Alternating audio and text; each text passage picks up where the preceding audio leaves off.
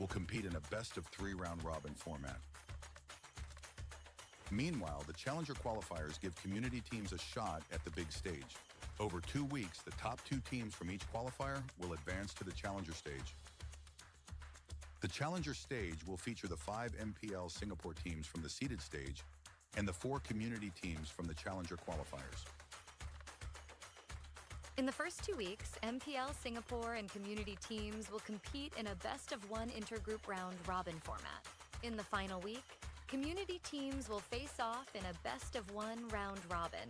The MPL Singapore teams will be ranked based on their performance in the seeded and challenger stages. The top 4 teams will move on to the playoffs, while the bottom-ranked team drops into the challenger stage rankings for one more shot. In the challenger stage, the 5 remaining teams are ranked based on their challenger stage results. The top-ranked team secures the playoff spot, while the remaining 4 will enter the last chance qualifiers. In the last chance qualifier, one final opportunity awaits, a 2-stage battle to secure the last playoff spot. In stage 1, community teams get one last shot to qualify. The top 2 teams will advance to stage 2. In stage 2, they'll face off against the 4 teams relegated from the challenger stage in a best-of-1 single elimination bracket. Only one team will survive and claim the final playoff spot. To summarize, in the MPL Singapore Season 9 format, there will be 5 MPL Singapore teams and 4 community teams qualifying through the Challenger Qualifiers. Based on regular season performance, the top 4 MPL Singapore teams will advance directly to the playoffs, while the 5th-ranked team is relegated to the Challenger stage rankings. In the Challenger stage, the 5th-ranked MPL Singapore team and the 4 community teams will be ranked based on their Challenger stage results. The top-ranked team from this stage will secure a spot in the playoffs, while the remaining 4 teams move into Last Chance Qualifier Stage 2. They will be joined by 2 additional community teams who advance through Last Chance Qualifier Stage 1, which serves as the final entry point for community teams. The winner of the Last Chance Qualifier Stage 2 bracket will secure the final playoff spot. And then it all comes down to the playoffs. 6 teams, only one champion. Who will rise and claim the MPL SG Season 9 championship?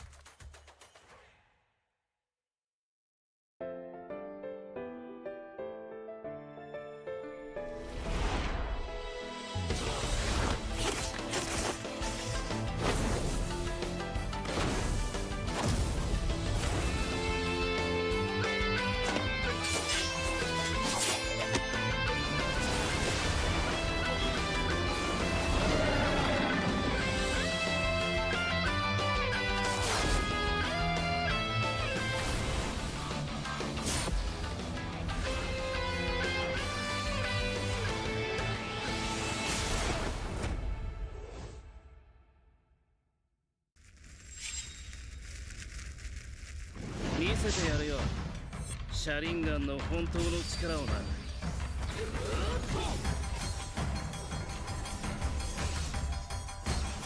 力が湧いてくる。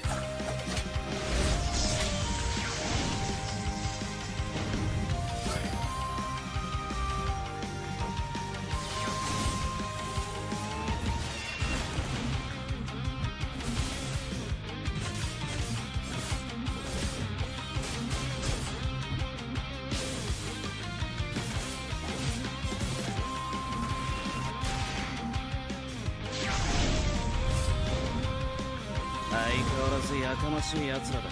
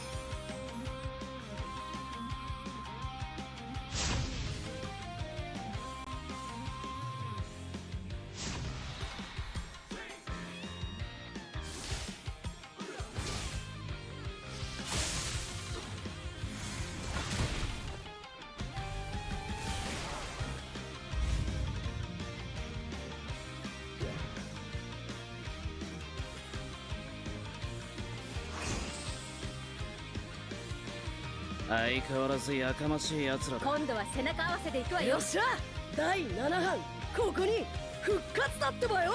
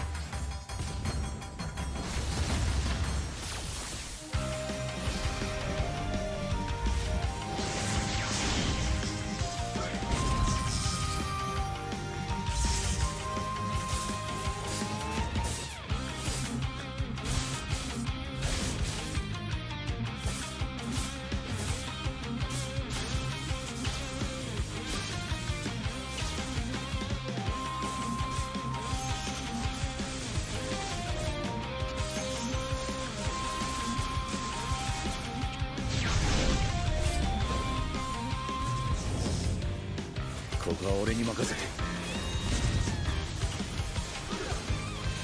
もらった。四代目ほかげを超える忍びはお前しかいないと俺はそう信じた。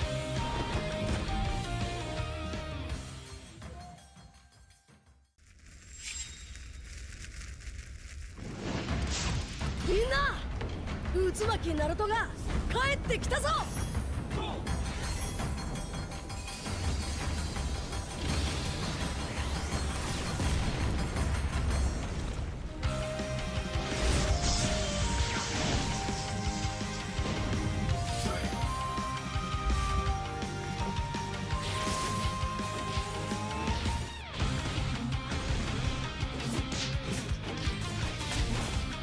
クラマ、力を貸してくれ。よ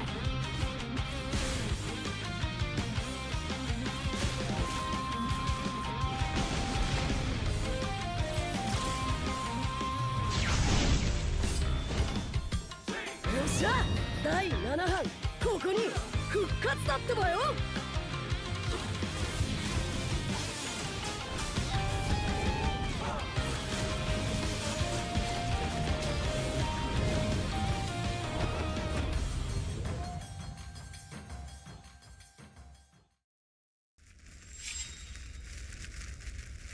みんなを守るために私はもっと強くなる。やっさよなら。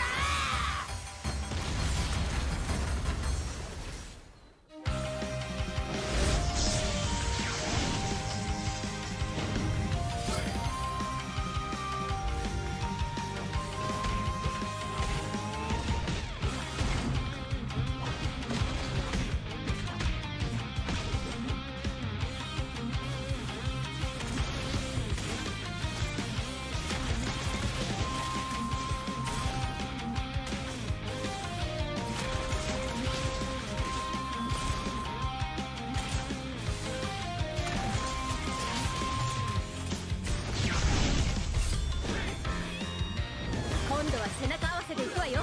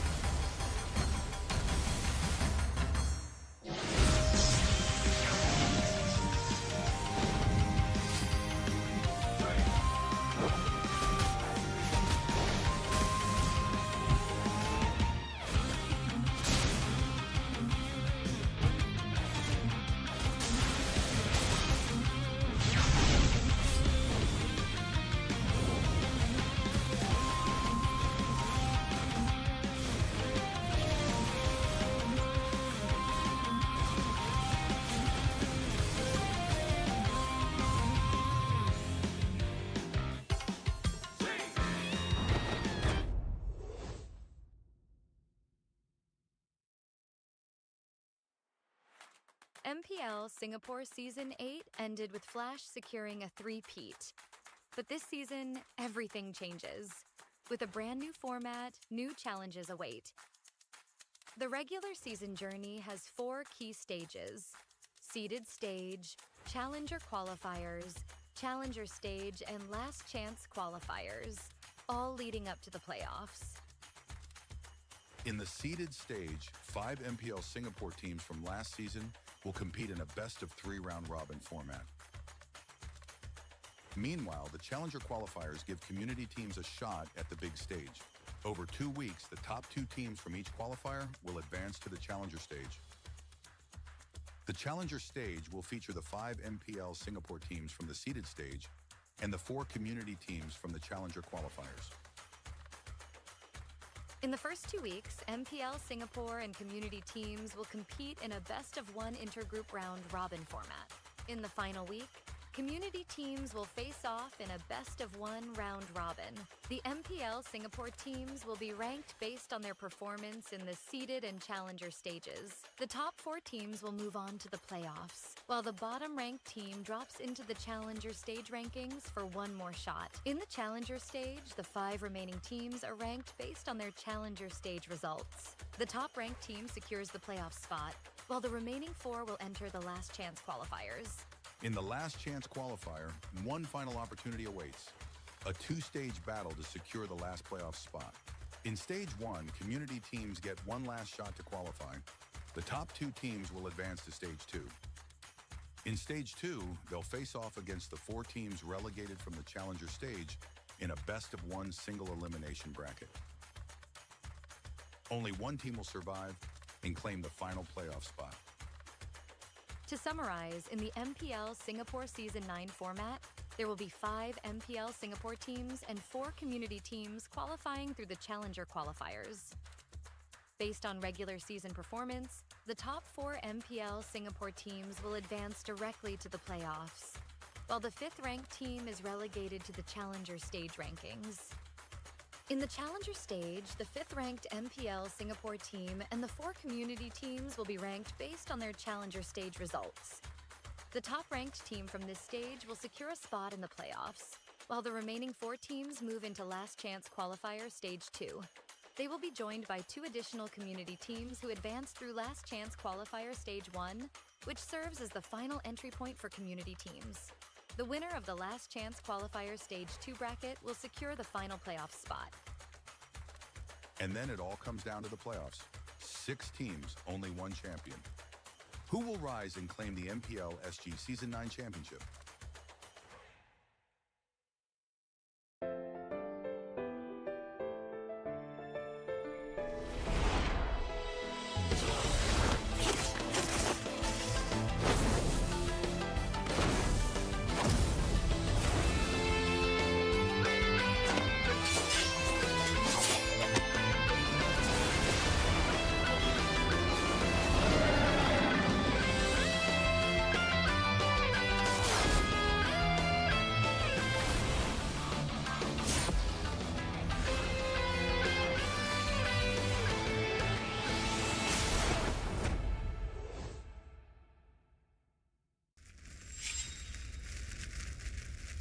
見せてやるよ。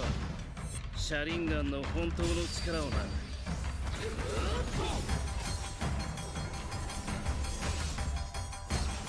力が湧いてくる。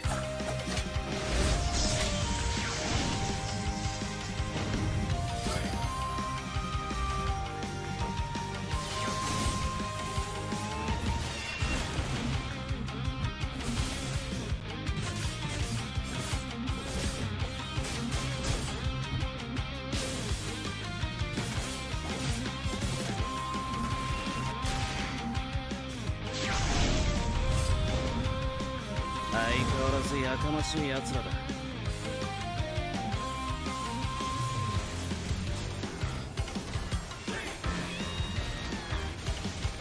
All right, ladies and gentlemen. Welcome. Oh damn! Okay, I thought we rehearsed this. I'm sorry. You better be. I'm sorry. Don't be sorry. Be better. I'll be better. Continue. Okay. But you know what else is better? MPL Season 9! As we are now coming into the final day of week number 3, which also means that it is the final day for all form of qualifying stages. Qualifiers. Qualifying. That's a new word from now on. Of all the qualifying thing.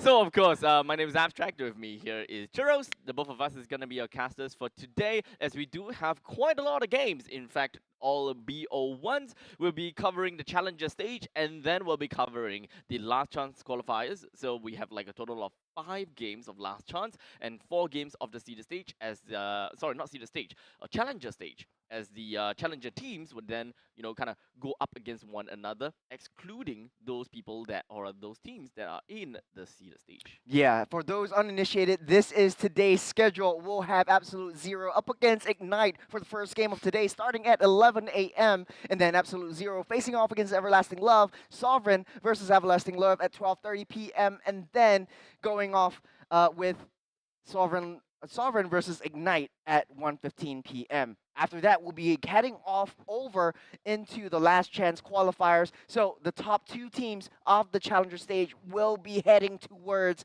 the last chance qualifiers, alongside, I think, Kings Vanguard, Kings Vanguard. who has been relegated from the tops, from the seeded stage down to the last chance qualifiers as well. Okay, so there is definitely quite a bit of changes ever since the last time that I came in here to cast, which is week 1. It was all the very new stuff that I don't know about, the new teams, and a lot of changes, right?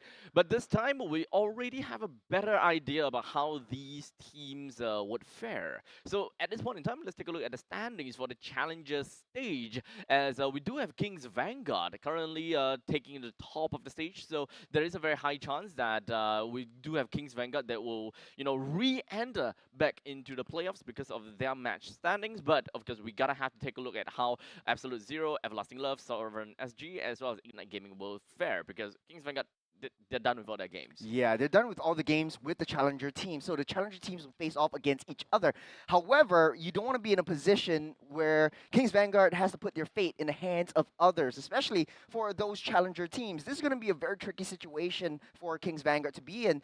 They have to be watching, they have to be analyzing all of the gameplays, and hopefully pray that they are still on top of the brackets. Unfortunately, though, this is not in their favor, because this is the games, they can't control it. It's all due to the challenger teams facing off against each other in a BO1. So BO1, very, very tough. There's no chance to adapt. There's no chance to change your rosters, change your draft. It's all one game, and yeah, it's tough. One game, one play, one thing that they can only do. One thing. And that is to put their worst feet backwards. Worst feet backwards. Correct. In other words, the Best foot forwards. Yeah.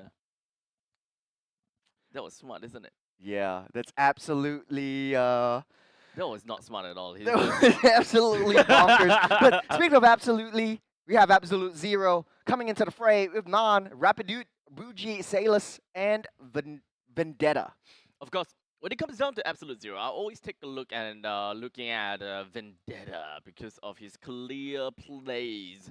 Not too sure how they would fare coming in, because we've only quite literally seen them in week number 1 for the challenger stage, as week number 2 was 2 completely different teams that we will start to watch them in a bit later. Now, there is, of course, a very fun fact that we noticed when it comes down to the standings, and that is all of the challenger teams have at least lost once. Yes. That means that there wouldn't be a single team that will get a 4-0 and immediately get Kings Vanguard out of the picture. Yeah. So it all boils down to head-to-head. It all boils down to quite a bit of how, all the tiebreaker rules. So this is quite essentially going to be a tiebreaker rule kind of system that we are going to be watching today. Yeah, it's going to be a very interesting matchup, especially since both of these 2 teams that are facing up against each other have to be on their best foot forward, like Abstract says. But on the other side of the table, we have Ignite Gaming with Icon, Jet, Blade, Chu, and Yuta. Both of these 2 teams are looking hella strong. They have prior MPL experience back in Season 7, Season 8. Right now, in Season 9, they have been pushed back, so to speak, into the challenger stage where they are part of a community team. But right now, this is looking strong. If I remember correctly, they were the past. They all have varying experience. With Blade, if I remember correctly, one of the most veteran players in this lineup. Blade was what? MPL SG season 3 sub for EVOS SG? Ooh. If I remember correctly. I remember seeing a Blade before, but he never really showed himself. He never really played in the matches because he has been sub. So technically speaking, in terms of, technical prowess, I have absolutely no idea how Blade would fare. But in terms of experience, he's the one that we should be theoretically look out for. Yeah, honestly though, speaking of experience, both these two teams, one of the top seeds, especially in challenger stage, a lot of teams a lot of audiences and fans are actually looking out towards these two teams as taking and snatching up that top 2 slot. So we'll be actually watching them play against each other in a sort of like a BO1 later on today. But man, if you're around the area, especially around Choa Chu Kang or the west side, head on down to lot 1 where you catch every match in person, physically. Yes, of course. There's no other way to say this. I mean, you want to bask yourself in the environment, Exactly. bask in the presence. bask in the presence, and bask in the hot sun because it's outdoors. Hey, we're playing outdoors. Hey, look, I gotta tell you, when it comes down to these kind of games, we know that it is going to be spicy. It's gonna be hot games. So, atmosphere gotta have to play a part as to how the games are gonna be like. How do you even? That being said, though, man, looking forward to Absolute Zero up against Ignite. Well, Abstract tries to snap. We will be jumping to the draft really soon as the teams are ramping up and snapping into place with the draft. But there's a lot of things that we've seen in community teams that in the draft might be different Middle from finger and how thumb, right? middle finger and thumb, yeah. It's how we do it. Can you not snap? This is a bit. It's a bit. Abstract's just he's trolling everyone. It hurts. I tried too many times. I think I'm gonna fracture or like break one of these bones very soon. I blame it on friction. It's friction, right? It's mostly on the friction, right? I guess so. It's the friction as well as the speed it takes to get your middle finger and your palm together. Science show today. Science. Do we have any shows yesterday? Shows. Yeah. Like, do we have like geography or history? No, it's just No topic it's just at all. Jay's actually pulling out all of his stats with So the math. teams. A lot of math. A Math. lot of math. A lot of statistics. We gotta thank Uncle Jay's for that. To a certain extent, is POA as well. That principles of accounts. I've never taken that. Hey, mate, me A neither. math is the best. Me neither. I'm the dumb. Oh, I didn't even take A math, so I'm I like know. the lower That's dumb why one. you're relegated into Hey! the loser stream. I'm just kidding. I am the DNT guy. Okay, I'm hands on. Actually, I like DNT too. It's fun. It is very fun. It is very fun. So I don't know how we got into this. It all started It's from all the about snapping. subject. It's all about subjects, right? Yeah. So those people taking DNT is the best scoring subject. Don't slack off. Okay, DNT fun. Very DNT fun. is very fun. I want to get back into woodworking, but okay, we'll move on. I can literally just put up a crazy broadcast going on here, right? Yes. We bring in Deadeye. We bring in Baze. You know, Who's base? like J's, but change the Baby J J's? to B. Ain't no way. Sure, why Ain't not? no way So that we to have the hold that. ABCD broadcast, ABCD podcast. We're still the Short Kings Hey, podcast. This is we're- Churros and Abstract with the Short Kings podcast. The Is shortest that a guys short? in Singapore, standing tall at 4'9". I don't know what 4'9" is. Little under 150 cm. That is pathetic. That is pretty pathetic. Hey, no offense. To the I don't know people where that we're are going with under this. To 150. be honest, though. Uh-huh. To be honest, I don't know where we're going with this. Me neither. Yeah. But So don't let's worry. jump into the draft. Do we even have the draft? I don't know. That's why we are talking about topics We are talking about topics. and Let's- subjects. Speaking of subjects, though, Icon. icon, That's a subject I want to talk about, right? pictograms, iconography. logos and symbols. Yes. Or on the Or other actually, the hand, players. Are you talking yeah. about players Yeah, instead? yeah, yeah. I'm actually a master in pictographs, iconography, symbolisms. Yeah, Ah. yeah. I So, like so you designing dabble with the logos. simple stuff. I dabble with the symbol stuff, the So you're a logo simple stuff. guy. I am a simple guy. You're the Symbol guy. Yeah. Simple. Oh wow. sir, That's yes, where the word sir. symbol comes from. You learn new things every day. But we'll talk about Icon. I actually do want to talk about Icon and Jet actually, because the both of them were originally from Alchemy SG. Alchemy. And when it comes down to Alchemy, I've been, kind of backing them for the longest time ever. I've Yeah. seen them in the community events a lot of time, and I thought, hey, you guys. I got know you cried when they potential. won their first game. Did I? You teared. I did. Yeah. I Just a did. little bit of a teaser right there. A I little think bit of it was behind back the in scenes. season 7 or season 8. Oh man, I That's can't. what I remember. Yeah, I can't remember, but I'm really glad that we'll have Icon back in season 9 because he told me, you know what, I'm done. Season 8, I'm not playing. I'm not gonna be playing anymore. Blah blah. Liar. He's back. He's Season back. He's back. Well, one can never truly retire, huh? 9. One can never truly retire. You either live long enough to see yourself become a. Wait, how's it go again? You live long enough to be the Hero? hero. No, no.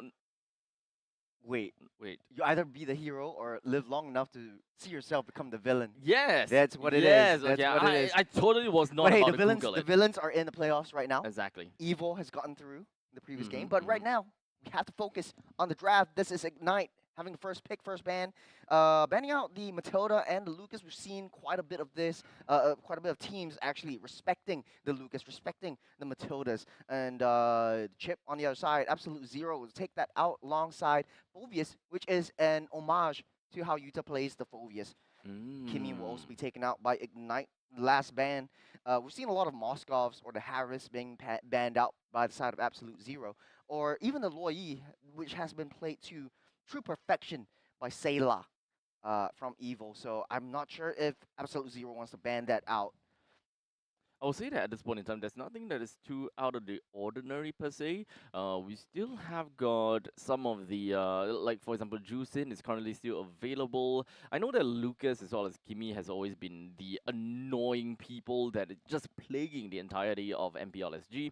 Every now and then, of course, the Harif kind of gets leaked through, but Absolute Zero doesn't seem like they want to deal with that at all, which pretty much means that when it comes down to first pick material, we do have Kalia for the Vendetta. Yeah, we have a lot of boxes yesterday.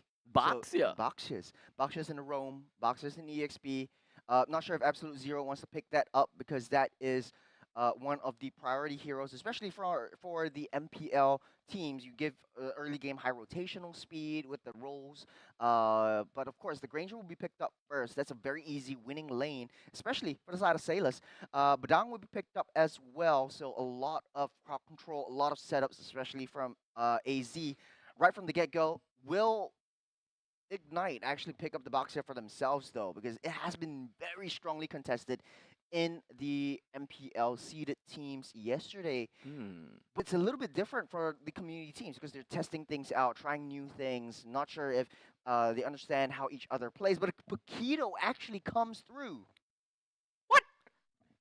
It's been a while What? since we saw the boxer in action. I don't expect to see the Paquito here at all, but there is, of course, going to be a very high chance that the Paquito is going to be played in the jungle role. Really? Yes, because this is Icon after all. Icon does play some very interesting jungle heroes. So especially since I'm looking at Kalea as well as a Paquito, definitely we can assume that the Kalea goes over to the roam and then the Paquito goes over to the EXP. That can still be very much possible. However, the more possible situation is that they play to their best and they play to their finest, putting Vendetta over to the Kalia. That means that Paquito gotta have to go over to the jungle. I got a very interesting and serious question for you. Okay. This is a BO1. This is a BO1 indeed. Do you want to test out a Paquito, which is kind of off meta at this point, very easy to read because once you don't have your triple combos, you're pretty much done for. You're a wide open book. People can read you. People will initiate and pull the trigger on you. Yeah, I do think that it is a very big risk coming in from Ignite, but Nothing ventured, nothing gained, I guess.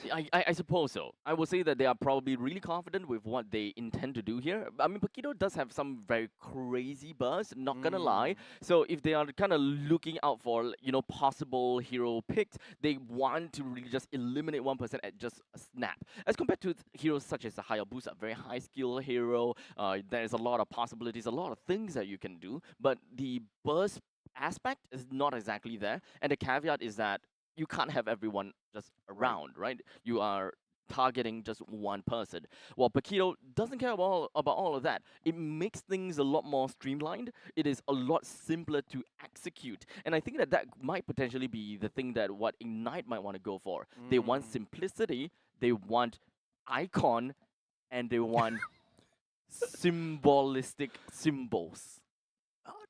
Nice try. Nice try. I'm not buying it. Damn But it. hey, you make a lot of sense because the Paquito could be used for that side lane pressure. Very fast wave clear, very fast rotational speed, especially with the double left jabs into the combos to have cross map play. So I guess it kind of works in that sense. But in team fights, I'm not too sure. Once you go in all gung ho, I think it kind of opens you up for a lot of pressures, a lot of weakness onto yourself. So going into the bans, it will be the Baksha and the Wan being banned out.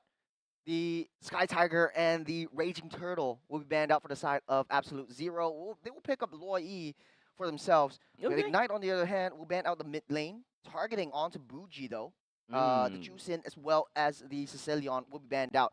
I do like the Loi pick instead of the Yve, but they are trying something new. The Guinevere will come out as well. So the Paquito Wow! will go into the EXP side. Guinevere definitely going into the jungle. Much faster wave clear in the jungle and much faster rotations. You have a lot of crowd controls. You have a lot of knockups as well coming in from Paquito as well as Kalea. So I'm seeing the interactions and the combos that are coming through from Ignite. And I think it looks kind of spicy. It looks new and it looks interesting. Now, I'm excited to see how this plays out. Carry will solidify that last pick. A lot of high pressure. I think that would be, I was going to say high loss, but the Tigro actually works as well. Guinevere might Combos be very well with the Rome. Loi. Oh, Guinevere might be Rome actually. Guinevere Rome. Guinevere might actually be Rome. Paquito. Paquito still in the jungle. I would like to I think believe. Guinevere in the jungle would work much better, much faster jungle clearing speed compared to Paquito because in level 1 to level 4, you only have you're at the mercy of 2 combo skills. My problem when it comes down to, kind of deciding between the Guinevere and the Paquito is that if we are looking for simplicity and we want to go for something like guaranteed, you throw and it sticks kind of thing, it is the Paquito. You're not, your abilities and your power as a jungler does not be locked behind knockups and crowd control. While Guinevere, you gotta get a knockup in order for your Violet Requiem to eventually land. Right? Yeah. Reaches the battlefield. Well, we'll see how see. this plays out see. because we are actually jumping into Land of Dawn. No time wasted at all. Ignite versus Absolute Zero in a BO1. It does look like the Guinevere. Guinevere jungle. What I tell you, Abstract. Damn. Okay. Wait, Yuda. Wait, Jet. Oh, wait. Sorry. For a second, I thought that there's Vendetta. So Ignite. Vendetta will be in Vendetta Absolute is Zero. on the Yes. Absolute Zero side. That will make a lot more sense. Because if the Kalia is on Absolute Zero side, then the Kalia would be EXP. But okay, now it will make a lot more sense. Isn't Jet supposedly a mid player? Okay, now he has became a roam player. Blade is the one is in the mid lane. So I think that this is relatively fun to see. Of course, Yuda in the EXP lane that's going up against the Badang. Badang is definitely going to have a way better time in the top lane. So EXP wise, I think that this is definitely not exactly so much of a skill-based matchup. There's a lot more of lane rotations going on from the Badang that will excel in a lot more. But of course, we do have got quite a bit of movement that Paquito does have in this kit. I think it boils down to how you disrupt the Paquito and try to deny him from that level 4 power spike, especially so when you have a Tigro and you have the Badang coming through as well. It creates a lot of pressure and creates a lot of obstacles for the Paquito to play. So in order to find that flank, in order to find a sort of like a backline approach and an angle to get through to that backline and To be honest, though, I don't think Absolute Zero has a lot of backline. The only thing that I could think of is maybe the Granger, maybe the Loi, but they're going to be using a lot of diversion plays, especially post level 4, into the enemy's base or into the enemy's jungles, into enemy backlines, and it creates a lot of pressure for Yuta to try to check the bush. And I don't think you want to use a Paquito for intel, for reconnaissance. Indeed, yeah, I wouldn't want that as well. Yes, his jab does give him shields, but that doesn't necessarily allow him to do any of the fancy schmancy open up the map kind of thing. Especially since Paquito now should generally play as more of a bursty role Yeah. rather than being the semi-tank in this space. So it's very understandable that the Kalia will be the one that open up the maps, will be the one that's yoinking people out of the opponent's heart. So this is kind of like a pick-off thing, Yeah. right? You have the Kalia to go off a pick-off. If the Paquito is somewhere around the vicinity, whoever is picked off, great. That's the burst damage. And the Guinevere would then shortly come after. Hopefully, we'll be able to catch at least 2-person, because I don't think that you would want to go for the magical thumb onto that one person that has already been pulled in by what was that again? The Tigro? Tsunami Slam. Ah, okay. I guess the Tsunami Slam is more or less to disrupt the implosion from the Tigro. But then I guess you could play it in multiple ways, because I mean, if you wanna target onto the Badang and punish him for getting a little bit too close with the fist crack, he does have CC immunity, so you have to watch your 6 on that one as Yeah. well. Usually how Kalea players play this hero is usually to deny the setups from Yes. the opponent team. So we don't really see Kalea actually jumping into the back line and try to take out the Granger or take out the Loi first. What they usually do is wait for the tanks to actually come close and punish them for getting too close and pulling them even further back together into the vicinity of the enemy base. So Indeed. I guess the Kalea could be used to that advantage. I'm still a little bit wary about how Paquito plays around, but this is Yuta anyways. We've always seen him very comfortable with the Paquitos, especially back in Season 6 all the way through Season 8. I think it's one of his pocket picks. I don't think that it should be uh, uh, um, uh, disastrous in any way, as Don't long think it as would be. he's able to out-rotate the Badang. I would like to think that, of course, to add on to the Kalia part, I think that is a very good way to punish people. Yes. As such, generally, you'd want to, kind of throw whatever sticks. Whoever that's too far in front, okay, we can bring them close to us. Whatever that you find the opportunity to, like if you're, as though like playing a Kaja or you're playing like a Cho, literally just take someone. Just literally take someone. You have a Fasa, you have a Paquito, you have a Guinevere. I don't know whether you want to throw everything onto this one guy, for instance, but they definitely do have what it takes, and of course they do have the capabilities to just melt that one person down. Yeah. How much do they want to use? That is generally going to be the question. Yeah. I guess quite a lot of combos, quite a lot of interactions and layering of skills for Ignite's synergy, especially with the Guinevere. You start off with a spatial migration or Violet Requiem into the face, and then coming in with a Paquito, or you start with a Paquito, get a Sky Uppercut knock up, and then jump in with spatial migration. Meanwhile, Bougie taking a little bit too much damage, forced to get a retreat with 20 seconds left until the first turtle spawns up.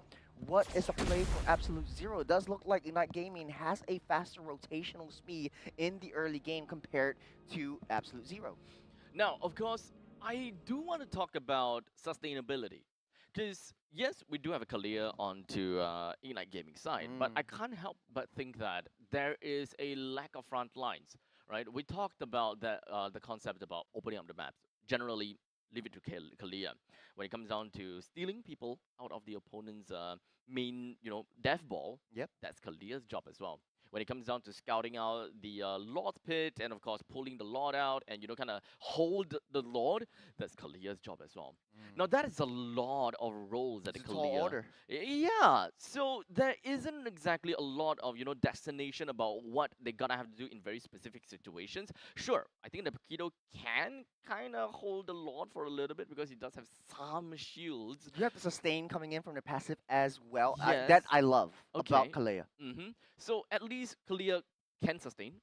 She can tank. but it is still a lot of things that we are expecting from the Kalia. Because right now, all we have for Kalia is you do everything else. And then Paquito, Fasa, Guinevere, just kill the backline. It's a very simple concept, but I think that they don't have enough splitting of the job scopes well enough. Fair, fair. You know, jumping into the first third of the game really soon, I can't help to wonder how the gold lane interaction will be, especially in the late game. You have to carry as well. If you have a lot of heroes that are jumping in, the only one that could potentially protect you is the Parsa. So what do you think the interaction is going to be? Well, I honestly, it's kind of hard to tell. But for now, let's take a look at Turtle fight. Turtle, the third. Vendetta taking a lot of damage at this crack with the flicker. Not secures the Turtle with the retribution. Vendetta goes down. An absolute zero. And Ignite Gaming trading blows an objective for a hero kill. But thankfully, this is just a EXP Vendetta that Ignite Gaming has taken away. So not too much loss. Rapidude with literally a sliver, a silver of health. A silver of health. Who said that? I don't know. But man, that was a huge dodge from them. The nice little kill down the bottom side as well. Oh no, it's just escape from there. Okay, so at this point in time, it is just a little bit of I will say that it's a little bit of a trade between the two teams. I don't think that it went to anyone's hands at this point in time. It's still too early to say. The implosion into the fray. You got a shadow kill, picking that up as well. Rapidly taking a lot of damage, knocked up, stunned up. That is the spatial migration combination on the bottom side as well. A split fight is happening on the top side. Vendetta almost taking up Yuta with the fist crack and building that wall to prevent his escape. And some just mayhem across the battlefield. I do really like that diversion coming in from Bougie. Understanding that, you know what, Tigreal is kind of dead meat. Let's just teleport down to the bottom lane and just deal with the gold lane. After all, it is the gold lane after all. If you're able to get a kill down on the carry, you do have got a massive lead going on top. Oh, nice stop onto Nando. Almost getting a shadow kill onto Blade. Good read by Icon. Oh, Blade with such a low amount of HP. Punished by Nan, taken down, and just stopped in his track by his Rapidude. Oh man, that was a small little mistake that might eventually just propel into something completely new.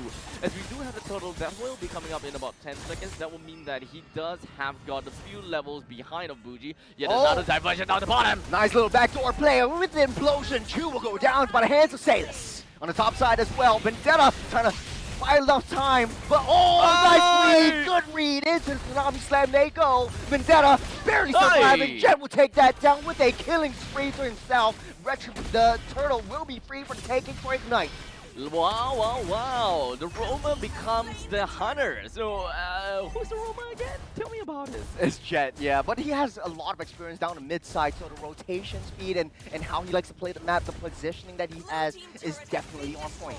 Yep. So, Absolute Zero, you can very clearly tell that the main thing that they're going to look out for is that they want to smash the gold lane, which they definitely did manage to do, right? They managed to get about death onto the side of Chu, and then they even managed to bring down the T1 turret down to the bottom lane. We have to see a little bit of a lane swap soon. Good read. The diversion. You've got Shadow Kill deep into the enemy territory, though. Blade almost taken out. Rapidude still in the vicinity, getting pushed back. Jet!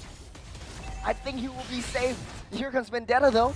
He's taking a lot of damage as well. Forced to get that retreat. Absolute Zero still up on top with 2,000 gold lead. Is one kill ahead. And Chu is in a very precarious position. No more T1s. He has to be able to extend that lane to pick up all the resources that's left behind for him. So it does seem like for the side of Ignite, they're not too subscribed to the idea of putting carry all the way up to the top lane. Missed the implosion. Will get that kill in the end. Icon goes down. By the hands of Absolute Zero. Good read on the diversion play. I love how Bougie's playing this. So much dimension, so much momentum that's gained. Salus taking a little bit too much damage from Yuta. That's why the Paquito was picked up. Thankfully, Rapidude was there just to pick up the scraps and just body block it over the way. Tsunami Slam on the bottom side as well. Vendetta will be able to go down by the hands of Chu. is Absolute Zero trying to ramp up the aggression, trying to ramp up the momentum and shifting into high gear. However, Ignite Gaming, very defensive gameplay. I find this very interesting as Ignite Gaming is going against the grain.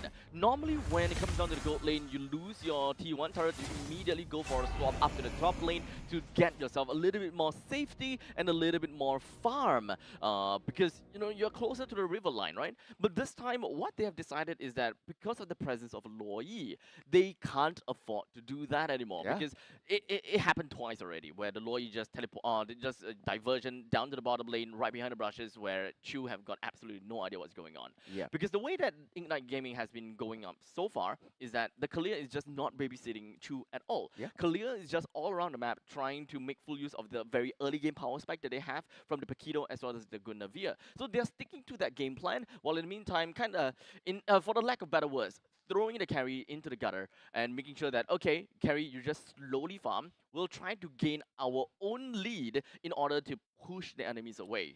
Well, 2 points I want to bring up. The first is that I think the idea is to shift the momentum and the aggression away from the carry so that the carry is able to just farm up slowly but surely and scale into the late game because carry is definitely a late game hero. Yeah. We'll be able to see the damage coming through, especially on a lot of the tanky boys from the side of Absolute Zero in the later stages of game. The second point is that there's a lot of different gameplays of how Luo Yi is being utilized. Yesterday, we've seen Sayla use the Luo Yi. The way that Sayla uses it is very patient. He just stays in the mid brush. He just opens up that map, powerful, and Ken was on opposite sides of the map, just opening up the brushes, trying to give a little bit more information. And just with the ultimate ready, it kind of intimidates the rest of the members of the opposing team. Right. But Buji is very trigger happy. Whenever diversion's up, let's go for a kill. Diversion's up, let's go for a kill. It's all pickoffs, pickoffs, pickoffs. It doesn't matter if the implosion loses out, as long as we secure that kill, because it's always 3 members rotating together alongside the Luo Yi's damage, alongside the Tigro's stun, alongside Vendetta's crowd controls as well. We're sleeping at the 5-minute mark. The next turtle is going to be chaotic. I do agree with how both teams have decided to play, especially when it comes down to Ignite Gaming's answer to this this annoying Luo Yi plays, right? So at least for now, we are definitely going to be expecting that Chu will be in the battles for the early stages, but this might not work out well. Nice little airborne shadow kill onto Blade.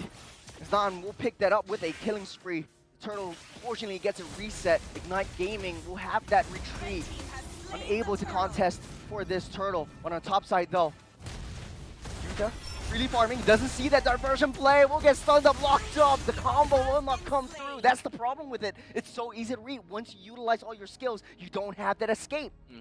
So I think that this boils down to respecting the Luo Yi, right? You definitely do want to make some cross-map plays, but in the meantime, you also gotta have some internal timer as to when does Buji actually have got the diversion. Because at this point in time, I think that they all have learned their mistakes. They know that, okay, trigger happy Buji. Whenever the timer is up, stay back. This is all about timing, and this is kind of like going back to the basics about the laning phase. You know when the jungler is done with all of their creeps, and when are they going to be appearing into the side lanes. This is going to be the same kind of situation. Oh, nice little flicker, fist crack into the wall. Chu fortunately gets that escape, but Jet is not as fortunate on the back line. The shadow kill will take Chu out of the way. That's a stop onto the advances from Ignite Gaming. Absolute Zero. All 5 members are collapsing onto all of their members. Salas tries to get the kill with the Sky Piercer. He will. Blade barely escapes with his life, and Absolute Zero are riding that momentum, riding that wave, and surfing high into this win. High cooldown onto the magical thump. So when you are unable to do that, and you also don't have Wings by Wings, both of these Guinevere as well as the Fasa, they're just land creatures. They don't have a choice, but they have to work together, and in this case, because Icon playing as a Guinevere is slightly tankier than Blade, he's pretty much just absorbing all of the hits to make sure that Blade don't get hit. So the best case scenario, both of them stays alive while they're just kind of splitting up their HP to make sure that both of them just kind of like sliver of health, getting away just by a scream. But unfortunately, because of the fact that Icon went down, it became a worse trade-off as opposed to Blade actually just dying. So, talking about setup potentials, there's a Tsunami Slam onto Nam though. Will not be able to escape this one, but the rest of Absolute Zero are not going to take this lightly. They're going for the kills. There's a pushback onto Icon. Sailors with a double. The diversion play onto the back line. Chu does not see this, and Vendetta still does not have his flicker though. So Yuta will be the next one. He will need to survive that clash on the 3, get the pushback, the left jab, and the uppercut will keep it alive just for now. Without Nod, I don't think Absolute Zero is able to go for this board, but Ignite Gaming will not be able either. Let's take a look at replay, see what really went down. A lot of split fights, but they took out Non. Okay, so the main thing for the side of Ignite Gaming is they wanted to eliminate the jungler first. So whenever possible, they just went straight for it, right? They threw a lot of their resources. They don't have their feathered airstrike anymore. Yuta took some time before eventually making his way to dealing all the damage over to Absolute Zero. In the best case scenario, they could have potentially bring a lot more people from Absolute Zero down if Yuta actually appeared a little bit sooner. So he do have a little bit of trigger discipline. He's looking for like the perfect opportunity, but unfortunately this time the perfect opportunity was actually the first time. A lot of cross-map plays in this game. Look at the purple buff though, almost taking out Jet. That's the shadow kill deep into enemy backlines. That's the Rhapsody, able to find its mark, able to find the target. Sailors is 6-0-3. The Sky Piercer stacks are going wild. And of course, Celis with a total of 6-0-3. He does have a lot of kills to his name, and of course, a very grand economy on top of all of that. But Yuta able to find that flag on the back line. Sailors will pick another one up, 7-0-3 for this Flanger. An Absolute Zero going absolutely insane. Okay, so trigger discipline from Yuta now is gone. He's just decided, okay, you know what, I'm gonna do whatever that I can. I'm just gonna burst down the back lines because I find an opportunity to do that. Nice catch into the implosion. They go. His 3 members catch and caught up. Nowhere they can run, nowhere they can hide in the battle of fire. Nice. Ignite Gaming will not win the BO1 against Absolute Zero. So at least for Ignite Gaming, they just went in and realized, okay, we're toast. We're dead meat. GG. We'll move on to the next. Because True to their name. True to their name. so this, I'm not sure whether that's like a good thing or a bad thing per se, because Ignite Gaming, they definitely know their power spike and they know that, okay, that final fight where we snagged up Nan was our only saving grace. If we can't win in that fight, the opponent takes a lot, they march down the middle lane, there's no point in us fighting out for this. Because Chu is severely underfarmed. It takes way too much time for them to be able to hold out for Chu in order for them to eventually be able to do remotely anything. So yeah.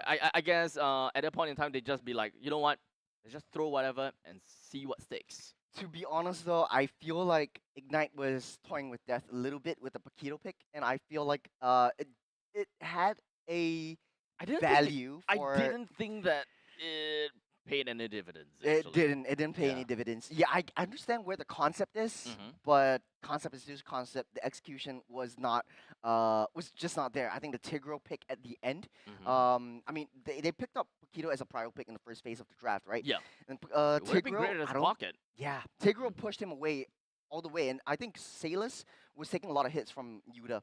Yuta was always trying to find an angle into the back line, try to take out that Granger first, but thankfully, though, Sailus was just fine all the way through. The damage that he got at the end of the game was just immense, thanks to the Sky Piercer stacks, thanks to the amount of kills that he has. It's just constantly scaling up as well. So he's constantly spamming skills. And Rapidud, man. Rapidud, man. I tell you, this guy is just crazy with the implosions.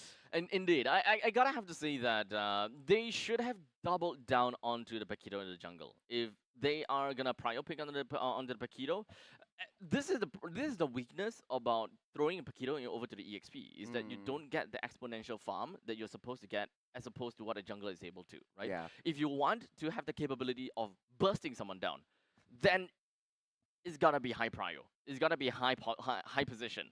The jungle is going to be the one that really fulfills for the Paquito. But in the meantime, Icon as the Guinevere plays a little bit more of the tanky role. It fits a lot more as the EXP on the end, because you just need the experience, you just need the Valor Requiem, you do have the utility on the end already. So this is one of the situations where I believe that Guinevere in the EXP would have been way better, and Paquito in the jungle would have been way better. Yes, we have seen a lot more meta onto the Guinevere in the jungle. It makes more sense in that way. But with these two fighters together in a team, it only makes sense to switch it up.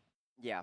To be fair though, I kind of disagree with the fact that Paquito in the jungle doesn't serve as much as Guinevere in the jungle. Guinevere doesn't really need a A lot secondary of battle farm. spell, Yep. and she doesn't really need a lot of farm. Mhm. The fact of the matter is, Icon actually went tank Guinevere. Yep. So you don't really have a lot of damage to go Yes. through. I've seen a lot of Guineveres actually play in the jungle, and you go pure damage. And that actually snowballs you through into the late game much faster. The fact of the matter is, for Paquito, if you throw him in the jungle, you're losing on a critical battle spell, which is Flicker. You Right. need that Flicker for ambush engages. You wait in the barrage when people come close. You unleash your full barrage of combos. If they run away or get away, that's the Flicker coming through, and then you can chase up with them. I think that kind of works with Yuta. The issue is that Icon does not have that damage to follow through the early game momentum that they're trying to build. I do really want to acknowledge the utility side of Guinevere, right? We definitely seen Hades working and rocking that time and time again. But it really requires the side lanes to realistically be able to do anything. But in this case, Yuda as a Paquito absolutely just loses over to a Badang in the EXP. There realistically is not a lot of things that you can possibly do together with the Guinevere when this Paquito is just locked behind the Badang. You know, drafts aside, I Uh-huh. feel like the execution from Absolute Zero was just absolutely Flawless. flawless. The fact of the matter is, like for Luo Yi or Buji, using the diversion play every single time that green dot pops up on the screen and the cooldown diminishes, it just creates so much pressure for Ignite Gaming. They just can't match the tempo that Absolute Zero is bringing to the table. The diversion's up. Use the diversion, either go for a pickoff or send Salus off to the long lane to get more farm. And I think that worked perfectly well for Absolute Zero. As can be seen from the scoreline, it can be seen from the turret takes. Once you leave a turret open, that's where Salus is going to be. That's where he's going to take down the next turret. And when he's around the vicinity, you don't really see Vendetta around because he's always in the jungles protecting him whenever Salus comes up. And I want to talk a little bit about the EXP shift a little bit. Okay. Especially so for how Paquito is being picked off and how Badang is being picked off. Because we've seen this yesterday and we've seen this a lot all throughout the seeded stage where the EXP, after the 5-minute mark, just becomes a roam. Literally ditches Okay. the EXP lane.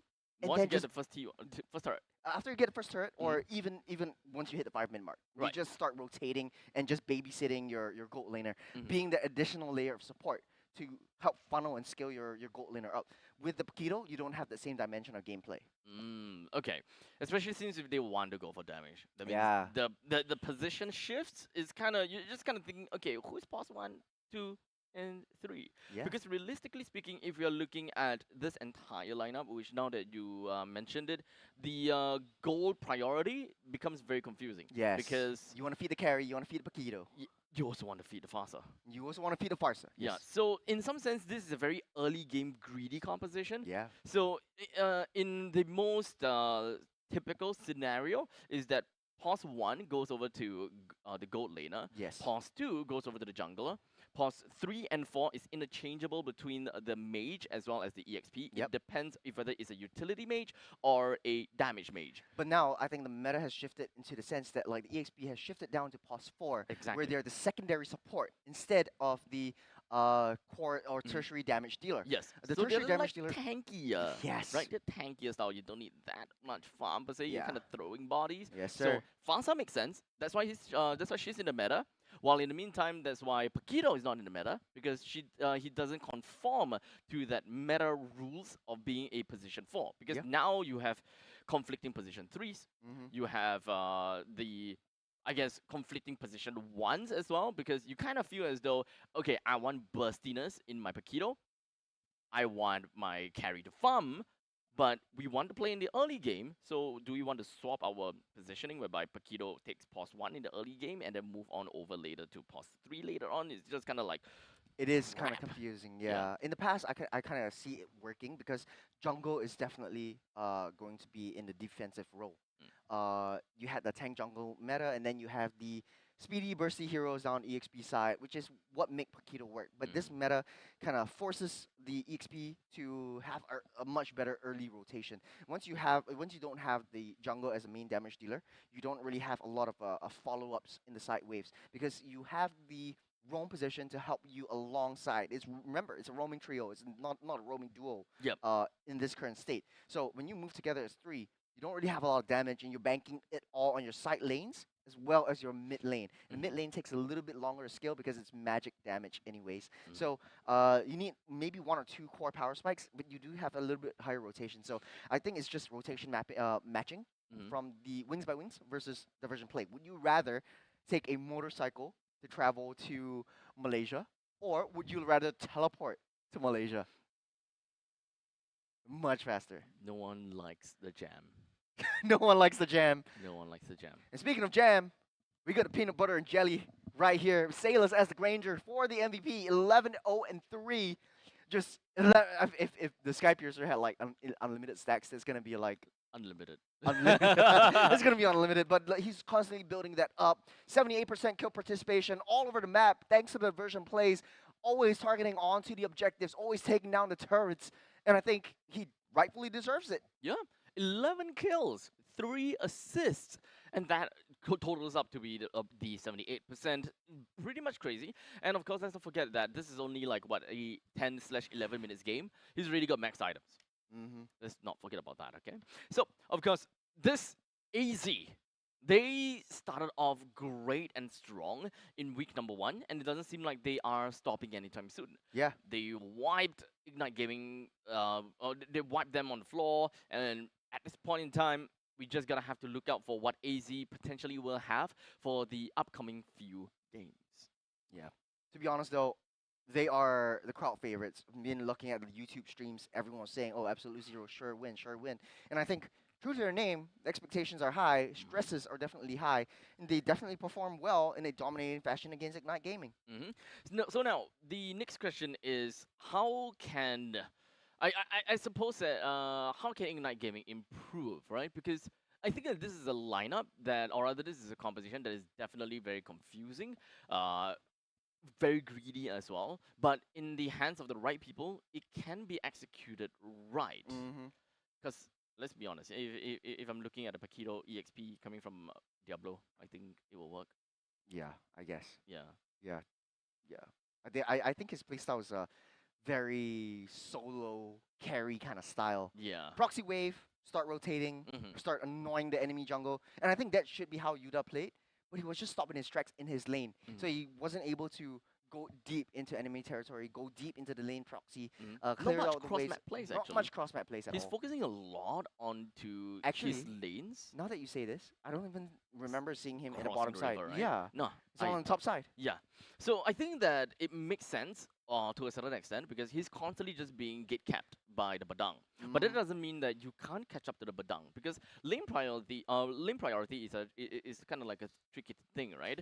Number one, it covers if whether you win in the matchup or not, right? That is the first half of the lane priority. Second half of the lane priority is mobility. Do you have the mobility in the event that you lose in the matchup? Do you have the mobility to cover that distance for the amount of wave clear that you need to do? For example, Badang, I confirm win lane. So I win lane, I start to walk out of the lanes. While in the meantime, Paquito, he's got a great amount of wave clear. You can wave clear that minion wave fast enough and still be able to catch up to the Badang because you do have one skill, which actually does kind of have a very low cooldown, to just traverse the map. So technically speaking, if you're talking about top lane all the way down to the bottom lane, they should be relatively equal in terms of priority. Yes. So there is actually not much excuse for the Paquito to not head down to the bottom. Well, speaking of traverse, honestly though, Absolute Zero traversing their way to the top slot in the Challenger seed right now, up 2 wins to 1 loss, and throwing Ignite under the bus with 1 win, 2 losses. Next up will be Absolute Zero against Everlasting Love. If Everlasting Love takes a game off of Absolute Zero, there goes their chance in a top 2 seed because it's going to be 2-2. You want to be able to match Kings Vanguard with a 3-1 scoreline for your best chance to make it to the playoffs. Indeed. So at least now we know who is the favorite, which Absolute Zero is, and of course with a 3-1 lineup or rather scoreline from Kings Vanguard, they are the hot contender for the challenger stage. Yes. So I think it's relatively fair to say we should be expecting Absolute Zero and Kings Vanguard being one of the top dogs for the last chance qualifiers as well as for the challenger stage. But of course, it's still too early to say. I haven't exactly watched any games from Everlasting Love just yet. Me too. I do know, for example, I do know for a fact though that Everlasting Love is a very old name. Yes. They have been around for a long time, although not the same players. I'm not sure who is in Everlasting Love right now, but I think that expectations can be that. Yeah, a lot of teams are actually looking at Everlasting Love and Absolute Zero as the top 2 seeds. So it's it's a pretty interesting matchup right now, especially with Absolute Zero riding that momentum through for the first game win, in the second game for for the first game for Everlasting Love. They're still in there like, just woke up, man. Like what's it gonna be? And speaking of Everlasting Love, let's take a look at the lineups. We have Fake QD, Kyushu, Sas Bomba, Akashi, and Willie.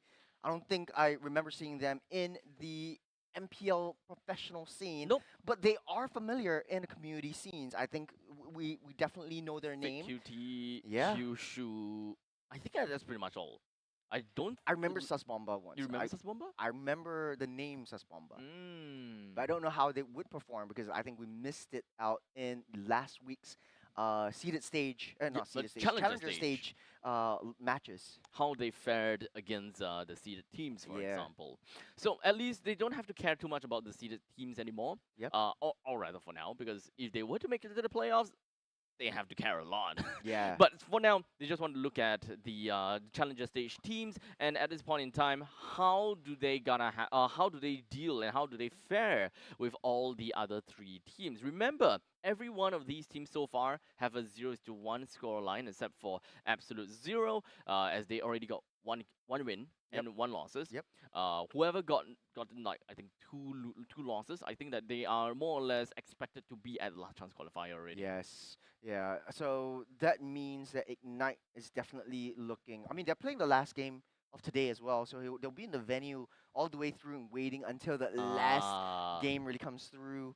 I don't think it'll be too long though, and hopefully, they get a little bit of reset. They have some time to analyze their opponents, and I think they're going up against, if I'm not wrong, Sovereign for the last game of today. Right.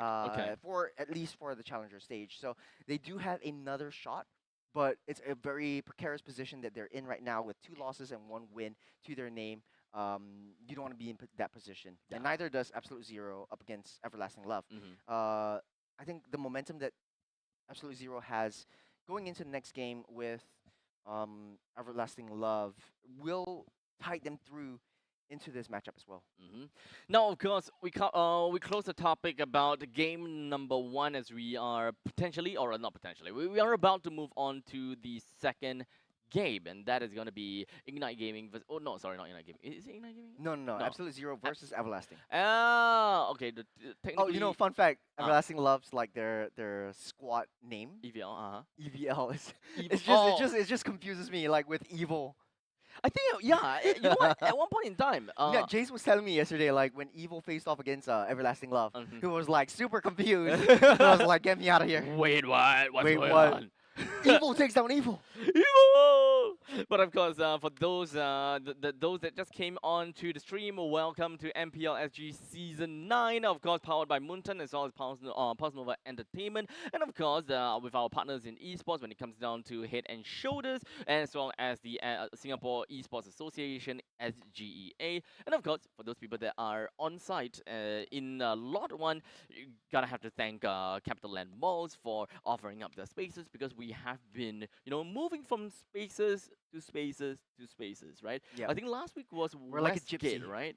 It was, I think it was Westgate. Westgate, yeah. It should be Westgate, and then Bukit Panjang Plaza was the First one. venue, Mm. and then that means that the finals should be Junction 8? Junction 8. I don't know. I don't know. I That's think near your place, right? yeah, very At close. Baishan. Baishan, yes. I'm just kidding. It's Bishan. No, it's Baishan. Baishan. Yeah, it's Baishan. Baishan. Baishan. I don't know. We won't be at the venue though. Unfortunately. Yeah. We'll be here. Yeah. We'll be casting. You know that I was your biggest fan before I became a caster. And like it sucks because like when I go to the playoffs, I want to see you. I want to get your autograph. I want to take a photo with you. And right now I can't. If I'm a fan, I'm right here If with you, you next said to you. if, so you were lying. You said that you are a fan. I am a fan. But I'm you said still a fan. if I you am. were a I fan. were a fan, but right now I know how trash Wait. you are. No, no, I'm just kidding. Work until your rivals become your idols. Yeah. Your idols become your idols become rivals, dude. Rivals become your idols. What am I saying? We're going too early. It's still 11:45 a.m. Here's a little. We haven't hit the 12 p.m. mark yet. Here's a little background story. Okay. Here's a little background story about the both of us. Since we do have Yes. kind of a We have little bit of short- time. So we're back in the Short Kings podcast Yeah, before back jumping in into the the Short game. Kings podcast. So if you guys are interested, let us know. We set up our own podcast. Yeah, we set our own podcast. What would we talk about actually Yeah. if we set our own podcast? Anything. It's like talk about anything and everything. I think that'll be fun though. I think so too. It'll just be like rank this What the hell? blind Oh, blanking. rank this. Blind ranking. Blank ranking. I don't know what I'm saying. Dude, your snort is getting into the stream. Can you please enunciate the R next time? Brian blank. I can't. Okay, back to the Short Kings podcast. Should we rank it? Or should we keep it unranked? I don't know. Okay. Change the R to W. That's what you said just now. Did I actually say that? Yeah. Jeez. That's why- that's why I I'm was telling you, man, that's it's why I was so 11:46 p.m. was so a.m. confused. I don't even. Not woken up yet. I'm still asleep. Okay. Back to the background story part. Yeah. So we I can't. We'll scrub back. we had this this very funny moment. Okay, I wouldn't call it a funny moment, but it's about how we met. It's all about it's starting about tutoring. Okay. Okay. What kind of tutoring? Well, I'll tell you guys in a short bit after this break. I'll tell you guys a lot more about our background and why Short he Kings said that podcast. he We'll was be right back. my fan MPL before. season Singapore season 9. We'll be right back after this. Don't go Short anywhere. little break.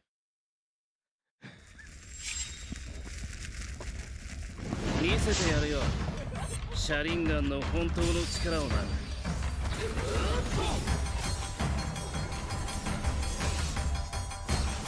力が湧いてくる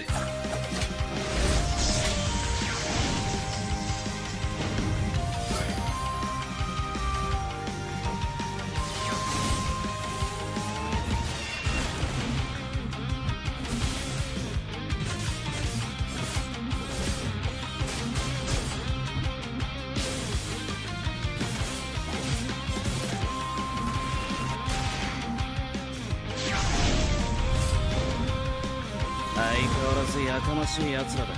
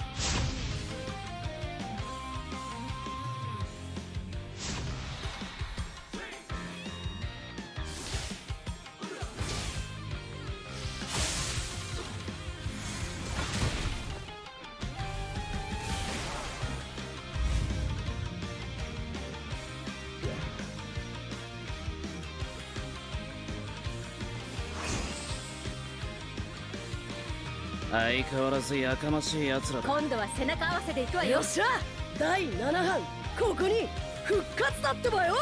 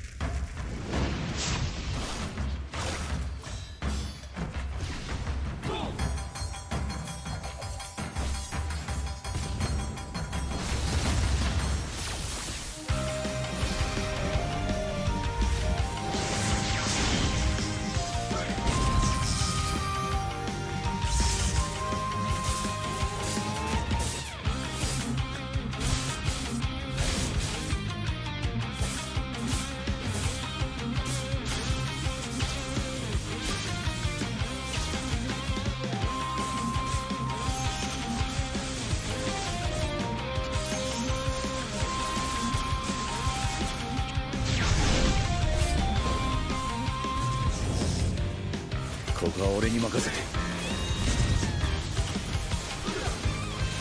もらった。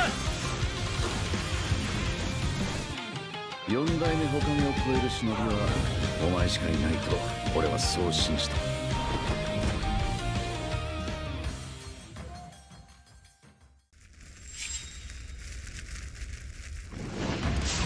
みんな渦巻きナルトが帰ってきたぞ。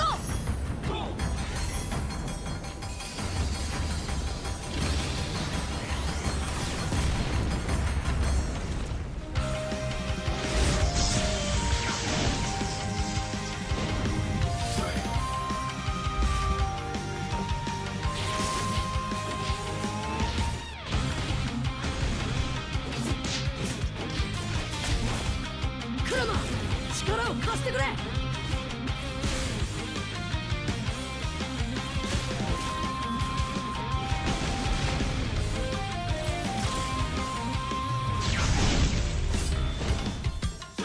っしゃ第7班ここに復活だってばよ。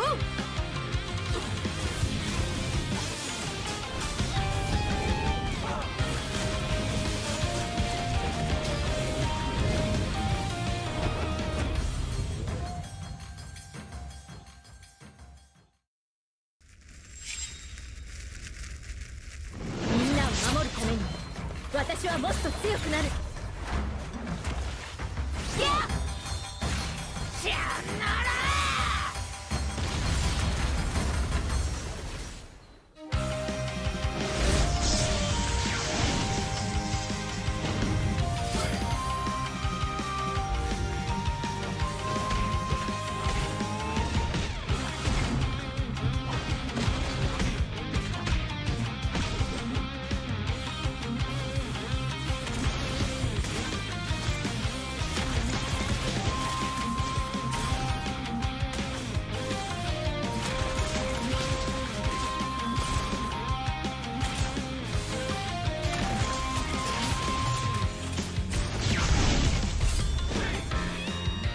今度は背中合わせでいくわよ。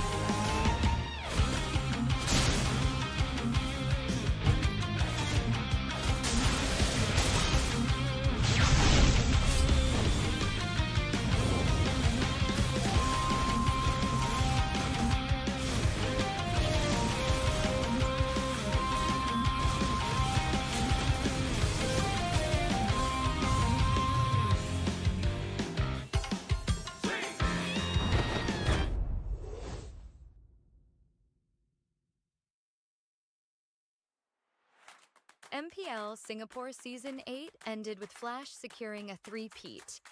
But this season, everything changes. With a brand new format, new challenges await.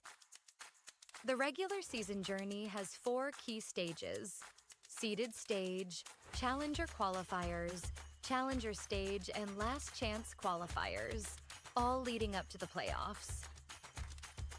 In the seeded stage, 5 MPL Singapore teams from last season will compete in a best-of-3 round-robin format. Meanwhile, the challenger qualifiers give community teams a shot at the big stage. Over 2 weeks, the top 2 teams from each qualifier will advance to the challenger stage. The challenger stage will feature the 5 MPL Singapore teams from the seeded stage and the 4 community teams from the challenger qualifiers. In the first 2 weeks, MPL Singapore and community teams will compete in a best-of-1 intergroup round-robin format. In the final week, community teams will face off in a best-of-1 round-robin. The MPL Singapore teams will be ranked based on their performance in the seeded and challenger stages. The top 4 teams will move on to the playoffs, while the bottom-ranked team drops into the challenger stage rankings for one more shot. In the challenger stage, the 5 remaining teams are ranked based on their challenger stage results. The top-ranked team secures the playoff spot, while the remaining 4 will enter the last chance qualifiers. In the last chance qualifier, one final opportunity awaits. A 2-stage battle to secure. All right, ladies and gentlemen, welcome back over to MPL SG Season 9. We've got game number 1 that has done and dusted.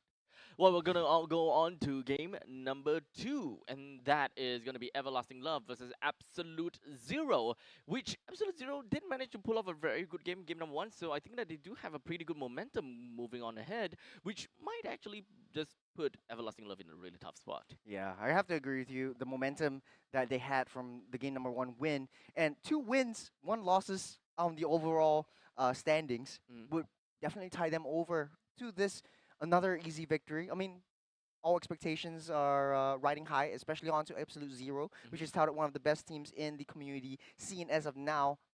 And in the challenger stage, Everlasting Love has a lot to work facing up against Absolute Zero. So this is going to be a very tough and challenging match for them. I'm not too sure exactly what exactly do they have in the sleeves. I hope it's an ace card. But for now, that is, oh man, not the coach name. Oh crap! This is that coach user 27918273645 that we screamed out in, I can't remember which tournament. Yeah, it was a constant battle to try to, you know, kind of say that name out loud while casting. Yeah. It was fun. Did you do it? Not yet. I will do it right now. So Coach Blank, banning out, actually, no, Absolute Zero without a coach and showing a lot of prowess in game number 1. Banning out the Freya and the Chip, definitely done their homework against Everlasting Love. It's more of a respect ban over to Fake QT. On the other hand, Coach User 27918273645, banning out the Luai, Kalea, and the Matilda, and homage or a lot of respect over to how Bougie likes to play the Luai around. Absolute Zero banning out the Fanny to solidify their last ban in the first phase. First pick might be going over to Absolute Zero. No, Everlasting Love. So this would be quite open. Picking up the box here or even Lucas for themselves would be pretty good. So Lucas on their side, Kalia is unfortunately banned. So goodbye Vendetta, no more Kalia for you. Loi has also been banned, but Jusin is still out there. Kimmy is also still Kimberly, out there. Kimchi. Kim. We won't go that far. We won't go that far again. Kim-chan. Kim-chan. Selena, actually, first pick Okay. from Everlasting Love. I'm Okay. not too fond of this because you need someone to actually deal with the Lucas. I know that they have something up their sleeves, but usually when you deal with the Lucas, you need some form of like true damage or some form of like, you know, damage over time kind of situation like a carry. The Granger is getting picked up right here. Not too fond of the burst damage that Granger provides against the Lucas. In the late game, yes, it does provide some form of like utility and just a lot of chip damage, especially onto the Lucas. But man, Absolute Zero, wasting no time at all, opened up that Phobius for themselves for the easy pickings. They will snap pick that up. With Lucas and Phovius, a lot of tanky, beefy boys right from the get-go from Absolute Zero. They might be able to pick up the Kimmy or the Jusin right here at this pick.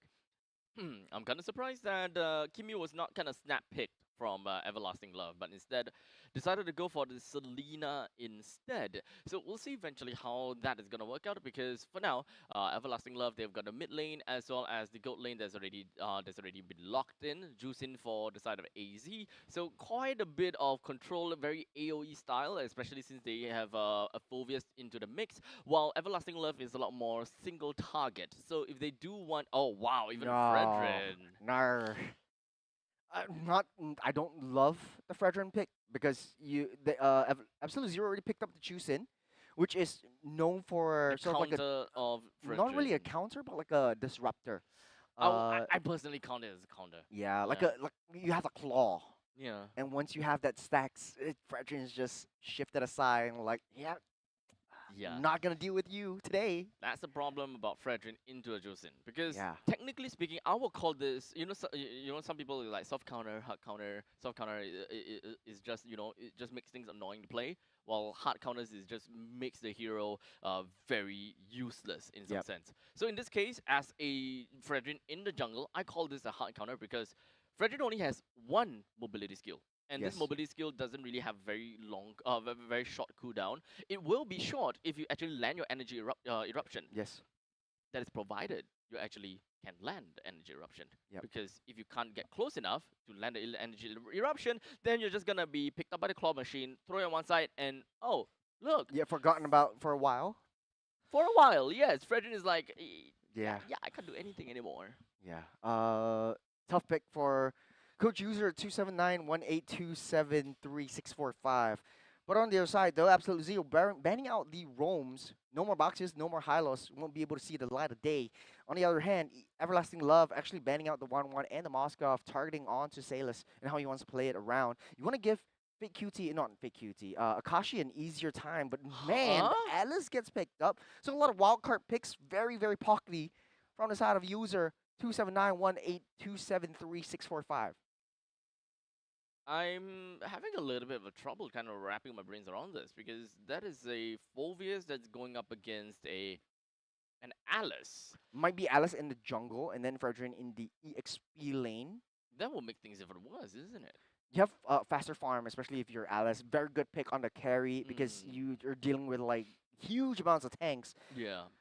So I don't think Absolute Zero has a lot to worry about. I feel like they Not at do have all. a lot of counters to what Everlasting Love is picking up. Do they? Okay, now it boils down to the roam.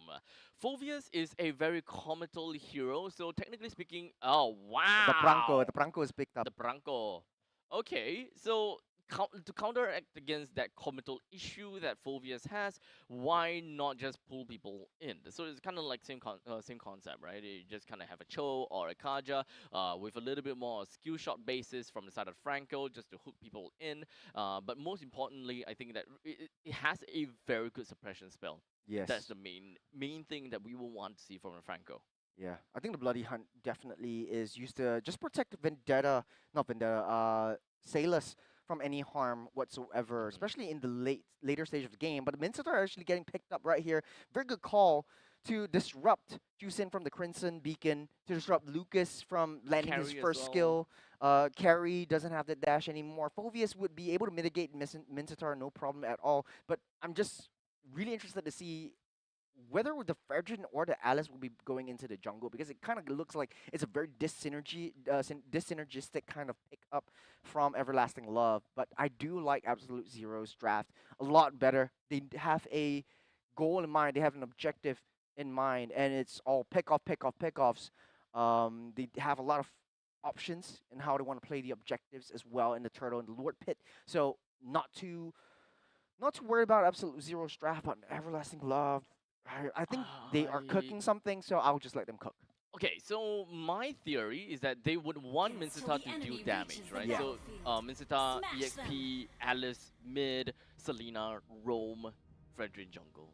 Yeah. Welcome That to is Mobile very Legends. likely what I would assume is gonna be the case, right? So if this is actually gonna be the case, Alice in mid lane, you don't really have very good wave clear. Yep. Especially if you kind of mix it up together with a Selena, it still doesn't do all that much. And of course, we also know that Alice is a little bit more of a greedy hero. It takes some time before the Alice realistically be able to do anything.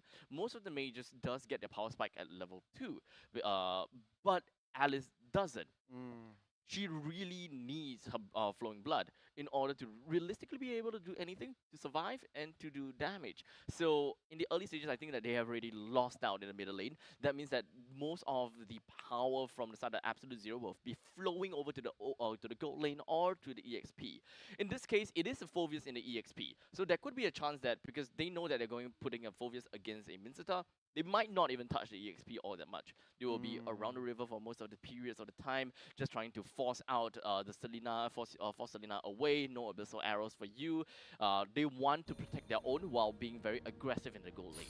So it does look like Minstar EXP, Selena in the roam, and then Icy Frost with the Alice in the mid side.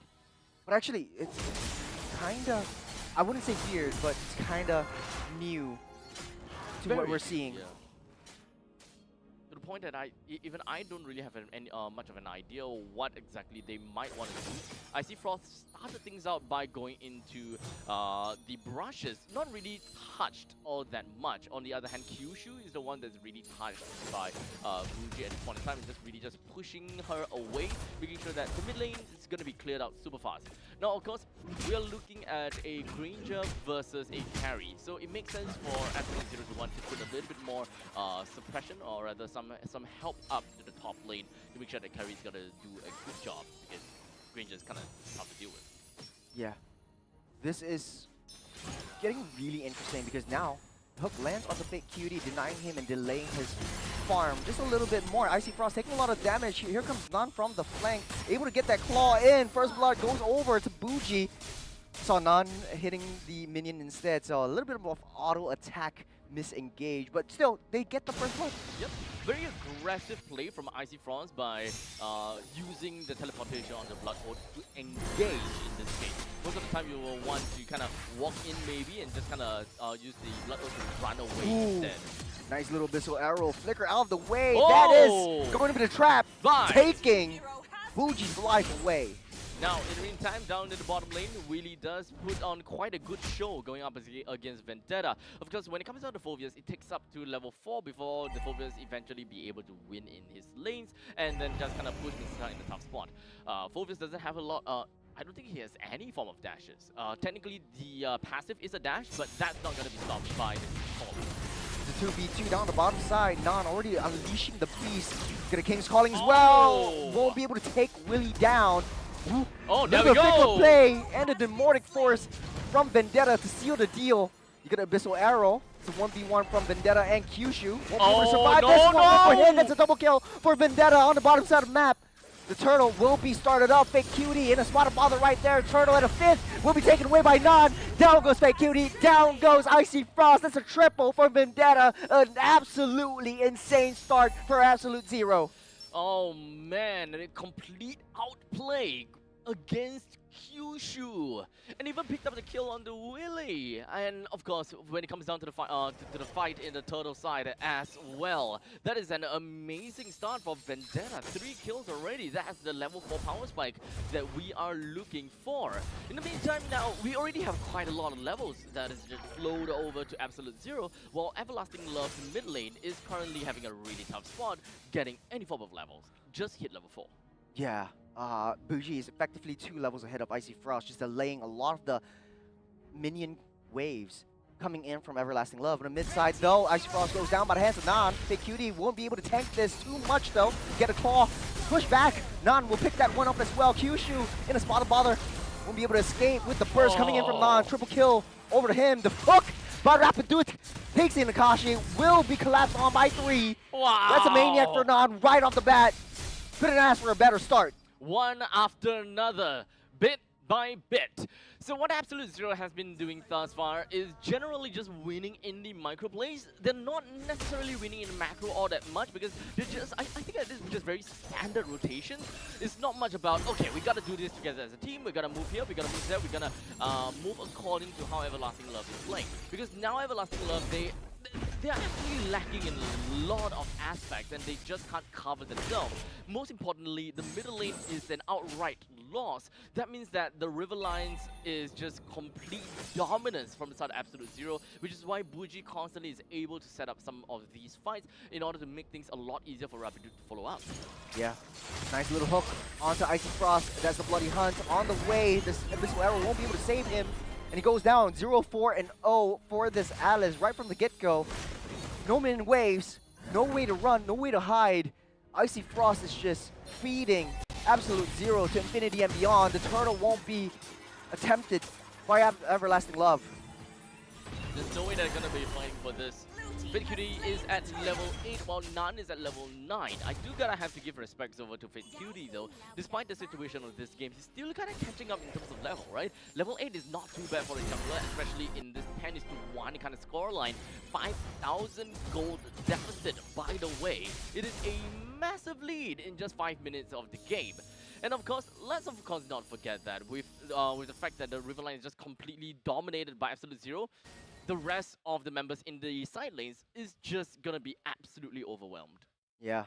Speaking of which, on the top side, Absolute Zero actually taking out Kyushu and Akashi. They're going for more though. Icy Frost won't be able to survive. Sailor's nice rotation. Bloody Hunt locks Fate Cutie in place, locking down his fate. Into the graveyard he goes. And Absolute Zero, absolute dominance in this game. They're definitely going to be creating a even better and stronger lead with the T1 turret up in top lane that has already been destroyed. This is what we missed just now. A very aggressive start and an aggressive punch coming in from Nun, followed by the Kill Beast Bomb to really seal the deal onto Kyushu. Akashi being one of those that has fallen as well. It is yet another four-man wipeout in the favor of Absolute Zero, and this is essentially the third time that Everlasting Love has lost more than half. Here comes the gank onto Kyushu, able to just dash away, but the Crimson Beacon will be able to lock him in place, slowing him down, won't be able to dash out of this one. Buji will take that kill for himself. A little bit of an homage and a response to that early game 1 kill that he got. Next in play will be the T1. That's a pullback onto the Minotaur. The King's Calling won't do too much underneath the turret. Akashi building the Sky Piercer, but I don't think that would help too much because the damage is coming through really slowly but surely. The Demonic Force will be pouncing up and down. Mega kill for Vendetta. Down goes Fate Cutie from the back line. Here comes Nan with Unleashing the Beast. Going in for Akashi. Oh! Nice little snipe all the way from mid lane into enemy territory, and this looks like it's over, Abstract. Clipped just by the edge, and is it over? Yes, unfortunately, because I'm not going to lie to anyone at all, right? This is a very dominant performance from the side of Absolute Zero. 7 minutes into this game, and we are already looking at a 17 kills or 17 kill difference, almost to 10,000 gold lead. In fact, this is probably the largest lead by timing we have ever seen in MPL SG before. Because most of the time, even when it comes down to brawly meta, brawly regions, what they're looking out for is 1,000 gold for every 1,000 gold advantage for every minute that passes. On the bottom side, Kashi ganked. Just attacked on by 3 members of Absolute Zero. It's just nowhere is safe. Even your own turret, Buji, leading the charge onto the purple buff, forcing the retribution down, but they don't see Vendetta from the back line. Nice hook onto the Cutie to buy them some time as well. Will get disintegrated, vaporized, vanished into thin air. Vendetta able to get out of the turret's range, but here comes Nan with Unleashing the Beast. Won't be able to dash out onto the King's Calling, but the burst will boom him down. Oh, that is just painful. We are currently locking in with a 21, sorry, not 21. This is about 11,000 gold lead in favor for Absolute Zero. With the Lord that's been slain by Absolute Zero, this is the Lord advantage. It's just gonna give them even more. I think that by 10 minutes of the game, they might have like, what, 15,000 gold lead. Well, we'll see. It does look like Absolute Zero is just walking and running this one over. Selena pick And the Alice pick definitely not working out. Icy Frost with 0-7 and 1. As much as I understand where the concept is coming from, you want to be able to buy that distance. That pullback actually won out by Willie, getting pulled back underneath the turret, using the flicker to get out to safety. 2-0 and 13 for this. Franco looking hella strong in this early game. Now the Lord marching up the top side. What is the play for Everlasting Love? Do they have that high ground? Absolutely not, man. They do not have anyone that can play for the high grounds. They don't have the range. The only range that we're looking out for is Akashi, which is currently 0-1. Oh, nice little pull. Fake Cutie seals his fate. Down into the graveyard they go. The Claw pulls through back. The Speedy Light Wheels will take down one as well. 3 members left to go for Everlasting Love. They'll take down Nan as Akashi tries desperately to defend, but their target is definitely the core. They don't really have the minions. They do have that Lord, but Everlasting Love will be able to save this one for themselves. That's a Maniac and a Savage from Akashi. Nice little defense for Everlasting Love. Nice little consolation prize. Into the late game they go. I don't think we'll see a 15k goal lead anymore as Everlasting Love claws their way back into this game. Let's take a little replay to see what breaks down. They want to get the record of ending a game in the fastest time. The game, of course, or rather the fight went off great, but what Absolute Zero want to do is with the great amount of lead that they have, they just want to take advantage of that and try to win the game all by itself. Especially when it comes down to Nun, right? It is so strong. He got so much farm. He can, of course, play according to the amount of lead that they have. There are, of course, many times that we always, kind of talk about players. You're playing like as though you don't have a lead at all. This time, Absolute Zero played as though they have a lead. But the lead that they think is 20k. Well, this is the typical issue of like having trouble ending out and clearing out the game. As Absolute Zero actually a little bit too greedy for the throne. I think they could have gotten it, but they should have taken out Akashi first. But easier said than done, though. Everlasting Love, good defense from that initial base rush. Next 30 seconds until the Lord spawns up. What is the play for Everlasting Love to make their way back even more? It's not gonna make any difference, though. I gotta have to be honest. Even though they yielded a free Savage over to Akashi, the goal lead is still bloody massive. We do have got 4 items that's already been built up coming from Sadakashi. It's not too bad. Hunter Strike, the Malefic Roar, the Sky Piercer, as well as the Sea Hound, but definitely some good old items. In fact, pretty much neck and neck together with the carry, but at this point in time, it's not really the carry that's a problem. It really just comes down to the entire team, plus the Lucas. 10,000 goal lead is on with this bad boy. Now, this is where things get a little bit tricky for Absolute Zero. Lord going to be marching on the top side. They don't really have a lot of T3s on that top. I think Absolute Zero has to go back to basics, has to be a little more disciplined in how they play this one. Don't throw all your bodies, because Everlasting Love at any point can claw back their way through into this game again. As Fake QT slowly but surely is building up his defenses and getting Kakashi to just hammer that damage down. T1, Shambles, pull. Will be on the cannon minion. Ruji deep into enemy territory with the Crimson Beacon as well. Will be able to pull Fake Cutie up, but taking a lot of damage for himself. Kashi will be hitting from the back line. Free hitting Icy Frost on the back line as well. Trying to target onto Ruji, living with a sliver. Won't be able to survive as Icy Frost will go down. 5 members down. And Absolute Zero takes control of this game in dominating fashion. That is a lot more of a, we are going to play with our 10k goal lead kind of play, right? Yeah. A lot more methodical and a lot more like, okay, we gotta deal with Akashi, then we deal with this one, we do this one instead of, all guys play and let's just do whatever that we want, kind of thing, right? That is that top lane push down that they wanted to do. It definitely seemed very possible, but Carry is not a sieging hero. Yeah. I think if they have like a Granger, for example. Because the Speedy Light Wheels actually cuts your damage in half. Exactly. You do attack a lot faster, but it's just your damage is not there, especially for the turrets. And if I'm not wrong, when it comes down to structures and turrets, they have a very different formula and a different kind of system, because you don't deal true damage to the turrets, you don't deal, you're not really playing with the passive. So Carry, as compared to all the other marksmen, have the worst amount of damage that she can deal to turrets, and with your ultimate, halves your damage, and with all the defensive structures kind of thing, it probably just brings it down to even lower. Yeah. I have to say, the stats doesn't really tell the whole story. Buji was drawing the attention to himself. That's why he's got 4 deaths. The easiest one to hypothetically take out.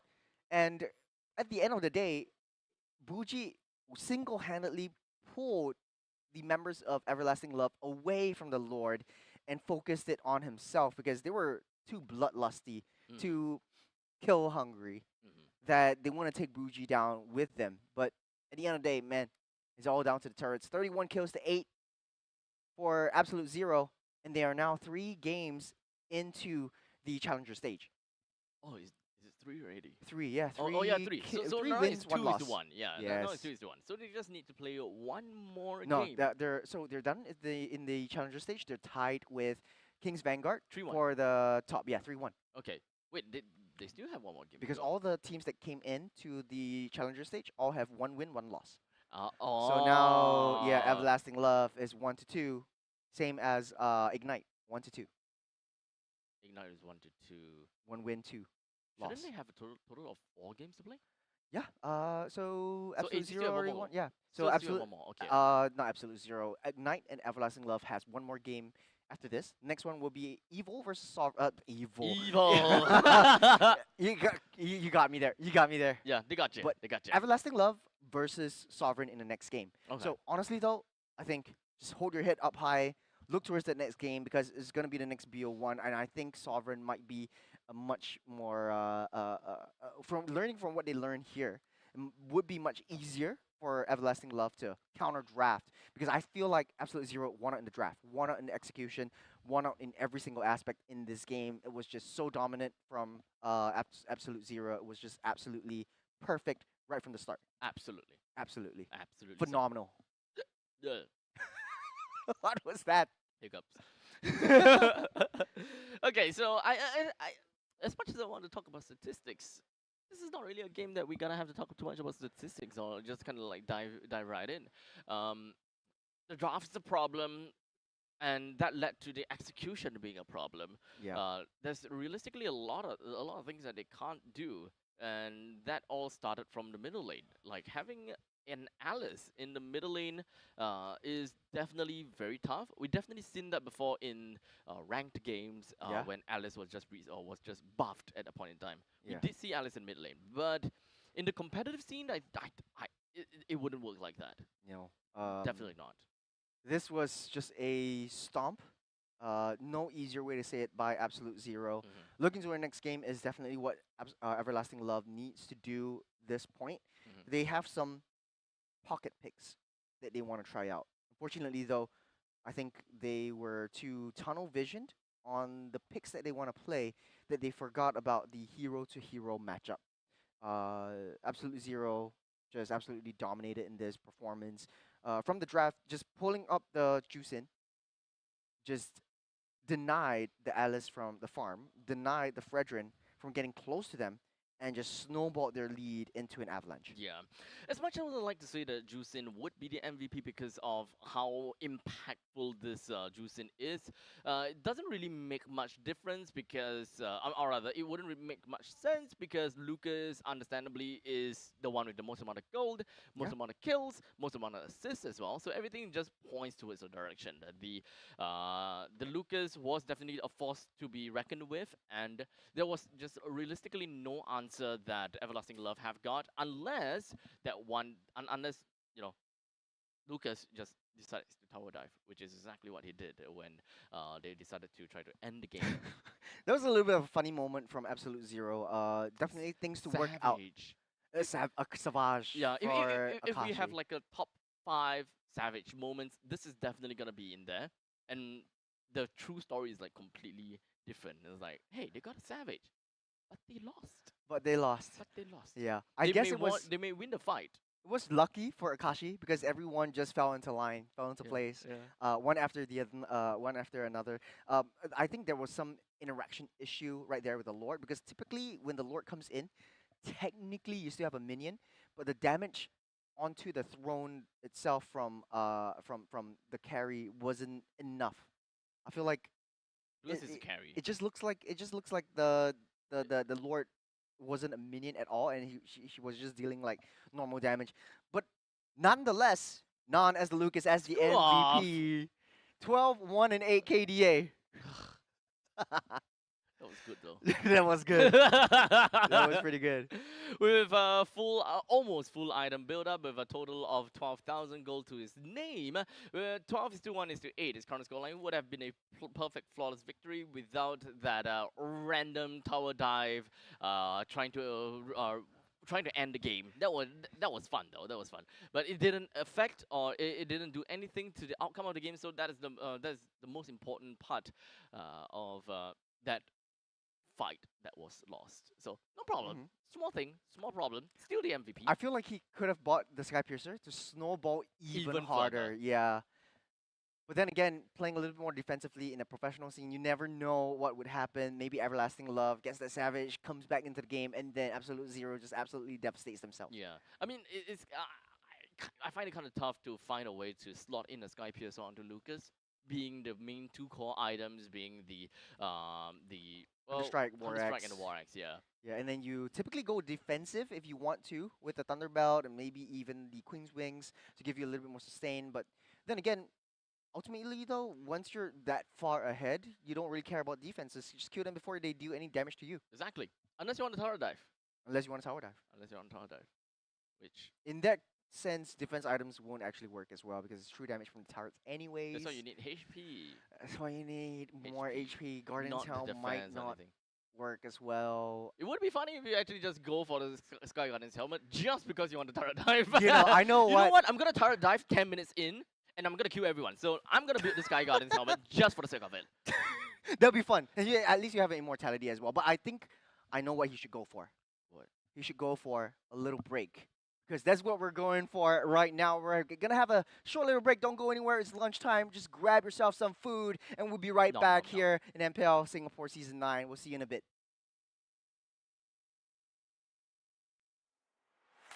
MPL Singapore Season 8 ended with Flash securing a three-peat. But this season, everything changes. With a brand new format, new challenges await. The regular season journey has 4 key stages: seeded stage, challenger qualifiers, challenger stage, and last chance qualifiers, all leading up to the playoffs. In the seeded stage, 5 MPL Singapore teams from last season will compete in a best-of-3 round-robin format. Meanwhile, the Challenger qualifiers give community teams a shot at the big stage. Over 2 weeks, the top 2 teams from each qualifier will advance to the Challenger stage. The Challenger stage will feature the 5 MPL Singapore teams from the seeded stage and the 4 community teams from the Challenger qualifiers. In the first 2 weeks, MPL Singapore and community teams will compete in a best-of-1 intergroup round-robin format. In the final week, community teams will face off in a best-of-1 round-robin. The MPL Singapore teams will be ranked based on their performance in the seeded and challenger stages. The top 4 teams will move on to the playoffs, while the bottom-ranked team drops into the challenger stage rankings for one more shot. In the challenger stage, the 5 remaining teams are ranked based on their challenger stage results. The top-ranked team secures the playoff spot, while the remaining 4 will enter the last chance qualifiers. In the last chance qualifier, one final opportunity awaits: a 2-stage battle to secure the last playoff spot. In stage 1, community teams get one last shot to qualify. The top 2 teams will advance to stage 2.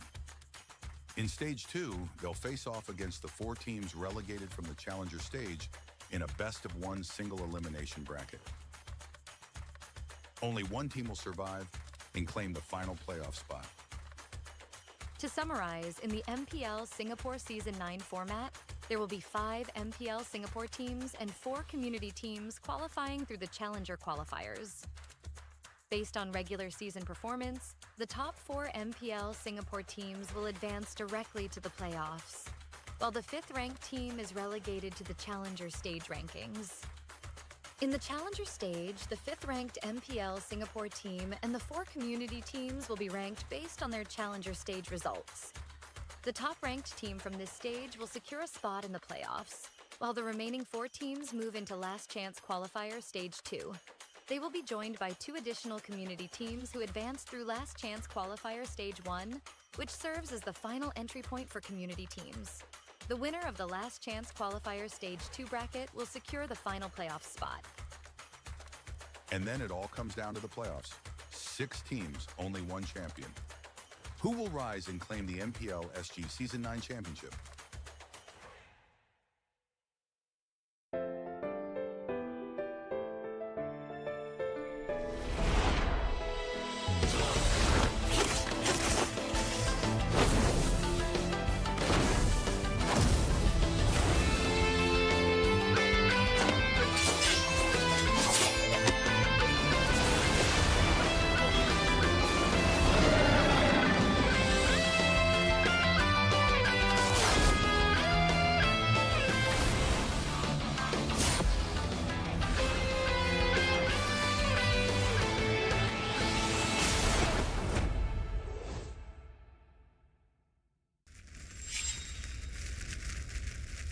見せてやるよシャリンガンの本当の力をな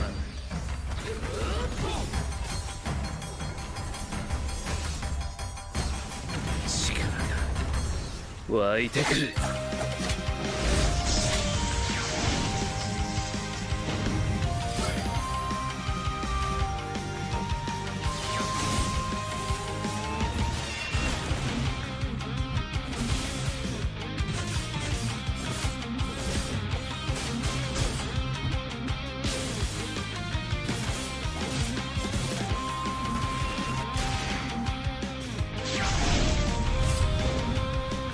相変わらずやかましい奴らだ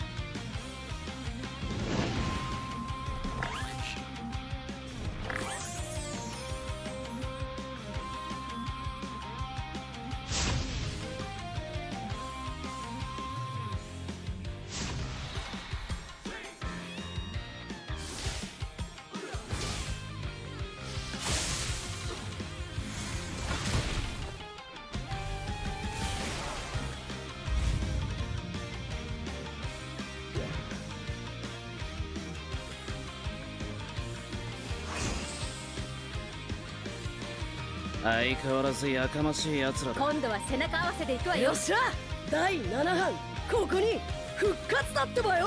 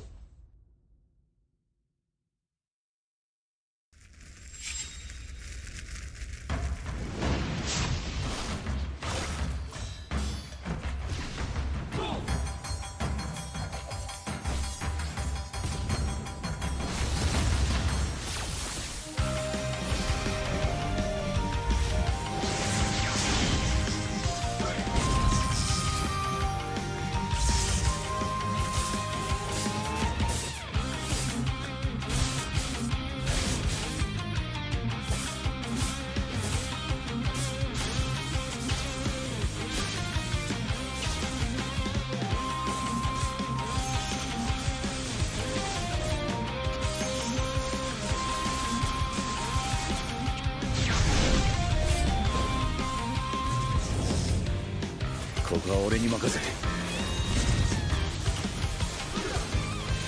もらった。4代目ほかげを超える忍びはお前しかいないと俺はそう信じた。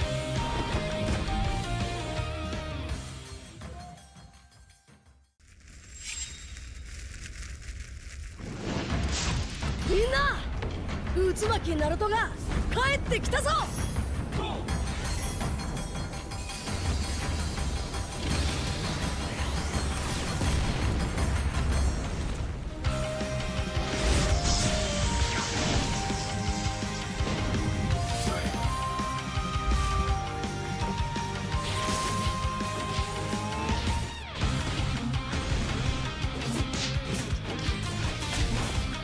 クラマ力を貸してくれ。よ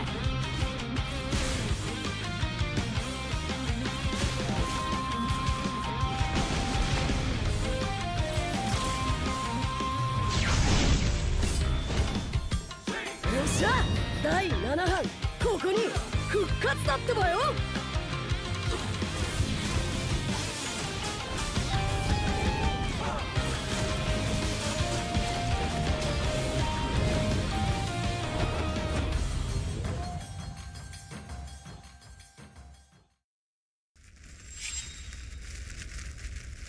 みんなを守るために私はもっと強くなる。やっさよなら。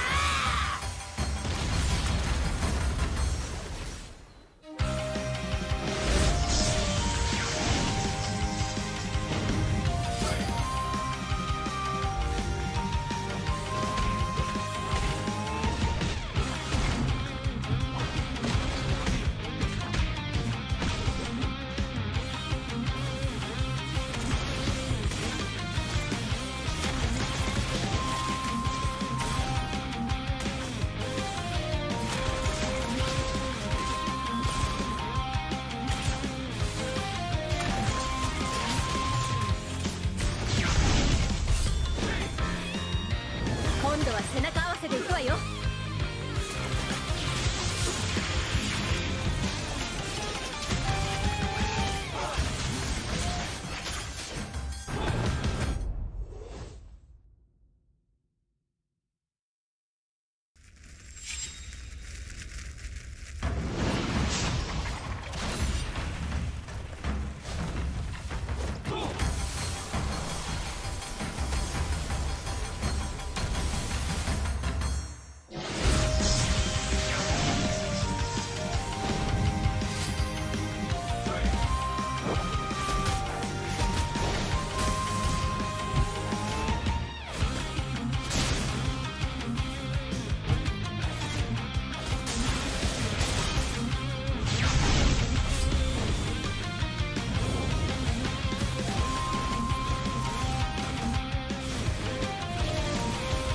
Alright, ladies and gentlemen. welcome back to MPLSG Season 9. That's my standard opening, so I will always say MPLSG Season 9. So Okay, do better. I got you. Do better. We'll do the next one. We'll do the next one. We'll do the next one. At one point in time, we'll want to ditto each other for every single word that we say. Gotcha. We'll be one. We'll ditto each other for every single word we say. Yes. Gotcha. 2 head, 1 body. Okay, so welcome back, ladies and gentlemen, to MPL Singapore Season 9. SG. Got it. MPL SG. MPL SG Season 9. Yes. Got it. Perfect. Okay. Okay. Do better, okay? Okay. You go. My name is Abstract, and with me here is Churros. The both of us is going to be a caster for this upcoming series. We've got 2 games that has already been done and dusted. Game number 1 was a pretty nice performance from the side of Absolute Zero. And number 2, it was an absolute stellar performance from them as well. It was a downright. It's a smackaroo. It's a smackaroony. It's a smackaroo. No easy way to say this, though. But hey, it's a new game. It's new teams coming into fray. Everlasting Love has one more shot. This time, it's against Sovereign SG. We'll see how that is going to work out. As we take a look at their lineups, Sovereign SG back at it again. We got Bogi Ako. Bogi Ako, we got Carax, we got Creo Meow, Night Shiki, and Kong that joins into the fray as they are going up against Everlasting Love, which did definitely show us a very interesting drafting. I'm not too sure what does user. Damn, I can't remember the number. User again. 276 something Yeah, 93. I think so. I think that is what it is. Somewhere around there. Yeah. Hey, but you know what? Carax actually seems the most familiar to me. Carax, okay. Yeah. So I've seen him a lot in community tournaments. I know that he plays a heck of a game in the roam position. Very known as a very good setup jungler, setup roam as well. So a lot of the Kaleas, the Gato Gachas, the Tigreals, the basically all of these setup tanks definitely will be on the tables for him to be picking up. Night Shiki has been having a very good gold laner as well. I think from the previous couple of weeks, he has been showing off a lot of prowess in the games against the big seeded teams as well. So on the other side of the table, we take a look at Everlasting Love. Once again, Big Cutie, Kyushu, Susbomba, Kashi, and Willie. The only thing I have for them is, man, I think they do have pocket picks, but is it the right time to test it out? Technically speaking, now yes. Because but it means playoff lives, man. I mean, tournament lives. Hey, they still got last chance qualifiers. But you don't want to go that far. You want to be able to win this one out. So You don't have a choice anymore. Shot. They don't have a choice anymore. Fair. Yeah, so they have to fight for the last chance qualifiers now. So if they would want to, take some time to really understand how Sovereign SG plays, now's the time to take a look at that, learn a little bit, and try out some strategies that they know that could very potentially work.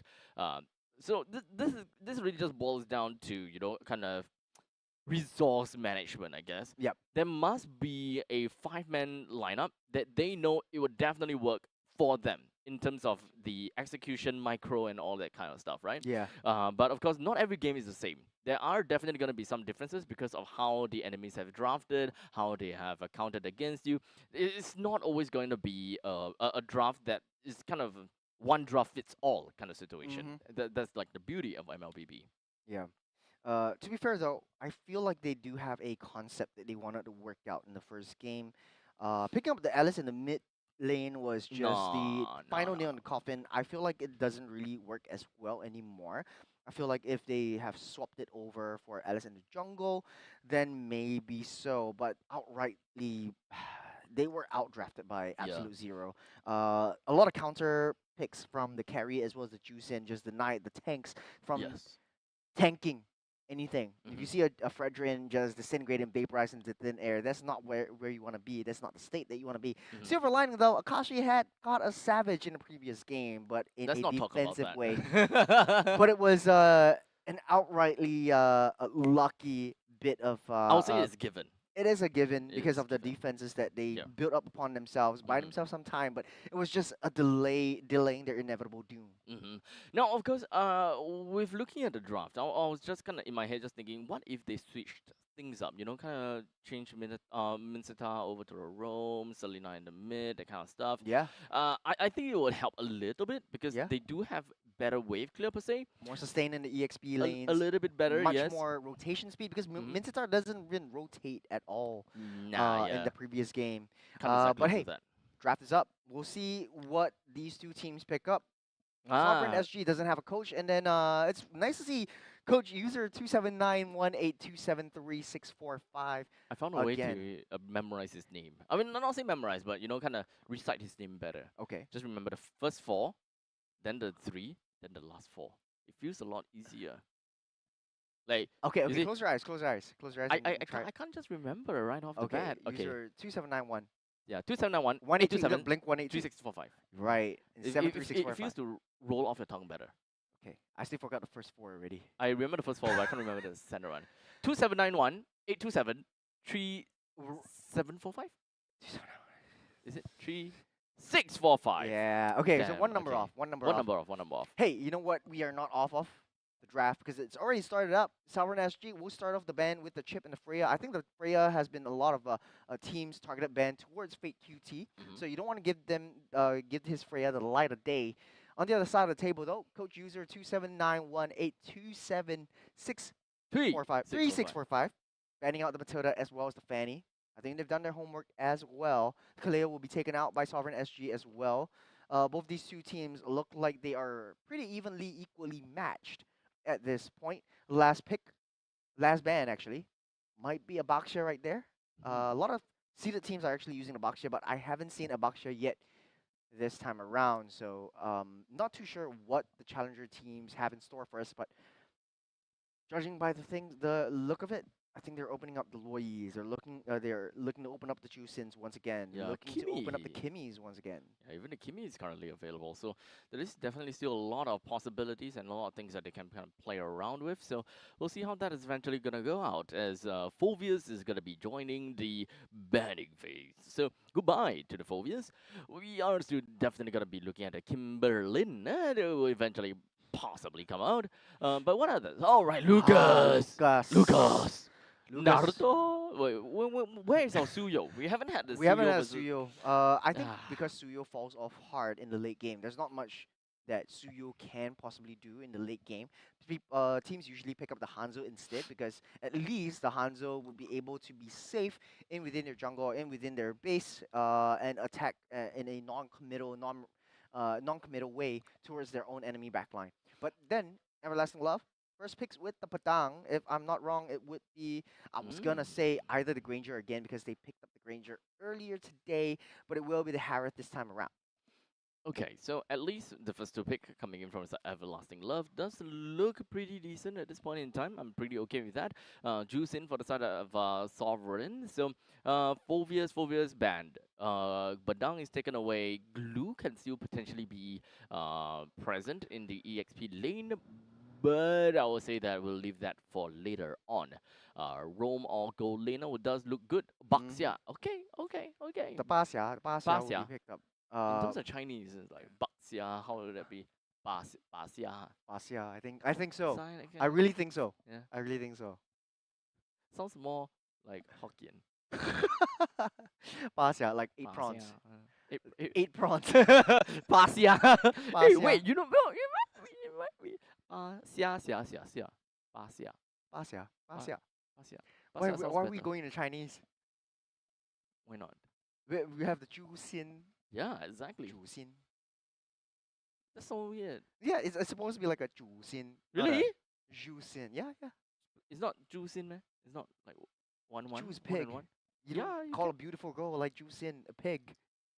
So are you telling me Dang. that every single lady out there with a Zhu in their name is pig? How dare you? How dare me. How dare you? I will show myself out. Yeah, please You will do it. apologize. Okay, so back into the draft. Everlasting Love will solidify their first phase pick with the Gato Kacha. Away from the hands of Correx. I think Correx will actually pick up the Baxia for himself in the roam position as well. Everlasting Love banning out the Moskov. Sovereign SG banning out the Luoyi. I feel like Everlasting Love does want to give Harith an easier time, so banning out the Granger or the Bruno would work for them as well. Very Giving it over. AoE, huh? Yeah. Yeah, very team fight based from the side of Everlasting Love. They want to take control of an area once again. Gacha is definitely going to be nice together with that Badang, but I can't get the topic about the Chinese out of my head because now I feel like this intense urge to ask you, how do you say Gacha in Chinese? Based on the English word. Dude, I have no idea, man. Try it.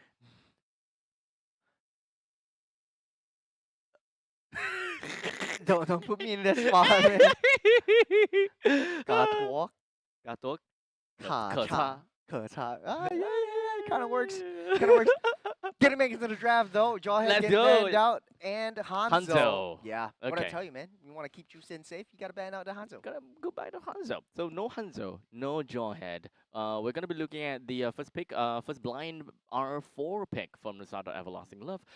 They still haven't had their mage as well as their jungler just yet. So Kimi has been leaked out, especially since we're looking at this lineup. This is actually a really good pick, really good pick for Kimi, right? Especially when it comes down to Traction Pulse, it just pulls everyone together. Gatakacha just slams right in, and it will have another fist break just slam right in while keeping everyone inside the Zaman Force.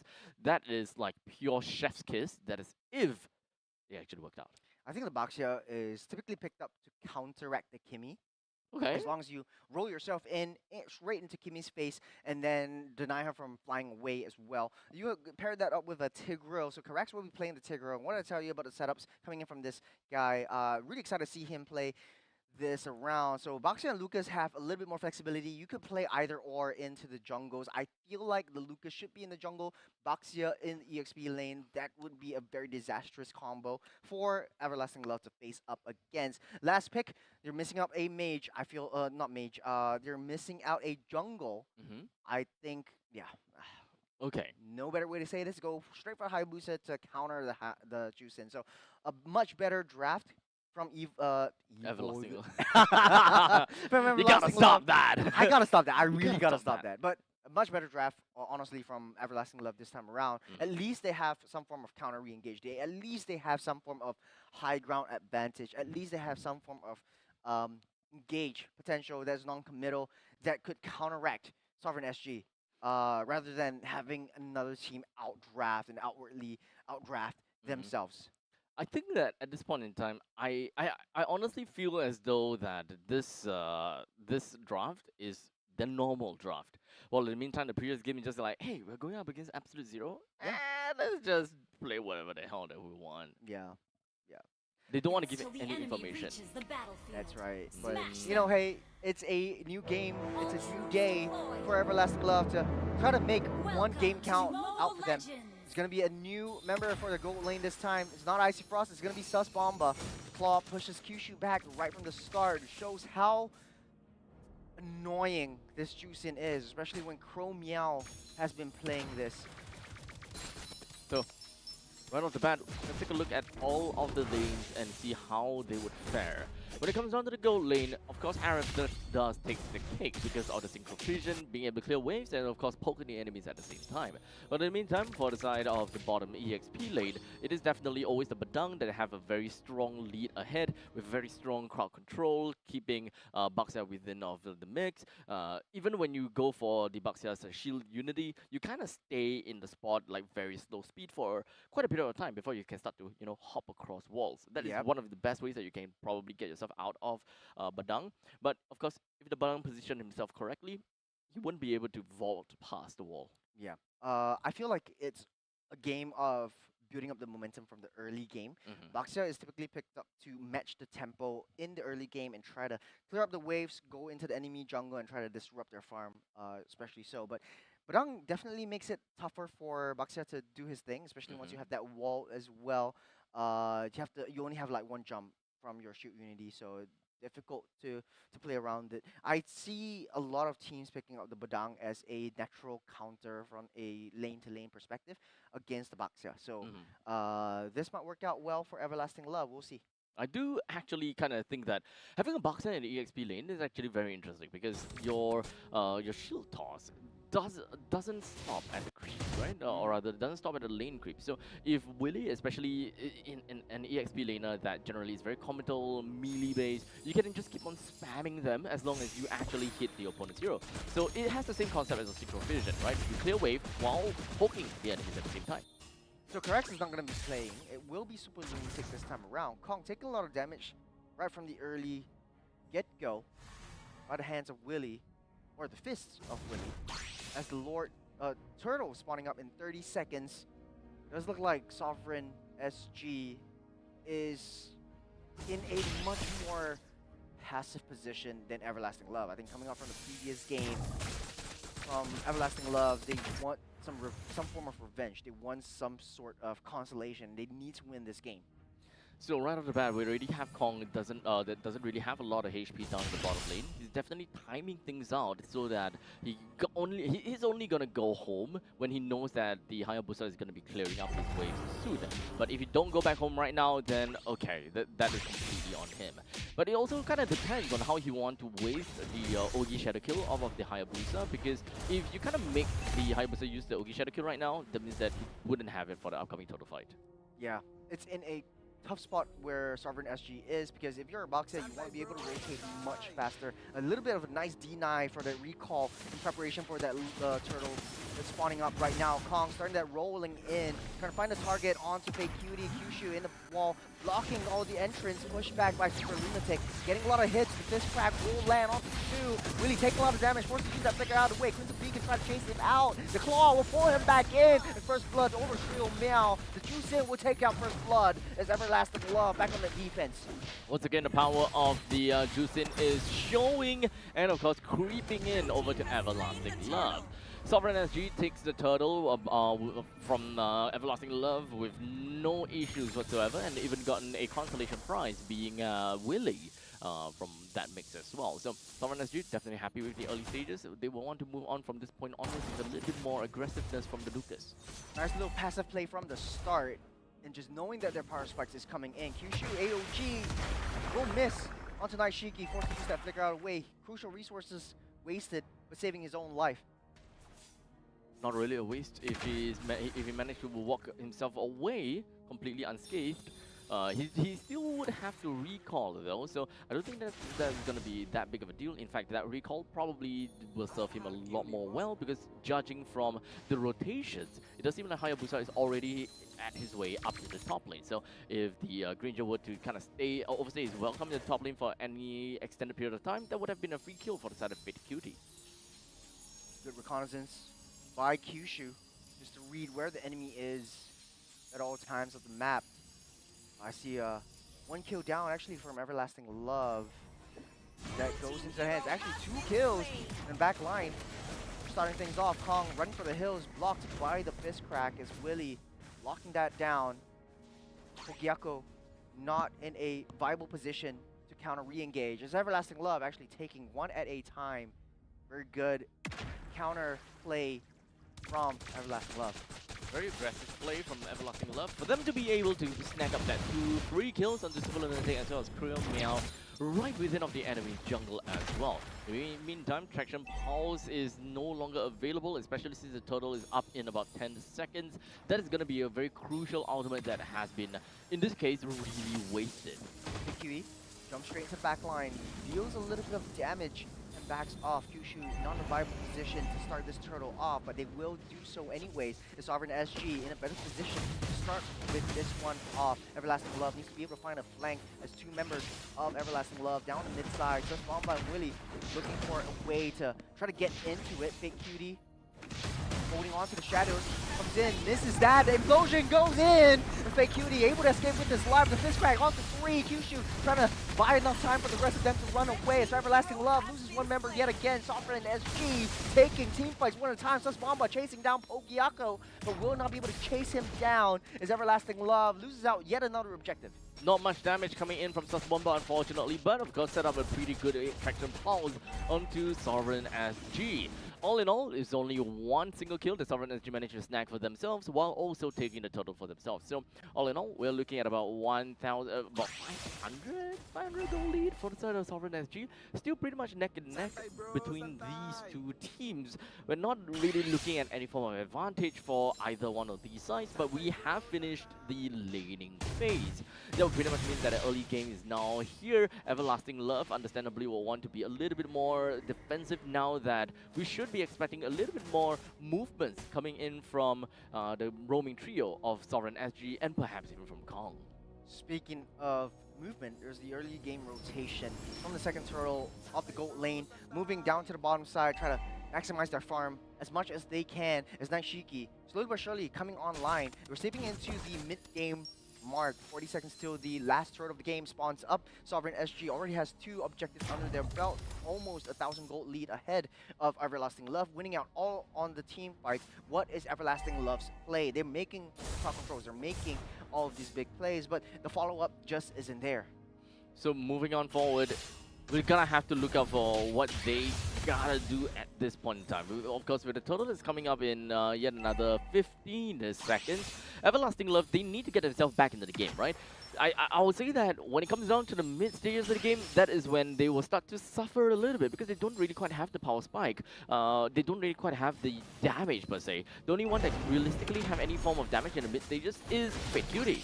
Starting things off with the turtle. AOG tries to block off all the advances. The implosion will land onto no one. Super Lunatic a little bit more strange of that play. On the back line, Pogiako takes down one, loses his life in the process. Turtle gets a reset, and Everlasting Love, they're back on the charge. No more jungle for Sovereign SG. Looks like Everlasting Love will take control of this turtle play as long as Super Lunatic or Kong is able to do anything about it. They're saving up all of their resources, so Shadow Kill not used as of now. And Everlasting Love easily picks up the 3rd turtle of the game. Finally, Everlasting Love took a turtle of their own. I gotta have to say, right, that was a very aggressive play from Pogiako, considering the fact that he is the jungler. After all, they need him alive. But in the meantime, it does seem as though that Sovereign SG, they want to take control of the river lines, but Everlasting Love is just not gonna allow them to do that. Considering that they did win the fight previously, with no Lucas around, they can be more aggressive. Nice little backline play onto the Shadow Kill. Flicker won't save Kuro Meow. Down goes the Juice in the fist crack onto Super Lunatic. There's an implosion play into the AOG. Kyushu saves Willie with his life. Sus Bomba from the back line cleaning up. And Akashi coming in with the counter re-engage. They take down 2. And Everlasting Love, they take what they can and they get away.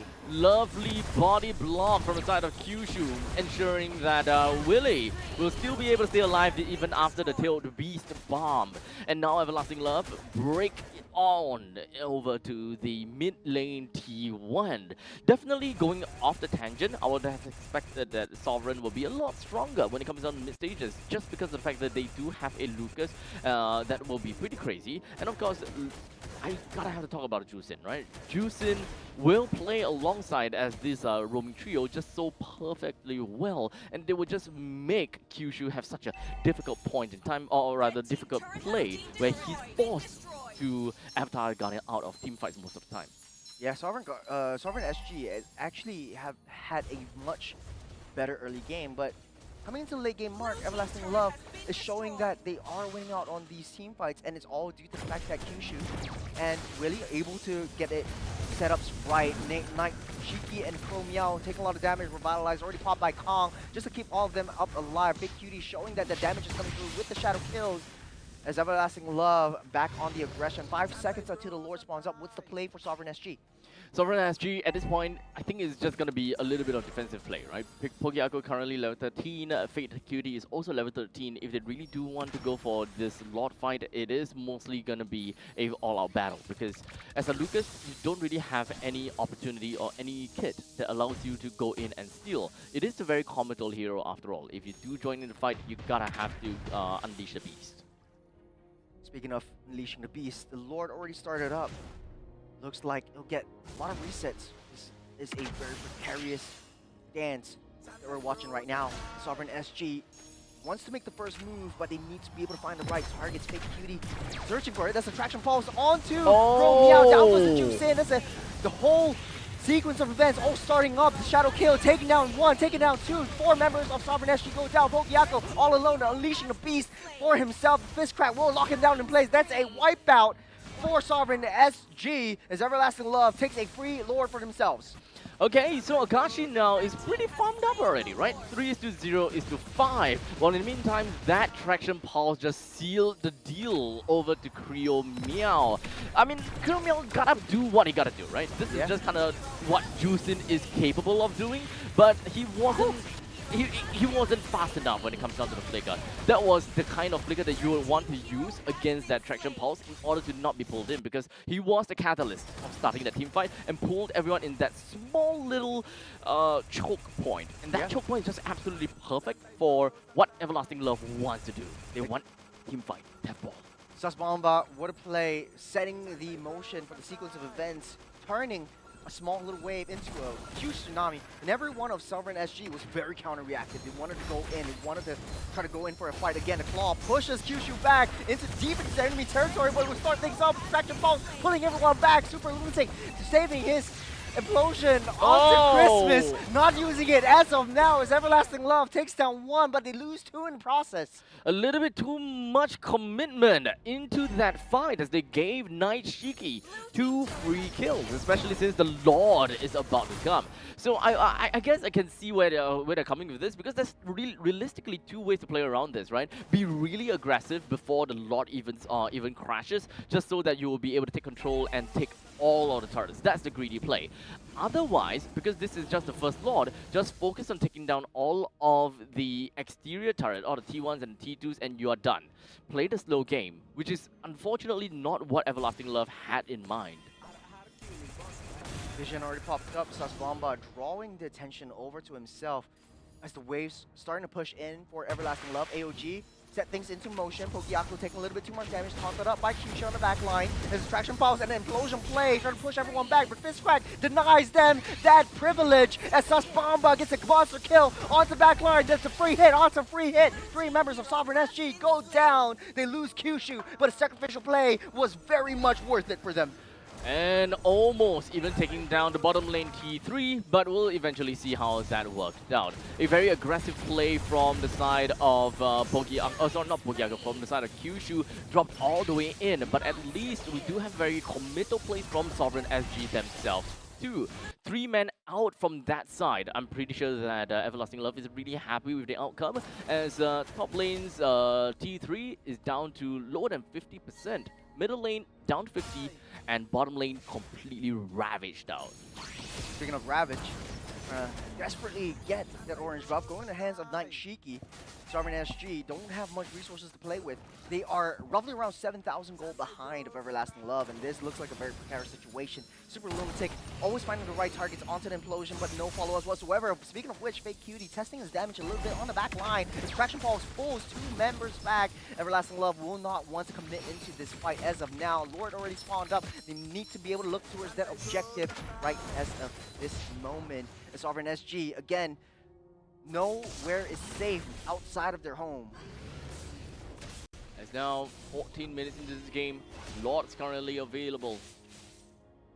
Do have a little bit more before Sovereign SG even have any form of chance. Oh! Nice little implosion onto 2. Sending things into motion though. Nice little Fist Crack as well, trying to push everyone back out of the way. Night Shiki, 3 kills onto 2 members. Kashi and Willie goes down by the hands of this Ranger. As Everlasting Love, they bit a little bit too much that they can chew, trying to draw all of them back as Kong tries to stop Kyushu in his tracks. They want to search out for more. This might be a pivotal objective take for Sovereign SG. AOG will land, and Fake Cutie takes out Kong in the process. Pogiaco picks up the Lord for themselves, and Sovereign SG buys himself enough time and diminishes the gold lead by 4,000. Boy, oh boy, this is definitely a turnout that is not what I expected. I thought that Everlasting Love pretty much had that fight for the Lord, but now Sovereign SG, they can actually fight back. Oh, Pogiaco! Disintegrated, vaporized, vanished into thin air. The Traction Pulse set things into motion once again. The non-committal ultimate from that Kimmy that enabled Everlasting Love to continuously get a setup though. Fake Cutie shut down by Night Shiki. What a play. Granger's coming online. He's locked in and ready to go. 15 minutes in. Lord marching down the bottom side. I don't think Everlasting Love will be able to come back into this one. Discipline needs to show from Everlasting Love. A little bit too much friendly banter down in the mid side. This is a very interesting movement from the side of Everlasting Love. They want to defend their turret so badly against the Lord that they walked out to the riverline, which is something that we don't see very often. In fact, I'm kind of surprised that the Sovereign even allowed them to do that, given that top lane, they pretty much get the T2 or down for themselves already. But unfortunately, middle lane T1, untouched. Gold lead peaked at 7,000 right now. Sovereign SG has all the resources in their favor. Stepping out their base doesn't seem so scary anymore for them. It's Everlasting Love right now. It's a very precarious situation where do have to deal with the Juice in. You do have to deal with the Boxia who's constantly denying your heals coming up. You can't rely on the AOG. You can't rely on the Fist Crack and the wall anymore that Willie's built. The Sovereign SG has Super Lunatic's Implosion that could turn the tides of battle at any time. Traction Pulse will land. Super Lunatic uses the dash to get away safe. But now, Sovereign SG is just playing passively. You're not scared. You're not deterred by Everlasting Love. Now I just want to see the damage output from Everlasting Love when it Ooh, comes bottom down to side though. team fight. Like, Fake Cutie. Fake Cutie. Stuck in the middle. The Crimson Beacon just to chase Fake Cutie down. Oh! The bomb will land and he goes out. The backline though, Willie trying to find some consolation prize onto them. No Hayabusa anymore, but silver lining is they still have that Lord in play. The next 40 seconds, things will go down. Traction Pulse will hit. Flicker already committed by Creole Meow. Kong take a lot of damage, soaking things up, but it's just a tickle. As Sovereign SG, they get what they can and they get out of the way. Very aggressive play from Fake Cutie, trying to go for solo assassinations, especially when there is no form of initiation from his fellow teammates. So I would have loved a lot more if they are able to kind of play with one another, but in the meantime, Implosion. Implosion onto Willie. The Fist Crack tries to delay that battle a little bit. The Claw will push him into place. The Winter Crown already initiated, delaying his Abido too. But he will still go down by the hands of Night Shiki. 7-1 and 3 for this Granger. Everlasting Love can't throw bodies like this anymore. Yeah. I don't like where this is going, right? Even though Everlasting Love have got the T3 down in the bottom lane with a very strong minion wave up to the top lane, which Sovereign SG is not going to be dealing with at all, Everlasting Love will still have a very strong Everlasting Love, Sovereign SG, they will still have a very strong late game that they can play around with, and Everlasting Love, they can't keep aggroing themselves like that, man. Slowly but surely, more damage has already started. Fate QT has to buy some time, or gets a reset. Super Lunatic in position on the Tri-Bush. Sovereign SG looking for more fitting prizes down on the turrets. Kong chasing that Kimi down. Now without that Kimi, without the Traction Pulse, what will Everlasting Love do to start things off? You have the AOG Kong looking for an angle, looking for a backline approach onto Akashi, taking the Harris down, but he's still alive, he's still well. Lord already started, he's on a third. AOG lands onto no one. The Claw will bring them out, but Bomba going for the backdoor play. He might be able to do it here. Everyone's making a run for the hills. Base at half health. Kong, Yako coming in. Bomba's all alone. He bought so much time. He will get blown up and disintegrated by Pogyako, but the Lord will be free for Everlasting Love taking. Fake Cutie will start things off with that. Getting pulled back though. No more Kimi. No more damage though. But he will not be able to take down the Lord on his own. What is going on? Oh my goodness! Bomba bought you guys so much time! That would have been a lost take! The minions are pushing in though. Kashi already popped his aim and force. Try to dance around, try to do as much damage as possible. The Crimson Beacon will keep Kuromala safe. He will be able to use that claw to try to pull everyone back. The Lord finally gets taken down by the hands of Fake QD. But the fate is sealed. And Sovereign SG takes down 2, takes down 3. Immortality popped up by Kyushu. 4 members down for Everlasting Love. But at what cost? Bomba had a very good sacrificial play. It was a all or nothing kind of play. I go down to the middle lane. If I manage to draw everyone over to me, then great. We have an advantage in taking the Lord. But Everlasting Love decided to split their forces and Fate Cutie to deal with the Lord all by himself. This is a 20-minute Lord that a higher booster can't deal all by himself. Yeah. Their comparison situation once again. Super Lunatic leads the charge. Pogyako coming online as of now. Night Shiki dealing a lot of damage. Everlasting Love has way too many more priority targets to take down. Or done and dusted. Sovereign SG leading the charge once again. They are up in terms of economy. That was free money handed over on a silver platter by Everlasting Love. Okay, at least I'll say that gold economy doesn't really matter at this point. Yeah. But you're still giving up crucial resources. You're giving up crucial the immortality was the immortality was popped from the side of Kyushu, so that is one of the very important things. Number one from a Gatokacha that allows the Gatokacha to be super aggressive with the AOG right in the heart of Sovereign SG. So now that they don't have that, Akashi getting a little bit too close for comfort right there. God's locked in by the implosion though, able to dash out. Super Lunatic Able to find two, able to walk out just a little bit more. The claw will come back in. Really takes him out in the process. No more Tigro for the next 55 seconds as Everlasting Love has the super minions in tow. They might be able to push this down, but not enough though. It's 21 minutes on the clock. Gold doesn't matter as of now. It's just the death timer. You don't want to make any crucial mistakes. You don't want to give up your life all willy-nilly. Get the pun. I got it.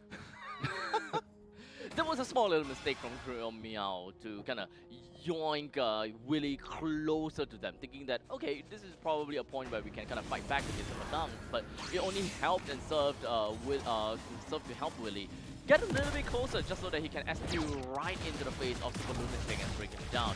So because of that death, they no longer have a T-Girl with an impending implosion.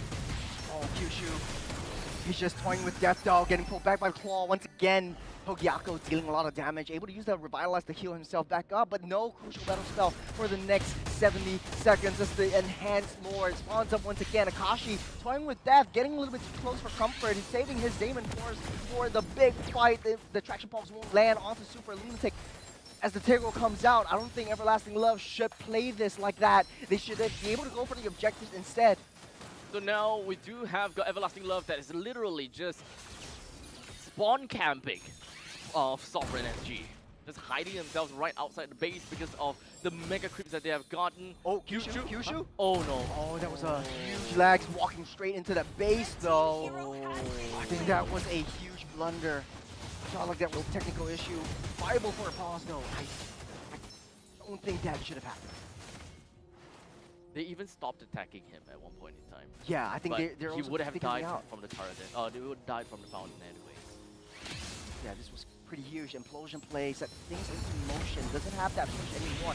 Takashi still keeps himself alive as of now. Pops his Aiming Force a little bit too late. They have to take down all of Sovereign SG twice because all of them has immortality, but the Shadow Kill comes in strong. Deals a lot of damage, takes down two in the process though. No more Kyushu. No, Daishiki takes down one after another. That's a triple for the Granger. For the back line, Sasbomba going in for the base. They're all running for the hills. Gets that recall though with Sasbomba. Great play yet again, buying them some time to get Everlasting Love alive. Yo, Sasbomba, can you just play as like jungler or EXP from now on? Sasbomba, great call into all of this, but the Lord will go into the hands of Hey. They might be able to go again, but there's an immortality on that Juicin. Sasbomba can't do this all alone, but here comes Kyushu back out of base after that respawn. I don't know what happened there. He's just walking into base. Man, that was just such an unfortunate maneuver from Everlasting Love. Oh, drat. So now Everlasting Love lost their lead. They lost the fact that they had a full Baron base on the opposite side. As such, now, the Lord, which is very tanky by the way, is going to be marching in favor of Sovereign SG. The middle lane T1 and T2 ought to go down. Minions slow pushing in. Sovereign SG leading the charge. Hong trying to desperately pull the trigger, finding the right target. There's now Sasbomba. There's Attraction Pulse locking Kong into place, but not enough to take him down. Not enough damage as of now. There's Everlasting Love. They toyed with death a little bit too long in the early game. They could have ended it in the 15-minute mark, but right now, 25-minute game, the scoreline, even Steven, Sovereign SG, economy up 6,000. Doesn't really matter at this point, just a little bit more extra items, but it shouldn't have come to this. It's Everlasting Love. Man, the discipline really starts to show. The Shadow Kill just to clear out that wave. They desperately need to save themselves from that T1. And they do. They really want the T1. The Lord's still marching up on the top side. They have to deal with that. They really love the T1 at this point in time. Honestly, I don't even know whether they can keep the T1. Like, now they have to deal with the Lord. The middle lane will push in. Like, without a doubt, the middle lane will have to push in. As long as Tigro's still up, as long as Tigro, Super Lunatic has that immortality in tow, things are looking up for Sovereign SG. This is a very, very passive gameplay. Once again, Super Minions won't be able to spawn anymore. They buy themselves some time, 40 seconds until the next Lord spawns up. It looks like an even game. The next Lord might be able to win this entire series. Man, this is a very unfortunate situation for Everlasting Love. Held and took control of the entire game right from the start, but we don't want to be in this defensive position. So at this point, even for Everlasting Love, they did manage to defend their base pretty nicely. Hold on. Nice implosion on Sushi, tanking a lot of damage until the rest of the members of Everlasting Love comes back in. On his AOG, able to get out safe. Crucial resources already used up, but look at where Sasbomba is, slowly and sneakily pushing down the waves. And as Sovereign SG has to work for this, Everlasting Love is just holding on. They're barely holding on. Akashi! Won't be able to get away. Press away. That was just so close. Nightshiki almost took him out. Really around the corner though. The Lord starting up, getting another reset once again. Doesn't look like any of these two teams wants to take on this Lord. Not now. They're both lost. I gotta have to say, they're both lost little puppets, not knowing how to end this game. But Attraction Pulse misses just by a hair. No flicker for the Tigreal though. Just a little bit more before we inch into something. We're looking for a small little revelation.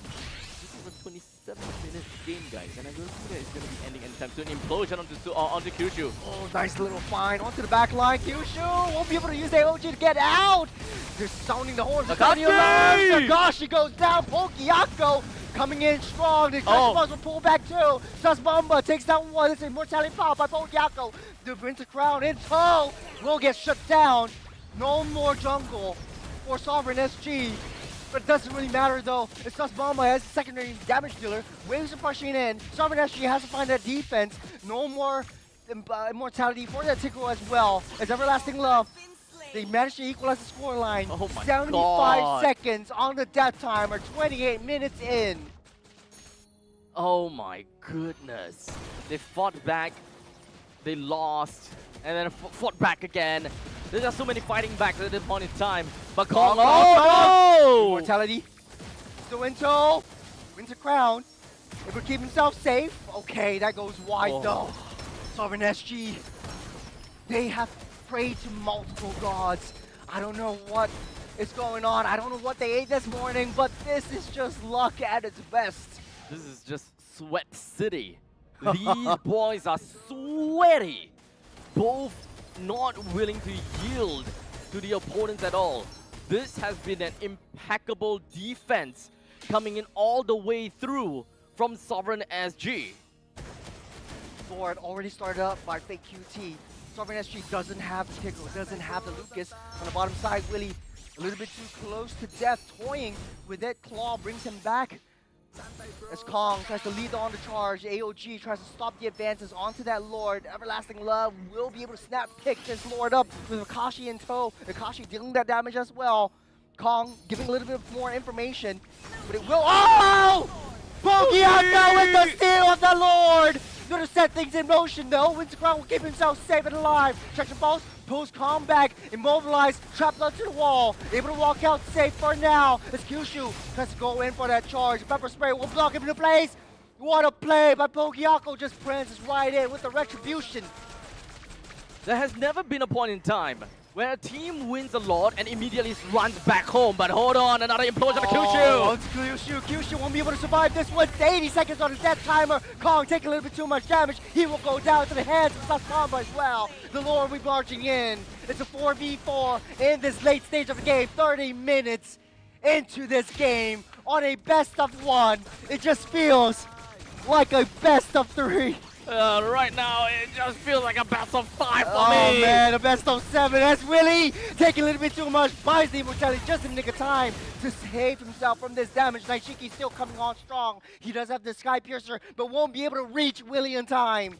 Everlasting Love carefully deals with his Lord on the uptown as Sovereign SG needs that time for Pokiako and Kong to come back in. As at this point, it is the Lord that will be dealt with by Everlasting Love. And Sovereign SG once again They don't have a way to end this game again, as Everlasting Love got every single one of these waves, except for the bottom lane, just pushing right in. They have constantly been managing to get these lords, but because of the staggered death timer from inside the Sovereign SG, they can never ever be able to group up as one. And it has been a repeating pattern where the implosion just lands on the Kyushu. They are playing a pick-off composition on the Kyushu over and over and over again. Was that really just use the disc pack onto thin air? I guess you can just wait for that one. Traction Pulse, post Super Lunatic back, able to just dash out of the way, but Sovereign SG, Everlasting Love throws all strategy out the table. It's an all-out brawl every single time. 30 seconds until the next Lord spawns up. We keep saying it's the last Lord, but it's never the last. It's been 5 Lords. At this point in time, let's make a bet. How many Lords will there be? No, how? Okay, sure. Okay. Will it hit 40 minutes though? Okay, I think that there's still a possibility, like maybe like 38, 39. But okay, so now we have a total of 5 lords. I'm betting on 7 lords. 7 Lords? Yeah. How I about would you? say 7. Yeah. You'll say 7 as well. Yeah, let's go 7. Let's go 6. Okay, I'll go fine. 6. 8. Okay, 6. I'll go 6 if Okay, Everlasting Love goes for the Lord this time around, but Fist Crack lands on the 4 though. Super Lunatic finding the angle, holding on to the implosion for Christmas. Trying to give an early birthday present over to Everlasting Love, but will hold that trigger though. Man, this is getting a little bit spicy at this point. Oh my goodness.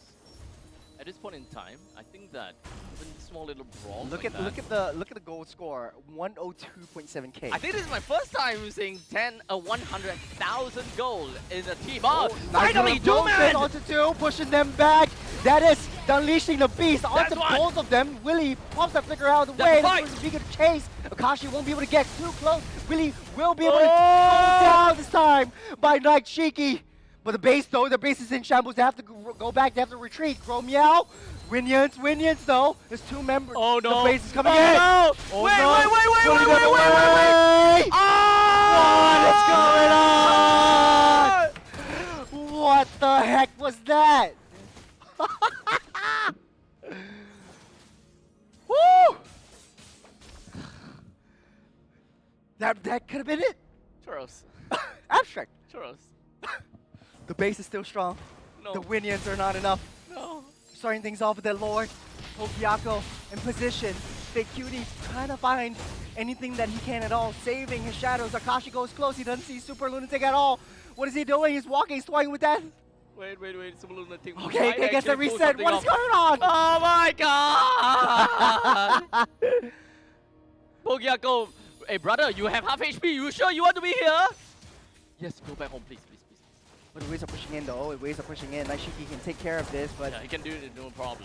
not for long though. 35 minutes on the clock. They don't have the 6th Lord as of now. Brother, even the marksman having problem with the ballista minion. It's come to that point, huh?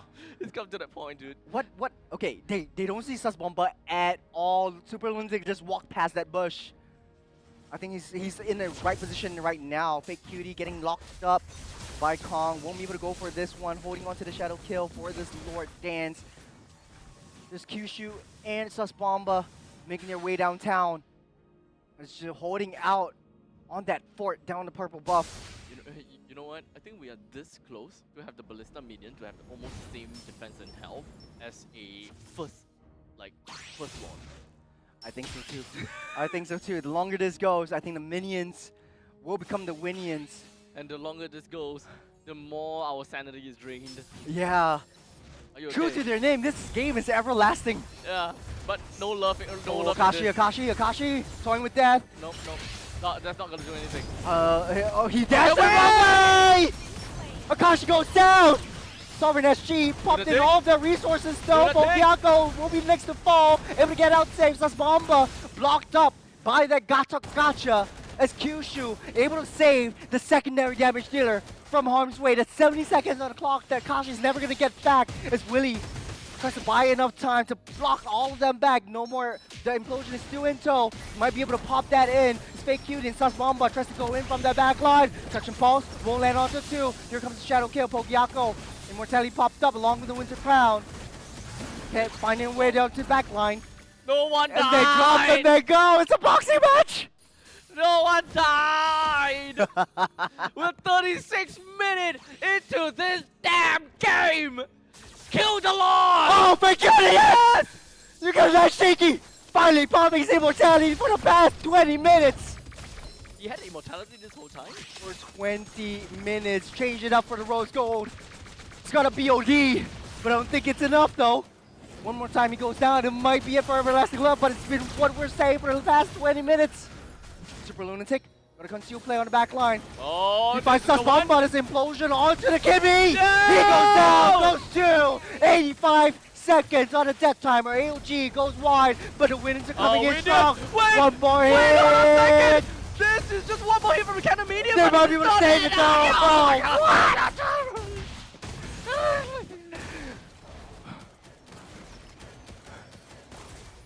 It has been 37 minutes. Of constant shouting from Churros. Are you sure you want to play the whole day? Yes, sir. Yes, sir. It's getting a little bit interesting this time around, but a stalemate. And true to their name, this game has been everlasting. No more Kimmy, no more Badang. And even Sovereign SG is struggling to take this Lord down. Fake Cutie sources out more information with the shadows. Kyushu in the midst of enemy territory. Basically a stalemate. He doesn't have the immortality. He does have the AOG in tow. Getting pulled back as the Lord will go into the hands of Pogiako. They take what they can and they go. But this Lord might be tricky for Everlasting Love. They still have 3 T3 turrets in their name. Lord marching up in that top side.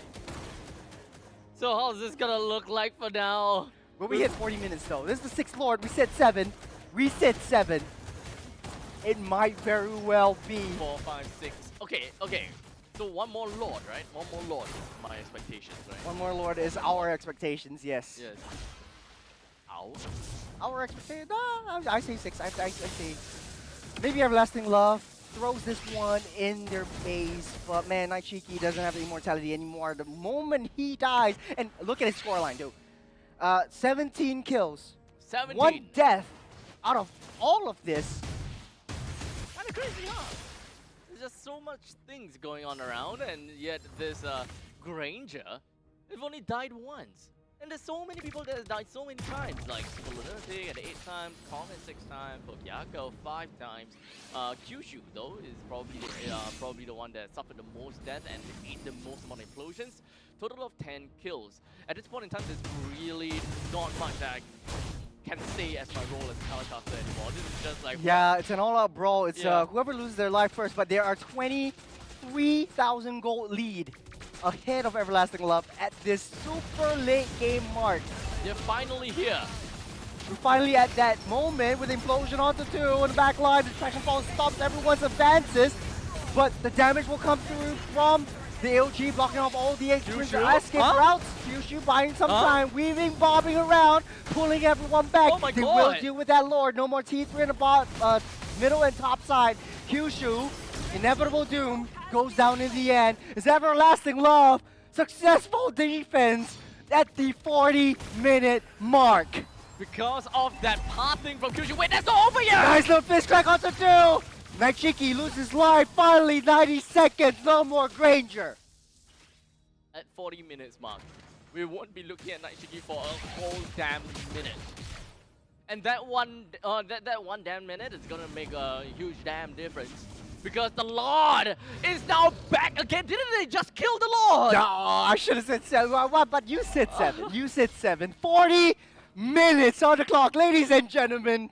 This is officially the longest MPL SG game that we have ever casted. Woo-hoo-hoo. Okay. Okay. No damage at all. I mean, that is a look at the No, Lunatic. don't expect anything from Lily at this point. in Okay. time. Little punches, nice little traction damage. pulse right there. Kills. Yep. Yeah. Like look. Okay, I want to see like who has Thunderbelt, because at this stage. Oh, yeah. At this stage, the Thunderbelt stacks is just beyond comprehension. Probably the most amount of stacks. It's look at Willy. Okay, he's got the shields back up. You're just poking him. He's not gonna die, dude. Okay, no damage whatsoever. Fist crack into the Unleashed Beast. Damage onto him. non-existent, soaking everything back up once again. Okay. Now, the Lord is gonna be touched by everlasting love. Please, can we see the itemizations Oh, right now? I just want to see, bottom- like, okay, who is the ones that have the Thunder Belt, and who has the ones, like, unlimited score lines? You got Gato Katra. That's why he's, like, all gung-ho going in. You got Badang with the Thunder Belt as well. Okay. No Thunder Belts on On Sovereign Sovereign SG. SG. Silver lining is, everlasting love, the longer this game goes, they have the advantage. Just because of the Lord, everlasting stack. Lord goes to Bogiak! Oh my god! Okay, this is not gonna be over just yet because Fate Cutie, he managed to get himself right out of dodge. He still has the immortality. Still has immortality. Oh, Calm, pumps the calm. immortality. He has the winter crown. Save himself just for a little bit. Will go down by the hands of Willie. But they have the Lord. They have the Lord. They have the Lord.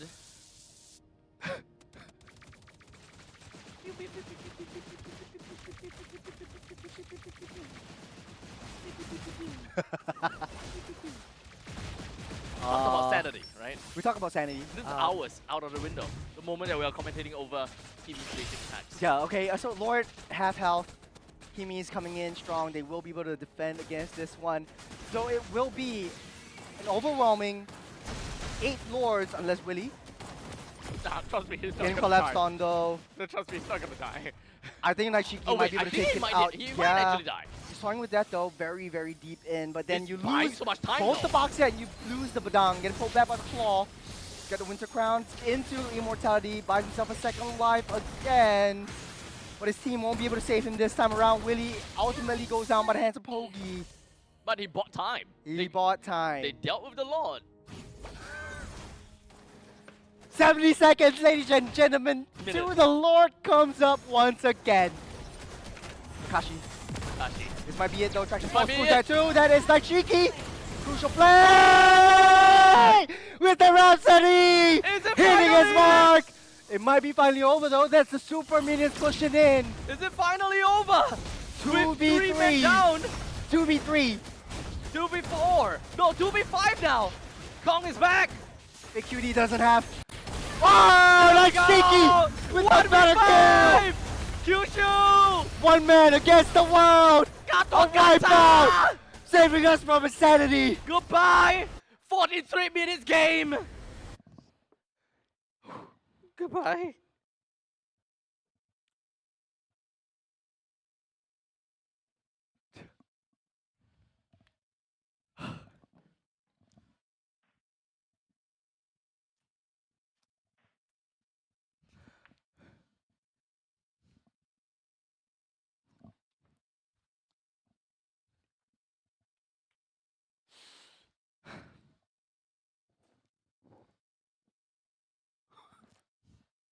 Well, congratulations to Sovereign though.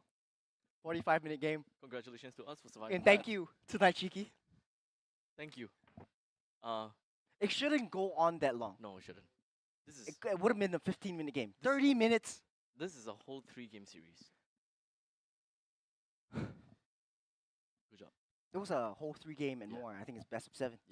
Good job. You did well. It should have been 15 minutes. Yeah. Abstract. Yeah. No, we have one more game after this. Before we actually cut for break. Yeah. But I think that we need that.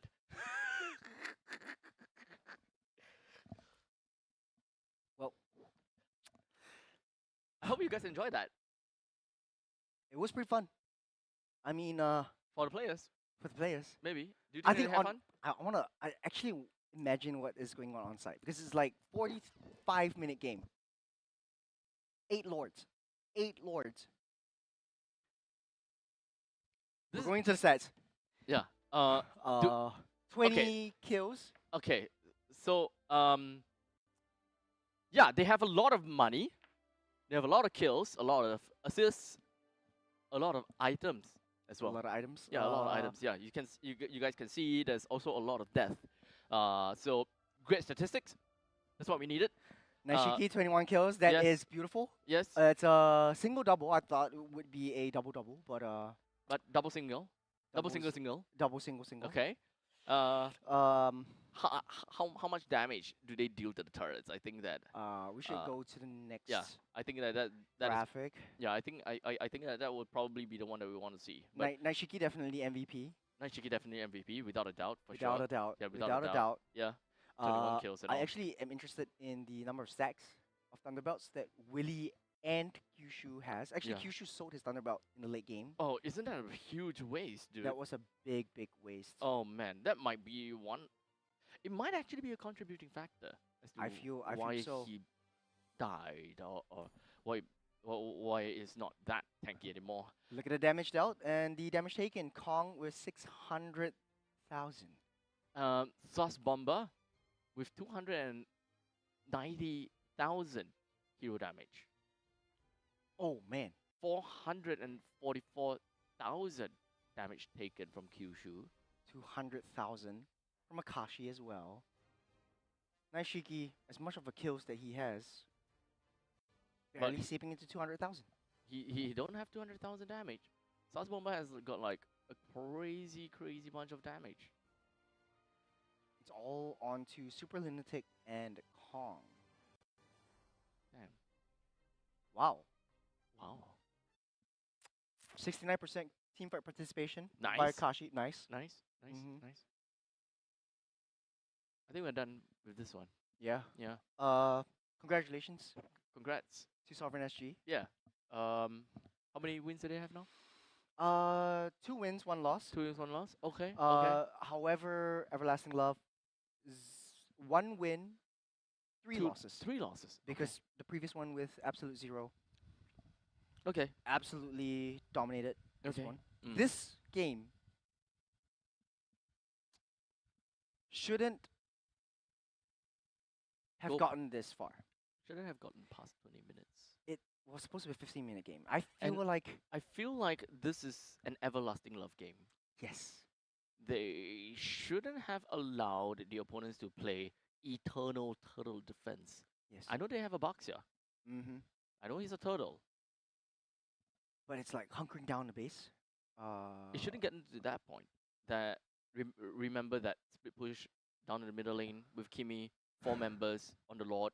They just decided to give up the Lord. That was probably one of the biggest mistake that Yeah. spiraled them out of control. Pugiako though, with double Lord Seals underneath the noses of Fake QT. And he just He stole walked, it from a Hayabusa. Dude, he walked in. He walked in to the Lord Den.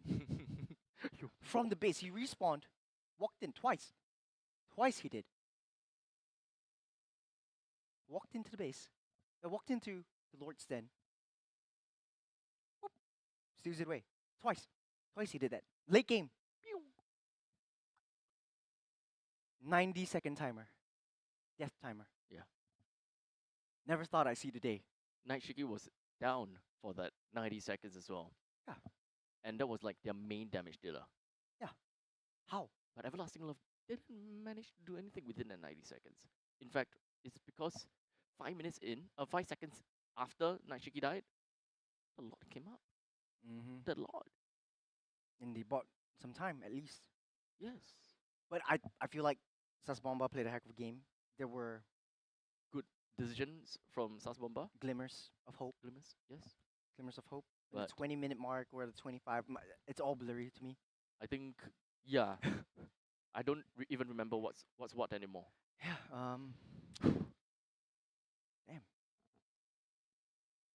I feel like if the It's Kimi, 149. if the Kimi bought like physical Nah. attack items, would have been better. Would Would've been- Would have been. I feel like I feel so. I don't know. I feel that magical damage should still do. I don't know. But Kimi's not a turret taker, so I think if maybe Oh. Berserker's Fury or Maybe- maybe Maybe it might BOD help. in the last second for the Right. base rush, Okay, maybe would help Maybe it would have helped. because it's just like that one Like tiny little- pixel. They were this close to winning, not once, twice, because of Winions Because of Winions.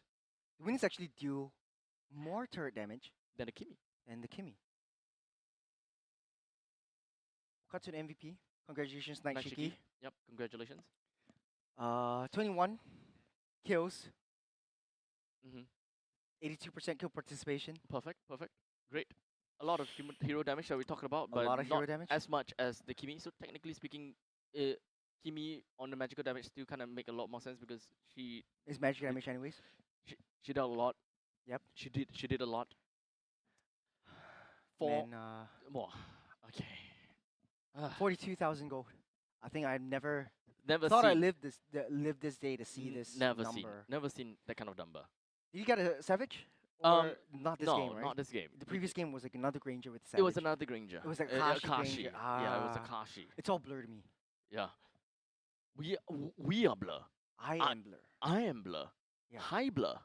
It is, fun fact.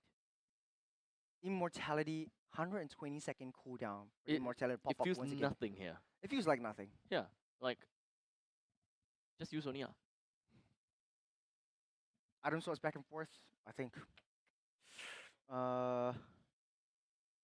Buys him some time, yeah. But I don't know. I don't know either. Well, We gotta. Mm. You. I think. I think. I think uh, you need. You need to chill.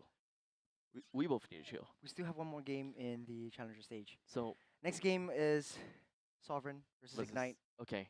Sovereign one game ahead. Okay. Ignite hasn't won a game because they face up against Absolute Zero. So if Sovereign actually wants a shot at taking it, they Mhm. need to be able to win Ignite. Yep. In the next round, but Mhm.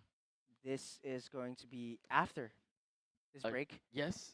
break. It won't be as long as the game that we've seen Yes. witnessed For sure. For sure. For just sure. now. Yeah. We're gonna get ourselves, kind of back on track. We're gonna When be we come back, it's back into the game. we're gonna be more energetic. Energetic. The adrenaline has dissipated. Yeah, this is kind of like, you got a caffeine rush, and then suddenly you just kind of like, Yeah. Yeah, now we both toh. So now we're gonna toh off cam. We'll see you guys in a short bit.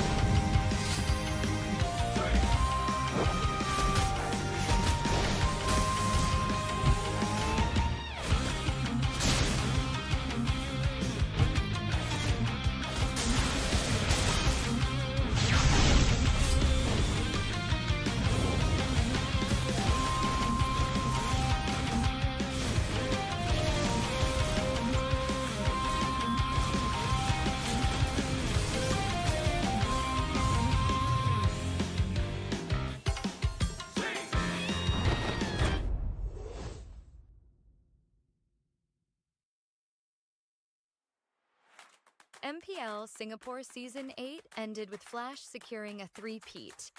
But this season, everything changes. With a brand new format, new challenges await. The regular season journey has 4 key stages: seeded stage, challenger qualifiers, challenger stage, and last chance qualifiers, all leading up to the playoffs. In the seeded stage, 5 MPL Singapore teams from last season will compete in a best-of-3 round-robin format. Meanwhile, the Challenger qualifiers give community teams a shot at the big stage. Over 2 weeks, the top 2 teams from each qualifier will advance to the Challenger stage. The Challenger stage will feature the 5 MPL Singapore teams from the seeded stage and the 4 community teams from the Challenger qualifiers. In the first 2 weeks, MPL Singapore and community teams will compete in a best-of-1 intergroup round-robin format. In the final week, community teams will face off in a best-of-1 round-robin. The MPL Singapore teams will be ranked based on their performance in the seeded and challenger stages. The top 4 teams will move on to the playoffs, while the bottom-ranked team drops into the challenger stage rankings for one more shot. In the challenger stage, the 5 remaining teams are ranked based on their challenger stage results. The top-ranked team secures the playoff spot, while the remaining 4 will enter the last chance qualifiers. In the last chance qualifier, one final opportunity awaits: a 2-stage battle to secure the last playoff spot. In stage 1, community teams get one last shot to qualify. The top 2 teams will advance to stage 2. In Stage 2, they'll face off against the 4 teams relegated from the Challenger stage in a best-of-1 single elimination bracket. Only one team will survive and claim the final playoff spot. To summarize, in the MPL Singapore Season 9 format, there will be 5 MPL Singapore teams and 4 community teams qualifying through the Challenger Qualifiers. Based on regular season performance, the top 4 MPL Singapore teams will advance directly to the playoffs, while the 5th-ranked team is relegated to the Challenger stage rankings. In the Challenger stage, the 5th-ranked MPL Singapore team and the 4 community teams will be ranked based on their Challenger stage results. The top-ranked team from this stage will secure a spot in the playoffs, while the remaining 4 teams move into Last Chance Qualifier Stage 2. They will be joined by 2 additional community teams who advance through Last Chance Qualifier Stage 1, which serves as the final entry point for community teams. The winner of the Last Chance Qualifier Stage 2 bracket will secure the final playoff spot. And then it all comes down to the playoffs. 6 teams, only 1 champion. Who will rise and claim the MPL SG Season 9 championship?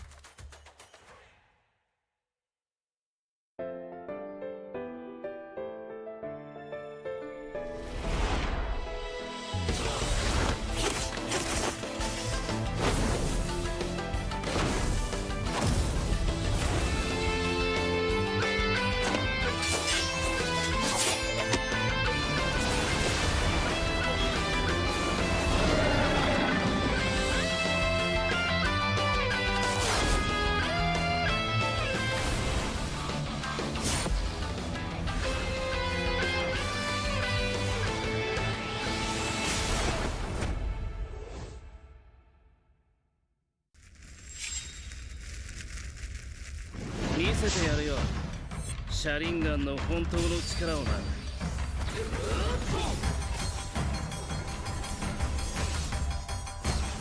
力が湧いてくる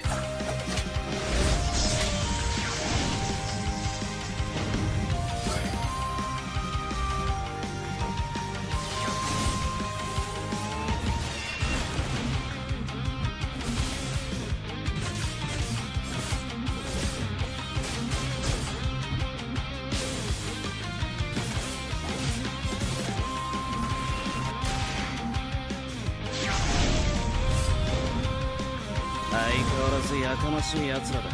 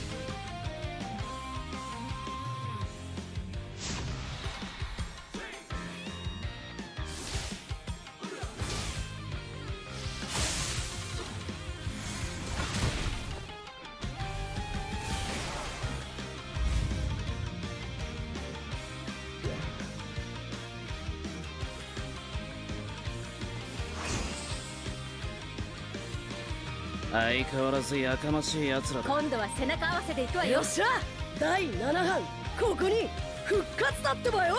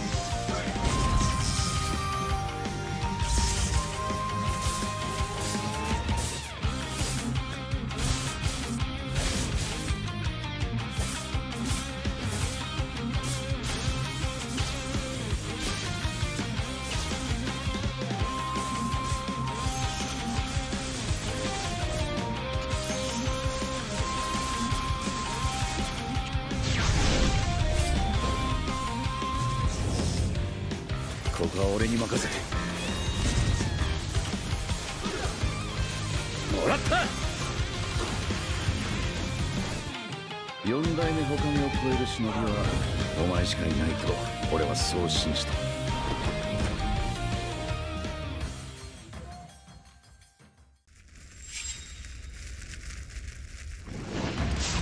みんな渦巻きナルトが帰ってきたぞ。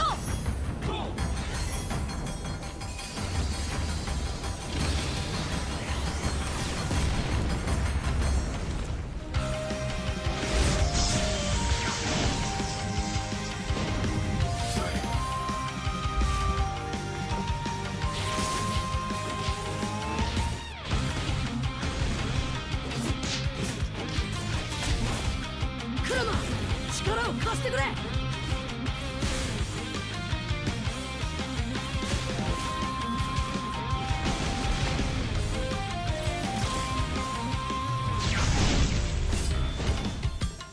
っしゃ第7班ここに復活だってばよ。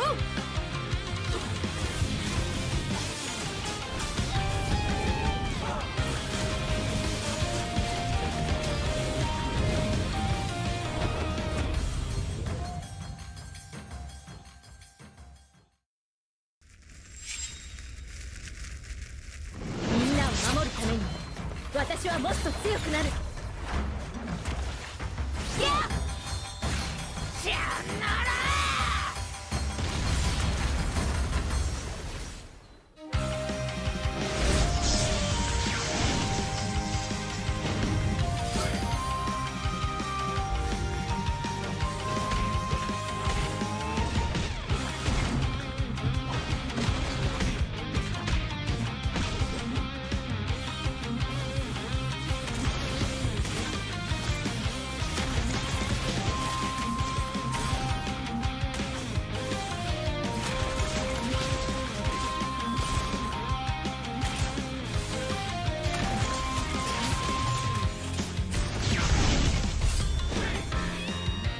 今度は背中合わせでいくわよ。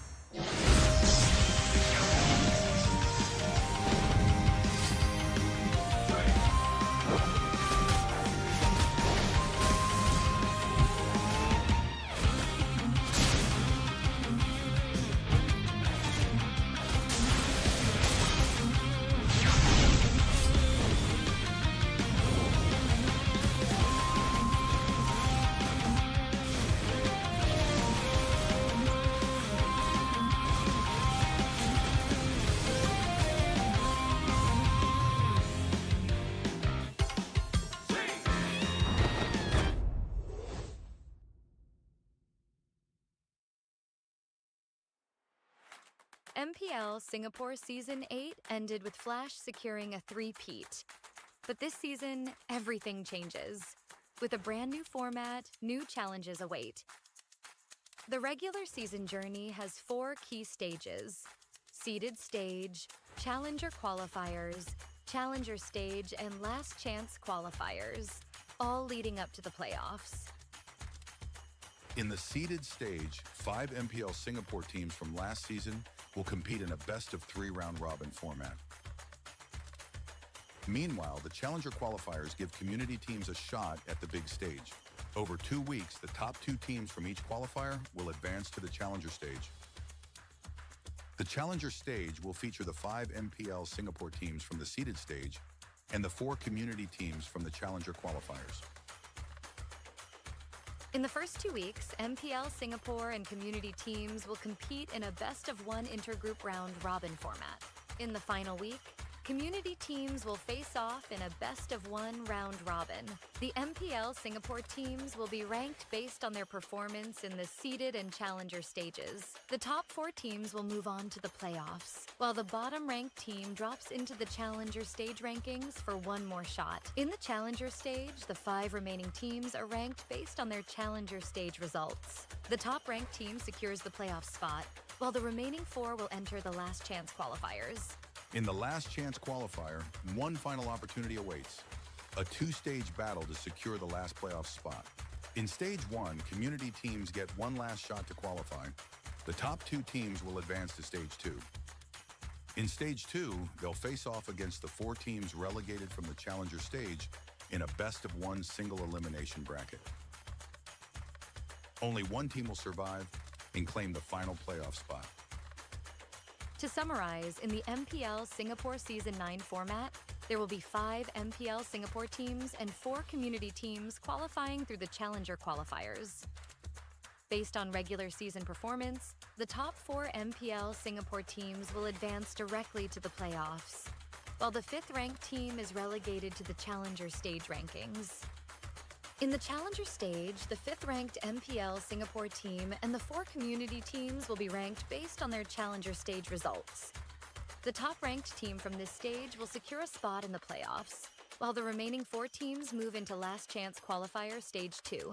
They will be joined by 2 additional community teams who advance through last chance qualifier stage 1, which serves as the final entry point for community teams. The winner of the last chance qualifier stage 2 bracket will secure the final playoff spot. And then it all comes down to the playoffs. 6 teams, only one champion. Who will rise and claim the MPL SG Season 9 championship?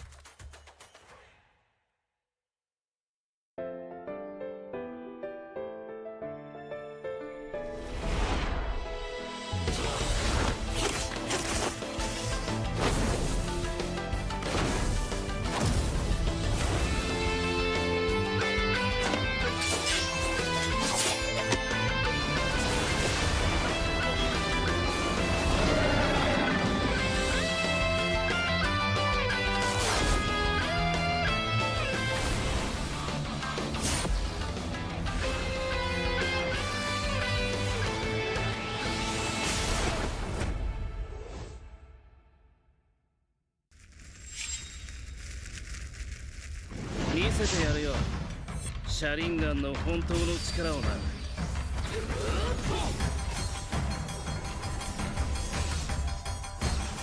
力が湧いてくる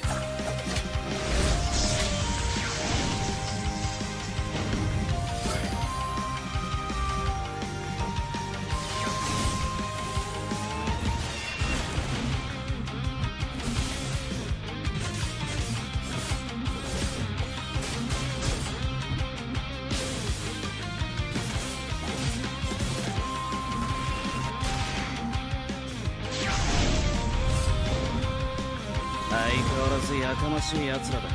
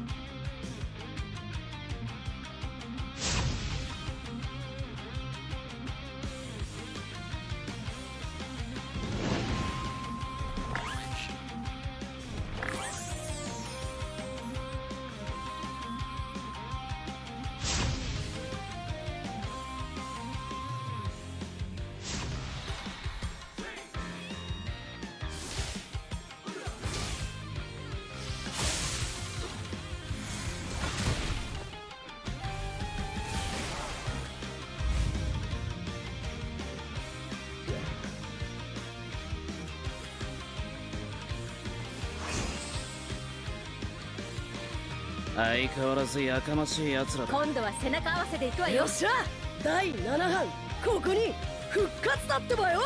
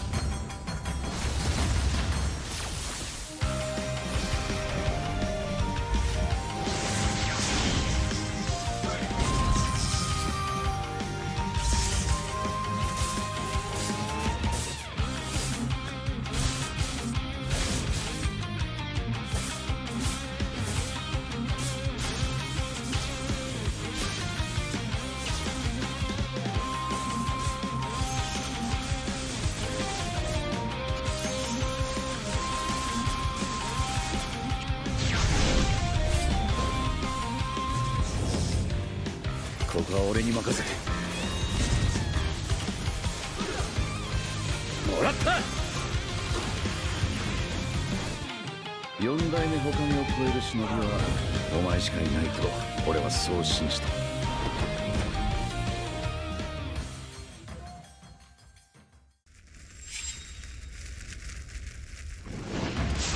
みんな渦巻きナルトが帰ってきたぞ。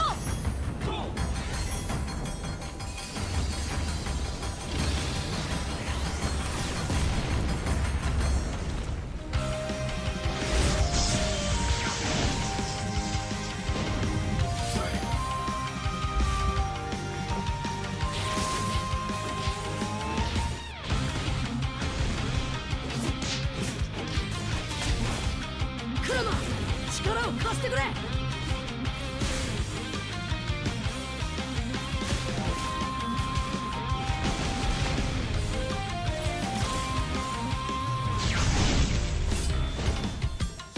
っしゃ第7班ここに復活だってばよ。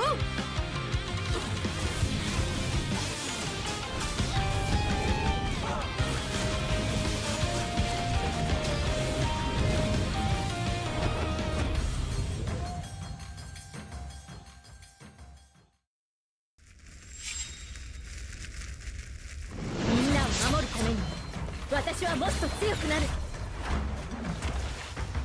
っじゃあなら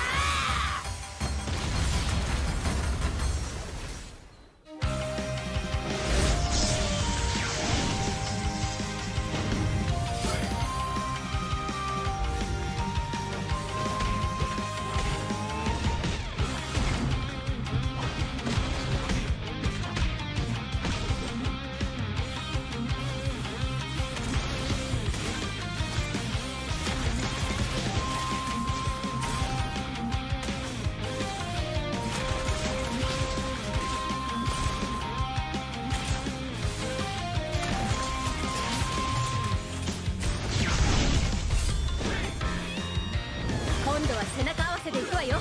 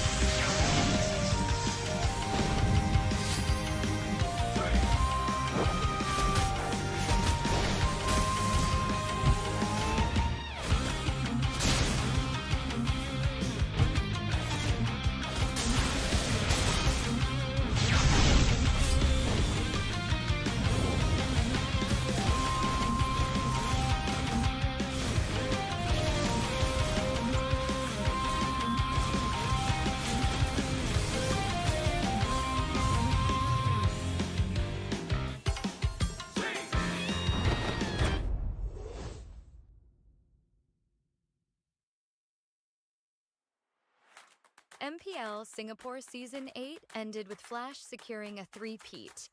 But this season, everything changes. With a brand new format, new challenges await. The regular season journey has 4 key stages: seeded stage, challenger qualifiers, challenger stage, and last chance qualifiers, all leading up to the playoffs. In the seeded stage, 5 MPL Singapore teams from last season will compete in a best-of-3 round-robin format. Meanwhile, the challenger qualifiers give community teams a shot at the big stage. Over 2 weeks, the top 2 teams from each qualifier will advance to the challenger stage. The challenger stage will feature the 5 MPL Singapore teams from the seeded stage and the 4 community teams from the challenger qualifiers. In the first 2 weeks, MPL Singapore and community teams will compete in a best-of-1 intergroup round-robin format. In the final week, community teams will face off in a best-of-1 round-robin.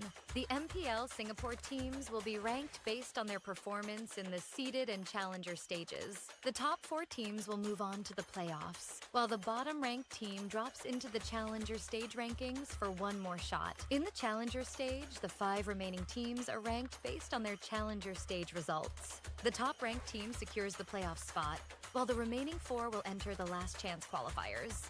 In the last chance qualifier, one final opportunity awaits: a 2-stage battle to secure the last playoff spot. In stage 1, community teams get one last shot to qualify. The top 2 teams will advance to stage 2. In stage 2, they'll face off against the 4 teams relegated from the challenger stage in a best-of-1 single elimination bracket. Only one team will survive and claim the final playoff spot. To summarize, in the MPL Singapore Season 9 format, there will be 5 MPL Singapore teams and 4 community teams qualifying through the challenger qualifiers. Based on regular season performance, the top 4 MPL Singapore teams will advance directly to the playoffs, while the 5th-ranked team is relegated to the challenger stage rankings. In the challenger stage, the 5th-ranked MPL Singapore team and the 4 community teams will be ranked based on their challenger stage results. The top-ranked team from this stage will secure a spot in the playoffs, while the remaining 4 teams move into last chance qualifier stage 2. They will be joined by 2 additional community teams who advance through last chance qualifier stage 1, which serves as the final entry point for community teams. The winner of the last chance qualifier stage 2 bracket will secure the final playoff spot. And then it all comes down to the playoffs. 6 teams, only one champion. Who will rise and claim the MPL SG Season 9 championship?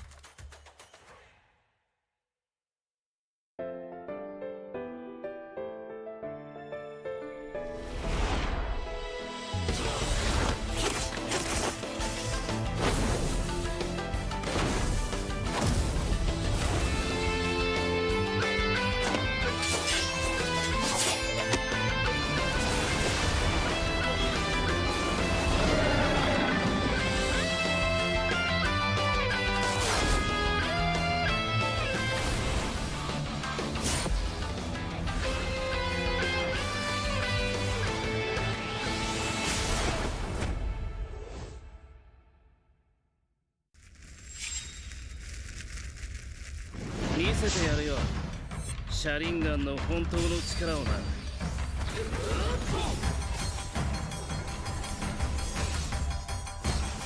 力が湧いてくる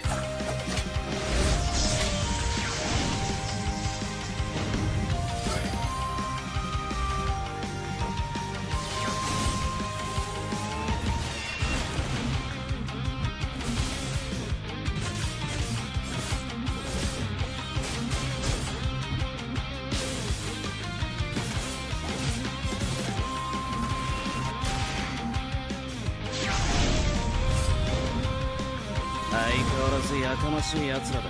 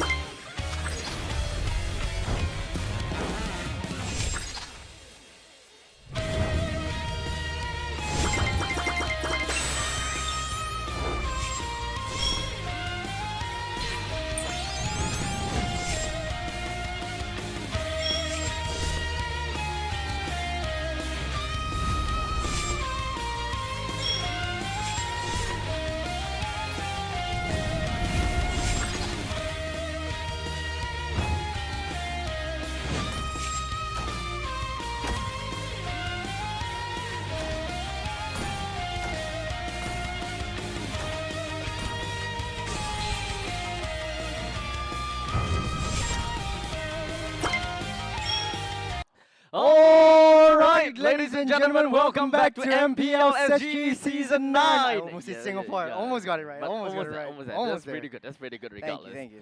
So of course, we are now rejuvenated, back in action after a dreadful Tumultuous. 43.33 minutes game. Dang. I mean, hopefully we won't see that again because this one is a new game today. It's going to be Sovereign SG up against Ignite. Ignite having one loss under their belt against Absolute Zero, and Sovereign SG having one win against a very, very long game. Very long game. Against Everlasting Love. Man, this is going to be a very interesting series as well. This is going to be the last game that we'll be seeing for the Challenger series before we head on over to the last chance qualifiers.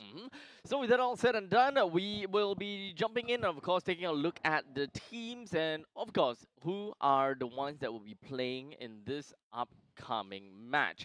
Because when it comes down to Sovereign SG, they had a long game. They must have been really tired as well. Hopefully they have rejuvenated in the past 30 minutes or so. I think definitely so, because Lot 1 has a lot of nice little restaurants and eateries down the area. So if you guys are in around the area, the Choa Chu Kang area per se, head on down to Lot 1 because that's where all the magic is happening, especially for MPL SG Season 9. Yep. What can I say? Oh, right. Before we even jump into the game, right? I kind of like teased the audience about our backstory that we didn't really quite talk about, right? So while we wait for the game to eventually go on, let me tell you guys a little bit more about us. Welcome back to the Short Kings podcast before the game actually starts. Yes. So what happens is that there was this there was this kind of course, right? It's a shoutcasting course, and this guy just randomly just decided to sign up for this this course. So it's all about teaching shoutcasting, how to do this for a living, have fun while in the meantime turn your passion into a career. Yes. So this guy showed up day number 1, and this guy is just like, hey, biggest fan, man. I was actually serious. Yeah, I was actually serious when fan. I said that. I was delighted. I was delighted. And then he met the other casters like from other games and all that kind of stuff. Brought him to meet the people. Hey, biggest fan. Hey, I'm a biggest fan. Hey, biggest fan. I'm just sitting there, just like. But hey, you know what? I ignited your passion. So let's take a look at the roster. Jumping into the fray, we have Sovereign again, Pogi Ako, Super Lunatic, Crew, Meow, Night Shiki, and Kong. Coming out of a very tight matchup in the previous game against Everlasting Love, I think they should be rejuvenated. Hopefully, they should be rejuvenated. Don't make the same mistakes that they did in the previous game. However, I think based on the closeness of the series, this is going to be a very close match for either sides. I would say that for Sovereign SG, I wouldn't even say that they made a lot of mistakes. Yes, mistakes are made, definitely one way or another.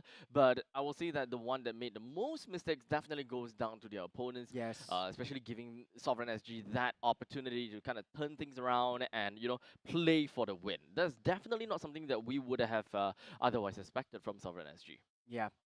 To be honest, though, on the other side of the table, we look at Ignite, who has taken a huge loss against Absolute Zero. But I'm looking at them, and they have that prior experience. They have the expectations riding on their shoulders as well. Icon, Jet, Blade, Chu, and Utah.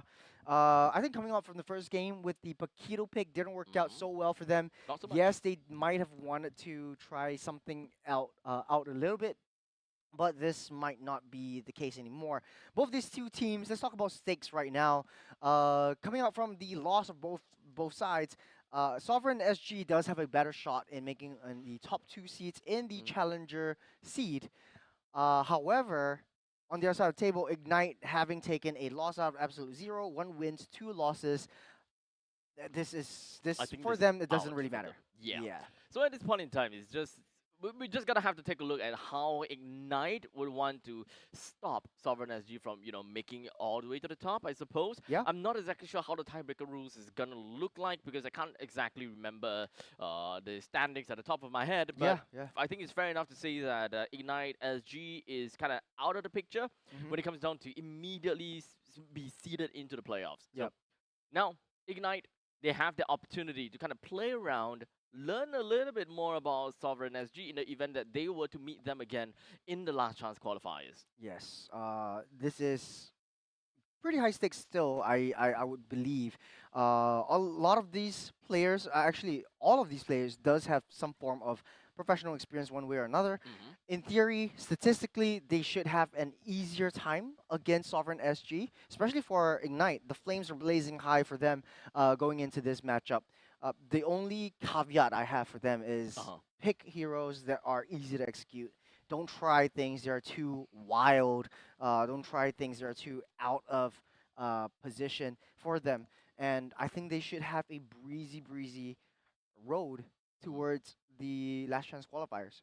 Right, I do agree with that. When it comes down to simplicity in the lineup composition, just generally just playing the game shouldn't be should definitely make things a little bit simpler for them.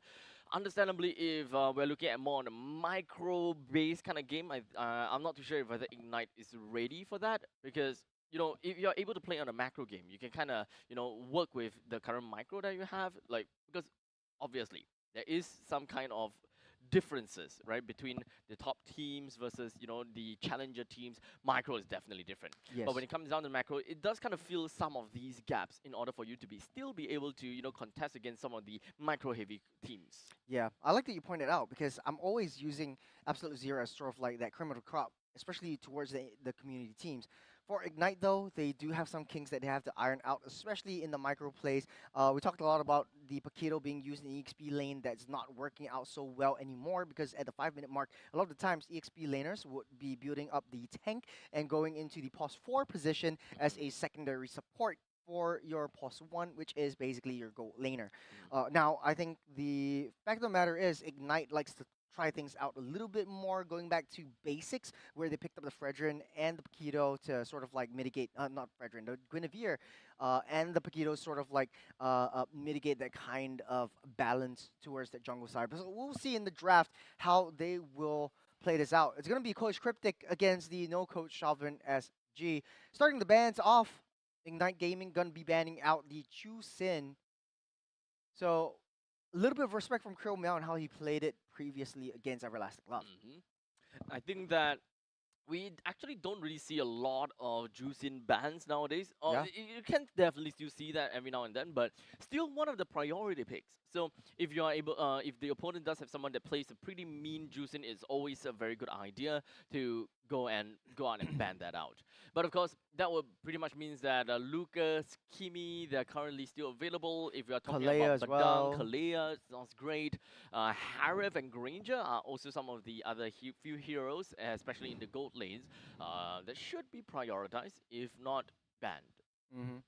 For the side of Ignite, though, looking at Jet in the roam position kind of doesn't fit too well, if you ask me. I feel like I remember him back in Alchemy SG as the mid lane prodigy, so to Mm. speak. He's always Bitcoin! carrying the game, and yeah, it was called Bitcoin back in the day before he actually changed his name Jet in the midst of the regular season as well. Mhm. But I think he's known as the artillery mage kind of hero, kind of player that positions himself really well. So continuing off with the bans. Coach Cryptic banning out the Lucas, doesn't want to give it to the hands of Sovereign SG, but on the other side of the table, taking out the Fanny, knowing how Icon performs with this assassin. So taking out the assassins again, Oh, Joy. Joy. Okay. Mhm. So we still have quite a bit of heroes that's currently available, especially when it comes down to the EXP lane heroes. They are still relatively open. Uh, Kimi still pretty okay. Hayabusa, Hanzo, they are all available for the picking too. What other junglers we have seen in the past few weeks? Hanzo, we have Joy, seen we've Joy. seen Lucas. Suyo has sort of fallen off in the professional scene. Mhm. I guess only in Singapore where they don't really prioritize the Suyo as much. Uh-huh. It's still very viable in Indonesia as well as Philippines. Not sure why the reason for it in Singapore, but we always see the first priority pickup here would definitely be the Phovius or the Baxia. It will go over the hands of Ignite for the Baxia first, so that means Sovereign SG could very well pick up the Phovius for themselves. Okay, yeah, Phobius is the question as well. So would that kind of link them into playing a very committal, team fight heavy kind of composition? We don't really have all of that currently, picked out by the team just yet to really, steer a certain form of focus to a certain point.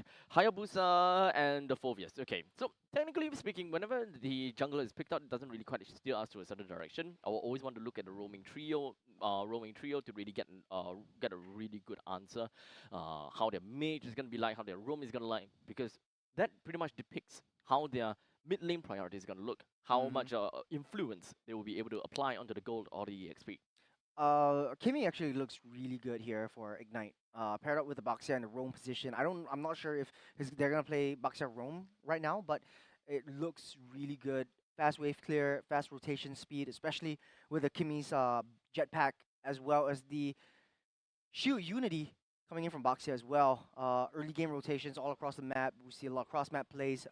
Loi is actually something that we also need to be able to watch out for, especially for the side of Ignite. But they go with the Harith and the Hylos instead. Very zone control, very zonal kind of plays that you want to reach out to. Okay, so essentially forcing a carry over to the side of SSG. If carry isn't picked up from SSG, then that is a very definite ban from the side of Ignite. Yep. So even if the carry were to be picked up right now, they are not exactly they aren't exactly in that bad of a spot because it is a Harif after all. Harif against a carry which have really short range. It just makes synchro vision so much easier to hit the carry. Yeah, I think short range heroes like the Moskov, like the carry, definitely should be in question right here. I would say the Moskov would be a much better choice in terms of a tank melter, because it also gives a lot of side lane pressure that Ignite at this point cannot comprehend into the late game because their draft really calls for an assassin in the jungle right now. It will be maybe the Hylos in the roam, Baxia EXP. So you need a hero that has a lot more mobility, unless they opt to go for the Lawyer instead, which is banned out by Sovereign SG. Good read. Okay, so now that is out, we've got a Badang being thrown into the mix as well. Hylos is very likely gonna be the okay. Wait, hold on a second. Doesn't The enchanters are also being banned out by Sovereign SG. So right? I Oh, feel right, like Matilda. yeah, the Matildas, the Estes, the Florins actually work very well in their composition because it's very death ball. You lay down the glorious pathway. Baxia comes in with the shield unity, crashes onto you. Harris just does his thing with the Zaman Force. I think it works out super well in theory. But then down to execution, I guess the choke points within the jungles will be what Ignite Gaming will suffer in. They have to look for flanks. They have to look for like these big macro plays and just maintain that side wave pressure. Will we still be expecting to see the Baxia in the EXP lane though? That's probably my question because now with the Hylos is either EXP or the roam. I'm never really a very big fan of the Hylos in the roam, to be fairly honest. So kind of Baxia roam with to be fair, Bucks and Rome doesn't really sound like a great deal to me too. I Just think lack of utility, stun is my problem. EXP Baxia I don't really like, but a very good counter to both of these Hylos Baxia combos is definitely Gato Kacha, which is something that Sovereign SG could very well potentially look out into, but they go for the Sicilian instead because they want to play in the zonal area. Wow, The Sanguine okay. Claws actually traps all of them in within that zone. If my theory is right, Ignite will also go for the Yeef, and then that creates so much pressure down on a kill zone. So my problem right now, all I'm seeing about is that Ignite for the side of Ignite Gaming, they do have quite a lot of magical damage from the Harif plus the Hylos itself. Hylos does deal magical damage. Well, in the meantime, SSG is a very greedy composition. They have a lot of priority that they want to set onto the carry and the Sicilian in order to really scale into the late stages, right? Yep. So very late game centric SSG. They will probably need to find a way to kind of shift themselves in the early stages just a little bit more. Unfortunately, with the lack of Matilda, they are kind of locked in a bit. So Kimi wide and open for their pickings. They will snap pick that one up.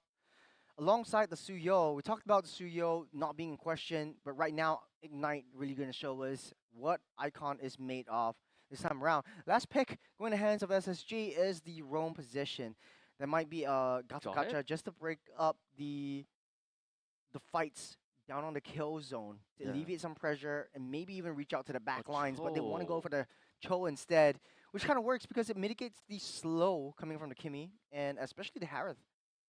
It's kind of like it's kind of like either a Jawhead or Cho for me. Cho is great when it comes down to dealing with all of these aggressive crowd controls, and of course being able to kind of lock someone down and make full use of your burst potential as a carry. Just kind of bring people to you instead of having carry going over to other people instead. While in the meantime, Jawhead kind of does the same thing, but one thing that he excels in is the early stages, which is something that SSG currently lacks. They don't really have that strong of an early game presence, and not to forget when it comes down to the tagging potential of Ignite Gaming, their roamer have got a very strong way of just tagging onto the roamer and just kind of like playing around. It's just like, hey, look, this guy's here, this guy is there. At least Jawhead kind of stops that with the smart missiles. You kind of force them away. Smart missiles. Smartphones, smart missiles. Okay, but I get what you mean. There's like more of like homing missiles to track your Is opponents. it called smart missiles? Can't remember what I can. Dumb missiles. What I do remember is we're jumping into the land of dawn, not before a small little pause to set things into motion. To be honest though, I feel like I kind of like Ignite Gaming's composition a lot better. You have a lot of rotation speed from the Baxia and high loss as well. You do have the Suyo, which is one of the fastest assassin junglers in today's meta. However, it falls off really hard in the late game, especially when you're dealing up against a carry. If you throw yourself in as a Suyo into the back lines, try to deal with the carry, you get bursted down by the light wheels, and that is going to be it. So, tricky situation that Ignite Gaming has to play. Hopefully, it's not a 43-minute game that we've seen in previous Hopefully not. series. This is I would say that this game is very 50-50, right? It Early is- game goes to Ignite. Hey, you're scaring me with the 50-50. Oh no. Because when was the last time was 50-50? It was it was a disastrous 40-minute game that could have been a 15-minute. could have been Could have Twen- been 20 if Could have, you- would have, should have. if we're kind of stretching it, right? Yeah, 15, Yeah. 20 minutes if we're stretching it. But to be fair, this 50-50 is kind of towards the extremities, right? Yes. Early stages, Ignite Gaming fall off short a lot more into the late stages, whereby we do have like the carry plus the Sicilian that should be, that should be able to really deal with the front lines very easily. And I think that Sicilian's growth kind of grow exponentially once it reaches to a certain point, 17 minutes to 17 minutes to 18 minutes mark. He kind of farms up or rather gains stacks so much better from that point, because everyone's just so tanky. They're just trying to open up the map with the lot is currently available as well. So many neutrals that you can kind of play around with your bad impacts. That being said, jumping into the last best of one in the Challenger stage, Ignite Gaming on the blue, Sovereign SG on the red. Kind of seems like the Cho will be played in the roam right now, and Baxia thrown into the EXP lane. Very early game rotations coming up from Blade, and Kong taking a little bit too much damage from that Baxia, just spamming that shield. I would say that right off the bat, Kong would definitely have a bit of issue going up against the Baxia, as you can pretty much see right here. But it all boils down to a level 4 for the side of Sovereign SG. So you would want to get early turtle for the side of Sovereign SG, but unfortunately you're also going up against Suyo, which happens to be an amazing objective taker because of Soul Sever. So it's between the Hayabusa and, if it's between the 50-50 of Hayabusa and the Suyo, it's almost always Suyo. Oh no! Nice little steal on the blue buff, purple buff by Sovereign SG, as Pogyako actually going in, walking in with the shadows, stealing that out of the way. Jet taking a little bit too much damage from Super Lunatic, forced to use that flicker out of the way. Blade trapped in his place. That is the Soul Sever, but will be taken out as First Blood goes over the side of Blade. So with that all said, it is one kill connected over to the side of Ignite Gaming, despite Suyo losing out in that purple buff. It should have kind of made things a lot tougher for Ignite Gaming to even take control of this river lines, but fortunately, because of the death that they managed to get from Super Lunatic, it does definitely give a little bit more EXP over to Icon and keep him still pretty much in check, and of course, in the same kind of, what's the word? In the same curve, leveling curve. Turtle starting up. Yuta making his way over to the mid side, just to get a little bit of farm. Super Lunatic goes deep. Yuta's healing everything back up. Stolen away with the turtle. Yuta picks up a kill. Pogyako, nowhere to run, nowhere to hide. But over on the back lines, you got the Zaman Force from Chu, finding a flank. Gu Miao almost getting taken down as well. The Traction Pulse not on arm, so Blade won't be able to get that kill over on a Sicilian just as of now. Very good aggressive plays from Ignite Gaming, playing right into what they are good at, right? Even though we are looking at Pogiaco with what, one level ahead of Icon, they still manage to play it very well because of, like I said before, it is all about the S2. You know, you do have the execute mechanic, they really just deals a lot more damage while the opponent is, you know, low in levels. So that is something that a Hayabusa is unable to beat against and unable to win against because you just don't have that kind of burst damage in order to get the Lord down to critical HP. Yeah, that's the issue when you are facing up against a Suyo. A lot of early game is definitely being lost. Yuta rolling down the hill. The Demon Force already popped up with the glorious pathway, getting pushed back. Super Lunatic spread away as Yuta underneath the turret goes down by the hands of Night Shiki. As Super Lunatic pops that flicker away from that Suyo icon, trying to find a desperate kill on that top side. Trading blows from the objective on the bottom side as well. You got the traction pulse from Blade coming in strong, immobilizing Kong. And that is not what you want to actually see. The EXP lane very, very early on together with your gold laner. Yeah, it's unfortunate that Ignite Gaming didn't manage to get any dividends up in the top lane despite, you know, using up 4 members all the way up north while giving Pogiaco some free energy shields down to the bottom lane. So that is some good amount of gold that Pogiaco has got for himself. I would say that it definitely accelerated his growth a little bit more. As between Icon and Pogiaco, it kind of seems as though that Icon is just slightly ahead in terms of level. Starting things off with the turtle, getting a reset as Yuta waiting patiently for the jump onto Kong, getting pushed back by the weight of the dragon. Here comes Pogiaco with the shadows. Got his eye set on Yuta, but too tanky to take down from the back line. You have Chu dropping in from all the way up north into the turtle pit to take down another kill for himself as well. Super Lunatic Kong nowhere to be found as the turtle goes over the hands of Ignite Gaming. 4 minutes and 50 seconds into the game at this point in time. We got about 2.5 thousand gold lead in favor for Ignite Gaming. Everything is still pretty much in its tracks for Ignite Gaming. The leveling curve is pretty much alright, and when it comes down to gold lead, it's pretty good as well. Remember, we did mention that Ignite Gaming do triumph in the early stages of the game, and of course, with Sovereign SG definitely still having a tad bit of difficulties even in the mid stages of the game. I can only expect Pogiaco to be able to assassinate a couple of members one or twice, but I do not expect them to be able to outright win in these team fights because Kong, very comical. He's probably going to go in there all alone and constantly just be wiped out. Top side though, Yuta once again directly on top of Night Shiki. Might be able to find an angle here with the traction pulse, but misses, goes wide. You got the glorious pathway laid down. Yuta making a charge onto Night Shiki, but taking a lot of damage. Kuro Meow there for backup though. A little bit of a revenge coming in from Night Shiki as they take him down. That's what you get for chasing me out of the way from my own lane. But they do have the consolation prize of the turret to their name. Yep. 3,000 gold lead now with the top lane T1 destroyed. This is going to enable Ignite Gaming with a little bit more movements all across the map, and that will pretty much mean that when it comes down to Yuta that's playing onto the Baxia, he doesn't really need to care too much about his lanes anymore. This is a completely unlocked Baxia, and Baxia with massive amount of movements. You can pretty much expect the Baxia will be all around the map and all around the fights while still being able to handle his own lane up top. It's pretty much sort of like a double roaming situation that Ignite and Sovereign has. Defova is getting pulled out of the EXP lane, and therefore extra support onto Night Shiki creates some sort of extra pressure onto him. You have the Sky Piercer being built up by Blade as well, so a huge power spike from Ignite Gaming. Looks like the turtle won't be contested over to the side of Ignite Gaming as the glorious pathway laid out and pushing Pogiaco back from that turtle pit as Ignite Gaming secures all 3 turtles in the early game. They're pretty happy with giving a trade between their own top lane T1 and the opponent's bottom lane T1. This one pretty much means that Carry would literally have got no place that is suitable to farm in his safety. If anything, at this point, it's only at the bottom lane, but you can very clearly tell there's way too many people down the bottom. Look at the top side though. Collapse. Evident onto Yuta.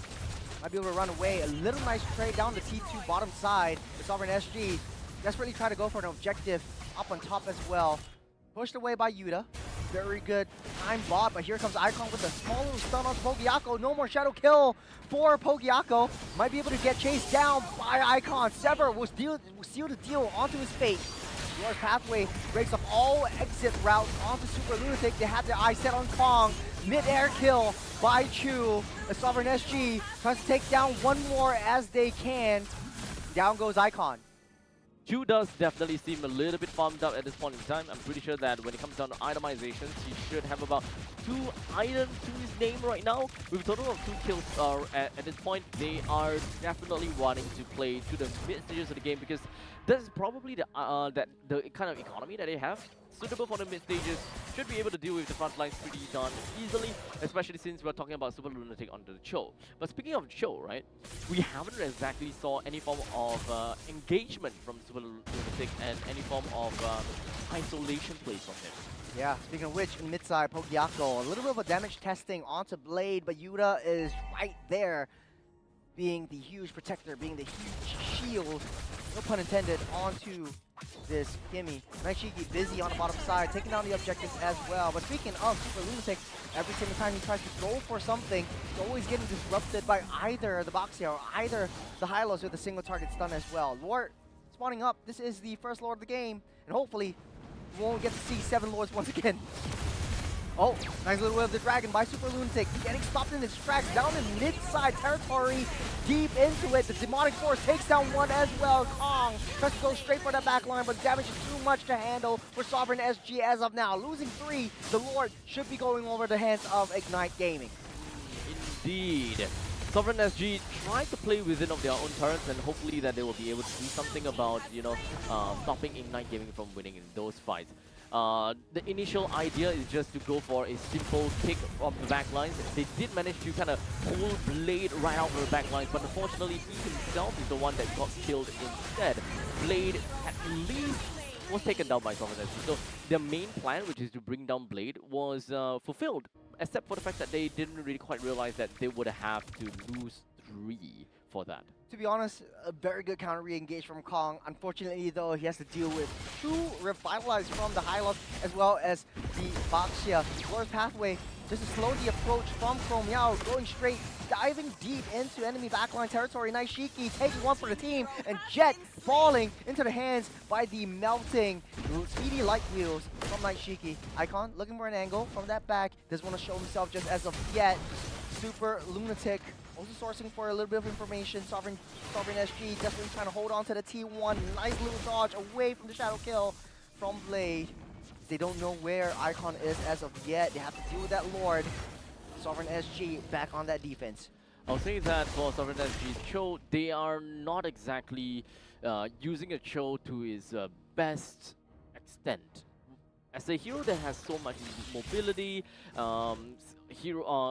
with those mobility skills being able to kind of scale over walls, you should be realistically be able to kind of play kind of a wild game of cat and mouse. But that's not the case. We haven't exactly been seeing Super Lunatic doing too much when it comes down to opening up the maps and even taking a look into brushes. So far, we have only realistically seen a single kick from Super Lunatic, and even if they did manage to get a kick down, they don't have any form of realistic damage to kind of burst that one person down. I guess regeneration is the name of the game. You have to deal with a lot of revitalizers coming through. Super Lunatic doing what you told him to, but unable to escape from the hands of Chu down the mid-side. Lord's Pathway just to block off the entrances from Sovereign SG. Naishiki free kills onto that shadow kill from Pogiaco. Will take down Chu as it's a nice little trade of 3-1 as Ignite Gaming still showing their prowess in a little bit of a mishap and a miscommunication. Chu shouldn't be left alone.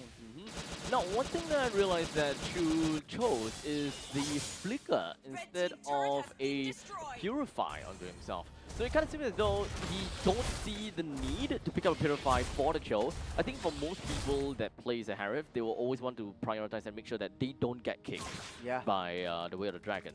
So I would only believe that Chu wanted to exercise his freedom to be aggressive or defensive. As such, picking up the Flicker would have been the best choice, and hoping that, or maybe he's thinking that he can gap the Cho.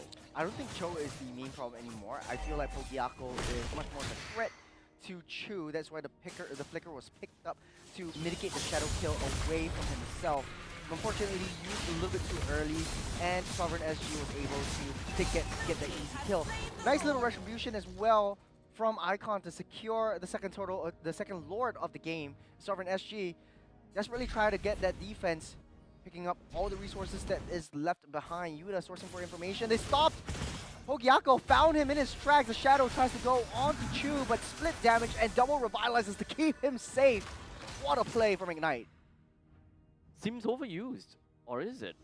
Seems like even when it comes down to double revitalize, Chu actually didn't manage to heal back all of his HP. So perhaps it was absolutely necessary for them to be able to out-heal the OG Shadow kill. At this point, Lord marching down south. Ignite Gaming has 3 waves pushing in all directions. Sovereign SG needs to be able to split themselves up. Sanguine Claws alone won't be enough to reliably stun anyone. Glory Pathway laid down, slowly approach once again. There's a stun onto Kong, won't be able to survive this. Blade picks that one up as Zaman Force laid down by Chu. Tries to get a little bit more damage onto Sovereign SG, but they have to deal with the Lord South as Ignite Gaming tries to split off all of their damages into every single part of the match. We've been in this place before. Ignite Gaming has 8,000 gold lead. The only question is, will they be able to extend in order to win this one right before the 20-minute mark? Next Lord will come out in 100. I think the pacing of this game for Ignite Gaming is looking to be good because they are so close to bringing down the T3 down to the bottom. But in the meantime, with a Dragon.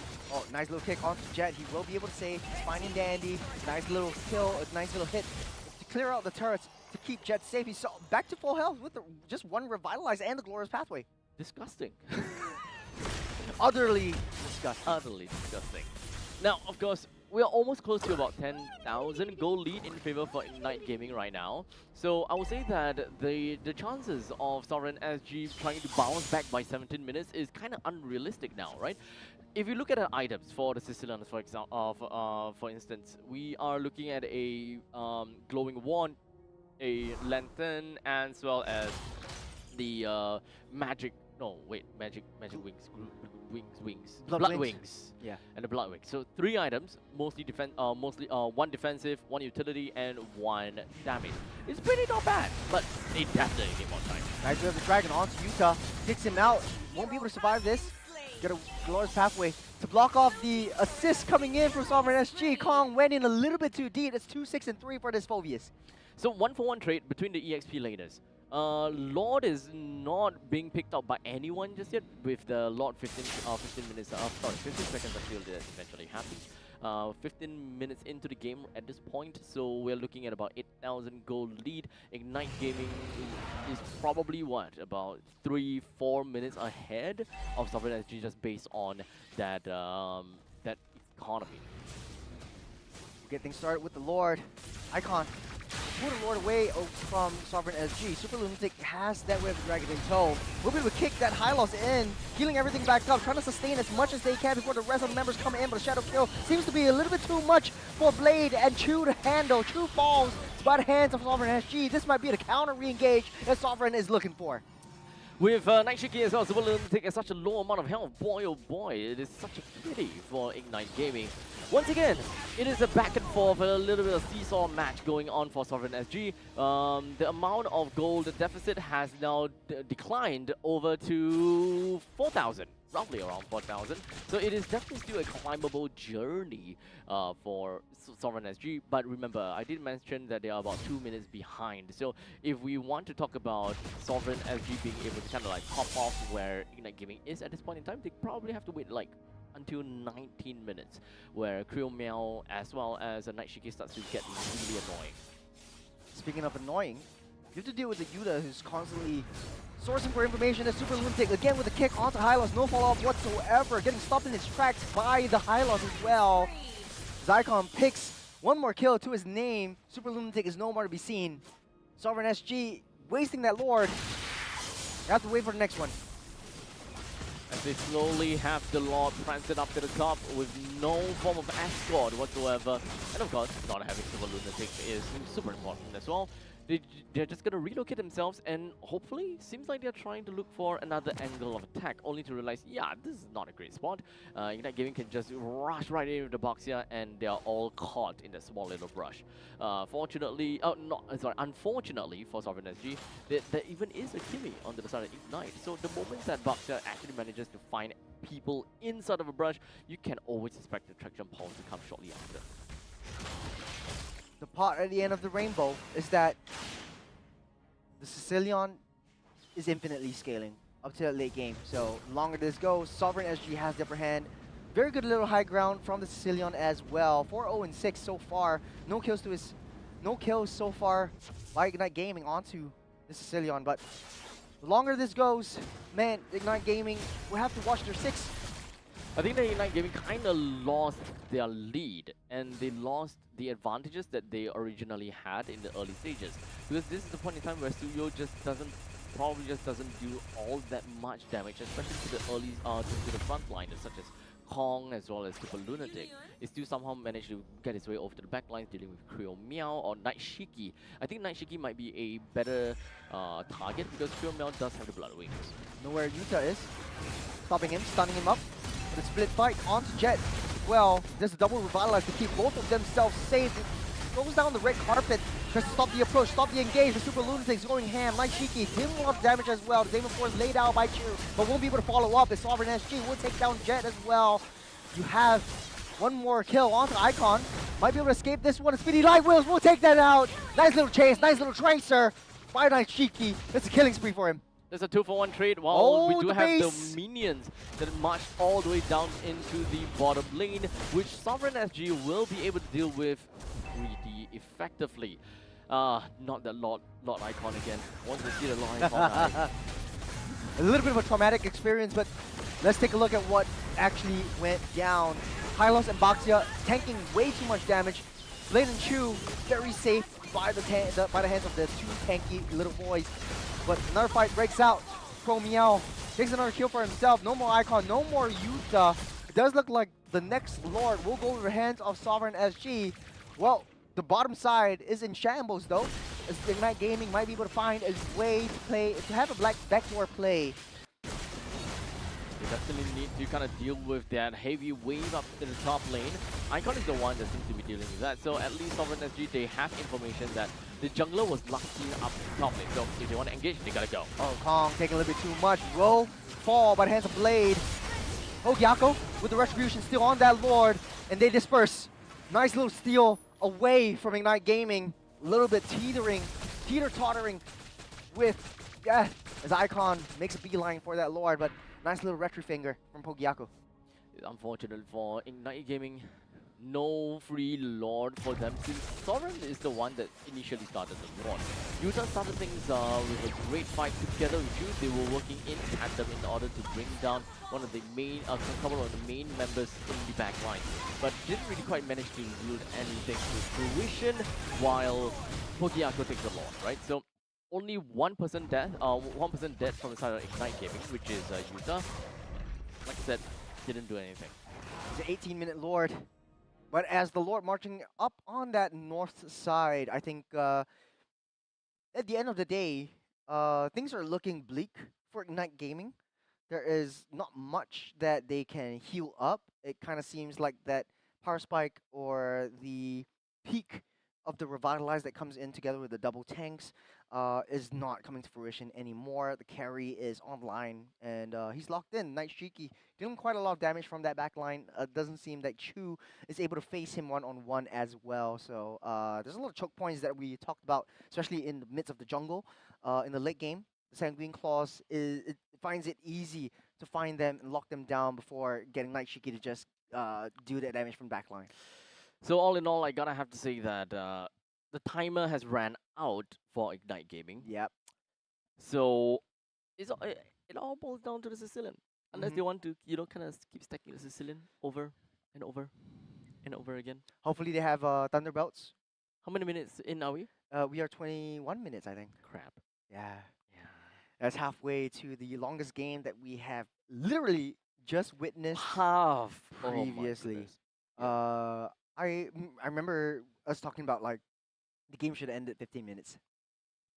This at 50 game, minutes. But to be honest, though, I think that Sovereign SG should play in the late game because they have the Sicilian now. yes. Rather than like having giving them the win in the silver platter. Because now I understand if the game goes 40 minutes because it's infinitely scaling for the Sicilian specifically. They don't have a reason to really just try to end the game fast for Sovereign SG at least. So if they are able to, then that's great to end it fast. But if a hero is infinitely scaling, why do you want to kind of risk everything and trying to end the game fast, right? It's difficult for Icon to get to the back line. Even with late Traction Pulse, it's not reliable enough to bring everyone in together because they can always disperse before the Traction Pulse actually lands in. They will make quick work of that Lord up on the top side, won't be able to crash down on the T3. So Ignite Gaming is safe for now. But the T2 is in shambles. Ignite Gaming doesn't have the macro game plan going on. 50 seconds till the next Lord spawns up, and I think that should be one of the biggest fights that we'll be able to see. The only issue is, how do you get to the Sicilian? I think that the only answer that I possibly have is Glorious Pathway. Or Yuta just hiding in the back, or Icon just hiding somewhere. Wait until the point that they start to see, hey, look, the Sicilian have decided to, kind of step out of the comfort zone, step out of his own no-no square. Then that is probably the only point in time where Icon can just go in to assassinate. Both teams patiently waiting for the lot to spawn back up. As Ignite Gaming sourcing for a little bit more information, they have two tanky beefy boys, but it kind of seems like skinny boys when you're facing up against a tank killer like Carry. Ignite Shiki and Chromiel truly carrying Sovereign SG on their shoulders as the Lord spawns up. Kong will get things started, getting that reset once again. This will be a very tricky dance that both teams are teeter-tottering around. Oh, it's lunatic. Oh. Like got hit. A lot of damage onto Blade. Actually got that immortality. Buys himself some time to stay alive. The longer this game goes. Now one Revitalize already used up. But Sovereign SG tries their desperate best to land that Sanguine Claws from a safe distance to try to get resets, try to get set up for themselves. They want to pull the trigger. You're waiting for Super Lunatic. You have to conceal play. That's with the dragon onto the walls. Nice Shiki following everything back up. With the Glorious Pathway will block up the entrance route. Kong is left all alone to his own devices. His Blade will pick that one up. It's 4v5. The numbers advantage as Icon desperately try to get a nice little stun. But look at the Winions up on that bottom side. Charging into Ignite Gaming's home. They have to force that retreat. This looks like it's going to the hands of Ignite Gaming, unless Kobyako has anything to say about this. We're starting things up strong. They still have got a Sicilian that will be able to deal with the wave down to the bottom lane, but this is Kobyako coming in. Nice damage, nice hit by Night Shiki. Able to clear things out, and Damon Force will be locked in. And locking in, Super Lunatic. Take things out of the way. You got Chromiel there. I'm not too worried about the base. What I'm worried about is that Lord will Kobyako be able to say anything about this. Looking over on the backside. Waiting for the shadow kill. Takes down Icon! Kobyako with the steal. Doesn't have the shadows though. He might be able to lose his life to the hands of Blade. That's an immortality already popped up. That is a Winter Crown. Waiting for that time for that shadows. It will not come as Chu will take him out. A little bit late onto the Rose Gold Meteor, unfortunately. Wasn't able to cycle his items fast enough just so that he can buy a little bit more time for the Quad Shadows. But regardless, they did manage to take the Lord for themselves, so at least that is a great consolation. But because of the fact that there's only 3 members onto the side of Sovereign SG, it seems like they are too interested in escorting this Lord to his final destination. Distraction Pulse will land onto Kong. Won't pop that Demonic Cross just as of yet, but taking a lot of damage from Blade and Chu as Jet himself will not be able to tank this carry. Speedy Light Wheel starting to really hurt. As Ignite Gaming back on that defense. We do have the Lord that's already marched down halfway through. Kobyako as well as Kong is unfortunately out of commission for this upcoming fight. So even if they do want to take down the inhibitor turrets, the T3 of Ignite Gaming, that is not going to be possible. We're currently 27 minutes into this game at this point in time. Oh man, history is repeating itself soon. A little bit of a deja vu moment from the previous game. as long as it doesn't hit 40 minutes, I feel like this should still be an even game. I mean, we called it. We said this was a very, very close game, and it actually is.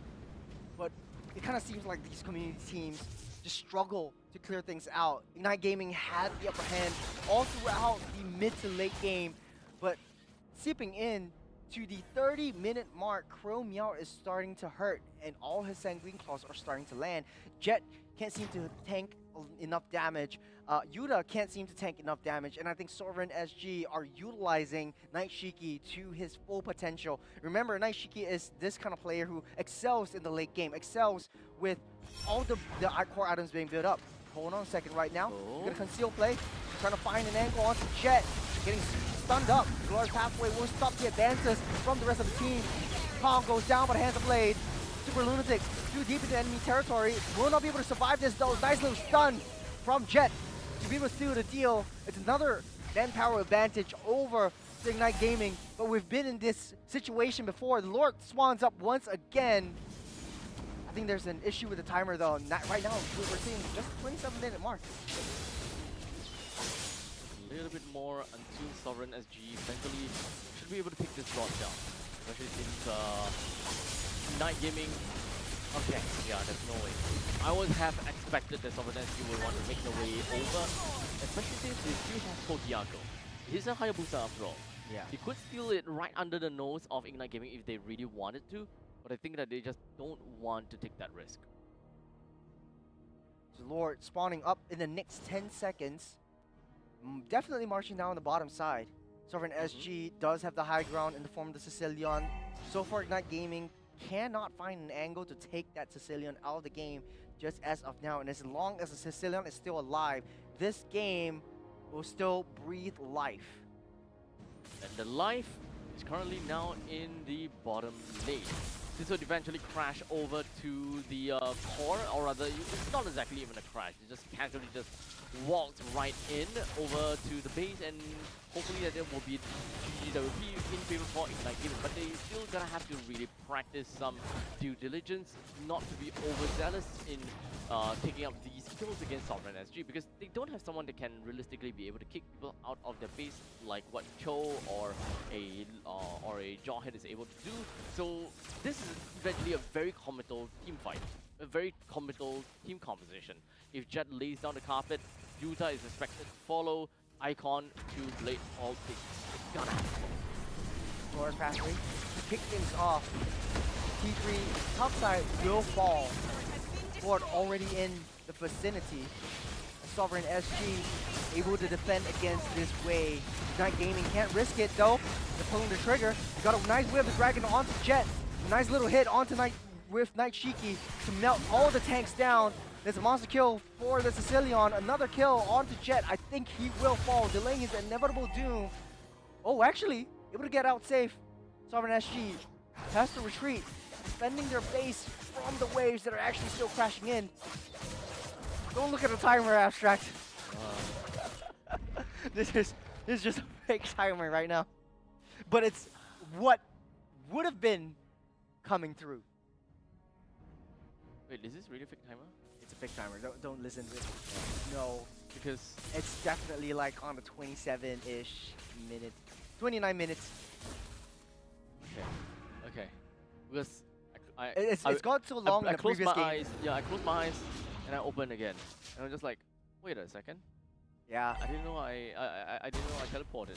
No, the previous game went on so long that it just broke the timer. This is what happened. This is what happened right here. Oh man, Sovereign SG not fooling around. The Lord is up. And they are blitzing it down. Super Lunatic trying to block off the entrances from Chu. As long as Chu's not there, they might be able to do it in time. Icon There we go. trying to go for a steal though. Oh, Shadow kill. And Pogyako with the steal. Gets taken out as well. Icon goes down. Next Shiki will take down Jet. One more speedy like wheels. There's two members down for the side of Ignite Gaming.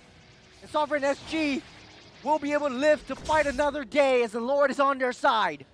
why, Sovereign SG? Why do you guys like to play from behind? They are monsters from playing from behind. Icon, we start things off, right? Icon already bursted his immortality. So he didn't really have any of the opportunity to even be able to, kind of run the retribution onto the Lord, and Pokiako got the opportunity to do so because he's pretty much just out for the OP shadow kill throughout the entire time. So now, finally, Sovereign SG have got the lead. They have 2 men down from the start of Ignite Gaming. In almost any situation, this is the end game. As Sovereign SG marches down in the middle lane, Super Lunatic catches one. Nice little kick onto Yuta. Won't be able to survive this. Just buys himself a little bit more time with the Winter Crown. As Creel, Meow, able to just free hit from that back. Taking too much damage from the light wheels. Nightshade will take him out. That's 4 members down. It's Blade against the world. The Lord will take this down. And Sovereign SG with another win to their name. There we go. Definitely, shaved off some time from what should have been. Or rather what it could have If this been. is a speed run, they're still up on top. They have the Yeah. advantage because it's 10 minutes faster than the previous game. Exactly. So I think that is all for Sovereign SG. Actually no, that is all for the entire Challenger team. But to be fair, Sovereign SG is actually tied with Absolute Zero and Kings Vanguard with 3 games to 1 loss. 3-game win to 1 loss. Okay, so that would mean that we're looking at a 3-way tiebreaker. Yep. Man, I gotta have to really just look out for what the tiebreaker rules are, because this is gonna be a little bit tricky, huh? Yeah. So we have to look at head-to-head. We have to look at true score for the rest of the teams. We'll have to look at the stats first, and let's talk about this game and what went wrong for the side of Ignite. They had the upper hand all the way through. They had 2 tanky boys that Sovereign SG was unable to take down, but Night Shiki came online. Cecilion was online from the late game. And the longer this game goes, I'm telling you, man, Sovereign SG has the upper hand. Chromeow just keeping himself safe with a distance, landing all of the Sanguine Claws that Ignite Gaming was unable to get close to him. There's no one in their team that could go straight into that back line. Okay, so as far as I'm concerned, and from what I see, tiebreaker rules is based on points, game difference, then head-to-head. So I think that the game difference is the one that we gotta have to really look out for. That means Timing Yes. and how fast was the win? How Wait, hold on a second. far away was the kills to death ratio? No, Is I that think, right? No, I think the game difference is it only applies if it's a best of 3. So game difference only applies to best of 3. That means we are going straight into head-to-head. So who won whom? Whoever is the one that won the most, then they are at the top. Unless this is one of the other kind of situations where each team eats each other teams kind of situation. Yeah, then, doggy dog. Yeah, the Doggy dog world.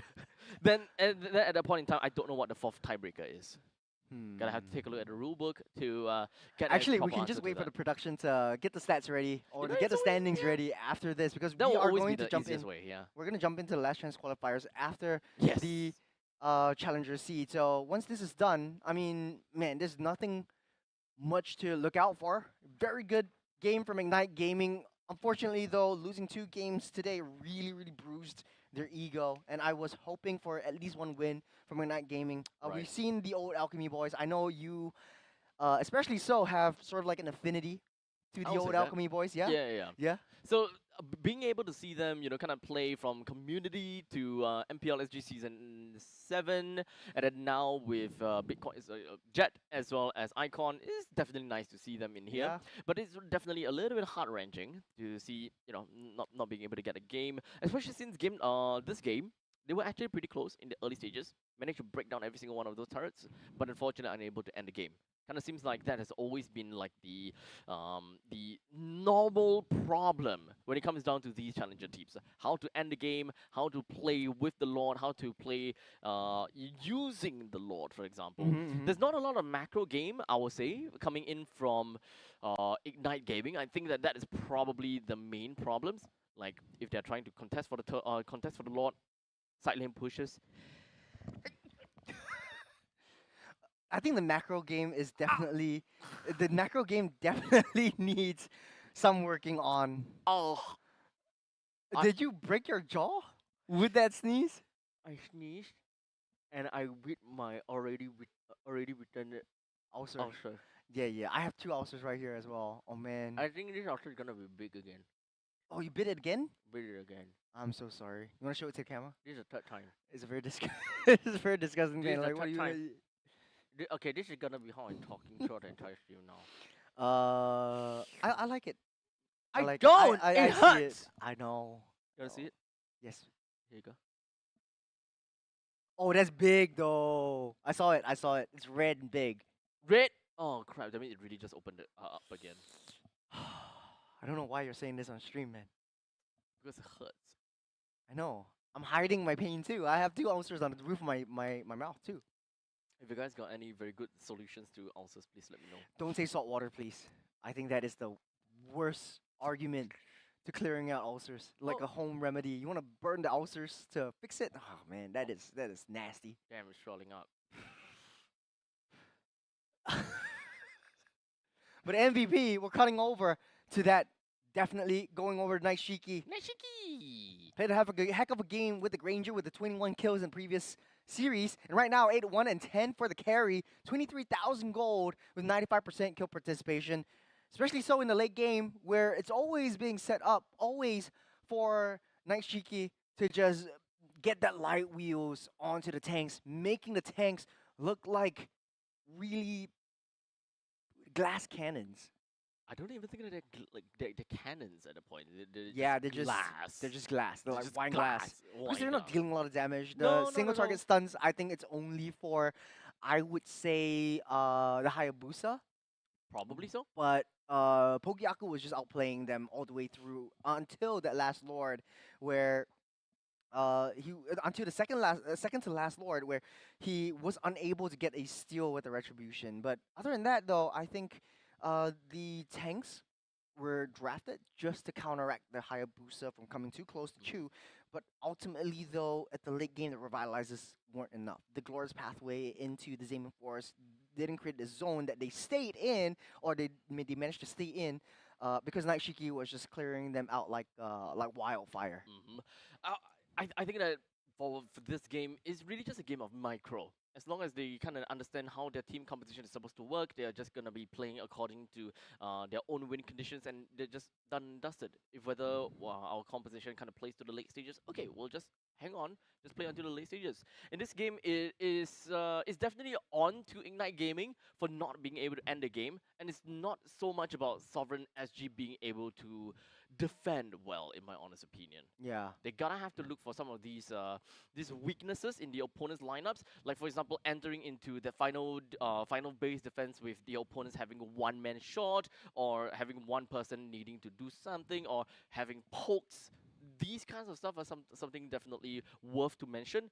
But I would say that Ignite Gaming is also a very committal team, so I can see why they're having a problem with that. If they do want to crash out on one of these turrets, they literally need Have to to do throw some bodies. Yes, sacrificial play. Yeah. To be honest, though, man, congratulations to Ignite. They've made it this far in.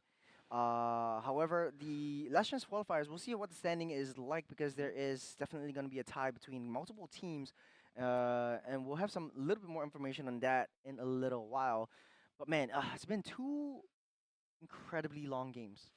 Yes. Typically, we'll see games lasting for like maybe 15, 20 minutes 15, because 20, with the very typical seeded stage timing being 11 minutes, 12 minutes, that kind of stuff. yeah. So it kind of increases exponentially the tougher the game goes and kind of stuff, or rather the longer the day goes, the longer it becomes. So maybe the last chance qualifiers, we will have even longer games. We're watching how many more games? 6 more games? 5 more. 5 more games more in the last games. chance qualifiers. Yes. Imagine if each game was like 30, 40-minute long. Well, damn. Dang.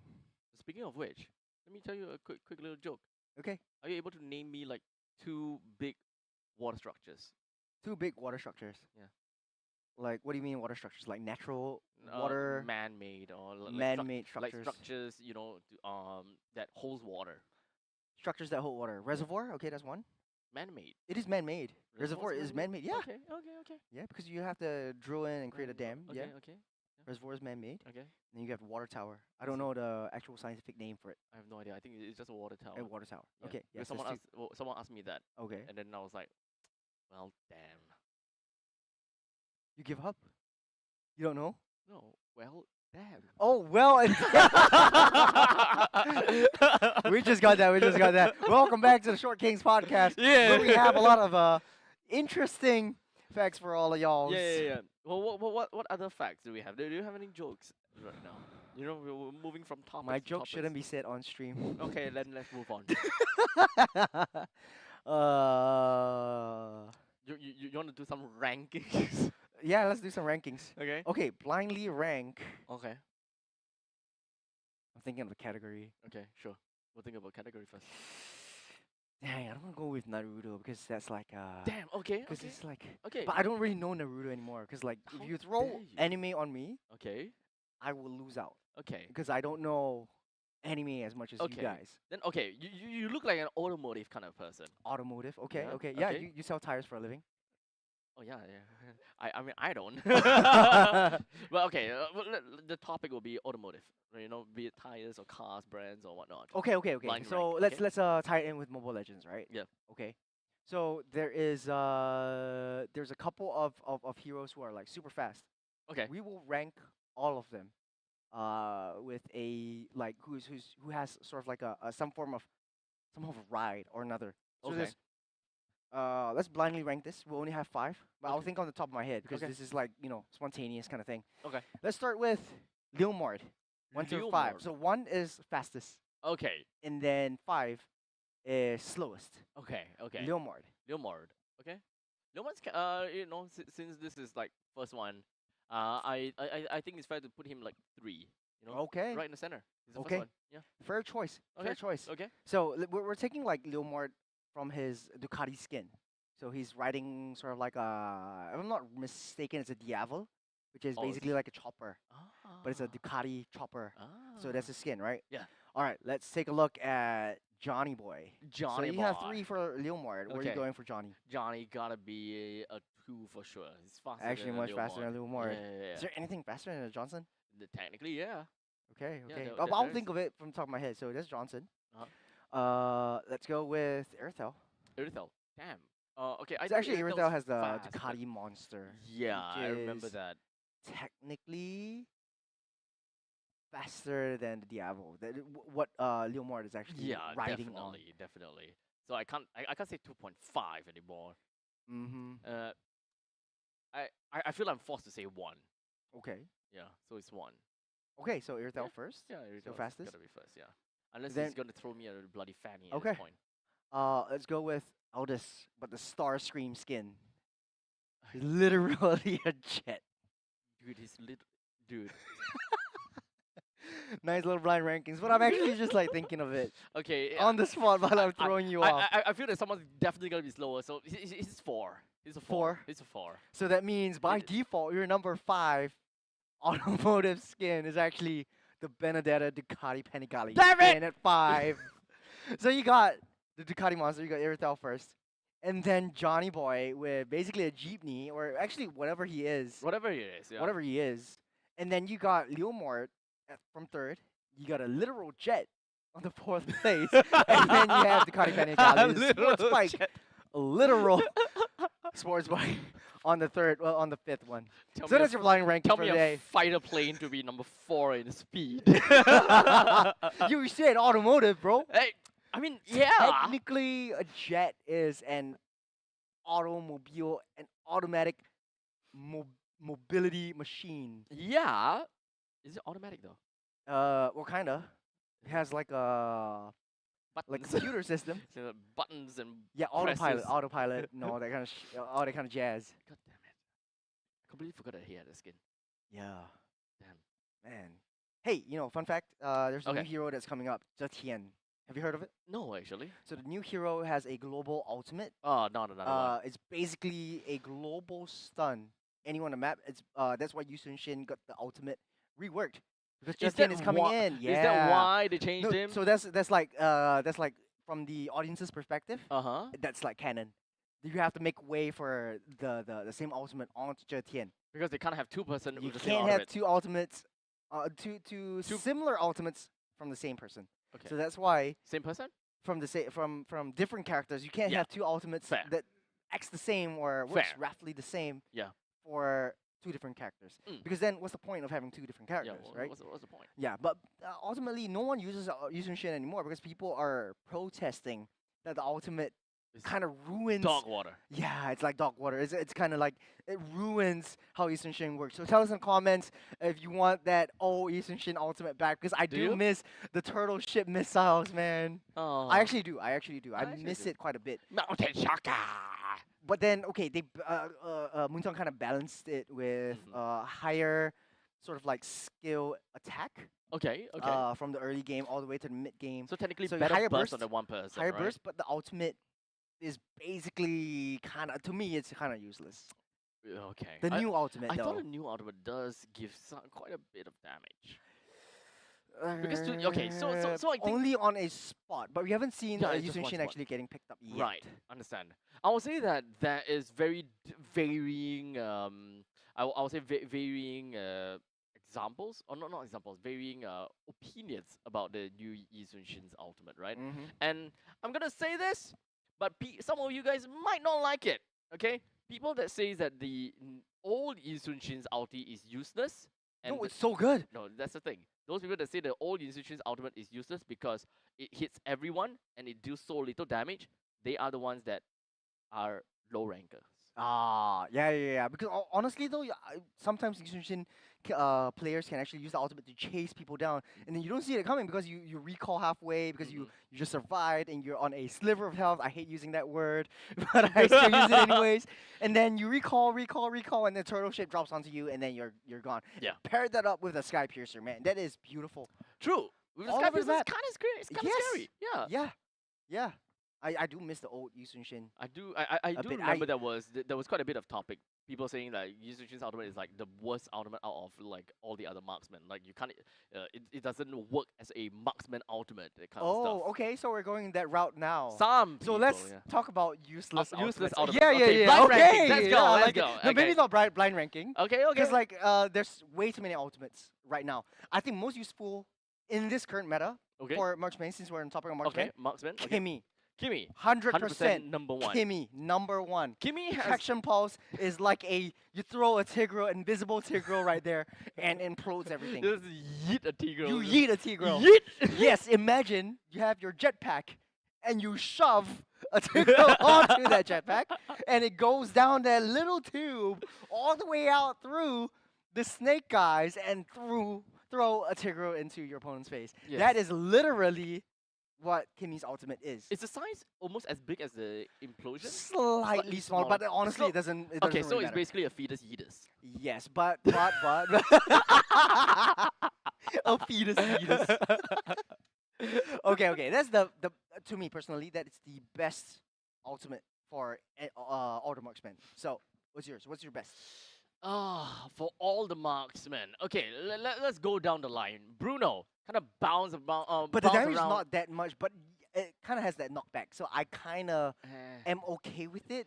But then, it kind of is useless. Yeah, I'm okay with it. Like, okay, if I'm thinking about ultimates for marksmen just turret sieging and Turret kind of deal sieging. damage in the back line. So at least I will go towards that kind of direction, right? Because you're Mhm. looking at usefulness in general. Yep. So let's take a look. Brody, yeah, you can do damage, but then it doesn't do anything to the turrets, for example. Claude, does it hit turrets? No, it doesn't. No, it So doesn't hit turrets. that's kind of like meh. Let's see, what other marksmen have I not talked about it yet again? There is Clint, quite a Clint bit, is meh. but that will stand for later. As we look at the team standings, Okay. we have Absolute Zero up on top, Sovereign SG in second place, Kings Vanguard in third, and Everlasting Love fourth place with 1 win to 3 loss. So you have a 3-way tie with 3 wins, 1 losses for Absolute Zero, Sovereign SG, and Kings Vanguard. Last place goes over to Ignite Gaming with no wins under their belt, 4 losses. Okay, so Absolute Zero is actually going, based on Challenger stage, into the playoffs. Is this after all the tiebreakers has went through? So that means that Absolute Zero is number 1 after tiebreakers? That's my question. Because if Absolute Zero wins after tiebreakers, I would say that it kind of makes sense. Yes. Okay. Yeah. So Okay.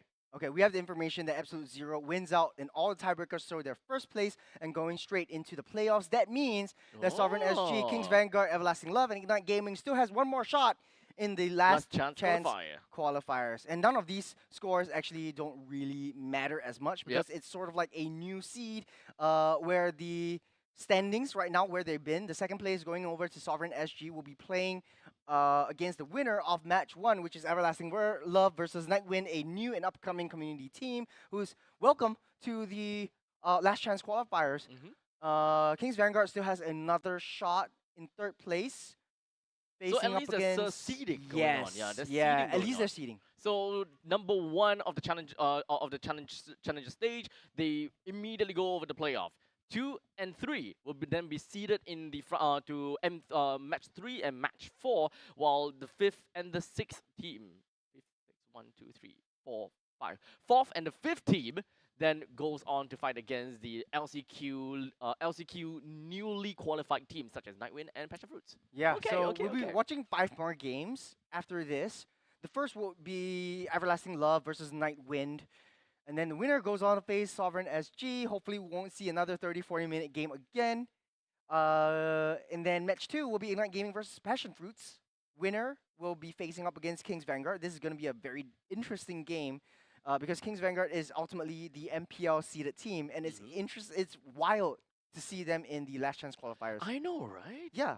But ultimately, we will only crown one more winner for the last chance qualifiers. And that winner in match 5 will be going over to the playoffs. Damn. That's what we want to see. That's what I want to see. So even Full skill competition. if you are Ignite Gaming, Okay. you have one more shot. You haven't win a single game as of now, Mhm. but you have like you still have a lot of hope. Yep. Last you chance still have chance qualifiers, here. everything you're throwing out of the tables because it's not by match points anymore. It's by best of 1. You win, you're in. You lose, you're out. That's it. So technically speaking, also lesser games for them. Yeah. Unless you are in match 1 and match 2, you kind of have to climb the rankings once again. Yes. So technically, You those just gotta play extra game. That's all. a little bit more. It's not that bad. Yep. Yeah. So that's the standings for us. Congratulations once again over to Absolute Zero for making it all the way through to the playoffs. Looking forward to see what you guys have got in store for us next week. Next week. Are you watching it today? No, I thought for we were doing- playoff. Oh, for play. Oh, yes. Oh, yeah. It's LCQ, which you will get to see next week. No, just kidding. No, Later we'll on. see it later Yeah, we'll on. see So it we have later on. 5 more games today. 5 We'll see more. a whole lot of Short Kings podcast right now? Right now. Which we will continue. Before we actually go into last chance Yeah. qualifiers as the teams get ready a little bit. So we were on the topic of useless ultimates. Yeah. No, useful ultimates. Useful ultimates. So Yeah. we useful first and then useless later. Okay, I think that my answer will go to Beatrix because you have cheerful ultimate. Useful. True. Yeah. But why did I not think of that? You win. No, There's no win or lose. But yeah, like, there's no win or lose. It's just to be honest though, yeah, true. right. True. Very versatile, Very versatile. but useless ultimates. Let's talk about that. Useless ultimates. This is gonna grind a lot of gears, tick a lot of bones. Let me think. Or marksman per se. Marksman only. Yeah. If I go a little bit off tangent, I would say most useless ultimate would be the Raphaelis. Not Raphaelis ultimate. Actually, Raphaelis passive is the most useless. But then they have a rework for the new passive, which is you can bring back an ally to life with the new rework. So that's coming in soon. Coming Yeah. in soon. It's coming in soon. New Oh. update. Yeah. Okay. Yeah. But speaking of ultimates, man. Ultimates gotta be big. Yeah. The ultimates Specifically are for meant- marksman or we're talking about all specifically heroes. for marksman. I guess. Let's talk It's specifically easier, about yeah. marksman.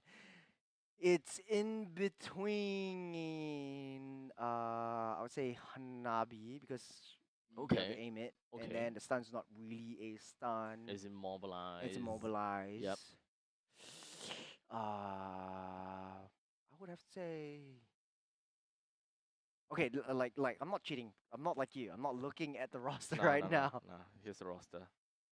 Nah, okay, come. Okay. Yeah. Okay, there is Clint, Mia. Mia is actually kind of good, because Invis plus Purify. Okay. That's pretty good. Mhm. Bruno bouncing ball, but it's a little bit of a knockback, so it's one of my top useless ultimates, quote unquote. Okay. Mhm. Clint is pretty good. Okay. I like Clint. Layla, much like Xavier, but unspammable. You have Yes. to wait a little bit, Yep. a little while. Doesn't deal a lot of damage because Mhm. it scales on like magic damage. I think, Yep. if I'm not mistaken. I think so. Roger's pretty good. Is it actually skills on magical damage? I think it has some. Oh no, The physical. physical, okay, It's okay, actually okay. physical. Yeah. I think in the past it used to be magic damage, I and think then so. they changed it out. Carry's pretty good, but I don't like that they balanced it by cutting the damage Mhm. per light wheels damage to half. Earthel, pretty okay, decent, has a jump and has a enhance for your weapon. Kimmy, enough said. Ranger, pretty good. 1-1, pretty good. But you have to land that's the balancing factor. Yeah, that's the Yeah, balance. yeah, yeah. There used to be like no caveats kind of out before. Yeah. I would say okay. Right now, I would say Yushin Shin has the worst. Right now, ultimate, Yushin Shin because has I the haven't worst. tried it as of yet, but like Okay. it's a targeted area around your vicinity and not global anymore. Okay. So I think it's down to the most useless. But I would say okay, right now, Nabi. Okay. I think that I have two candidates in mind. Yeah. Number one, Layla. Number Layla. two, Leslie. Leslie is good because he gives a lot of vision. That's true. Then Layla it is because it allows your ultimate from Xavier. Fair. Yeah. But hey, speaking of vision play from Uh-huh. Leslie, Uh-huh. we'll be able to see Last Chance Qualifiers right after this break. We'll be right back. Don't go anywhere.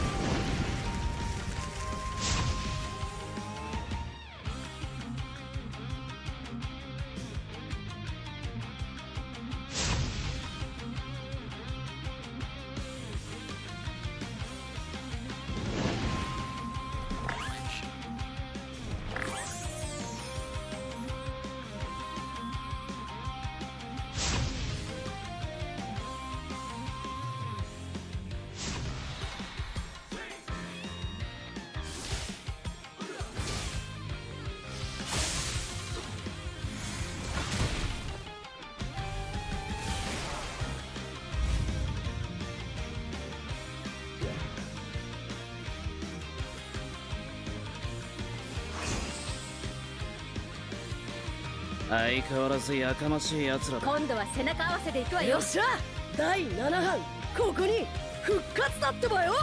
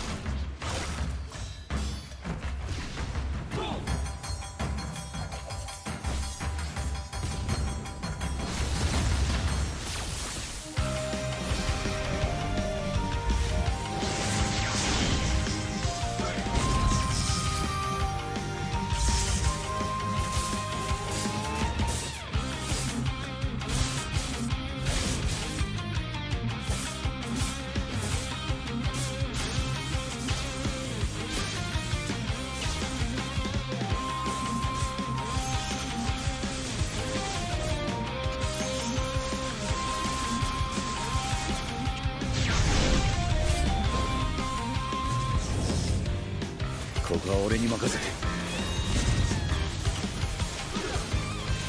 もらった。4代目火影を超える忍びはお前しかいないと俺はそう信じた。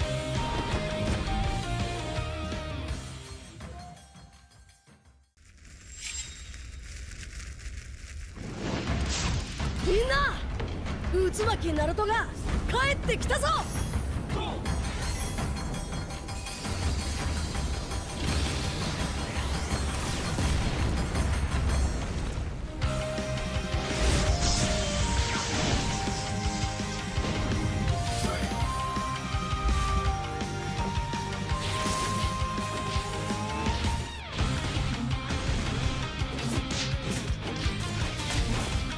クラマ力を貸してくれ。よ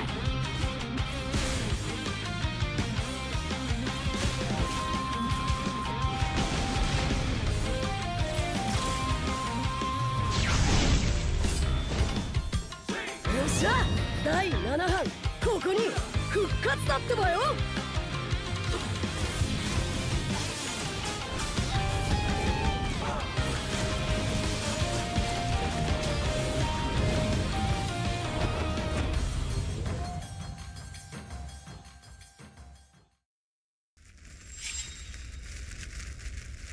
みんなを守るために私はもっと強くなる。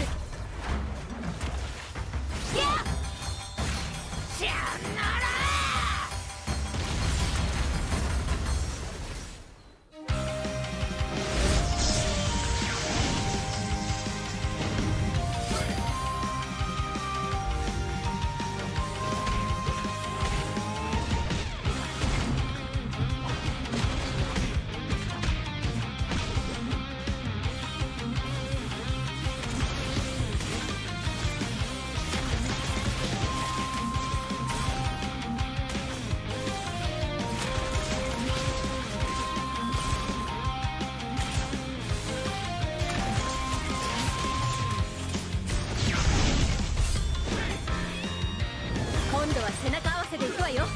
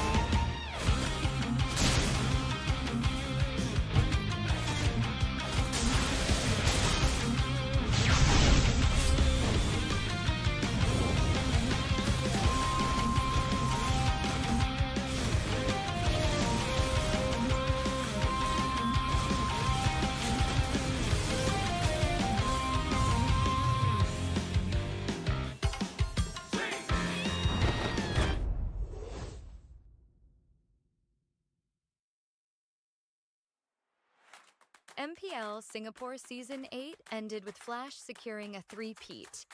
But this season, everything changes. With a brand new format, new challenges await. The regular season journey has 4 key stages: seeded stage, challenger qualifiers, challenger stage, and last chance qualifiers, all leading up to the playoffs. In the seeded stage, 5 MPL Singapore teams from last season will compete in a best-of-3 round-robin format. Meanwhile, the challenger qualifiers give community teams a shot at the big stage. Over 2 weeks, the top 2 teams from each qualifier will advance to the challenger stage. The challenger stage will feature the 5 MPL Singapore teams from the seeded stage and the 4 community teams from the challenger qualifiers. In the first 2 weeks, MPL Singapore and community teams will compete in a best-of-1 intergroup round-robin format. In the final week, community teams will face off in a best-of-1 round-robin. The MPL Singapore teams will be ranked based on their performance in the seeded and challenger stages. The top 4 teams will move on to the playoffs, while the bottom-ranked team drops into the challenger stage rankings for 1 more shot. In the challenger stage, the 5 remaining teams are ranked based on their challenger stage results. The top-ranked team secures the playoff spot, while the remaining 4 will enter the last chance qualifiers. In the last chance qualifier, 1 final opportunity awaits: a 2-stage battle to secure the last playoff spot. In stage 1, community teams get 1 last shot to qualify. The top 2 teams will advance to stage 2. In stage 2, they'll face off against the 4 teams relegated from the challenger stage in a best-of-1 single elimination bracket. Only 1 team will survive and claim the final playoff spot. To summarize, in the MPL Singapore Season 9 format, there will be 5 MPL Singapore teams and 4 community teams qualifying through the challenger qualifiers. Based on regular season performance, the top 4 MPL Singapore teams will advance directly to the playoffs, while the 5th-ranked team is relegated to the challenger stage rankings. In the challenger stage, the 5th-ranked MPL Singapore team and the 4 community teams will be ranked based on their challenger stage results. The top-ranked team from this stage will secure a spot in the playoffs, while the remaining 4 teams move into last chance qualifier stage 2. They will be joined by 2 additional community teams who advance through last chance qualifier stage 1, which serves as the final entry point for community teams. The winner of the last chance qualifier stage 2 bracket will secure the final playoff spot. And then it all comes down to the playoffs. 6 teams, only 1 champion. Who will rise and claim the MPL SG Season 9 championship?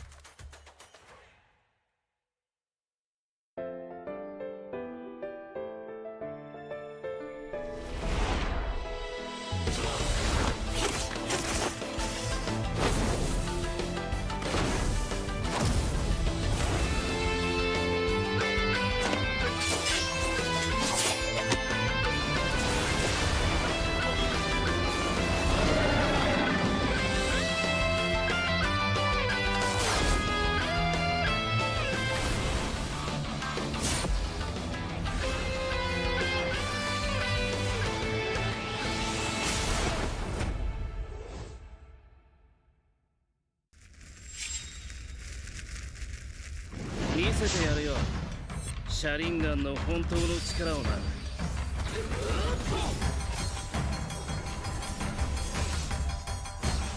力が湧いてくる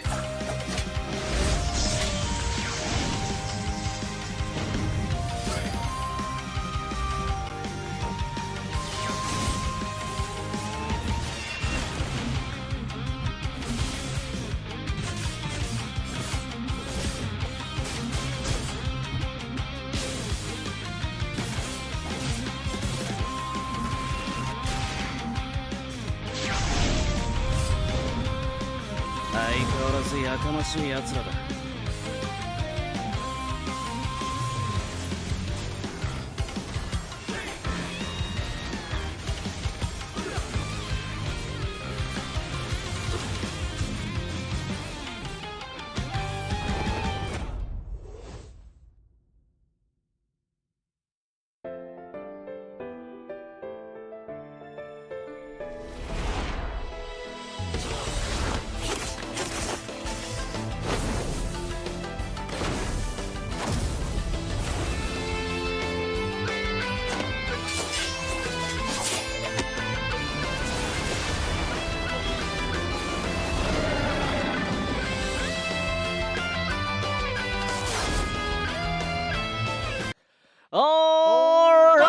Ladies and gentlemen, welcome back to MPL SG Season 9. Good job, brother. My name is Abstract, and with me here is Churros. The both of us is gonna be your caster for this. We'll work on that one. We'll work on that part. one. Yeah.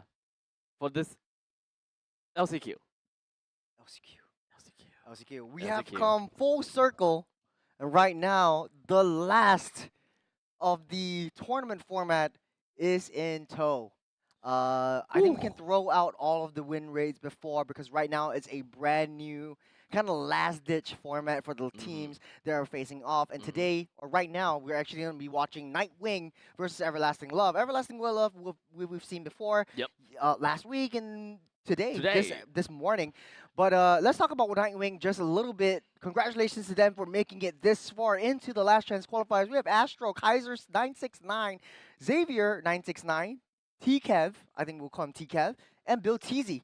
Ah, okay. I think I have a slight memory of Xavier, and of course Astro, right? We know exactly who Astro is. But of course, with that all said and done, the rest of the other players is not exactly someone that I know about. So at least for Nightwind, I think it does make sense that they do have some experienced players, and some of these players actually do play quite a, at least for Xavier, do play in community events. So welcome to MPLSG. Welcome. Let's take a look over on the other side of the tables. We have Everlasting Love, Fake QT, Kyushu, Sus Bomba, Kashi, and Willie. Hopefully they don't give us a 43-minute game again. Please because not. they do have what it takes to close out games in 15 minutes. Do they? You are tearing a little bit. After Everlasting Love came up on screen, Abstract just shed a little tear. A little bit of his a left eye. PTSD going on. So, Everlasting Love, please, for the love of God, please, end it. Please end it fast, or hey, you know, we're in for a interesting matchup because we're in for a ride. We're in for a ride. Yeah. And a ride is honestly an understatement because Everlasting Love does have the momentum going through after the first game today. Possibly. However, Do they really have the momentum though? Oh yeah, they lost, but they're back with a vengeance, I guess. Stop putting me in a spot, man. Wouldn't that make it worse because they are more resilient now? They will play even later into the game. And You know just keep that on trying and resilience reduces crowd control time. In the game. I'm just kidding with you. I'm just rushing. However, if only there's Nightwind, items that there is. wait, there Tough is boots. Yeah, Too little. it's too little. Too little. But so the tough boot is gonna get a rework in the next patch as well. So not only does it reduce the crowd control duration, it also reduces the knockup duration. So now knockups is it's not reduced by resilience. You have knockup and then you fall down. Yes. But if you have the tough boots, you have extra resilience like Barats. Boom. So- Literally, so- it's so- like a so like it's a a hop. hop. It's like a hop. It's a little hot. A literal hop. Okay. So does that mean that Juicing is affected? Yes. Ah. Yes. I think so. Doesn't that mean that?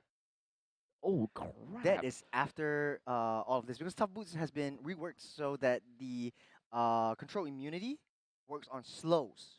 So that's the interaction between Tough Boots and Yves, with the Ice Cream Wand as well.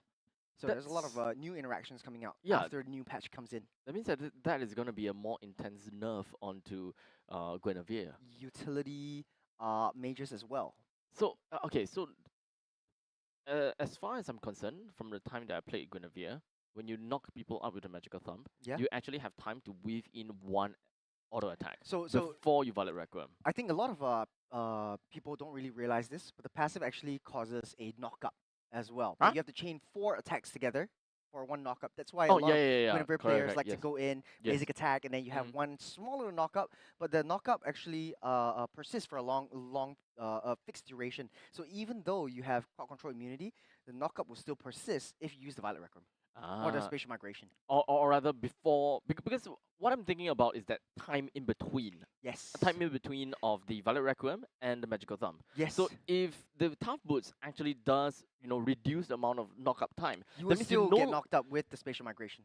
You will still get knocked up, provided if you don't weave in the extra AA in between. Because I think that with the extra auto attack, you actually lose out the timing from the knockup anymore. So you can't actually chain it into Violet Requiem if you within the AA. So that means it's interesting. extra damage lost.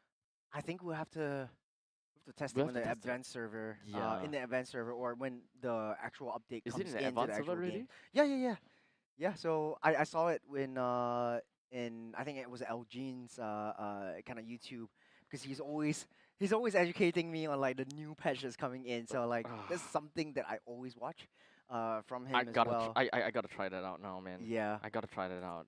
No, Are you actually in the game? I'm actually gonna try it out now. Are you serious? Yeah. While waiting for the games, we're actually gonna play a game might as well, around. right? Just jump into a custom game, find out if whether Guinevere is really like treasure pass. Wait, Treasure Pass. treasure pass?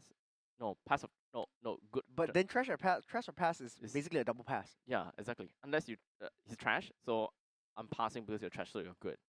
Are we back to the Short Kings podcast? Yes. Welcome back to the The Short Short Kings Kings podcast. We just came up with that jingle on the spot. But hey, okay. We talked about like useless ultimates. But is there any useless passives? Useless passive. Yes. And I got one from the top of my head. Estes. The most useless passive in all of the heroes, 129 heroes. The do damage one, right? The do damage one, yeah.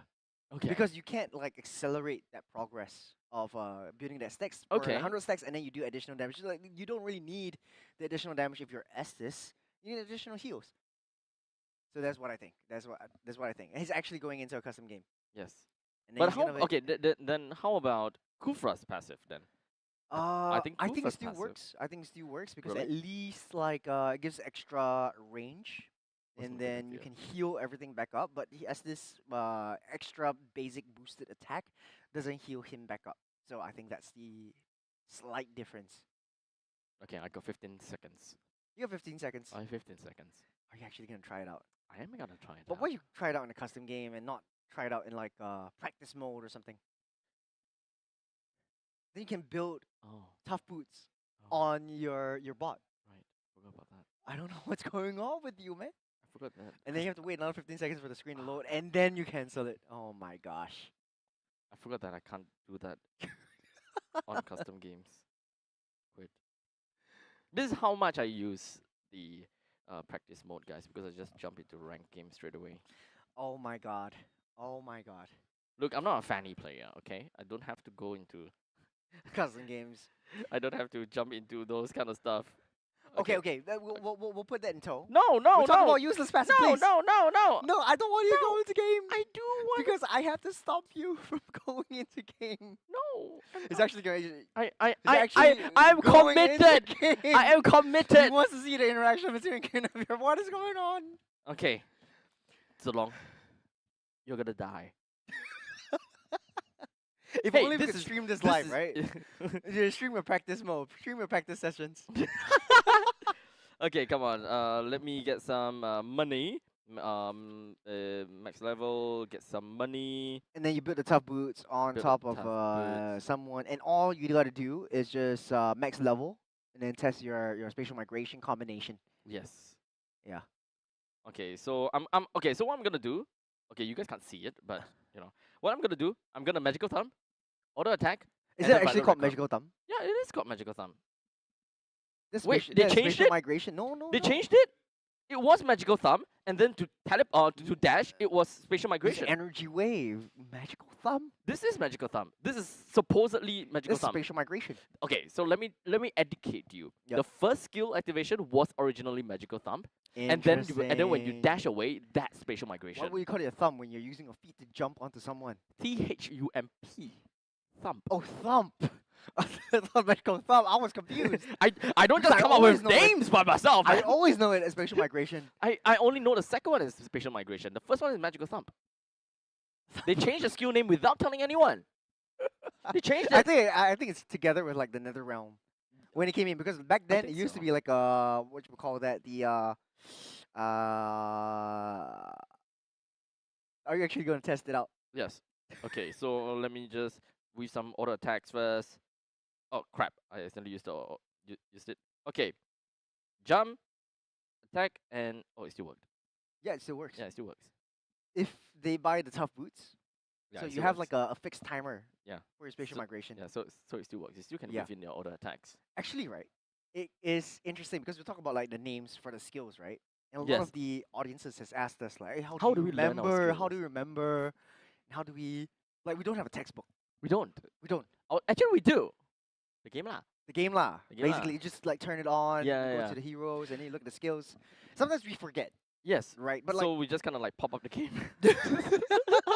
like you pop up the game in game, and then we take a look at it. and then then we we're have like, okay, I remember now. But actually, casters have like one skill that I think a lot of us can train. We can have one eye, look at one side, and the other eye, like we can. You mean with our peripheral eyes. version? No, I don't no. do that. You think I? independent eyeball? You think I what? rotating around. ET ah? Yes. Uh. Yes. You can do it. Okay, the see together one, that one is Okay, that was the- easy. the one is That the was easy easy. one. But you can see apart. Yeah. That's the So issue. so that's the saying, right? On how to teach people how to look between their eyes. Okay, I'm gonna just test put a it on thumb you. here, right? Okay. You know, okay. okay. So normally what we do, right, is that, okay, look at my finger, look at my finger. You get them to move around, look around, and then you get them closer and closer and closer and closer, and they started to become cross-eyed, and then you Yep. like. That, ain't no way. Ain't no way that's gonna work. Ain't no way that's gonna work. Yeah, like if you can look both My eye sides. is stuck. Help! Actually, that'd be a cool. Like, do you know anyone who can look like both sides? Because like you can look into your like nose very easily, right? You Yeah. can have like cross-eyed right here, Yes. right? But like, how do you train yourself to look on both ends? I think it's interesting. I don't think. I mean, Is it? I think when it comes down But to. you can look. Okay, see, if you look on like the right side and then like you just turn over, I can like turn my eyes over here and just look at you. Like, why can't I independently control the muscles in my eyes? Because you to look didn't both lift to both weights sides? in your eyes. It's all about the muscles. I don't know where we're going with this. To be honest, Hey, Shark Kings podcast. welcome to the Short Kings podcast. That was made up completely on the spot. Made up completely by on the the way. spot. I have no idea where that came from. But I think we are actually gonna go for a Short Kings podcast. I think We actually we need- might actually have to do this if you guys tell us that you guys want it. Which no one is gonna say yes. I don't think anyone's gonna say yes. Yeah, but no one's gonna say yes. I But thi- we we're gotta we're still force gonna them do it anyways. anyways. But hey, that is a story for another time. Yes, As we are gonna end off with the Short Kings podcast and jumping straight into the draft. Yes. First off, Nightwind banning out the Chip and the Fanny, and Everlasting Love. I almost say Evil once again because the name sounds so similar or looks so similar. They're banning out the Matilda and the Lucas. Don't want to deal with the Lucas at all. So other than that, I will say that the very generic heroes that we gotta have to ban out, or generic heroes that we gotta have to look out for, we've got the Kalia that's currently still available on the board. Kimi, Jusin, they are all in here. Granger, Harif. How about Baxia? We talked about Baxia a Baxia. few times before. So with Baxia currently still available on the board as well, that's something we gotta work with. Now for Nightwind though, because they do have Astro in their mix. I do have a feeling that they do want to prioritize Astro's heroes a little bit, just Yeah, so that the we can get the assassins. best of the best, the creme de la creme, The cream of the crop. creme de la crop, Creme de la creme. Yeah. creme de la creme. Yes, sir. Yes. And looks like you're right. They Joy. go for the Joy. Yeah. But it's easy to lock the Joy down. We can have the Baxia or the Tigreal or the Hylos, which is easy single target stunts onto the Joy when they come close. It's easy to read the Joy as well, but I guess Nightwing wants to play the macro game a little bit more because Joy is one of the most reliable heroes for mid to late game side lane split pushes. So from this point onwards, we do have the Phobius that's currently available as well. Normally, when it comes down to R1, R2, we generally look at EXP and the Mage being picked out. It could quite literally go any way, right? So Phobius, oh right, Kalia is available. Ooh. Okay, so The this wrestlers is get picked up. yes, Restless. Yeah, they're wrestlers. If you play Magic Chess. Restless. The wrestlers. The Restless. Not the restless. Yeah, I was like, why would you call them Restless? Like, what did they do I mean, to I you? don't think Phobius sleeps. Look at his eyes. To be man. fair, I think he is That pretty is restless. the eyes of a guy that doesn't sleep. They have no soul. No soul. So the Kimi also gets picked up by the side of Everlasting Love. On the other hand, Nightwind will respond with the Juicin and the Baxia pick. I like the Juicin and Baxia combo in the mid lane. Because of the concussive blast that Baxia would definitely bring into the mix. Clears up fast together with Juicin and start the fast game rotation in the early game. Everlasting Love, second phase ban, taking out the Granger from the draft. Nightwind banning out the Assassins. Doesn't want to give it over to the hands of Fate QT. No Suyo.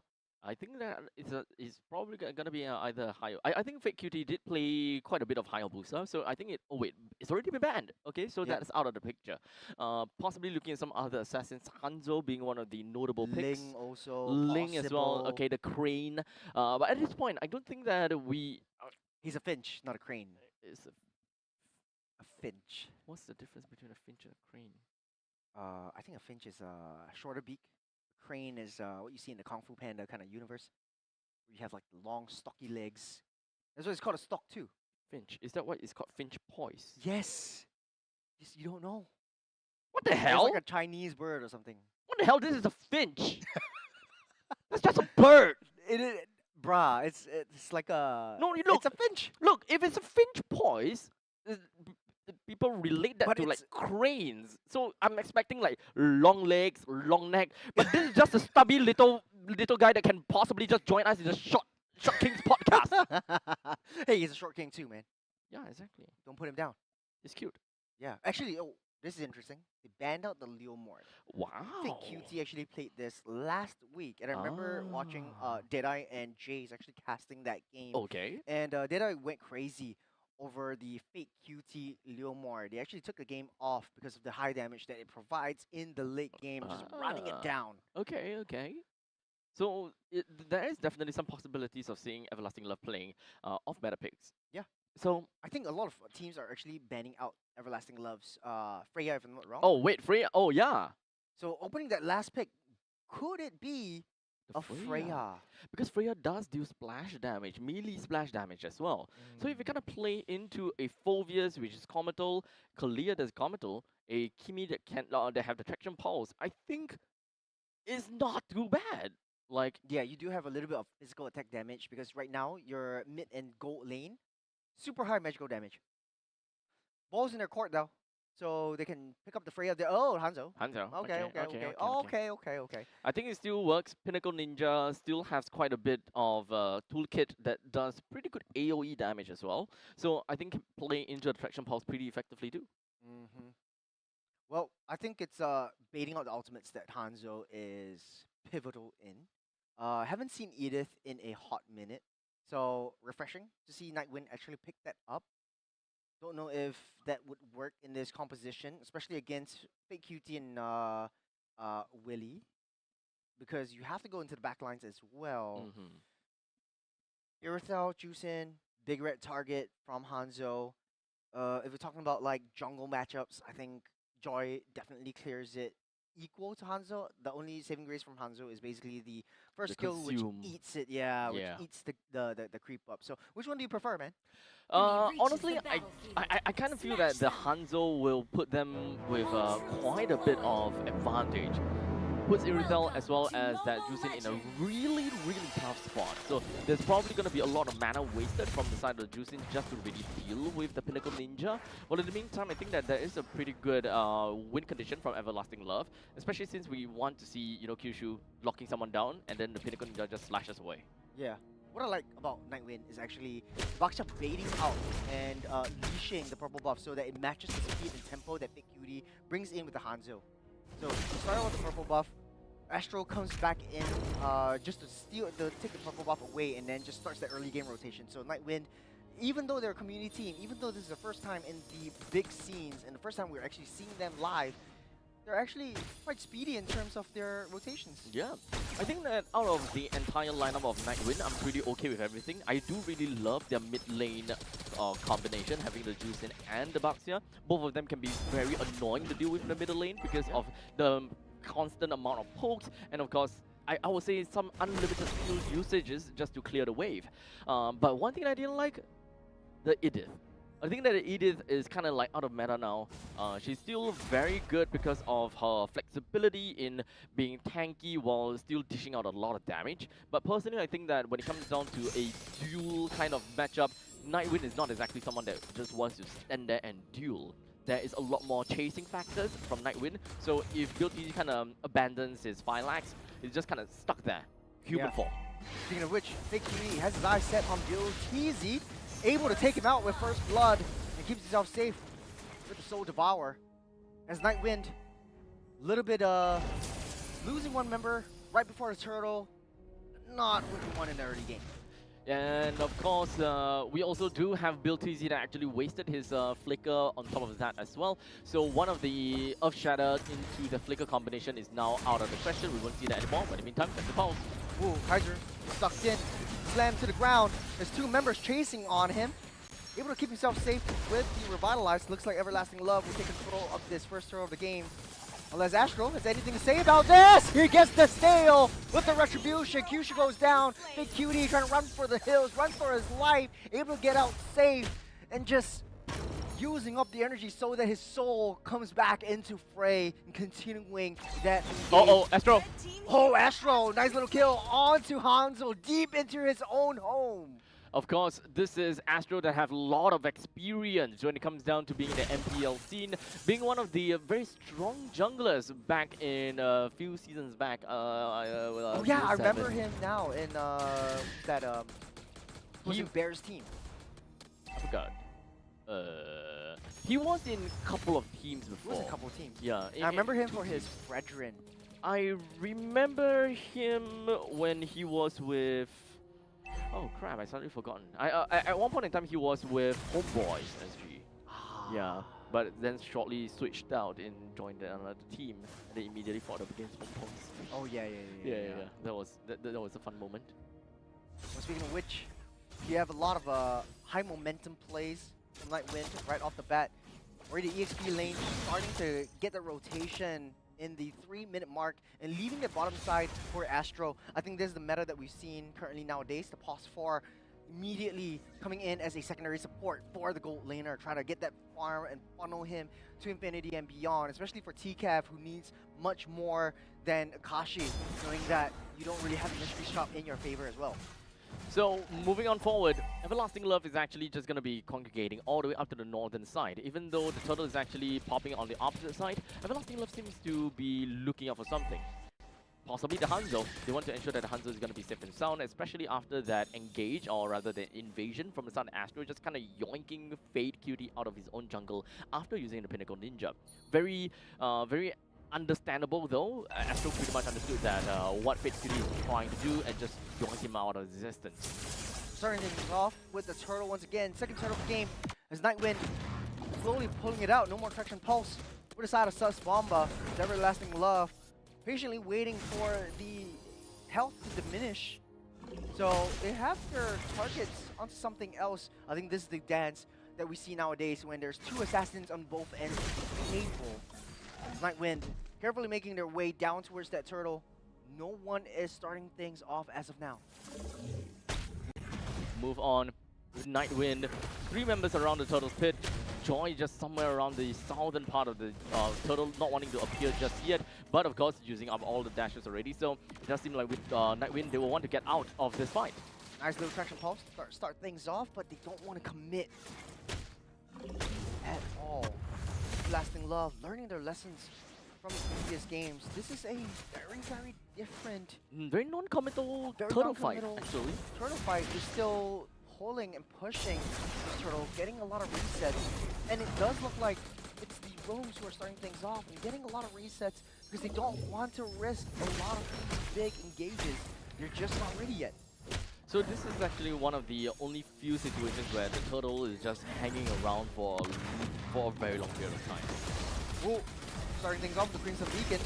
Great for the backline. Bill TZ taking a little bit too much damage. Primal Wrath will be able to keep him up alive from the backline. Kaiser trying to delay the approach. Oh! The mid side. Kashi goes down with the Zaman Force, unable to help him. There's 2 members down for the side of Nightwind. Is Everlasting Love ramping up the tempo, ramping up the aggression, getting stunned up, locked up. Xavier goes down. Turtle goes over the hands of Everlasting Love. Well, that's really unfortunate for the side of Nightwind. It kind of seems as though that they had a pretty good start, but hold on a second. It does seem like we do have Fake Cutie just working his Soul way Devour. onto TCAV. Brings him down pretty darn easily. So they've got a turtle, they've got a massive amount of kills, and to add it all on top, they even got themselves the T1 turret in the middle. Big stakes are riding on this game. Only BO1, the winner, goes off to face up against the next tier. But man, doesn't look so good for Nightwind. Yes, they had a phenomenal start, especially from Astro. Taking another kill on Fake Cutie underneath the turret. But this Hanzo is looking to be super difficult to deal with, especially since his fake body is just non-committal. Got a bottom side, landing onto Akashi, able to gash out away with the Zaman Force, getting pulled back. Purify already used up. Kaiser taking a little bit too much effort underneath the turret. Built easy, tanking everything with a primal wrap. Not enough before Akashi takes him down. Here comes the demonic force. This triple for Akashi. Damn, I was initially just thinking, was that Purify actually worth it? But hold on a second, that's not going to be over just yet. Soul Devourer takes a huge chunk of damage. TCAV is next on the chopping block. One more hit, might not be able to get it. As Fake Cutie showing a lot of dominance in the jungle. Oh man, Everlasting Love now do have about 5 kills ahead of Nightwind. And we're kind of looking at 3,000 gold lead as well. With the middle lane T1 and the bottom lane T1 destroyed, this pretty much means that Everlasting Love will have a lot of a better time trying to go for a little bit of that jungle invasion. And look at the fact that it is a Joy in Nightwind's jungle. This just means that the aggressiveness of a Joy would very likely be lessened, because there's just not much of these creeps that will be around for the Joy to kind of bounce about and just appear out of nowhere with only a single dash required to unlock a full-flavored outfit. Nice traction pulse. Won't commit as of now. First Lord already spawned up. You want to be a little bit more annoying in the purple buff, trying to force the retribution off of Astro before starting the Lord off. But Everlasting Love, they know their power spikes. They know how Nightwing wants to play this. It's a little bit difficult to claw their way back up. It's not impossible though. A nice little flicker, jump, and tsunami slam into the wall. Kakashi takes another one to his name as Kaiser barely scraping by, trying to save all the resources that he can. Kyushu falls by the hands of TCAV, but here comes Fake Cutie from the back line. Soul Devour will take that out as well. Is Everlasting Love up 6 kills, 4,000 gold. At minute 9, we're looking at a 4,000 gold lead in favor for Everlasting Love. And now, we even got the Lord that is acquired by Everlasting Love. So this is all great and fine and dandy. We do have got Everlasting Love that can potentially be able to end the game fast. Yeah, this is looking like an Everlasting Love that deserved to be in the seeded stage. And we've been in this position before. If Everlasting Love laid more discipline, goes for the objective more than Nightwind, they might be able to end this in 15 minutes. It should not drag to a 30-minute, 40-minute game like we've seen Are we jinxing it right now? I'm not jinxing it, but hopefully that will not be the case. Let's talk about high ground for Nightwind. Do they have enough in the high ground? Do they have enough wave clear? My thought is no. They don't really have a lot of AoE wave clear, so Nightwind's going to struggle when the Lord pushes through. On the contrary, I do think that they have wave clear, but they have to commit a lot just to wave clear. That also means that they gotta get close. Nice action pulse off Kaiser. Doesn't want to sound the alarm for now and really holds on to the demonic force. Everlasting Love chasing on to Astro. Knows he's very, very deep in. Not enough energy to make that commitment. And Astro tries to get that recall out. Will be safe for now. It's Everlasting Love slowly taking control of the entirety of the map. No more T2s down the top side and mid. The only turret left standing outside their own base is that T2 bottom side. There's a beacon from Xavier, keep himself safe. immediately popping that out just to get himself out of the traction pulse. Definitely a very important choice to make. All 5 members of the Nightwind, they have managed to reclaim their jungle, and let's not forget, they did pull off a pretty good defense, ensuring that the Lord does not touch their holy defense up in the middle lane. Although they did lose the holy defense up top, it is definitely a bummer, but the middle lane is more important. Oh man, Big Cutie down deep. As I set on TCAF, one more hit, might be able to go down. Big Cutie, nice little killing spree, an assassination onto the Iridel. There's realistically nothing much that you can do as a team from inside of Nightwind, because unfortunately they don't have much crowd control. Yeah. They do have Xavier, they do have Biltizi. They are really good at, I would say, layering these crowd controls, because you can always just pop the onwards of Shatter, and then by that point in time, I think that it's already full stacks for the use it. Traction pulse, Kaiser will go down, but hands of Sus Bomba. Backside, they dissipate. Nightwind, I do have to echo your sentiments. Not a lot of AoE crowd controls, very single target. They need to be able to look for pickoffs, but Everlasting Love are playing as 5 members, and it's so difficult to find Fake QT left all alone to his own devices, because it's always his fake body. How can you kill the fake body and try to drag that real body in with them? Astro in a spot of bother, taking a lot of hits from Fake QT, able to bob weave out of there as Everlasting Love sets their sights up on the next Lord. Oh man, as such, now Everlasting Love, all 5 men in onto the Lord, very committal on this. Nightwind understands that they do not have a chance against this Lord. Even though Astro is currently at level 15, it's definitely stealable per se, but this is not the kind of jungler that have that single burst damage that you can that you can use to kind of execute the Lord, like Suyo, for example. And as much as Astro has a lot of the core items, he's reached his critical mass, he can't just go in just like that. He needs that setup coming in from Kaiser and Biltizi. But that does not just happen, because Kyushu is dissipating the engages coming from there. Big Cutie start things off on the back line. TCAF is a huge big red target for him. Lord will be able to take down, will be able to get taken down by Nightwind. So saving themselves just for a little while. T3 in mid-side still barely standing strong. A very favorable defense, while in the meantime, Big Cutie once again with the Soul Devour. Kaiser heals everything back up with a revitalized Rhythm of Joy already used up as well. And Everlasting Love holds on to the trigger. We've seen this before, and they're a very dominant team. Only in an early game, if they manage to play this disciplinedly, it is Everlasting Love's game to lose. So with all of the forces of Nightwind just kind of stuck inside of their own base, there is realistically not much of farm that they can do. And if Everlasting Love just keeps on to this this diligence of not just shoving the wave too much and just making sure that Nightwind don't get farmed, that will always be a very good thing. From the mid side though, they took out TCAF. That's a huge find. Tsunami slam into the wall and over the wall though. Astro will be able to dash and bob and weave out of there. There's the same in Forest, one not good enough to save that. As Akashi will take down 1, 2, 4 members down and Xavier against the world. Not enough minions though, they might not be able to take it as Fake Cutie will be able to devour Xavier. Oh. The traction pulse will not be reaching long enough to trap Xavier into the fray, as the throne will be tackled on by Everlasting Love. What a dominant performance from EVL. For the first time for today, they managed to get a win under 20 minutes. You know, the time is just getting shaved down more and more. Low sample size. Low sample size, yeah. But to be fair, we have already reached a point whereby there's a total of 3 games from them. So we've already can, you know, kind of make it not 50-50 already.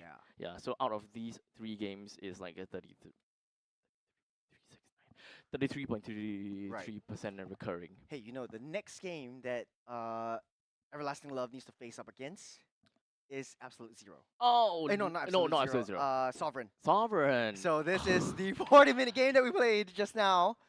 Hopefully that won't be the case again. But man, I know this is a traumatic experience. I'm having shivers right now.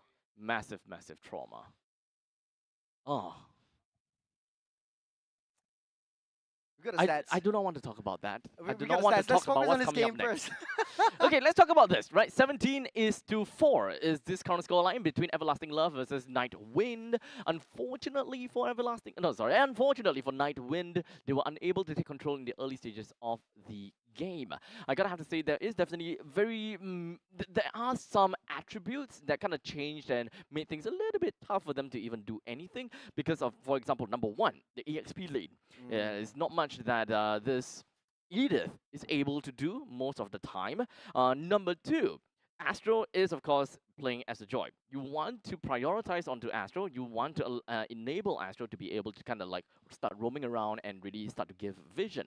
But unfortunately, I don't think that Kaiser nor Xavier managed to give that kind of vision for Astro and help them understand that, okay, we've got this target, we're going to go for this target. They're mostly playing a very reactionary game based on what EVL is throwing at them. To be honest though, Fake Coyote had a beautiful game. He knows his target is TCAV. Go straight for TCAV, risk his own life, and it's all non-committal. You can deal as much damage as you want, and you can be safe as sound as you want to be, as long as your big body or your soul is actually separated. So I think that was a beautiful game, especially for Fake Cutie, and I think he is my personal MVP for this game, and my MVP for not actually dragging this game out into a 40-minute long game. But Yes, hopefully I love them for that. Hopefully so. Next game will be a rematch between Sovereign and Everlasting Love. So we'll see what will play out again this time around. They better not give me a 43.33 minutes game, but too early to say. Don't want to say anything. But of course, MVP, we gotta have to talk about that, right? Because when it comes down to Fit QT, it's very likely that it's gonna be the MVP. I agree. High score lines, low amount of death, and all that jazz. So Fake Cutie, looking out for that. But of course, when it comes down to Hanzo is one of the assassins that is really hard to die because of Pinnacle Ninja. Okay, so at least last time, right? When you summon the Pinnacle Ninja, your real body is left behind. You can attack. You can't kind of deal with it. Yes, but right now you can't attack the real body because it's basically immune. So you have to wait until the energy runs out, or Hanzo flies back to his real body. Or you hit the Pinnacle Ninja. Yeah, so I don't think that Nightwind had a opportunity to split up the team fights where Astro was able to just wait at the real body because he was always getting hammered on by Fake QT. As much as he got his level 15 fast, the team was unable to catch up with the pace that Astro was actually bringing to the table. So that actually was the chink in the armor that tore through. The soldier died. So I don't know where that metaphor is going, but yeah, basically just saying that Hanzo is a stupid hero. Right? It is a disgusting hero. Yeah. So if his Pinnacle Ninja is zeroed out, what happened to his main body? He's still safe. He is a little bit slowed, and then he gets transported out to his real body. But then there was no point in the game where Nightwind was able to reach into the back to actually find his real body. Fair. They don't have that kind of mobility. But there's actually openings. There's actually direct counters for Hanzo. Tell me about it. Typically, it's Yin or Harley. We use the domain expansion. Okay. You bring the Hanzo's real body into that arena. Okay. You kill off his fake body, and then you tackle him off. Or you can actually use the Harley where you have your ultimate to get a slow burn down, kill his fake body, and it transfers over to his real body, so he burns out, and then he dissipates. Okay. So at least for his ultimate, it does transfer from Pinnacle Ninja to his own body. Yes, sir. Nice. Yeah, but teams don't want to risk playing a Yin. Teams don't want to risk playing a Harley. Unless you're Todak and then you pick up a Harley. Okay, then there's a completely different thing. That's a completely different thing. But that pretty much means that there is no specific hard counter against a Hanzo. So possibly just looking into soft counters to make Hanzo's life difficult. So what are the weaknesses that we gotta expect out from a Hanzo? I would say that it's DPS, mostly tempo as well. DPS marksman, tempo matching. I think Astro has nailed that down completely. It's just his EXP lane couldn't match the tempo because you're an Edith, you're walking slow, you're a single target hitter. If you onward onto the Hanzo, it's only the pinnacle body or the fake body, and you can't even reach out to the real body anyway. So that is not really enough for you. The Primal Wrath kind of, I don't think it's nerfed. I think there's no change. It's just teams have found a way to just burst the Edith down before the Primal Wrath actually deals massive amounts of damage. And to add fuel to the fire, Akashi played a beautiful game with the Harith because once he knows his power spike, he starts rotating around the map, joining in the team fights, and is Triple much kill, faster than how TCAP actually joins in the team fights. And Agreed. to be honest though, when the fake QD comes in with the Pinnacle Ninja or the fake Ninja, TCAF was under the mercy of the Hanzo. Couldn't burst the Hanzo down. And that's Yep. why typically teams would pick up maybe the Beatrix or the Carry or attack speed hero, fast attack speed hero, or bursty heroes like the Bruno even, just to kill off the Hanzo first before he deals any massive damage. Okay, so at least I see where this is coming from, right? Because Irithel is a great marksman when it comes down to dealing with people in big groups because of the explosive arrows, right? Yep. But not specifically that good at nailing one person into the coffin. Yes. So anyone that has like great burst on that end, like Clint for example, is also gonna be great, right? Possible, yeah. I will say that it will always be great if an assassin just runs right in your face. You are able to just kind of use your Wesker to just kind of like blast them out of nowhere. But I think that this requires a lot of pre-planning involved for the Beatrix, knowing that okay, cooldown's over, he's coming. Let me change to Wesker now. So that way, I think that I would like to believe that You can use he Nibiru will as only well. land like 1 or 2 shots, right? But to be honest, you can use the Nibiru, and it's basically trace targets, and it just Fair. auto attacks down to it, and that's how people usually pick up the Beatrix or even the Moscow for Brody just to counteract the Fanny. yeah. Because you burst the Fanny Tracer down rounds before it and all. actually counts. Yeah, so you it's tracer rounds. But then again, this is what a win for Everlasting Love. I do hope that we'll be able to see a shorter game later. You and I both, my friend. You and I both. You and I both. But before we actually watch Sovereign again, Sovereign versus Everlasting Love, we will take a look at the MVP because I don't think we have actually seen the MVP. Yeah, we coming haven't up on get a screen as finalized of now. confirmation who's the MVP. Yeah. We all think that We all speculate it's Fate. yeah, and we're even building up to that point. Yep. Imagine it's actually not fate. Imagine that. It. Imagine it. Dang. Who else could it possibly be? Akashi. Absolutely no one. Akashi. Oh right, Akashi. Akashi is pretty good too with the Akashi is Hyrule. pretty okay. Yeah. Yeah, I think Akashi is pretty okay. Akashi's pretty okay. The mid lane, Sasbomba also played quite a critical role with the traction pulse, but it's just a Kimiki doing Kimi things. Yeah, so you can't exactly say too much about Kimi being able to land traction pulse. Yeah. Because Yeah. you kind of just need to aim. Mm-hmm. Any guy can do that. You just auto attack. Actually, there's a way to play Kimi. Because I've seen like TikToks on how Okay. Kimi, you don't really have to aim because literally you just press the attack button and then you just kind of rotate around. like you rotate around, right? Yep. Just spam it. When you spam it, it targets onto the next the Or closest enemy. like you And literally then just you tap, yeah, tap, yeah, tap, you just tap, and then the rounds just trace and lands on top of the enemy. So you don't really need to actually target onto anyone. That's a life hack. Yeah, it's a life hack. So it's I'm auto gonna attack try it and right now. autopilot. Yeah. So you I'm can gonna try try it. But before you try it, we are gonna take a look at the MVP of the game. It will be Fake Cutie as Hanzo, not Hayabusa, for 1 and 4 with 11,000 total gold, 47% kill participation. He has the Trinity build, which I really actually love on top of this Hanzo because you have a lot of attack speed. You can melt down the tanks. That's where the Edith was basically a non-factor. The Baxia was basically a non-factor, and you have to deal with him flying into your face. Mm-hmm. 4-1 is 4. There's actually not a lot of kills going on in that game, isn't it?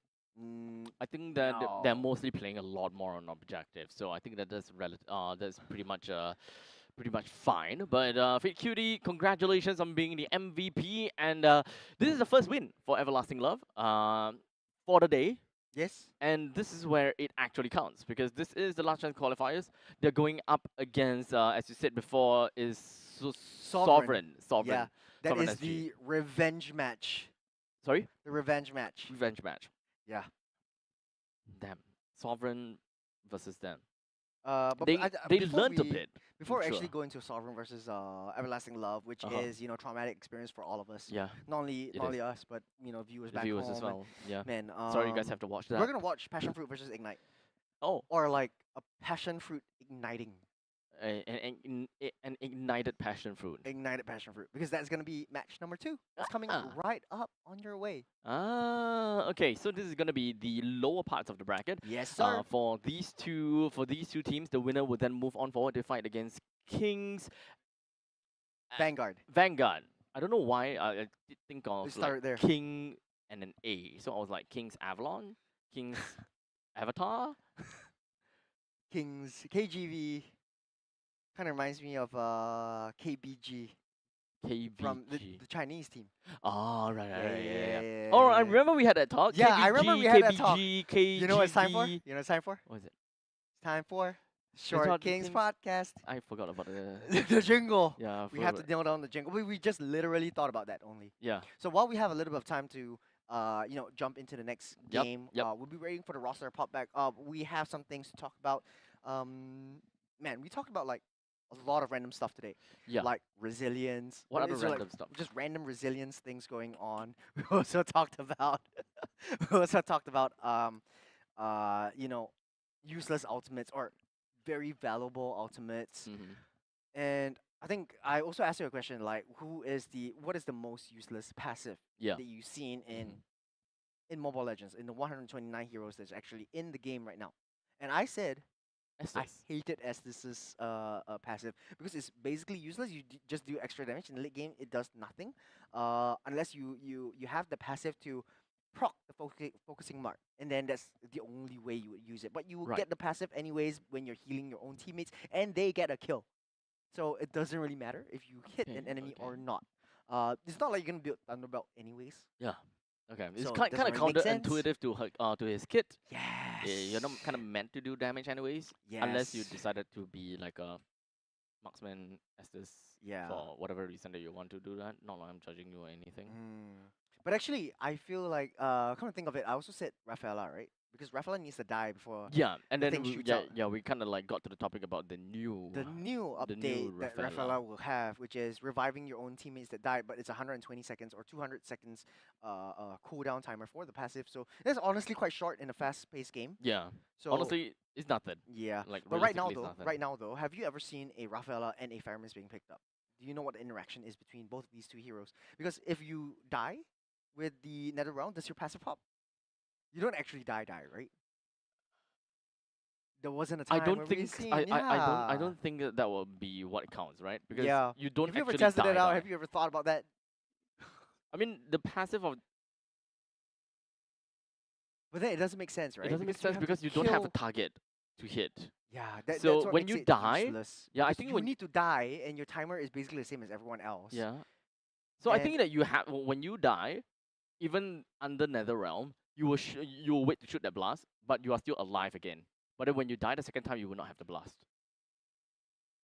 Or you need to die the second time to actually initiate the blast. No, your second time wouldn't have the blast because you might not even no But one actually- no one might kill you. But you don't actually die in the Nether Realm. But You're just immune death. So you don't actually die. Am I right in the Nether Realm? don't think so. I think you. Oh wait, you're right. Yeah. Yeah, you're right. Wait, wait. Are we talking about Netherrealm or are we talking about Cult's Altar? Cult's Cult Altar- Altar is different because you actually Yes, die. Actually, yes. So I was thinking about Cult's Altar. Actually, I'm also thinking about Cult Altar. So Yeah. the old Faramis. Yeah, the old Faramis where you actually was- die inside, and because when you die inside, you have someone that killed you, and only then there's a reason for For you Rafaela's to- ulti to Rafaela's passive to pop because you have a target. But actually, we never seen the interaction before. I've Never. never remembered a time where I seen the Faramis and the Rafaela actually getting picked up side by Never, side. Never. Yeah. In the old Faramis, it might be a little bit crazy because you pair the Faramis up with the Rafaela, Mm-hmm. you sacrifice the Rafaela again and again and again, and then you build like low defensive items. You just build pure magic, and Uh-huh. then it just Just keep on shooting out the people. Yeah, can you imagine the interaction though? Only happens once when you actually die. Nah, not really. Yeah, I think it only happens once when you die because you have a target. But the you have second to time- balance things out yeah. too, right? Second time, when you die from the Cult's Altar or from the Nether Realm, because it's an expiry. You could have someone kill you, but most of the time it will be an expiry. So when you Mm, expire, no one killed you. You don't have a target. It's not gonna blast on anyone. So I think in fair. terms of balancing, it will make sense for them to kind of make the blast happen at the start, the first death. I still think that, man, SSs. Rafaela's ulti is also second on my list because the damage isn't a lot unless you Actually, outplay your opponents and then you try to get an assist or is try to that get an easy wave kill. of stun, right? Is that wave of stun? I think and that then that the is- ultimate is useless. Yeah, to me. I think that personally, Rafaela's ultimate is bloody It's her useless. first skill and her second skill that's actually useful. Yeah. Because it just removes all crowd control or debuffs Mhm. from you and just initiates the, Yeah, the just movement speed run. boost. Just But run, buddy. the ultimate doesn't match the tempo that Rafaela wants to bring. And Mhm. whenever I see Rafaela getting picked up, yeah, I guess like using the second skill most of the time for the small little healing and the debuff. but Movement speed as the well. movement speed boost, but the stun itself isn't as reliable. Sure, I think You know, I funny guess, thing is that the stun is actually so slow because because it hits like dun, dun, dun, dun. yeah, it's not like one wave just Yeah, stun. If it's a maybe It it's might be different. not too bad. Maybe it's different. And it's one of the skinniest little thing I of don't an think it's that ultimate. skinny. I don't think it's that skinny. It's pretty damn skinny, dude. Yeah, but honestly, I think they increased the action speed for the ultimate to Okay. land down. So Okay. I guess that's a saving grace. The only Maybe. thing is you have to die and you have to sacrifice yourself for your ultimate to be useful. So I'm glad that Rafaela is getting a change and getting a rework. But what about you? What do you think is the Most useless passive. most useless passive? That's kind of tough because I don't really remember any like too much passive at the top of my head. Yeah. The only one passive that like really sticks out like a sore thumb to me that doesn't seem to make much sense, like is just use it kind of situation. It's Kufra. For me, it's just like, okay, I'm a tank. I go in, I slam people, and then when I walk out, oh, I'm dying. Throw back. Oh, I got some HP. Okay. Or So you think Kufra is Poke. not as I think that I think that the passive just doesn't work with the kit, right? Because this is such a comical hero, but then his passive is just like poke. I mean, heal. Oh wow. Okay. Yeah. Wow. I But didn't honestly, even engage. a little bit more sustained from that. So I don't think it's useless to a useless extent Mm-hmm. because at least you extend that range. I think that it's a very good thing for laners to have. Yeah. It's a good thing for laners, but not for Aroma. Because okay, you can slow the opponents, you can get a heal. But at I least think I get that. Saving grace is you can still build Thunderbolt on the Kufra. So I you have guess the, so, The you basic can- attack Yeah, stacks up. I guess so. But yeah, I think we need to think about this for a little while. Yeah, I do kind of think. So we're And gonna be I do- jumping to yeah. a short break. Break. Break. Break. But when we come back, Break.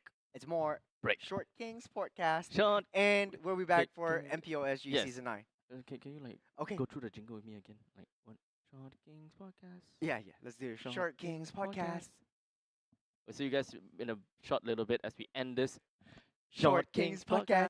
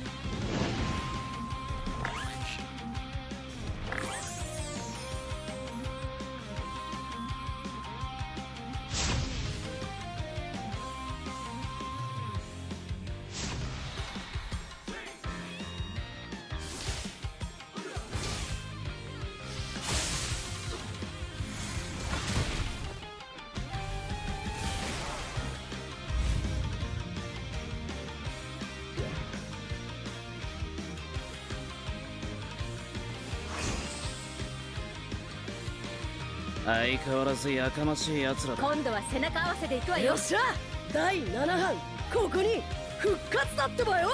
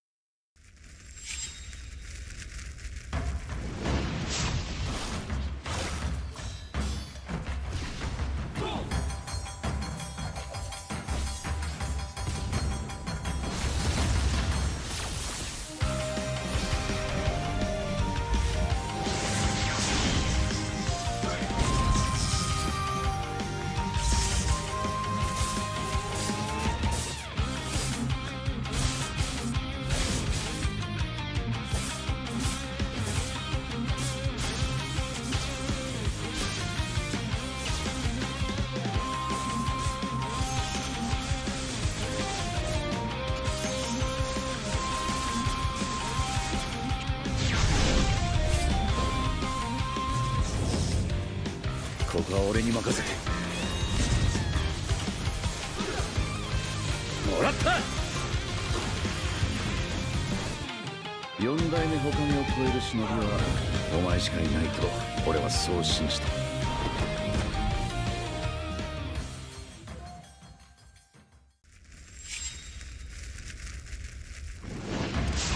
みんな渦巻きナルトが帰ってきたぞ。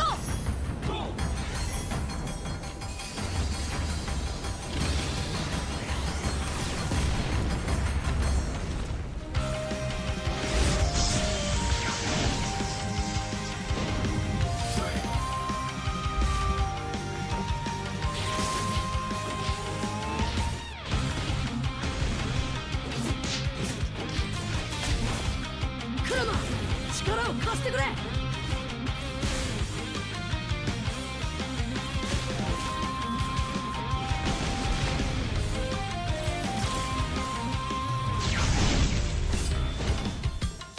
っしゃ第7班ここに復活だってばよ。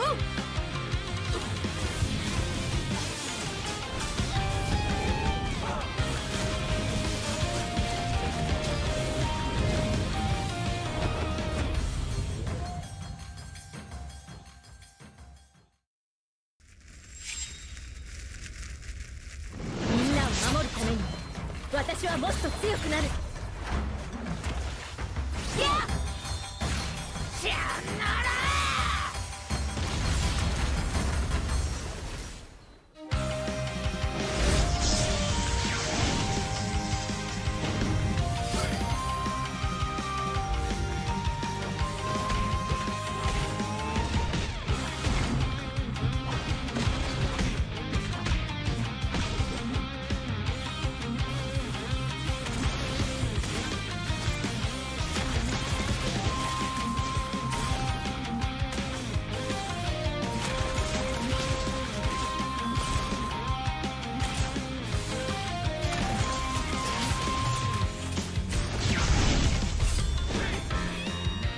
今度は背中合わせで行くわよ。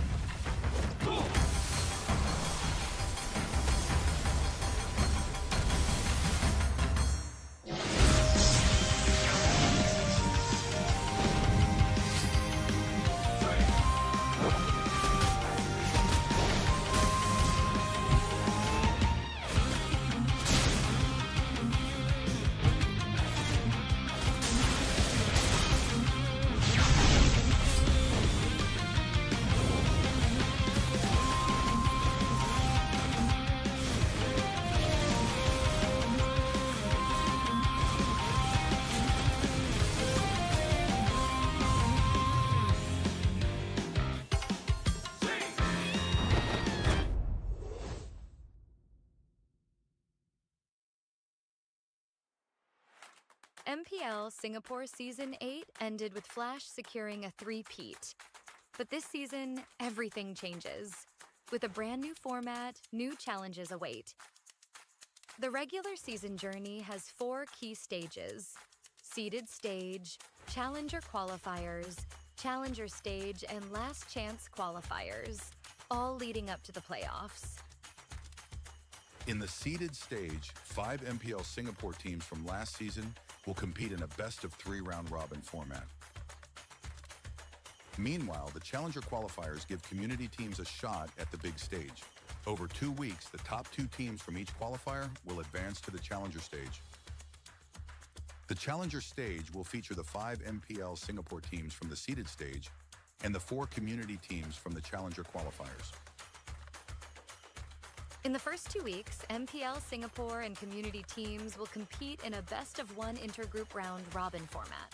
In the final week, community teams will face off in a best-of-1 round-robin.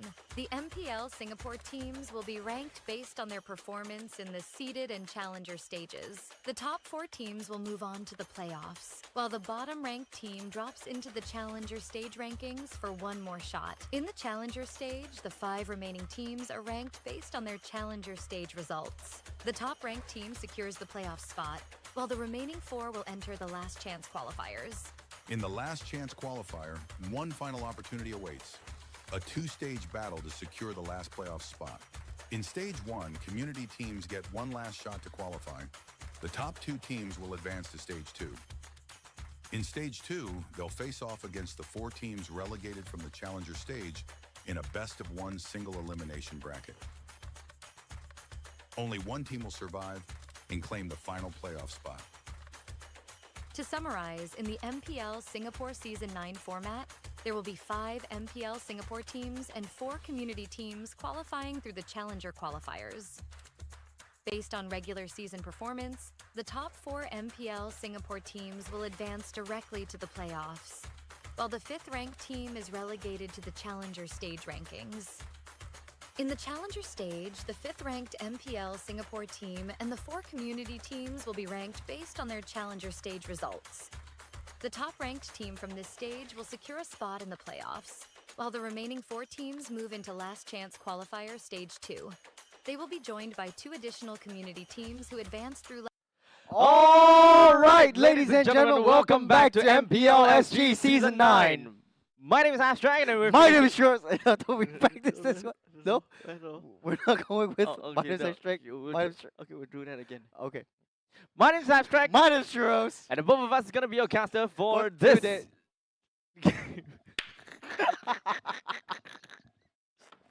We'll try that again. We have 4 more games to go Okay, after this. We will talk like one by the end of the stream. Okay. Yes, we will. How's that gonna work out? Firstly, we have to figure out like Okay. what so, our intro is. So from this point onwards, it will be like we will the both of us gonna be a caster for today. for this for today. But sure, today is fine. because it's Yeah. not like we're gonna be Like swapped rotating out the or casters. I mean, anything, Jace yeah. is here. If you want Jace to come Jace! Shot Kings podcast, then maybe it's possible. Yeah, maybe it's possible. But speaking of which, I guess it's time for the Shot Kings, podcast. I didn't know you were going into the Shot Kings podcast. Normally when I say like maybe it's time for. Okay. like, Shot Yeah, Kings we'll podcast. we'll samula this one. Okay. Maybe it's time for The Shot Kings podcast. Not bad. Okay, so we're going into okay, Shot Kings okay. podcast. Yeah. So, okay. what do you want to talk about today? Oh man, we can't have our Shot Kings podcast now. Actually, we can because can? we have the passion fruits coming in, the fruity boys coming into the screen. Zach, Ryan, Ryzen, Bong, and Taurus. Okay. Actually, the double. Can you the do it properly? Can So- you do it properly? so- Yeah. Zazak, Okay. good. Ryan, Okay. Ryzen, Okay. Babong, and Okay. Taurus. Okay. You did the front part correct. Zazakaku. No. We're not gonna spend a lot of time doing it. But congratulations for them making it to last chance qualifiers. But they're up against the Ignite Gaming X Alchemy boys coming into the fray again. Unfortunately, in the challenger seed, they were in the last place. But this time, it's all different right here. Yeah. Icon Jet, Bladey, Bladey, and eh? Yuda coming to fray. Hopefully, they have what it takes to make it through to the next stage where they will face off against Kings Vanguard. Yeah. So, of course, before we even jump and talk a little bit more about both of these two teams, may I just take this moment and say I absolutely kind of love Ignite's jersey, actually. They even Yeah, it's pretty good. They even have Mumu, you know. I am a sucker for like red and black. So like that's the color Ah. combination that I'm always going for. Ah. Yes, sir. Was that why you were a RSG supporter back then? Back then, RG used to be blue and There red. was What? there was a black and red one. A black and I red. think I think Evo's the only one MSC. right now is the black and red one. Oh, even one is black and red. Black and red. Yeah, Evo's black and red Oh. all the way through. No, at one point in time they were black and they were red and white. Red and white, Red and white. just like Singapore. Really? No. We don't go that far. But hey, you know what it's time for? The Short Kings podcast. So we're coming into this game, but we also talked a lot about useless passive, useless hero picks. Exactly. Now, exactly. I think previously there is a lot of teams actually banning out the Freya. Let's talk a Let's talk little about bit that. more Mm. about Freya. Okay. Trash or pass? Uh, so the pass miss is good, right? Or like it's so trashy, but I'll still pass it because he's like double trash. Double trash. But to be honest though, I kind of like the Freya bans because it's more targeted towards all of this. But we will have that talk for another time. As actually, it's gonna be the Granger getting banned out right here. I think the Baxia, that is a graphical issue Yeah, from the but side just kind of of like Passion Fruits. yoink it away in the short little bit. Kalea getting banned out for Ignite. Eh, simple. Simple. Oh. Oh, he used to be part RSG as well, I think. Yes. correct. Yes. Oh. Okay. Yeah, well, congrats to him for making it through to the last chance qualifiers. Yeah, so I would say that this team might actually have quite a bit of promise. I mean, we got Boncuti in here. Yeah. I'm not too sure whether the Ryzen is the same Ryzen that we have seen before back then. The second Ryzen, because there was Yeah. like the first Ryzen that was like Actually, speaking of which, I think Babong uh-huh. kind of looks familiar too. It's Boncuti. Bong Cutie. Yeah, it's Boncuti. Oh, so they do have prior experience as Yes, well. but I've never seen before Zizek and Tataris. Taurus. Yeah. But Ryan definitely. That's Super Ryan. Wait, I thought Super Ryan was in another squad. No, that is the other Ryan. The EXP Ryan. This Ryan is the Rome Ryan. This is the other Rome Ryan, yeah. Okay, gotcha. He was... Crap, I think he's RG also.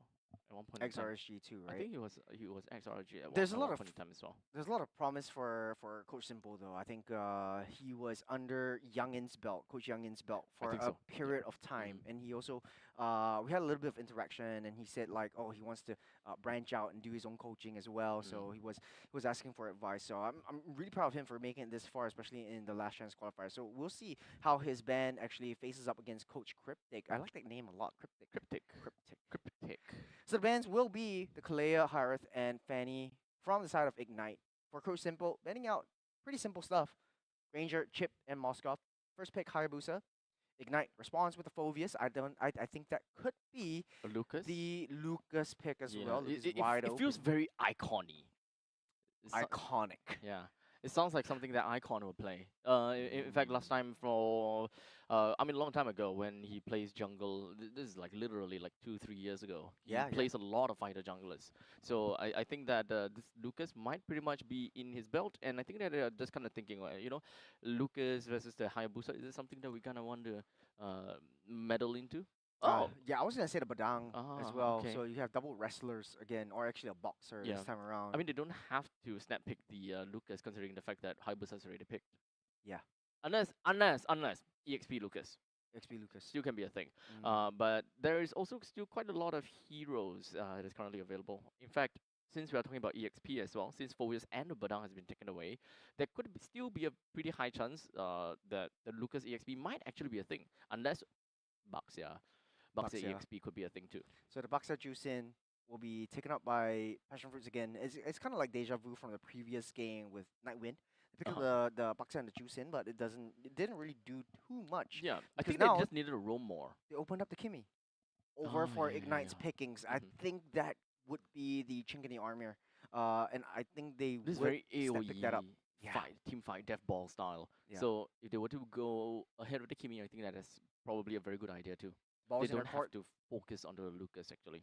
Yeah. Okay, it I still love works so within much. the same realm actually. Yeah. Very aggressive, a very fast-paced kind of thing. So if Yep. they're able to get someone that continues on to this momentum or rather this kind of pacing whereby they play by the tempo, they should be good. Yep. I'm always very excited to see Loi being picked up because there's so much more potential in team fights, so much more potential and dimensions in how they want to play the macro game. And it makes the gold lane's job actually that much more easier because after a team fight, use the version play to disperse and go back to your lane, just keep farming up. So no time wasted, no wasted movements at all. So going to the second stage of the bans, Ignite banning out the Gatokacha, which is a natural predator or counter to Death ball whatever they corpse. want to pick up for that gold lane. So maybe someone that sits back a little bit more. You could go in straight for a 1-1 pick now that Baxia is getting picked up right here as well. It kind of mitigates that inbuilt purify, and you can sort of escape from the Hayabusa for yourself as well. They will ban out the Lucas in response for the side of Passion Fruits and Ignite. Last ban, it will be the high loss, so no more zone potential for Passion Fruits. Okay, very EXP focused for Coach Cryptic, trying to take all those away. Preferably, they will want to see the Baxia to be the roamer and they're paired up with Jusin. Either way, for the side of Passion Fruits, I think that is still a very good combination to look out for. So if we want to take a look at the EXP, we're gonna have to first identify Phoveus versus Badang. Very likely, the Badang is gonna be the roamer anyways. Yep. So Phoveus into the EXP. I will still say that Glue could still be a very good pick coming into the EXP going up against the Phoveus. Phoveus will start to win a little bit more at level 4, but regardless, I think that winning in the initial matchup is probably pretty important, especially going up against the Jusin plus Baxia. I do pick up what you're putting down. But then again, Don't pick it up. why? We have to put it down. That's Nah, the reason why I put it down. I'm picking up what you're putting down. Yeah, but It's if a- I put it's it down, it's a I don't want it to metaphor. be picked up. I don't know where you're getting with Fredrin getting picked up for the side of IG. You know, we've seen this quite a lot, and we talked about this. Fredrin pickup against the Jusin, a natural counter for the tanks. Okay. Is it the second time that Ignite did this already? I remember there was one can't team remember that if actually whether it picked was up. Ignite. Yeah. I cannot remember if whether it was Ignite. Now, the problem, the problem still stays. But there is one thing that does help this composition a little bit is because of the mobility that they have from the Loi. Yes. At least they have ways to really deal with the Juicin immediately. Because the problem about Fredrin into a Juicin is that Juicin is always tucked behind the front lines. In this case, Baxia and a Tigreal. So for Aloy, she can indiscriminately just teleport over to the back, and they will have a fast-paced way to just jump right in and really just zone in, beeline onto the Juicin, which is which after the energy eruption and all that kind of jazz, I don't think the Juicin will have this time, the space to realistically be able to deal with the Fredrin unless the ultimate's popped. I think that Lloyd just gives a lot of dimensions. And what I tell you, 1-1 getting picked up right here. Perfect pick for Brother How How, aka Chu. On the other side, though, Nathan and Tigreal for last pick by the side of Passion Fruits. I like what they're going for. Very backline heavy, but they do have a lot of magic damage as well. Hayabusa will have a tougher time targeting onto that 1-1 because she's just too hoppy and sneaky with the movements and with the feats. So it's all down to execution and how well the Hayabusa is actually being played out by Zach. In this case, though, I do prefer the side of Passion Fruits draft even more, just because of the fact that they have to choose in and Going the up against the counter pick. Fredrin. Yeah, I just think that it doesn't work I in the feel early like that's game. still a little bit of a deal breaker. Yes, It's yeah. still a deal breaker to me.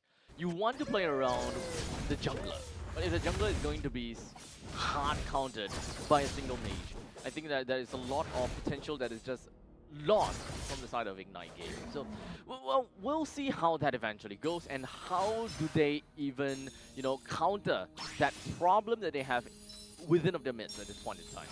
I don't think that should be a problem if they play their cards right, but Bong taking a lot of damage from Chu already on the top side. Yep. We'll need to retreat for now. On the mid side though, Lethal Wanderer will be attempted on by 2. There's a Retribution steal by Zach. And Ignite and pull back. That's not what you want to see in a Frederick. It just creates so much annoyance when you have to deal with Juicin as a tank. So of course, right off the bat, let's talk a little bit more about the laning compositions, right? Gold lane, just because of the early stages of the game, you can pretty much expect that the 1-1 is a lot more annoying just because of the Inspire, which you pretty much saw that 1-1 has been, you know, kind of popping the weaknesses on Natan every now and then, and just kind of forcing the Natan back. You gotta be really afraid of that, right? Well, in the meantime, in the EXP lane, it's pretty much neck and neck, but the focus starts to get a little bit better at level 4. You outright wins against the Baxia, but I don't think that you will kill the Baxia in this case, but priority to goes over Baxia. 3-man collapse. Jet already popped his flicker. Will fall to the hands of Ryzen.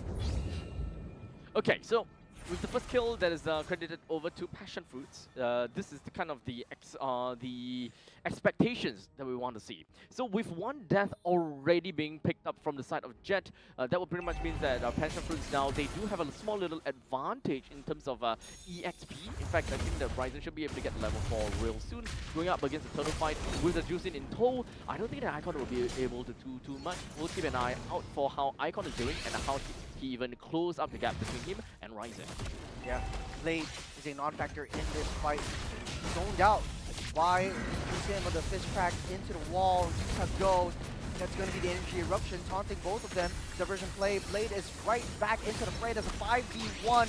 Taurus getting trapped up inside the wall. He will fall, delaying his inevitable doom. One more hit. He will be able to walk away safely, not until Jet has anything to say about it, as the turtle is free for Ignite's taking. Speaking of non-factor, this game, or rather this fight for Ignite Gaming went well because the main hard counter, Ryzen, was actually not focused in the fight. Yeah. It was mostly just being, I think, zoned out from by Jet, and is not too interested in really dealing any form of damage or utilizing the Lantern Flare onto Icon himself. So this fight went over to Ignite Gaming solely because of that. Nice fist crack onto the wall. Ryzen, no more flicker, no Crimson Beacon at the ready. The Ryan's just right there, pushing everyone away. And I think Ignite Gaming has found their groove right now. Gold lead negligible at this point, but they do still have the momentum from the first turtle take. They can afford to go for a lot of these fights. But Passion Fruit already starting with the first rotations down to funnel himself and getting his core items faster. We're only 3 minutes and 40 seconds into the game, and when it comes down to the economical lead, there's not much of a difference. But in terms of the macro play, we do have the EXP laners just constantly just hiding themselves down in the bottom lane. Of course, Horus though, he can definitely clear the lanes equally as fast, and when it comes down to moving about, definitely beats this Phobias. But now, it doesn't seem like there's a reason for the Bucks to move around because the next wave is incoming. Well, Phobias just kind of, you know, taking his time, wasting out the entire creep wave down to the bottom lane. Only until now, goes back. So if Baxia were to make his way up to the top lane in the next 10 seconds or so, he will be a level ahead, or rather he will be EXP ahead of Phobias while applying pressure up top. Good read by Bong. They know that the diversion play was coming up on the top side because wide and open with the minion wave also slowly crashing in. As the next turtle spawns up in the next 20 seconds, both teams still Stevens with negligible gold lead from either side. But even into the 5-minute mark, we typically see the EXP lane rotating and to be the possible core, but we don't see that in this particular game. So that's going to be a little bit tricky for either side to have this turtle objective take. No rotations coming in strong as of now. Chu still hanging on tight on that top side. They look like they want to win out on this main perspective as the rotations are coming in towards that turtle. Ryzen's keeping everyone busy, zoning everyone out. Turtle down low. Icon steals it up. Good retribution, and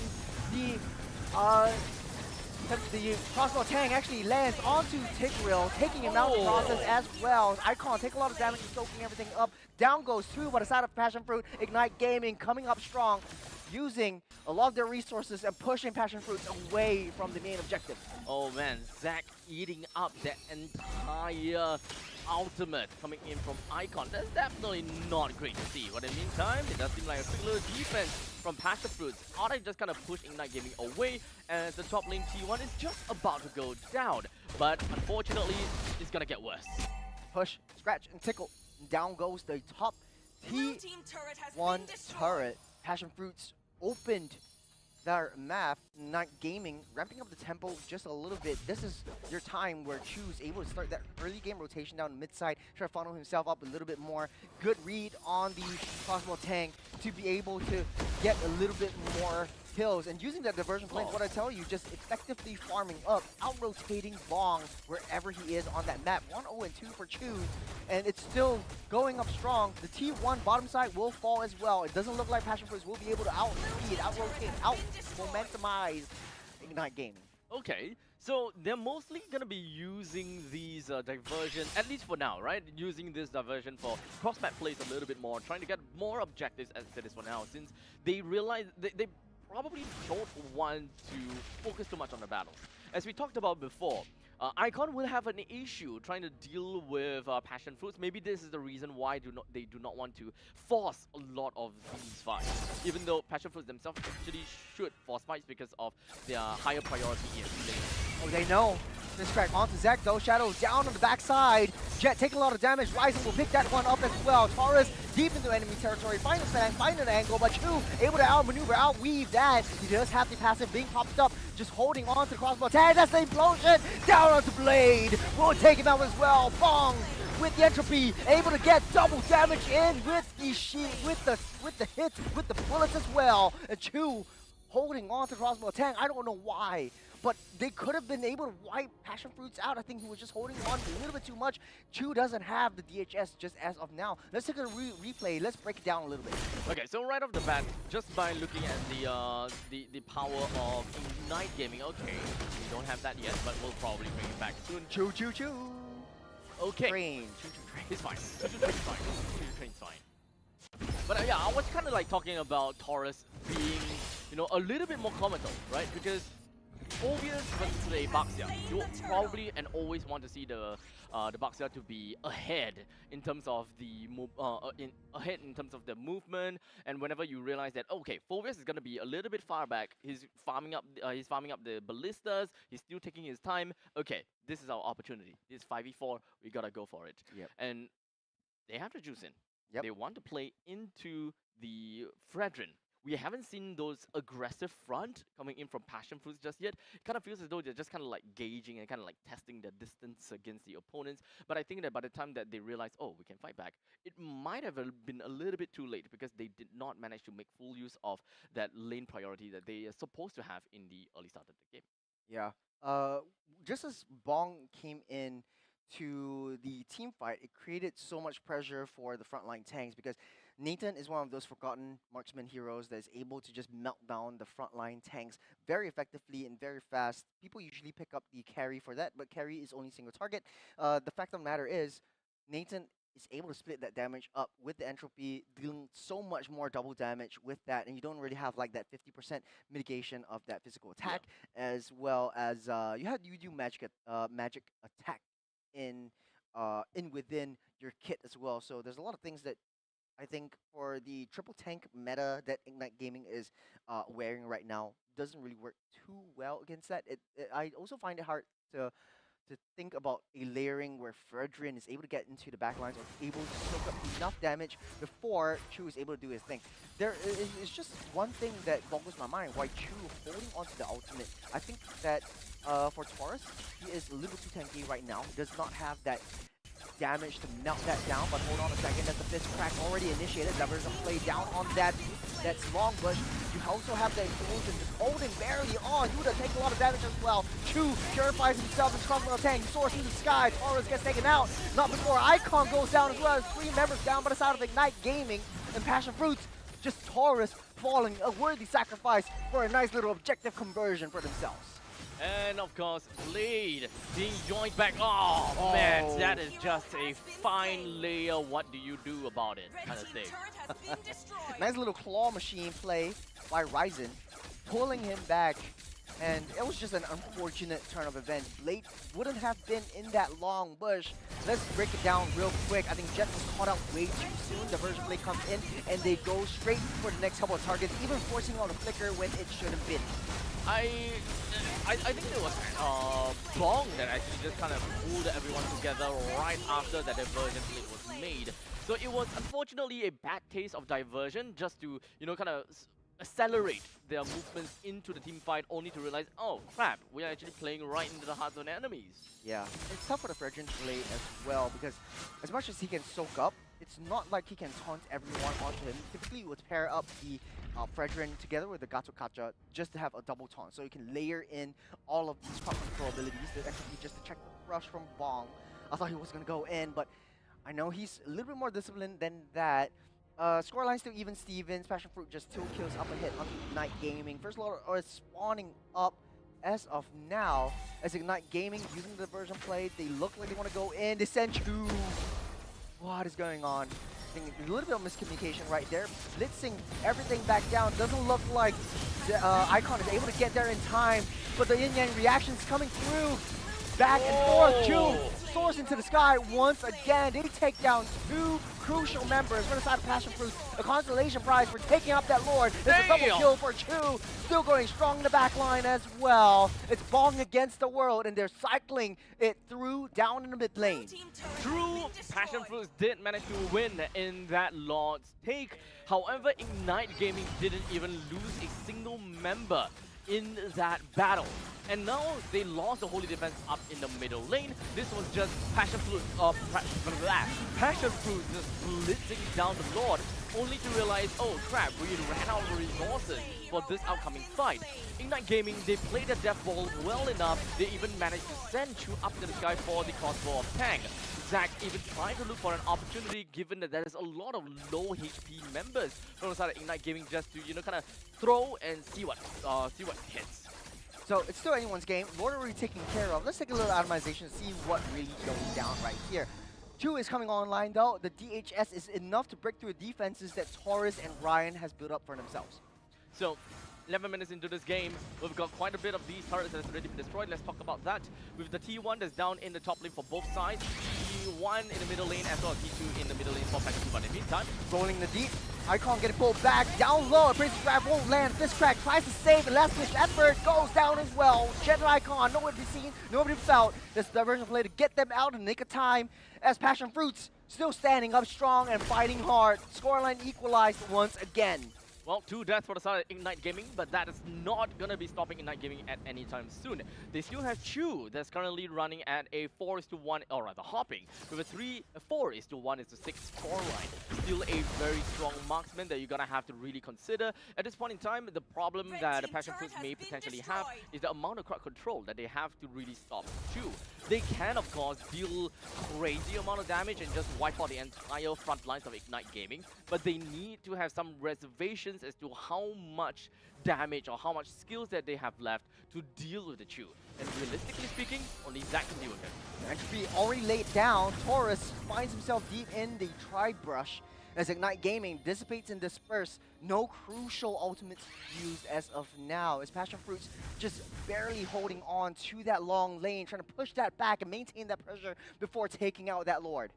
So we've got Ryzen just going around and ensuring that every single one of these brushes are completely covered and always rechecking these brushes. Can you see the amount of dedication he has just to look out for any potential diversion plays that could have happened?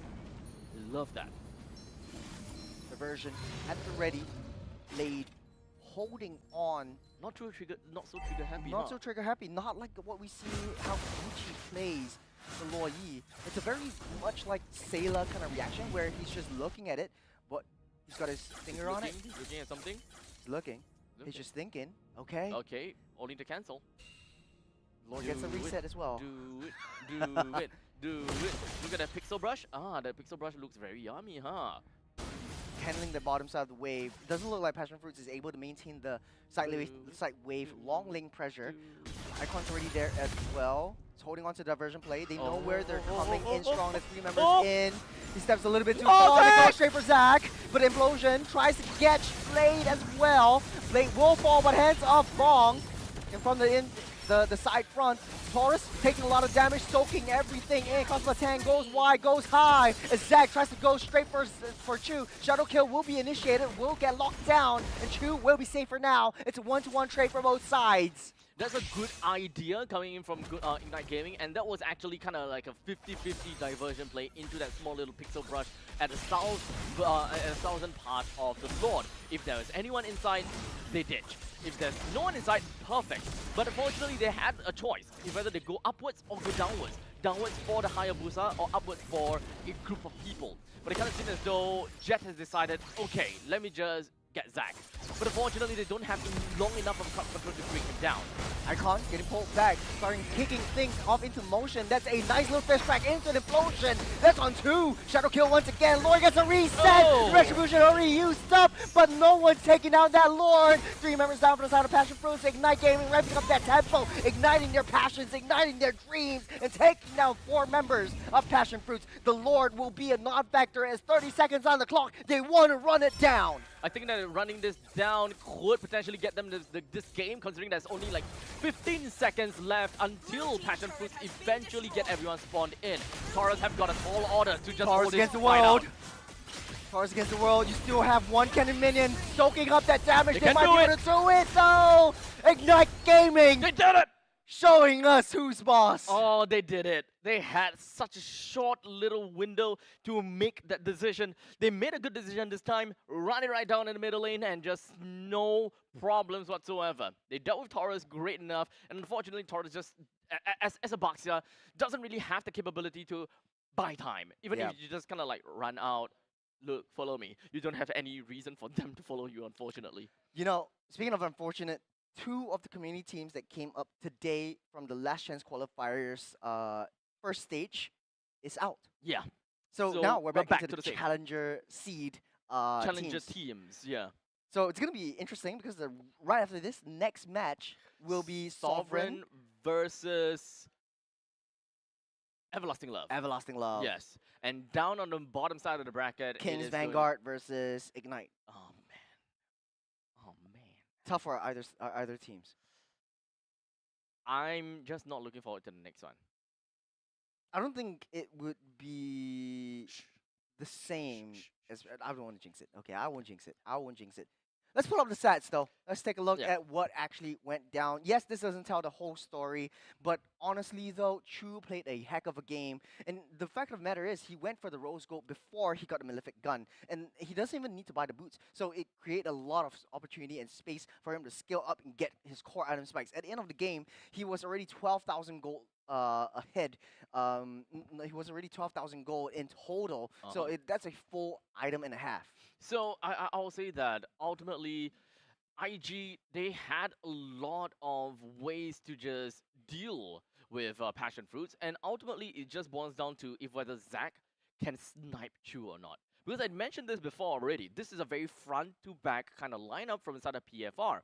We have a lot of tanky boys from the side of Ignite Gaming, and they are very readily happy to kind of throw their bodies. Even though Icon and Yuta didn't exactly die so many times, they have Chu at the back lines that is ready to just spring into action. If Zack were to come in with the Ogi Shadow kill, we've seen before, Icon, Yuta, Jet, they come in, soak all this damage together. Yeah, even Blade was holding on to the diversion plays. I think that last play where Blade appeared from the back to initiate a flank, and of course Jet creating a 4-man fist crack, set things into motion. It made it so easy for Chu to pop all the weakness points. That's a 94% team fight participation with 67,000 damage dealt. So definitely great to see what IG has gotten for themselves. I think that the final pick of the 1-1 definitely threw Passion Fruits completely off guard. It is a Fuel Purifier built in the kit of 1-1. And let's be honest here, the one crowd control skill from Passion Fruits happens to be the most important one, the longest cooldown one, and the most impactful one, which can be nullified from a single skill from 1-1. Yeah. It's guaranteed. While in the meantime, Lantern Flare is not guaranteed. The issue was Ryan made good implosions. I mean, the good thing is Ryan made good implosions. The issue was the implosions that he made was onto a CC immune Badang and a purified 1-1. So he couldn't catch anyone. That last fight, I mean, if we had the replay and we can see that last fight once again, the implosion was a countermeasure as a reactive approach to mitigate the fist crack that was built up by Jet. Right. I would say that this is a classic point of I wouldn't even call this outdrafted, but you wouldn't see all these until you actually execute into the game. Because Yeah. in theory, if we are just looking at jungler, the jungler is hard countered by the Jusin. But in the meantime, this is kind of like the same, almost the same kind of issue where I feel that Jusin couldn't really get herself out of the shell and play that very aggressive Jusin that we've seen all the time, right? You have a free escape spell coming in from your Crimson Beacon. You can always just run away. But in this case, we do have got the Badang that can lock you down for infinity and beyond. Who else do we have also? You got a Phobius that's chasing you down, so even if you Crimson Fredrin Beacon is out, also that's very chasing long you out. crowd control too. To be honest, I think the Jusin was taking care of Fredrin, but the damage wasn't enough in the late game because Radiant Armor was bought first item by Icon. So that was a very smart move from Icon just to mitigate the damage that is coming from the Natan. Another issue was that the Natan was using the entropy, and you typically use the entropy to escape. The problem was he was standing way too far behind, so the entropy in front, and then you teleport in front just to be in the fray, and then you get caught in crossfire. So yeah, he is throwing himself in the midst of all the bullets already shooting out. Now, there is of course one thing that I kind of need to get a confirmation about, and that is the gray HP of Fredrin, right? Gray HP of Fredrin is counted, and it will stay there based on time elapsed, right? Yes. It's Around not 5 to 10 seconds, yeah. okay. Because if it happens to be based on damage taking, like if you are constantly receiving damage reduced to But you heal like around 25 to 50% of based your on the health. damage you Yes. deal, right? Yeah. Yeah. Okay. Because if we're talking about, if we're not talking about time elapse, that means that every time you receive damage, your gray health stays. I think that's pretty broken going up against the Juicin because you will forever get your gray HP. But the gray HP doesn't really matter. It's not like a shield. It's not like Juicin is breaking past the gray HP to get into your actual HP. Yep. It's just like reserved HP. Reserved HP for your healing potential and your damage potential. Yeah, Appraiser's Wrath. I remember at one point in time, my wife and I has been spamming a lot of Fredrin plus the Estes. Yep. So you have within a short little team fight, you have like this small little amount of real HP, and then your gray HP like massive amount. Yep. But this small little gray HP, this small little red HP Doesn't go down. is like so thick. Yes. And the only thing that's growing is your gray HP. Yes. And you're just like a single Appraiser's Wrath, boom, whole team wipe out. But they also Mwah. balance the Appraiser's Wrath where they cap it at 4,000 damage. Ew. Yeah. So last time I remember when Fredrin was first released, it was just so broken because everyone was using it in the jungle. It's just the tank jungler to pick up. The tank jungler, yeah. Then the damage just exceeded like 6,000. Everyone's just getting one-shotted. Yeah. And all you need to do is like soak up some damage. And sometimes the Fredrin players will tank the turret damage. Kind of like soak it up. brain dead. It's kind of like brain Yeah. dead. Soak up the damage, and then you can take maybe like 6 hits before actually initiating your Appraiser's Wrath, and you can still run away because every time you hit, you heal up that HP as well because you have that inbuilt spell vamp. Yeah, I mean, I would have loved it so much that they changed the scaling of the damage to the damage is to gray HP ratio. That would have been so much better, so that it kind of encourages people to look at more ways to allow the Fredrin to gain some HP, external healing, because you can't get more gray HP by attacking. The spell vamp doesn't work it that way. But if you add in an Estes, you add in a Rafaela, people that is able to add in additional HP because of their healing, because the way they heal, they doesn't heal your gray HP. They heal your red HP. So I think that's actually a very interesting interaction about Fredrin on how to further expand the amount of gray HP you can work with. Interesting. So you're talking about a double support down the mid side, and then you have the Fredrin Doesn't to have soak to up be that double damage. support. It's just a single support that can. I think kind of makes sense too. If you want to put an Estes, maybe a Matilda down the mid lane, at least they have like some wave clear potential, and then they can start rotating together alongside Fredrin. And then you have the side waves as well, and then you have the extra tank coming in from your crazy kind of ube. EXP. Yeah. Crazy kind of ube. Yeah, this a kind of like funneled. all your eggs in one basket. Yeah, it All is your a eggs in- funnel. It is That a is a funnel super strategy. funnel, yeah. But it does give you an intense gratification in the event that you actually landed such a It crazy is Appraiser's Wrath. It is satisfying. Yeah, and all your damage is within that Appraiser's Wrath. It So I is think a that there satisfying should out of it. be some kind of kind of give or take. I put so much resources into getting this satisfying one big show. I'm meant to win this game. Yeah. But with that though, unfortunately, Passion Fruit won't be joining us in the remainder of the Last Chance qualifiers. But kudos to Ignite Gaming for winning their first Mhm. game out of the entire series from the Challenger seed all the way up to the Last Chance Qualifiers. And this is really Last Chance Qualifiers. It's anyone's game. They Yep. still have one more shot though, because they didn't win any game in the Challenger stage. They do have they don't really have any extra life. Actually, all the teams don't have one extra life. They have to play one more game Yep. coming into the fray. But before we jump into that, let's take a look at MVP. It will be Icon as Fredrin. We all doubted him because it was a Fredrin pick Into against the a Juicin. Juicin. It's supposed to be rough. It's supposed to be really rough. So it's kind of tough to really kind of expect Fredrin to really perform at this point in time. But hey, he did, right? 4 kills, 2 deaths, 9 assists, total of 81% KP. And of course, 100,000 damage taken. Not as rough as I expected. But speaking of which, before we jump on and talk a little bit more, let's take this moment as we go back into our time. The Short Kings podcast. Now, I do have a short little joke for you. You know, Okay. What does a dog say when he rubs his butt across a sandpaper? That's Waff. It's Waff? That's rough. Yeah. Oh yeah, there we go. Yeah. There we go. Yeah, not bad, not bad. It's not a good. It's a pretty good. Like I just thought of that. It's I just thought of an that. old joke, yeah. Yeah. It's like woof woof. I was thinking like woof woof. Woof. Okay, in my because when you said dog, in my mind it's just woof, Woof. or Okay. wag, and then when you say sandpaper, okay, woof. Rough. Yeah. Pretty straightforward. Pretty Pretty straightforward, straightforward. I don't yeah. really have much jokes for you, but what I do have is the brackets. So let's take a look at the current standings in the Last Chance Qualifiers.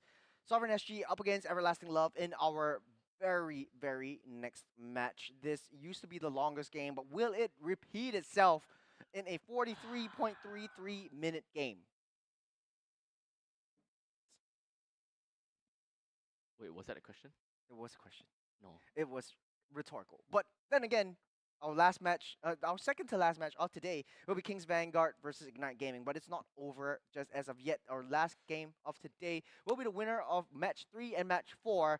And only one will have that privilege, that luxury to make it into the coveted playoffs for Yes. MPL SG Season 9. I'm super looking forward to that. But we gotta get through this one hurdle. Sovereign SG versus Everlasting. Man, 43 oh, minutes man. and 33 seconds. Can you see my soul just kind of like out of my body? I hope that it's not this long a game anymore. There's a lot of kings that Everlasting Love needs to fix. Kings. Kings. There's holes in the bloody armor, dude. There's a lot of holes. It's literally like chainmail, but with holes that is like It's bigger. not really chained up. It's like literal holes. holes. Yeah. Yeah. In case you guys didn't know why chainmails are made that way, they're supposed to prevent slashing and stabbing. That's why its hole stops the blade. So if the holes are bigger, the blade just kind of goes through. So that's them. They are XL chainmails. I never like stabbing motions. You like slashing motions? I like slashing. I like slashing more because you have a wider AOE. I guess. Like stabbing, maybe more damage because it's literally you go in, Okay. but you take a huge chunk off and then you clear more Right. ground as well. Speaking of which, this is actually a pretty good segue to our time. The Short Kings podcast. Now, we talk about weapons, right? When it comes down to Mobile Legends, there's a lot of heroes that have many different kinds of weapons, such as the Hilda with a battle axe. Battle axe. We have some short swords, long swords, whatever We have it is. daggers and tonfas. Tonfas as well. Tonfas are coming into the question as well. Okay. Oh, okay. Then I got my answers already. I got my answer already. He's But a what- Tonfa guy. I'm a tonfa guy. Yeah. Yeah, What he's a weapon do I like? Yeah. right? What weapon like? What is my like if we talk about go-to weapon? medieval If times I and all was that kind a of stuff. hero, if I was Okay. a Mobile Legends champion, what Right. would my weapon of choice, be? be. Okay. Do I have magic though? Do I have access Why to not? magic? Why not? Do I have access? Okay, Access to magic. I do like sort of like telekinesis paired up with like swords. Because I always like okay like flying weapons and like just throwing the weapons and them Okay. telekinetically coming back to me. So basically a modern day Jedi. Yes, sir. I guess. But like no, but I want to control the weapon. So like it's like Gambit, but without cards, but with Right, but weapons. with With like weapons. daggers and swords, and then all the weapons all combined. And I have like 7 weapons. Okay, Yeah, okay, and that then you sounds can cool. like swap it around with the Oh. different skills. So you have like 7 different combinations of weapons. So that creates a lot of different combos that you can use. So like That's a lot of sort martial like art Beatrix. martial art experience though. Yeah, Yeah, you gotta learn for Dude, a long time, dude. that is cool. That is cool, That but is you know you cool. gotta like sink your life into all these trainings. Are you up for that? Assuming I already have like the knowledge. If If we I ever, was a Mobile Legends character, if we if ever- I was a Mobile yeah. Legends, then yes, You- I mean I would have that you kind of knowledge you already. would have, yeah. But I'll be like the Kadia Riverlands kind of hero. Okay, you know what? If we ever have like a Dungeons and Dragons campaign, Yeah. that is your character. Yes, sir. Yes, sir. That'd be fun make, though. I'll make like a full-on arc of your training or some crap Oh or man, something along I those go lines. up to the heavenly mountains, string the dew off of like I don't know a heavenly flower or something like that. Oh no! Hands down, no. I'm literally just bringing you into session one. Say that okay, you're going up to the mountains to train for 3 years, and then you miss like 5 sessions. I think that's how Batman works, right? That's Yeah, so- basically how Batman works. But you know how the draft works in this game? This is gonna be Sovereign SG versus Everlasting Love. Let's take a look at the draft, and hopefully this won't drag out as long as it did in the first time they met today this morning. Okay. Freya, Jusin, Kimi banned out by SSG. I like that. I like where they're going in. Kalea getting picked up by Sovereign SG. Everlasting Love, on the other hand, banning out the Matilda. Lucas and Moscow. So we won't have a repeat of the draft that was previously taken up because the Lucas was given over the hands of Pogiaco. Pogiaco. Yeah, I am handsome. Let me take a look because Jace actually sent me the statistics. So I have to use the statistics to talk about what went down in the draft In the that happened 43 minutes previously. and 33 minutes game. So Jace did the homework. 30 I'm just 43 minutes and regurgitating 33 and vomiting everything out. Okay, So thank perfect. you, Jace. So you can take a look at the Excel sheet and you can tell me a Well, little I bit. figure out how he writes his Excel sheet because it is kind of confusing. No? It's Oh, so actually, no, straightforward. no. Wait. That's so This is straightforward. week. Dang, he's been doing so much work. Okay, week 3. Okay. Week 3, day 2, match. Ignite. SSG. I have no idea. I can't even remember what game is that anymore. Day 2. So 0. Okay, why do you do Sovereign. that? Okay. Oh, okay, you go. Okay. So they picked up the Lucas Baxia Chusin Granger Tigro for Sovereign. And Okay. then the Badang Harith Gatot Gacha, Kimi, and Hayabusa. So no more Kimi, no more Lucas, no more Chusin. Hayabusa is still currently available though. Gattaca has Hayabusa. already been picked up before, or rather picked up now. They had a Harif, right? They had a Harith They and had they a had a Harith. Badang, They had a Badang also. which was infinitely scaling because the Badang and the Gatot Gacha actually built up the Thunder Belt. So mathematically, they wouldn't have lost because the amount of pokes that they did with the basic attacks would have meant that their stacks for the Thunder Belt would have hit at least 80, which is a lot Yeah. of defenses. I am really afraid right now. Oh my god, it's almost It's the same Badang damn again! thing! And the Cecilion too. Together paired with the Granger. So the Granger going into the hands of Night Shiki once again. So it is sort of like a repeat of what went down where Akashi also played the Harith.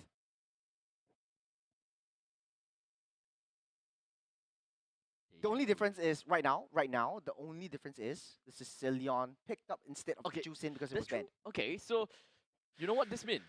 The later this game goes, SSG might have a better shot. Statistically. Yes, Statistically speaking. statistically. But also statistically speaking, if Everlasting Love buys Thunder Belts for both Gacha and Badang, that means they're also infinitely scaling. So both teams in the uber late game, I'm not talking about like late game, I'm talking about uber late game, like 30 minutes plus.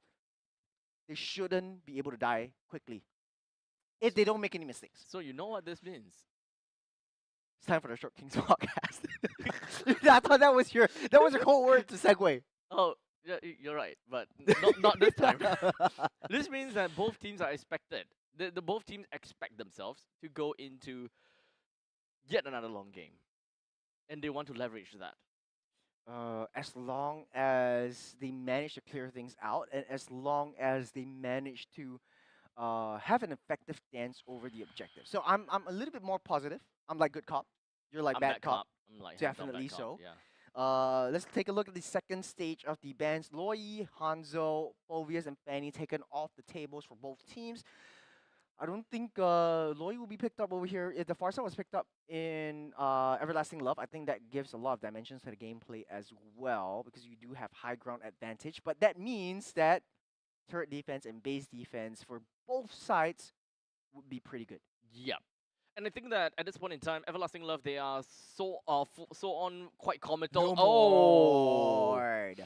Okay, with the Leomod joining in place, it still doesn't really quite answer the question about high ground, but I would still say that they have pretty good wave clear from the Leomod's kit itself as well, so let's not forget about that one. But regardless, I would like to see how a Fasa being picked up by Everlasting Love will help them, because they need to deal with that high ground advantage that Sicilian does have within his kit. Yeah. So they gotta have to answer an eye for an eye, tooth for a tooth, high ground for a high ground. Hath my eyes deceived me with the Belleric pick? But why? But why? Because it's Onto a the Harith, Harith. not a Claude. Typically basic attack, but you don't really scale with a lot of attack speed. Yes, you do have the Feather of Heaven, but it doesn't have a lot of kind of initiating factors, unless they want to use for the Belleric for more of like the catch onto Badang and Katsukacha, as well as the Leomort to create a zonal potential, and then layer it in with the Sicilian and the Kalea. But it will be the Valentina, so a little bit of a tit for tat. They use the Wrath of the Dryad. Oh, this It will be happening on both sides. Okay, so in terms of ultimate usage, Valentina would have a pretty good time, because there's quite a bit of ultimates that she can use, right? Wrath of the Dryad, Tsunami Slam. These two are probably like the core abilities that we want to see from her. Yep. But high ground. We talked about high ground. Eye for an eye, tooth for the tooth, high ground for a high ground. Which in this case, Everlasting Love does not have any of that.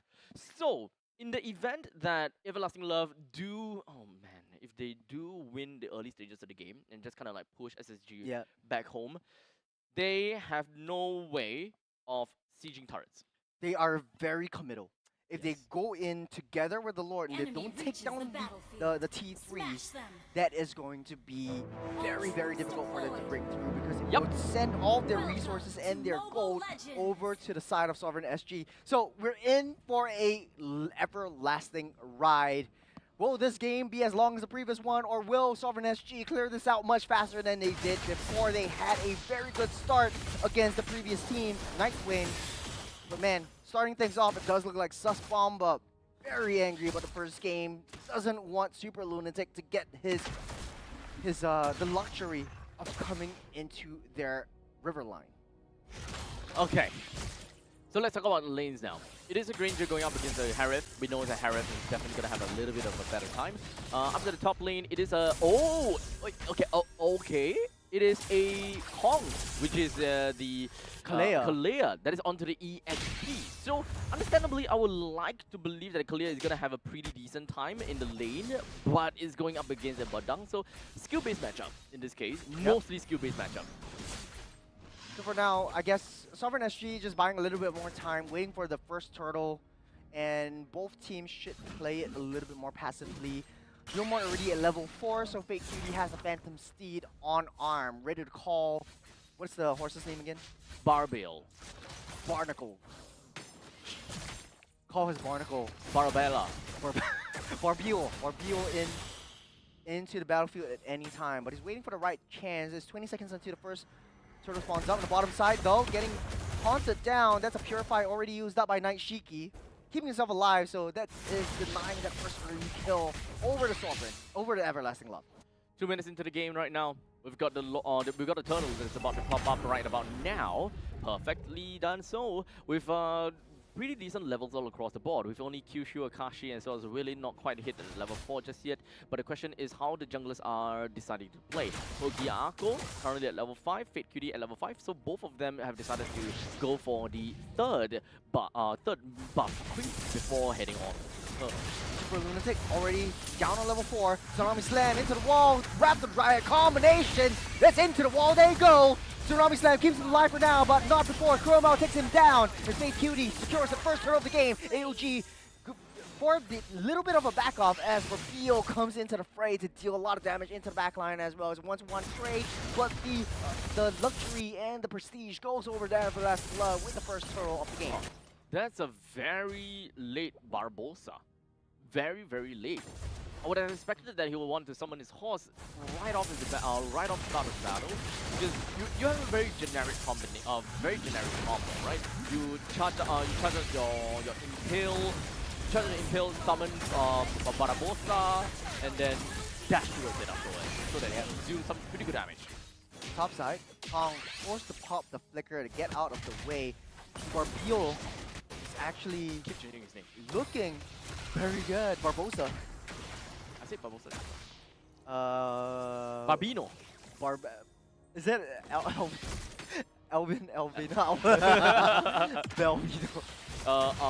Belvino. Belvin. I think they gotta start with Bar first, right? Bar, yeah. Okay. Barney.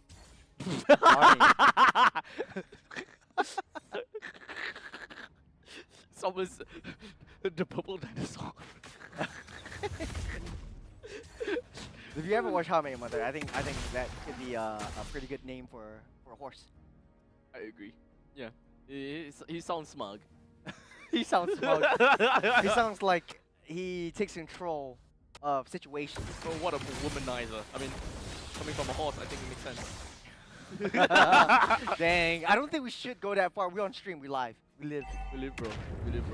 15 seconds in, rather 15 seconds until the turtle eventually spawns. We do have Everlasting Love that will be putting themselves right into the face of Sovereign SG. Would definitely make things a little bit tougher for them to try to take control, but it's okay because they do have a little bit of high ground. I think the Krill Meow would likely be having a pretty good time, just kind of like going ham with all these bad impacts. Because Bomba has the Wrath of the Dryad ready. You're starting things off with the turtle with a little bit of a push and pull from Kyushu and Kong, but both teams don't want to commit as of now. Fake QD has Barbosa ready and in arms, just ready to pull that trigger. Pogiako with a joy, also ready as well. The bottom side, Zaman Force onto Akashi's 1-to-1, taking a little bit of turret hit. That sounds the alarm for the top side. Fake QD again with the Retribution.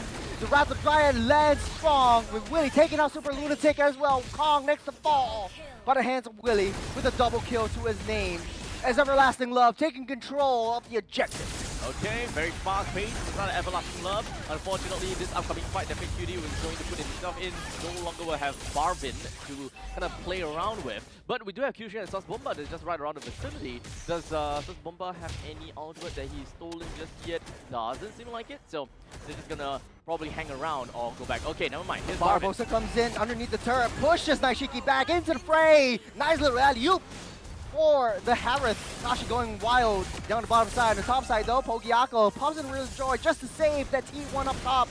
A little bit of a trade, a little bit of a sacrifice that they have to have. Next big objective coming up in 70 seconds. What will Everlasting Love do? They have the tempo, they have the momentum. We've seen this before. It's the 5-minute mark. The rotations are coming in strong. I'm still trying to look for dividends coming in from Super Lunatic playing as this guy, the Grass Man. The Vine Tree Man. The Tree Man, Vine Man. But I haven't really seen anything. I haven't really felt too much pressure coming in from him. Every now and then, yeah, sure, it's just a Wrath of the Dryad plus a little bit of a taunt, and that's pretty much it. You don't really need that long range taunt in order to kind of stop anyone at this point in time. I don't really quite see the use of it. Maybe if Kashi joins in the battle, maybe we'll get to a little bit more. Sus Bomba has the Tsunami Slam at the ready. Holding on to that one. 20 seconds until the next major objective comes up. Everlasting Love looking to coagulate down on the bottom side. Kong's already there as Kyushu trying to protect Akashi to the best of their abilities. Sky Piercer brought up for Naishiki. That is a core item power spike coming up from the top side as well. The jungle is open. They don't know where Fake QD is. It's 0-4 as of now with the killing spree. So the more kills he has, the more that he damages low HP heroes. He's healing everything back up, creating a avalanche from a little snowball. Turtle starting up strong. Doesn't look like Sovereign SG has any intention to fight this one up. Here goes Sus Bomba with a flicker. The Tsunami Slam into the wall. Start things over the AOG as well. 3 members fall for the side of Sovereign SG. It's Chromeo Naishiki desperately hiding underneath the turret. Akashi with a triple. Make that all 5 members wiping out. Nice little head and shoulders from there. Oh, it started off horribly. Yeah. As Sauce Bomba was not able to land the Tsunami Slam on the trio Meow. But fortunately, that actually kind of created something because he went on with the Tsunami Slam onto the front line, and it just kind of made all 3 of the front line kind of congregate together. It's just kind of like a perfect opportunity, perfect moment for Everlasting Love to just toss everything and anything that they have got, because that was all they needed. The back lines at this point in time doesn't really play too much of a impact into the game just yet, because this is only like, what, 8 minutes into the game.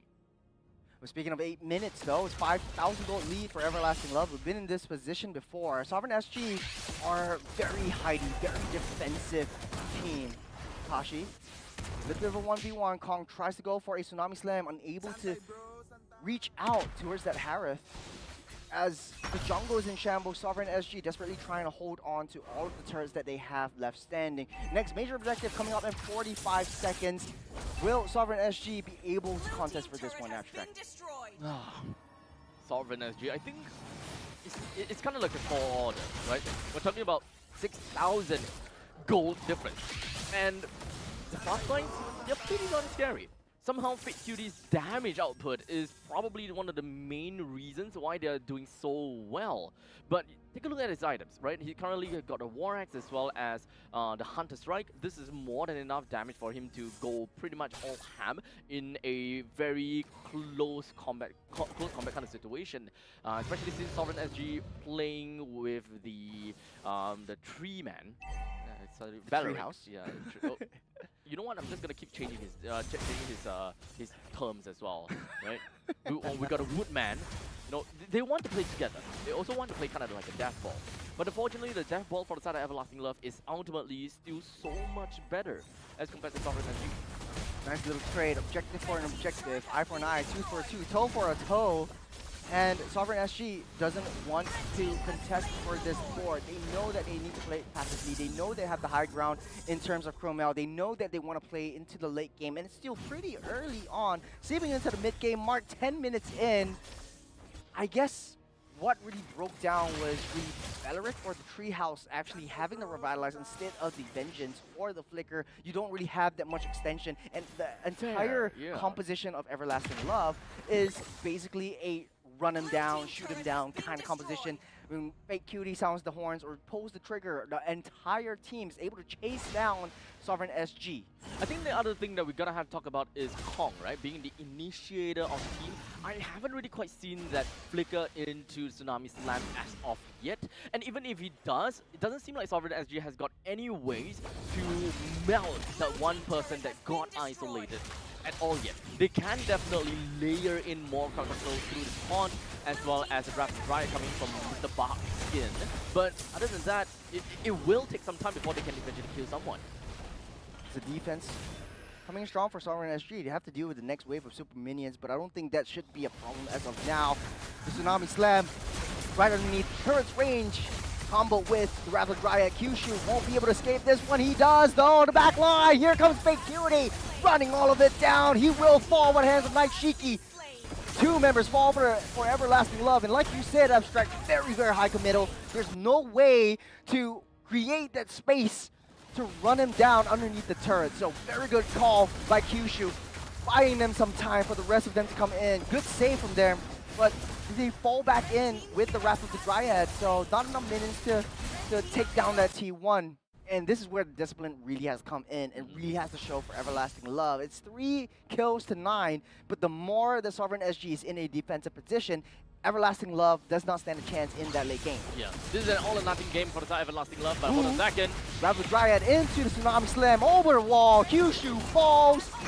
Now Super Lunatic as well. Kashi going crazy with the Zaman Force and the basic attacks is Sovereign SG trying to find signs of life outside of their own base. This is an all or nothing match for Everlasting Love. When it comes down to trying to take control of the middle lane and trying to hopefully bring down the mid lane T3, you guys managed to see, right? When, Willie as well as Big Cutie, they went in together in unison. I absolutely love that. However, Willie just did not have enough range to actually build up that wall to really transition into a fist crack. So at that point in time, Willie understood that if I don't land this, we are backing off. Yep. Because there's no reason in continuing a battle when I can't contribute to the battle. While Fake Cutie, he's determined to just go in, go ham, and just die.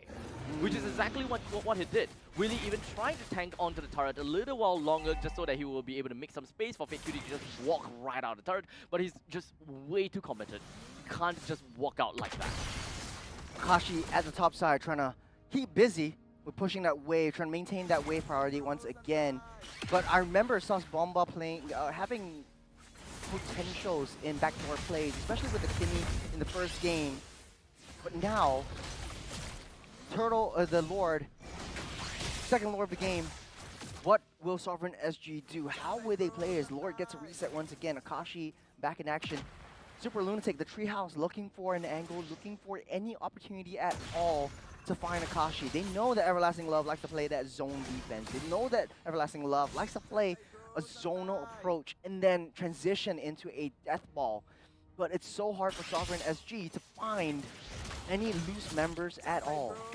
The thing that Sovereign SG, they know that even if Everlasting Love is just open themselves so wide and just spread themselves out so much, even if, like for example, even if Willie starts to see the opportunity to jump in with a freeze break and freeze crack, it's not gonna do too much because it will take way too much time for the rest of the members of Everlasting Love to even follow up. AOG, Lord of the Fifth! Big Cutie takes out Super Lunatic. Pogiaco steals the Lord underneath Big Cutie's nose. But Barbiel is angry. Barbiel is chasing. Pogiaco living with a pixel will go down by the hands of Fake Cutie with a triple to his name. So they may have lost the Lord fight, but they won in terms of numbers. They are not too afraid of, taking on this upcoming Lord, but let's just talk about this a little bit, right? It is fight all across the place. It is a fight that's been split into two. But unfortunately, what Sovereign SG was looking out for is that they want to prioritize onto extending their game by taking down the Lord. Because the moment that they start to the moment they lose the Lord, Everlasting Love would have a free entry into their base, which is the main problem that Everlasting Love will have. So by denying the Lord, even if they lose the fight, it will bring them closer to victory because their win condition is onto Creo Meow by literally extending the game. Speaking of extending the game, I'm really interested in how the items are being built up now, because if Thunderbelt is being built by Willie and Kyushu, the longer this goes, it goes in their favor as well. It will be harder to take them down, but they don't deal a lot of damage. Kong is going for a jump. There's a lot of damage from Raishiki as of now. Super Lunatic holding on to the Wrath of the Dryad. Don't want to commit as of now. Lord already being taken care of. Fake Cutie turns into Barbiel. He comes into the fray with a Tsunami Slam AOG to disperse. Fake Cutie might be able to go down by the hands of Night Shiki. That is 1 kill, 2 over to Sovereign SG as Everlasting Love unable to get that defense. Super Minions still pushing in. Sovereign SG is hungry. Sovereign SG, they're angry. They want to take down that T1 at the very least. Running on the charge, riding on the momentum. Taking a look at itemizations. Does look like the Thunderbelt built up for Kong, but not for Kyushu. Small little problem, or rather small little mistake coming in from Big Cutie, trying to go for the assassin route and hoping that he'll be able to catch on to Pogiaco. Clearly didn't work out that well, and because of that, they lost the T1 turret, which could have stood up a little bit longer provided that they stayed as 5-man to kind of wipe out the middle lane creeps, because they do have quite a bit of AoE skills that can wipe out all of these creep waves. From Fake Cutie to Sus Bomba, Kyushu, and literally all of them have at least one skill that they toss out and they clear out the wave. So that is something that can really help them hold out the T1 turret instead of just having Fake Cutie just dive right in onto Pogiaco. Door spawning up in 20 seconds. Economy shifted a little bit into Sovereign SG. You got a little bit of a touch and go there by Kong and Kyushu. The double Ks just toying with death at this point.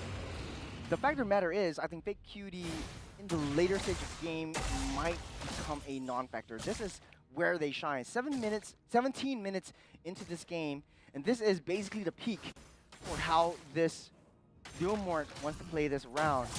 Sovereign SG already in position. Willie sussing things out. They need to be able to find a way to get through to the back line as Night Shiki already has the immortality. What is the play for Everlasting Love? They had so much control of the early game. A free turret done in the bottom lane. Sovereign SG unfortunately did not really work on their macro play, so that's free. They're not even going to try to defend that at all. That is bad. But Everlasting Love, they're still going to be hovering around the Lord and in fact resetting this Lord. As such, this is, oh wait, the bottom lane actually did go down, wow. Still surviving, barely standing up strong. Oh, they resetted the Lord just so that the Lord can be evolved. Very good timing, and of course, very good observation that the Lord is about to evolve too. We've been in this position before, Abstract.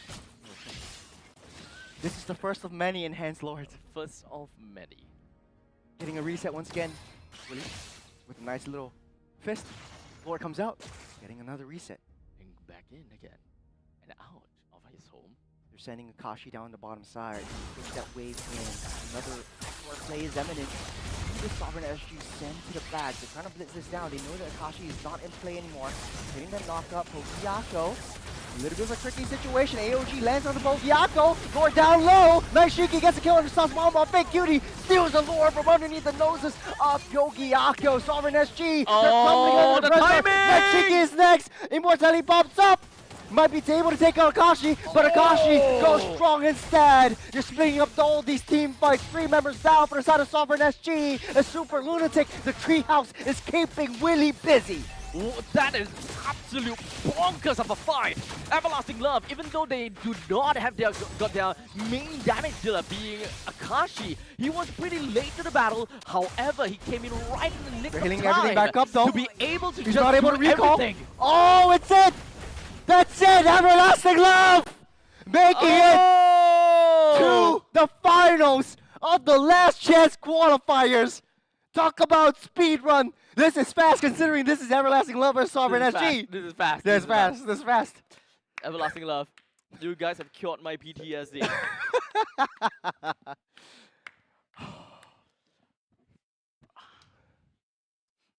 Almost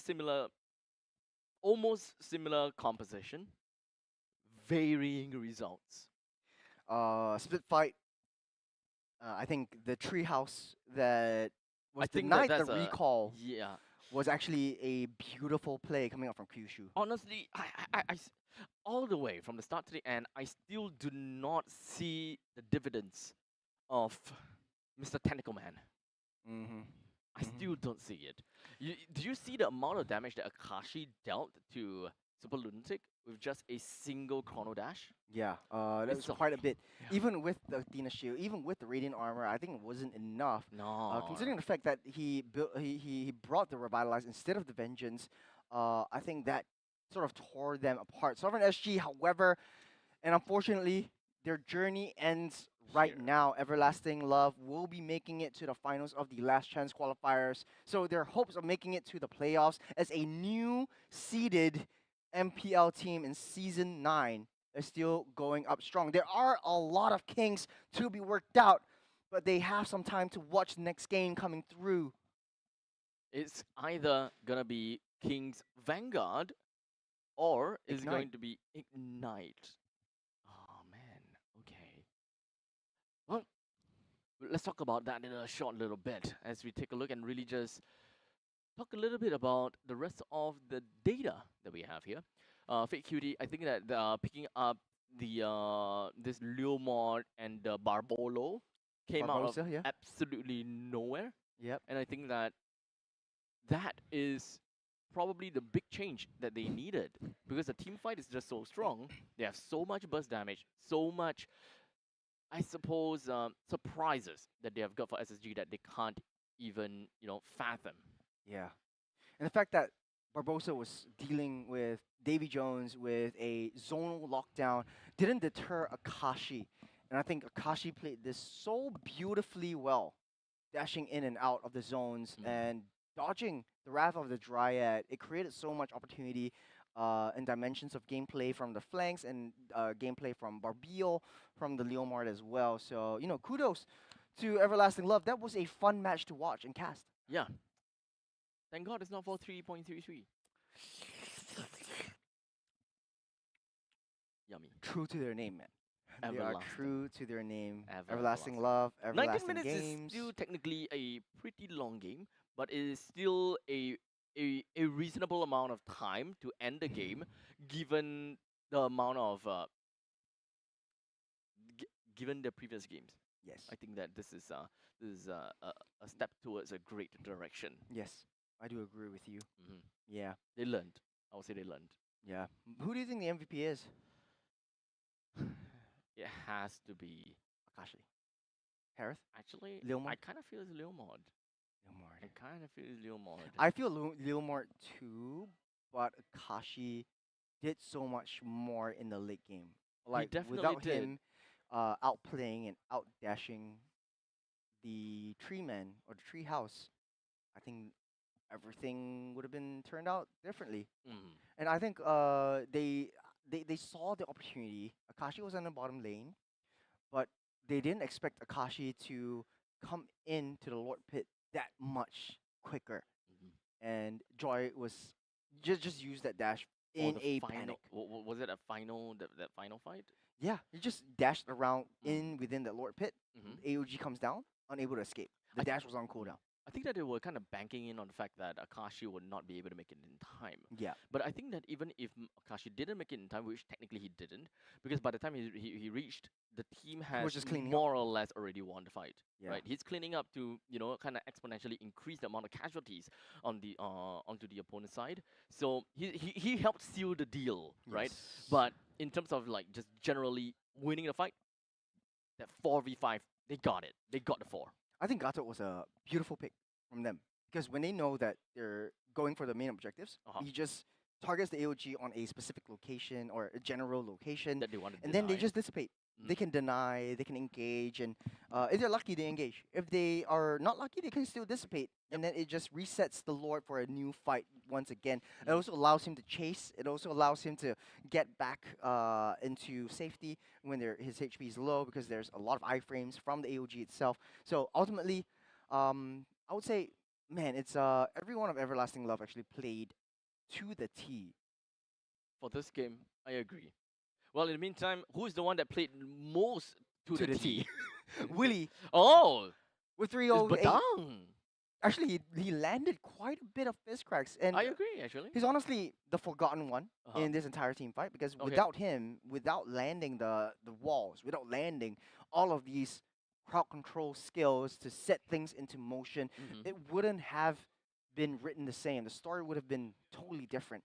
because I agree, yeah. It was just a zonal potential that Willie brought to the table. Yeah, we saw the moment where Willie was not able to land his combo, Yep. and immediately the entire team fight had to be paused, or Yep. rather has to be have to be stopped. Yep. They immediately just walked back and like, yeah, we can't commit into this. Let's not bother.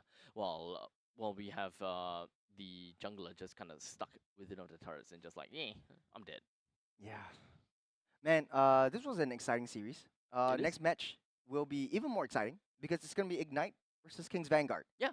Both these two teams, very strong experience. And I think it will be a tough match for Kings Vanguard specifically because you don't want to be that team who started off strong in the seeded teams for the Season 8 MPL teams and just dropped off and relegated out of the playoffs Yeah. I think, to a community team.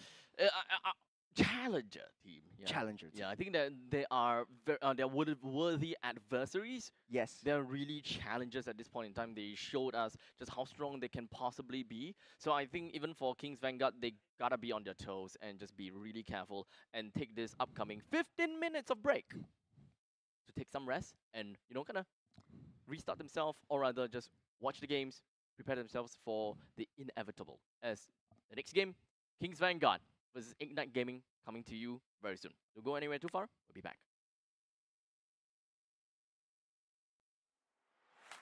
MPL Singapore Season 8 ended with Flash securing a three-peat.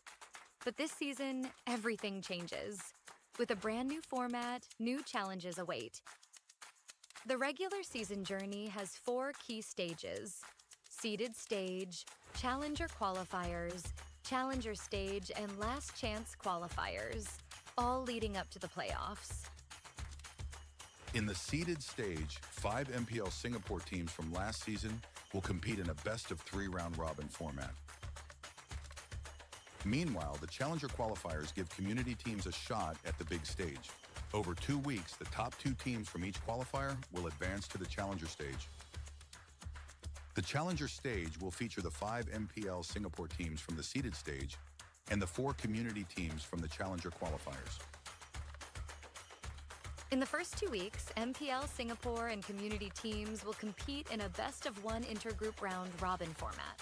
In the final week, community teams will face off in a best-of-1 round-robin.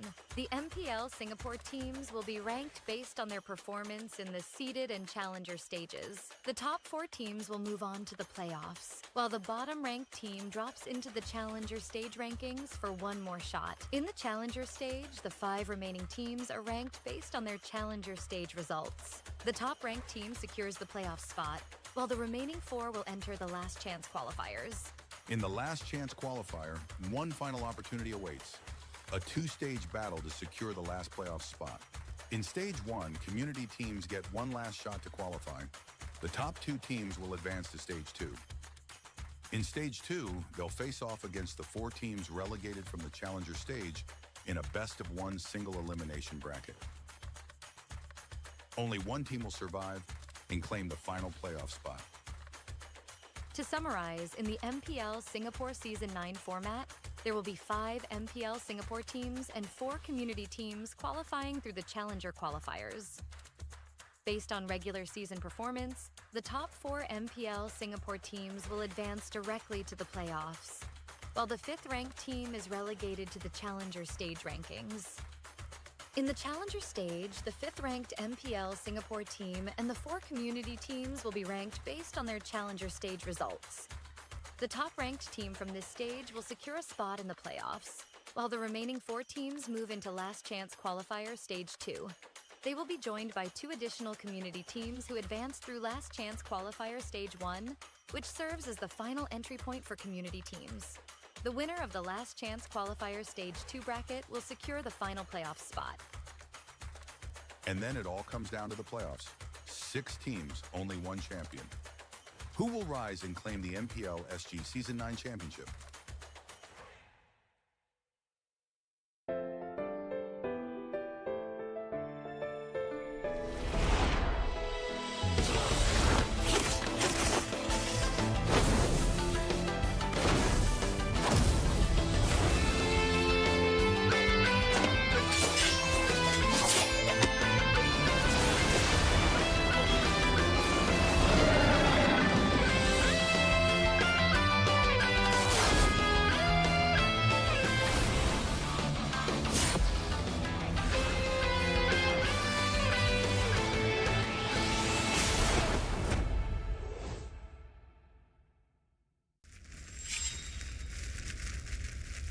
見せてやるよシャリンガンの本当の力をな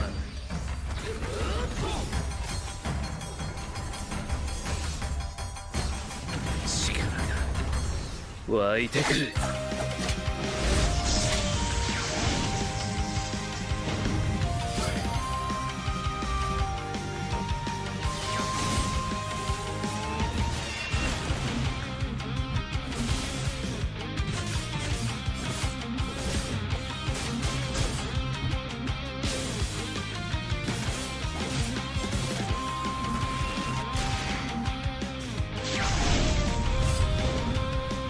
相変わらずやかましい奴らだ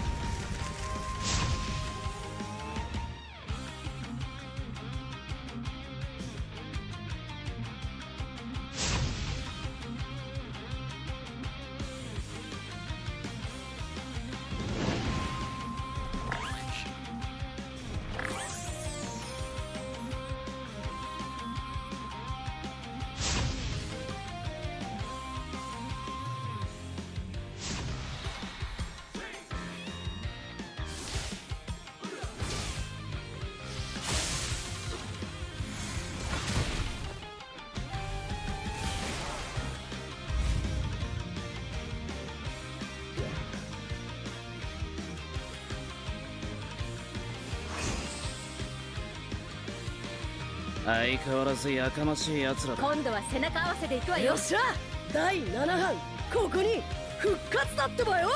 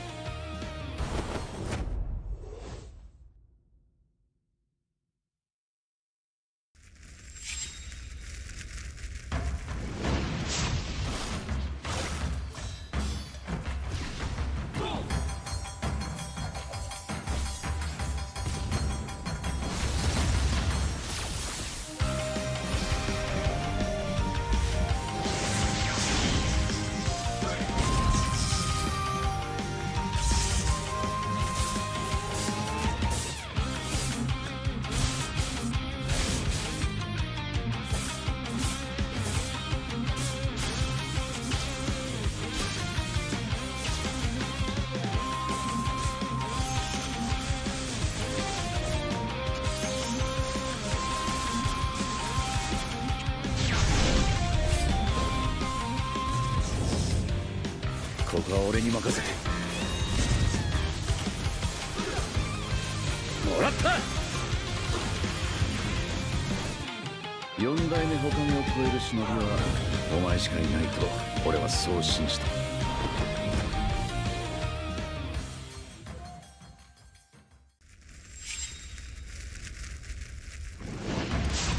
みんな渦巻きナルトが帰ってきたぞ。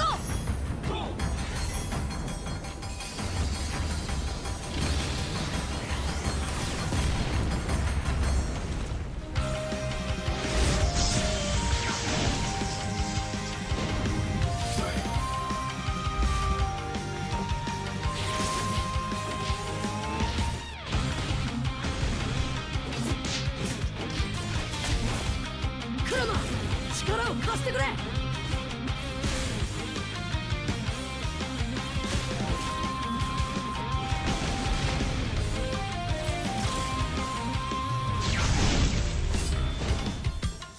っしゃ第7班ここに復活だってばよ。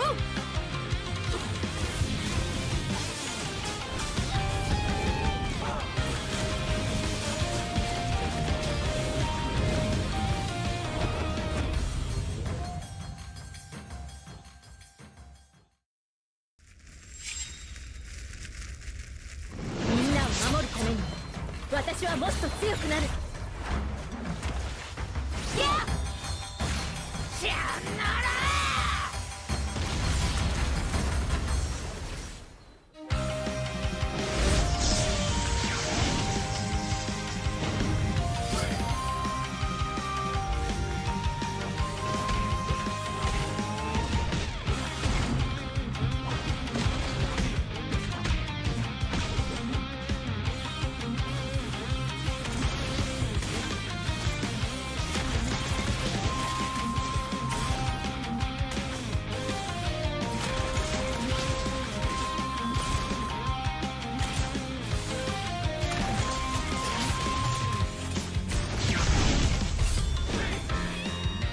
今度は背中合わせでいくわよ。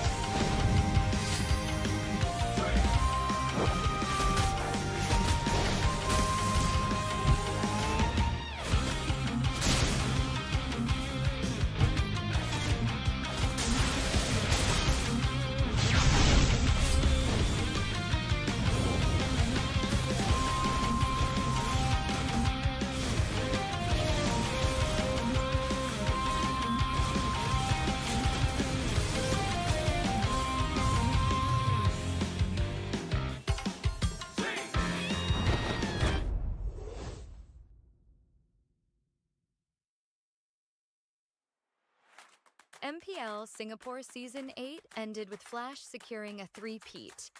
But this season, everything changes. With a brand new format, new challenges await. The regular season journey has 4 key stages: seeded stage, challenger qualifiers, challenger stage, and last chance qualifiers, all leading up to the playoffs. In the seeded stage, 5 MPL Singapore teams from last season will compete in a best-of-3 round-robin format. Meanwhile, the challenger qualifiers give community teams a shot at the big stage. Over 2 weeks, the top 2 teams from each qualifier will advance to the challenger stage. The challenger stage will feature the 5 MPL Singapore teams from the seeded stage and the 4 community teams from the challenger qualifiers. In the first 2 weeks, MPL Singapore and community teams will compete in a best-of-1 intergroup round-robin format. In the final week, community teams will face off in a best-of-1 round-robin. The MPL Singapore teams will be ranked based on their performance in the seeded and challenger stages. The top 4 teams will move on to the playoffs, while the bottom-ranked team drops into the challenger stage rankings for 1 more shot. In the challenger stage, the 5 remaining teams are ranked based on their challenger stage results. The top-ranked team secures the playoff spot, while the remaining 4 will enter the last chance qualifiers. In the last chance qualifier, 1 final opportunity awaits: a 2-stage battle to secure the last playoff spot. In stage 1, community teams get 1 last shot to qualify. The top 2 teams will advance to stage 2. In stage 2, they'll face off against the 4 teams relegated from the challenger stage in a best-of-1 single elimination bracket. Only 1 team will survive and claim the final playoff spot. To summarize, in the MPL Singapore Season 9 format, there will be 5 MPL Singapore teams and 4 community teams qualifying through the challenger qualifiers. Based on regular season performance, the top 4 MPL Singapore teams will advance directly to the playoffs, while the 5th-ranked team is relegated to the challenger stage rankings. In the challenger stage, the 5th-ranked MPL Singapore team and the 4 community teams will be ranked based on their challenger stage results. The top-ranked team from this stage will secure a spot in the playoffs, while the remaining 4 teams move into last chance qualifier stage 2. They will be joined by 2 additional community teams who advance through last chance qualifier stage 1, which serves as the final entry point for community teams.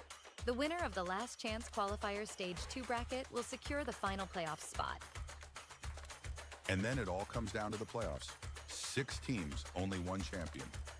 Who will rise and claim the MPL SG Season 9 championship?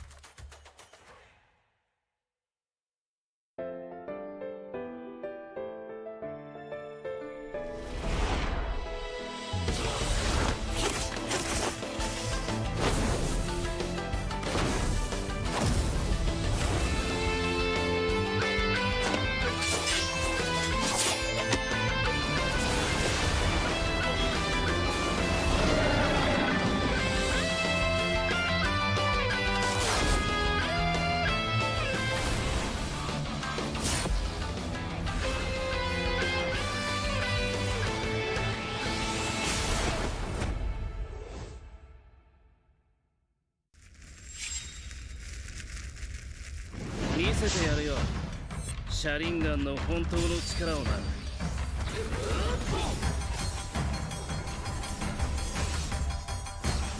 力が湧いてくる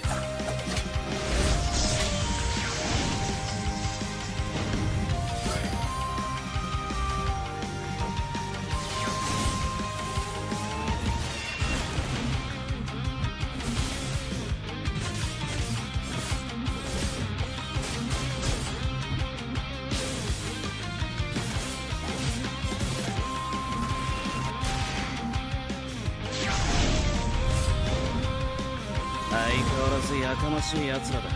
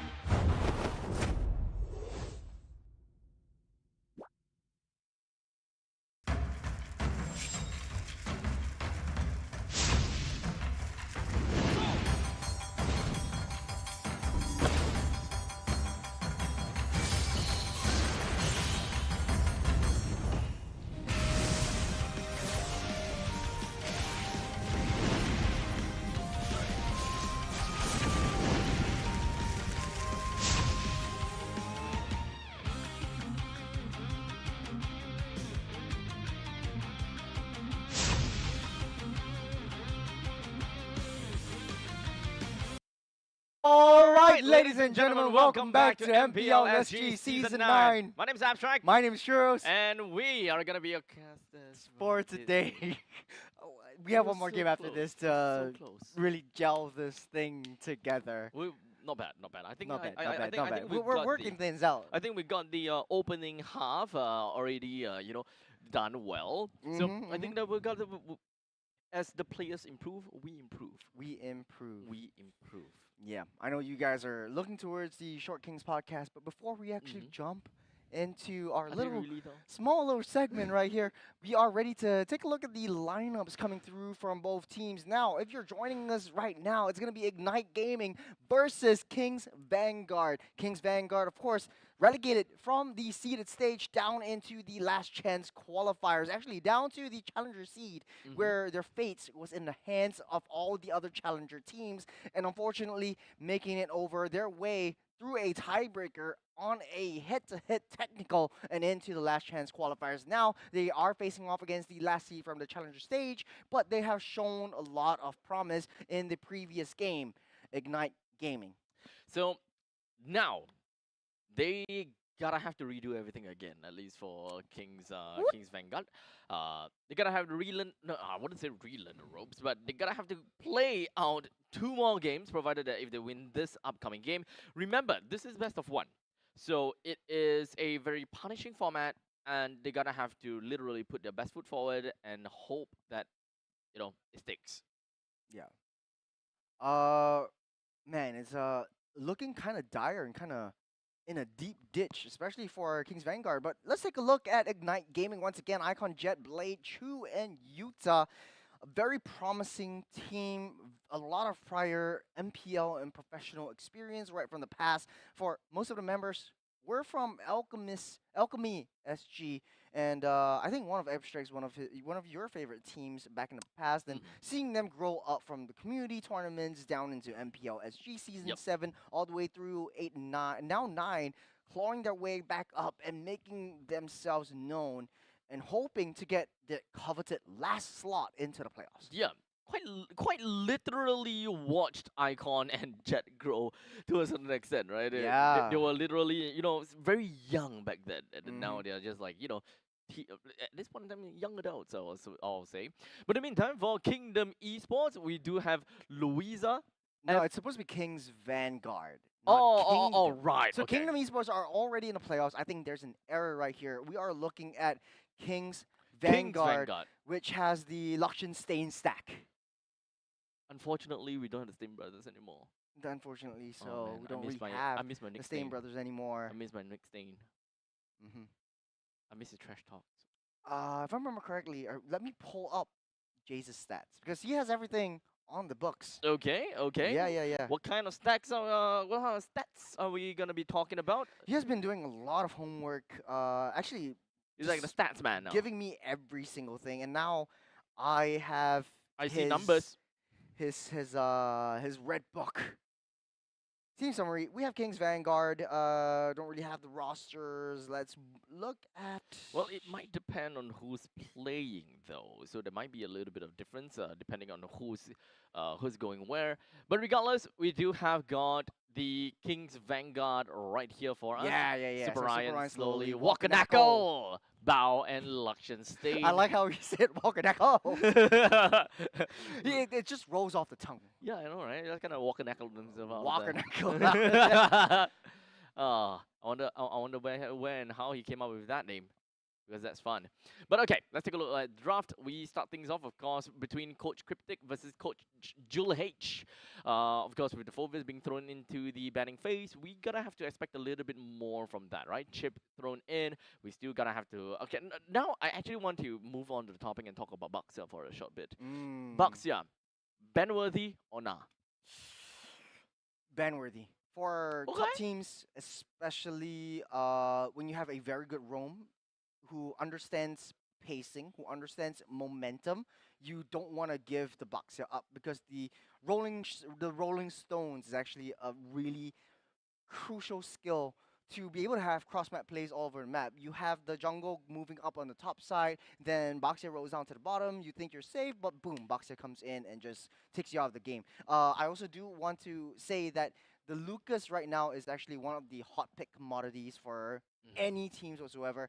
As long as you have the momentum, once you have the snowball, and you pair that up typically with the Hylos and the Baxia as well, just to gain a little bit more speed, gain a little bit more traction in early game, that creates so much opportunity and so much more dimensions for your play style. So to answer your question, Baxia definitely pick worthy. I wouldn't say that you would bet it out, because there are ways to deal with the Baxia. We talked about the carry a lot, tank killer. We talked about the 1-1 earlier on when we seen one of the teams actually using 1-1 to the full potential to disrupt how Baxia wants to play. Chu was actually using that as well. So I don't think they're worried too much about Baxia getting picked up, but the Kalea is actually something that they have to worry about.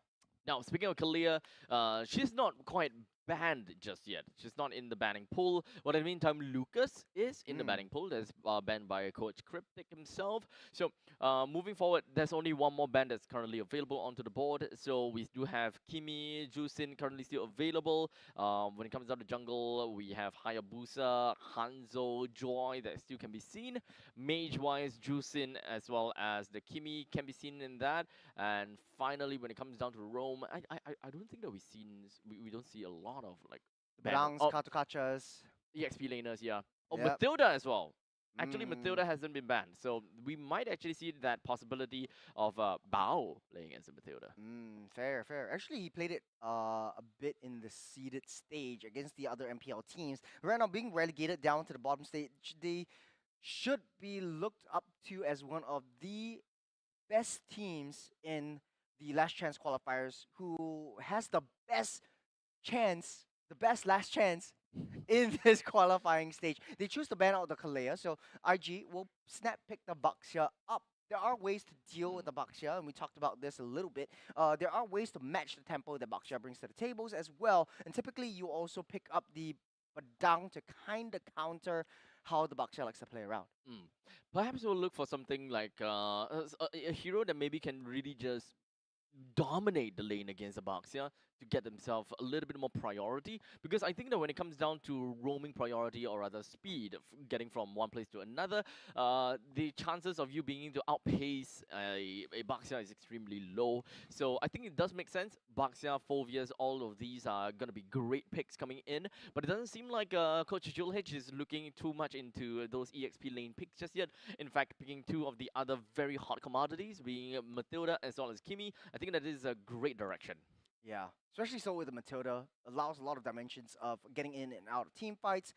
You have a little bit of some more sustain. However, Baxia is a sustain counter, so picking up the Enchanter Roam is sort of like a small little gamble, a small little risk that KGV has to play around against. But I don't think they're too phased out of that, because Kimi provides a lot of annoyance factors within team fights. Once you get that level 4 attraction pulse, will be thrown out all willy-nilly. You can also have the non-committal kind of long range crowd control ability thrown in as well. So Ignite answers along with the Granger and the Glue. Okay.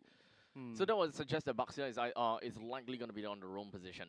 Glue and the EXP. Glue being You could always picked out, use Baxia in the jungle if you want to risk it. I don't think that they're going to risk it that early. Like, okay, maybe there is that Possibility. flexibility, yeah. Yes, But I don't sir. think that they're going to go towards it unless they find a very good reason of doing so.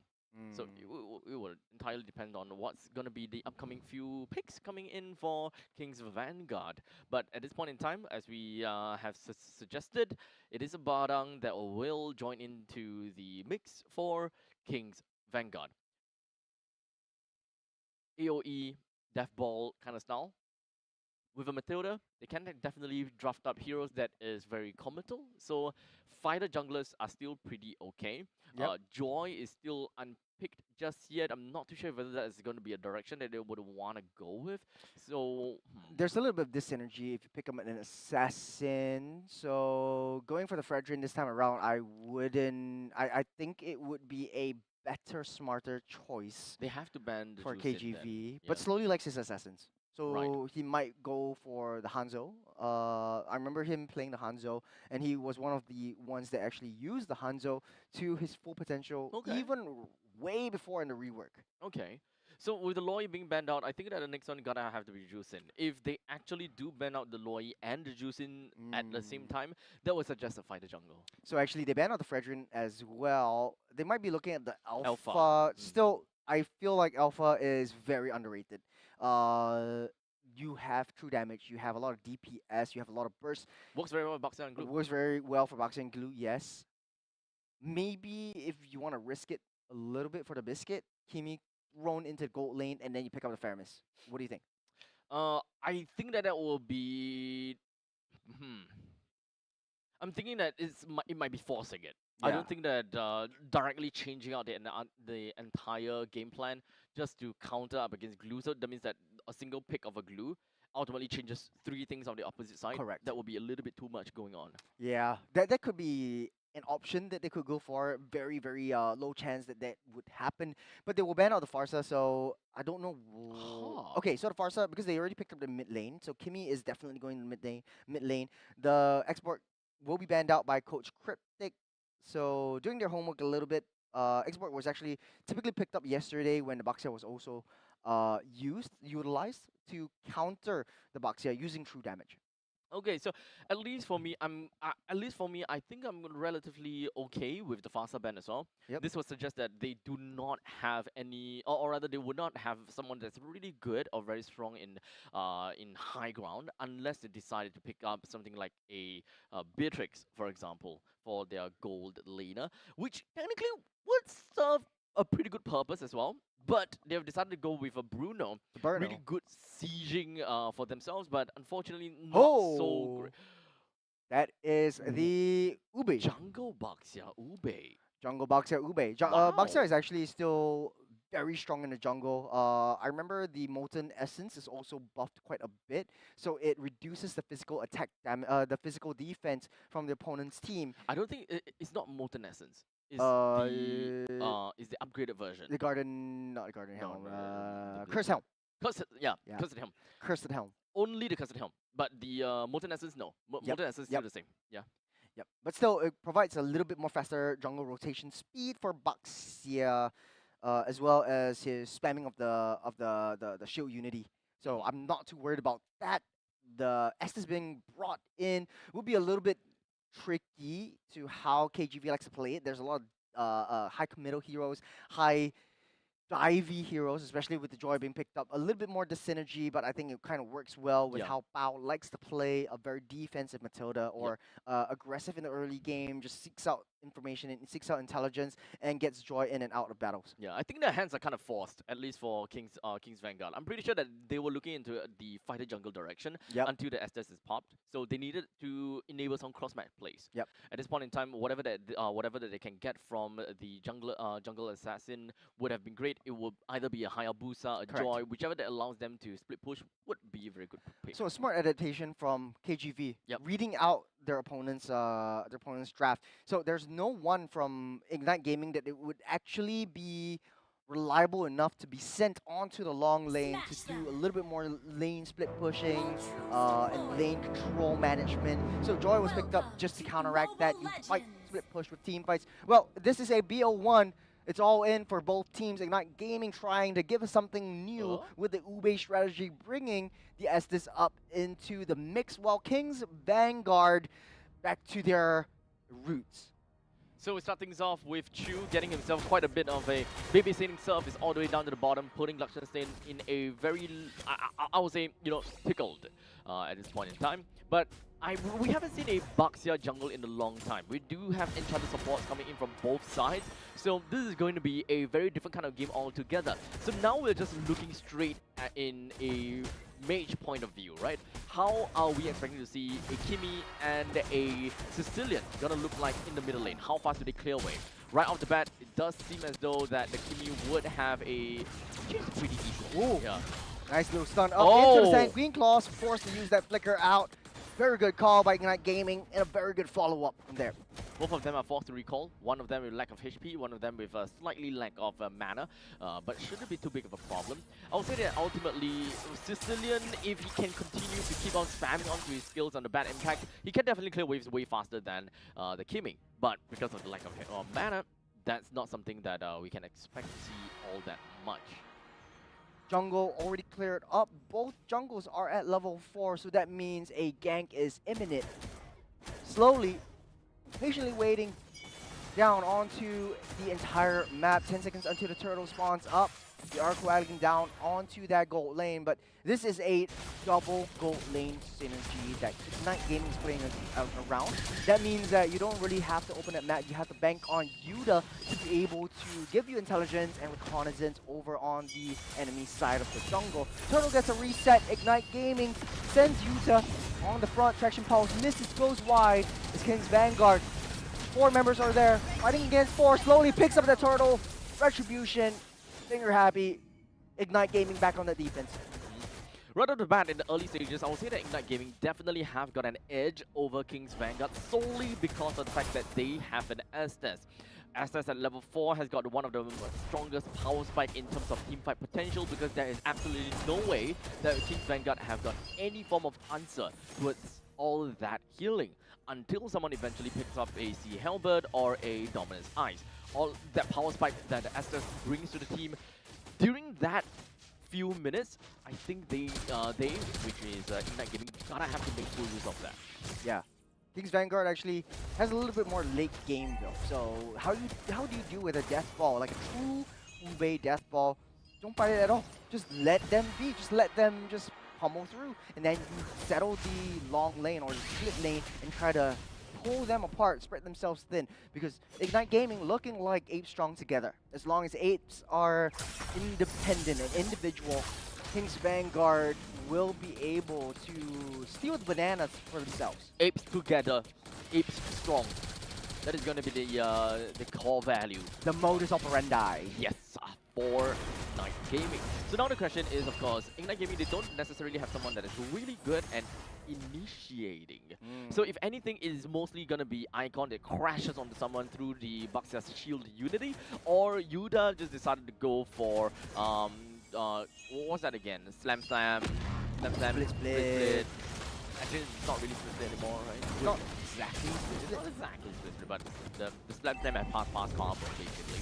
So these are the two engaging tools that Ignite Gaming has. So we don't expect Ignite Gaming to really engage. Well, in the meantime, we want to see, or rather, Kings Vanguard themselves, they want to engage because they have the Badang, they have like a Matilda, they even have got the Joy. They're really high octane kind of team comp where they just want to jump in and do magic, do work. So as long as they're able to find the access early, kind of like wipe him out of existence, then that's game over. Traction Pulse with slowly picking up the turtle once again. Crash underneath the shield wall. You have the Blessing of Moonlight Goddess to keep everyone at bay. The Death Ball stays strong together, and King's Vanguard can't tear them apart. They don't have to kill the members of Ignite. They just need to slowly inch themselves to victory through objectives. And that is exactly what they're doing. They need to make sure that they don't die as well, because that is just the trade that Ignite Gaming is looking out for, right? With 2 turtles in their belt at this point, they do have a small little amount of advantage. So in the laning phase and the early phase, I don't expect to see too much swing for literally any of these teams. So we perhaps gotta have to take a look at mid to the late stages, right? At mid stages, I would expect that Luxion Stain as well as Slowly, they have the damage potential to be able to, you know, perhaps out-damage the killing factor that SS brings over to the board. A little bit of a slow approach. King's Vanguard tries to go in for the bottom side. Jet ups the flicker to get out of the way. Traction Pulse came in a little bit too late. As King's Vanguard tries to go pummel again on the gold lane. As Jet and Chu eminent on sticking together as the gold lane duo. A little bit of a different thing, a different strategy that we're seeing for the gold lane. They're definitely going to be very resilient in some of these fights. Kings Vanguard, they gotta take these objectives without losing too much. You can see that they have defensive maneuvers, especially coming in from the Matilda. They know their game plan. Don't die. Main thing. Mission numero uno. Well, next mission the immediate next mission is secure the next turtle. And Kings Vanguard in a much better position to contest for this one. Ignite Gaming still split up right now. Turtle spawned up. Jet and Chu making their way downtown into the mid side, trying to get as much funneling as they can. Nice little save claws. Pop 2 flickers from Kings Vanguard. Crucial resources being torn apart by Kings Vanguard. Yuda coming down from that flank, trying to find an angle onto Bao. No more flickers for him. As the turtle getting utilized, getting destroyed. Nice immobilized, on slowly, unable to get into that turtle. And Ignite Gaming will snatch that up for himself. So at least now Ignite Gaming managed to get one. It was a very great start coming from Blady with that Sanguine Claws plus the bad impact. But for now, we do have a little bit of a split coming in from Kings Vanguard with the Bruno up to the top lane getting a pretty good trade. Slowly coming in with the dashes. Will not be able to do much. Nice! Sanguine Claws by Blade to secure that first blood kill on slowly. So far, it does seem as though the Sicilian is really paying dividends, right? Even though it is a late game hero, you cannot discount for the fact that he does have a very large AoE on the Sanguine Claws, and these bad impacts can definitely start to hurt if you think that early game no damage, but you get hit by it 5 times, you lose like half of your HP, dude. But like you said, still the early game. Kings Vanguard definitely claw their way back into this one. 2 turtles to 1.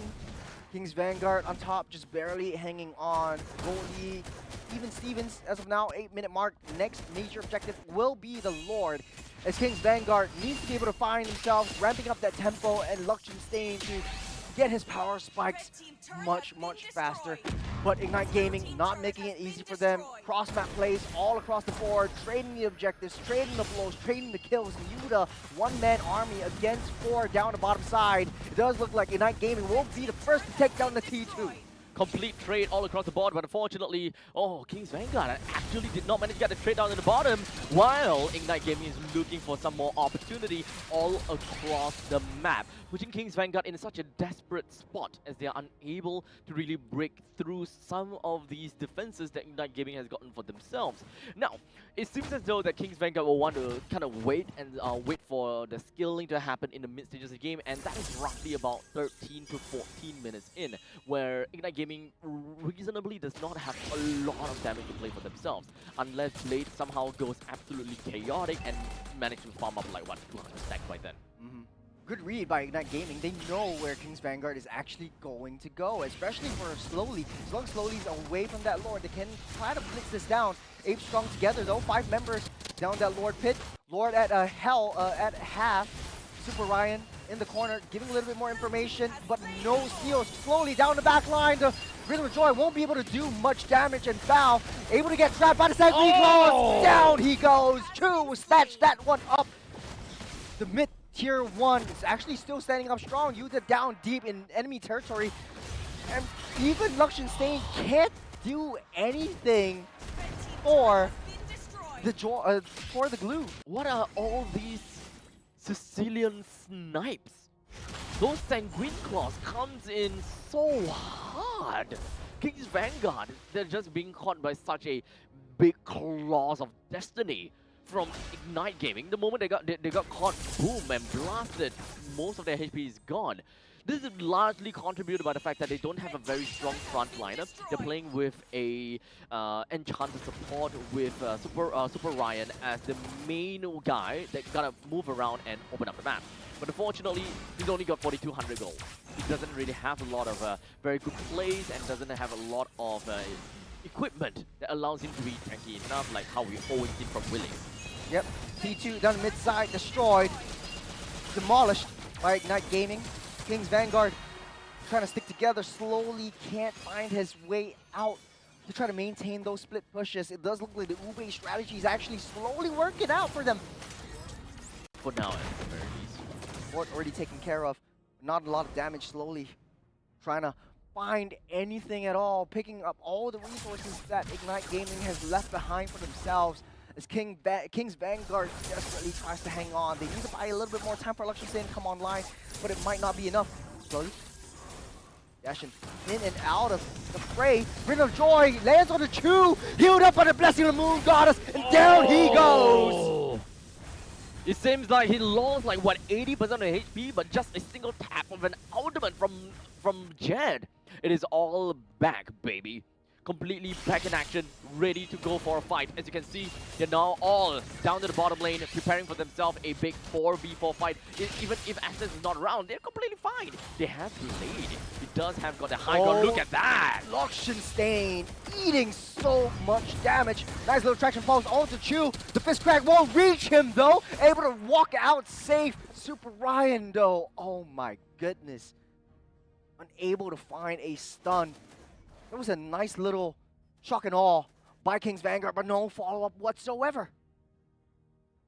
Such a tough spot for Kings Vanguard to be in, right? They haven't gotten a single kill for themselves despite a team, or rather despite having a jungler that kind of plays for the mid stages of the game. You want to have a little bit of that momentum shift working for your side. And not to forget a Bruno. Also another tempo-based hero. You want to get yourself the snowball. You quite literally have some crazy power spike the moment that you pick up yourself a Berserker's Fury. But I'm not too sure how it's gonna be anymore because Ignite Gaming, they're so tanky. What exactly Collections they do? Gort at a third of his health left. 2/3 of his health left. Ignite Gaming trying to split this up. Right. There's a nice little fist crack onto through. They get that dispersed and Chu gets a killing spree on the back line. The Blessed Moon Goddess shines brightly and slowly tries to target a ballistic missile onto themselves as Icon eats up all the damage that's left behind. And King's Vanguard, they live to fight another day. Gets a Lord reset and they're still going in strong. Chu's already healed back to full. Icon as well. They might be able to contest for this one as slowly is half health. No jungle creeps to heal him back up as of yet. As Ignite Gaming still thriving and riding on this momentum. Thinking Claw did not land just yet, but they're definitely looking for an opportunity on the slow lane. He does have got his dashes currently on cooldown, while in the meantime Traction Pulse lands on the Icon. Sanguine Claws counter re-engage for that. Slowly tries to find 3 dashes and the Riddle of Joy lands once again. Finally takes down Chu. Blessed Moon Goddess won't be able to heal him this time around. Wakadako steals the Lord from underneath the nose of Icon, unable to pop that retreat. Big plays coming in from King's Vanguard. Found that opportunity because slowly they just literally slid right past the guards and got right into the hearts of Ignite Gaming. This is exactly what Slowly wants, right? Because if you get this wrong, that's what Ignite Gaming wants. But in the meantime, Electrifying Beat absolutely demolishes everyone in a small little vicinity.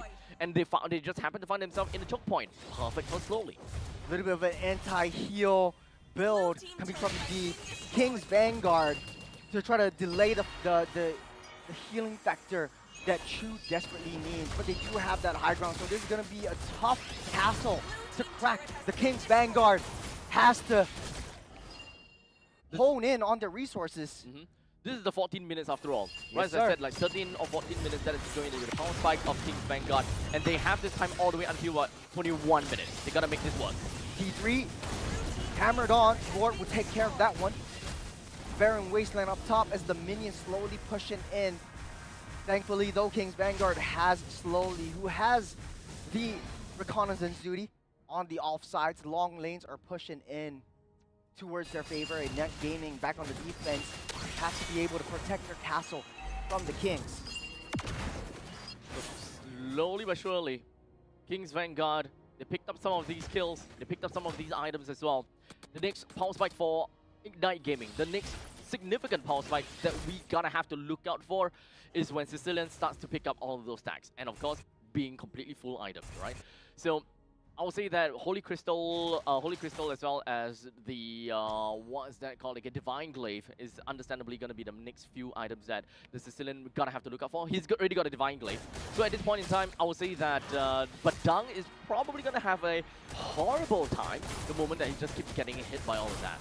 Yeah, it's tough for Ignite Gaming because they don't really have a lot of lockdowns or basically in-your-face lockdown. So Green Claws does have some form of range. So when Slowly dives straight into the fray, it is difficult to stop him in his tracks, and he will just dish out that damage. And it's already full build for this Joy, where Icon also got that level 15 to try to match the pace that this Joy is bringing into the tables. But this is only going to get tougher and downhill from now for the side of King's Vanguard, because Ignite Gaming are sticking together. They have easy access back home, but man, they're splitting up all of their resources. They're trying to go for Joy though on the top side. Oh. Chu take a little bit too much, getting healed back up by Jet.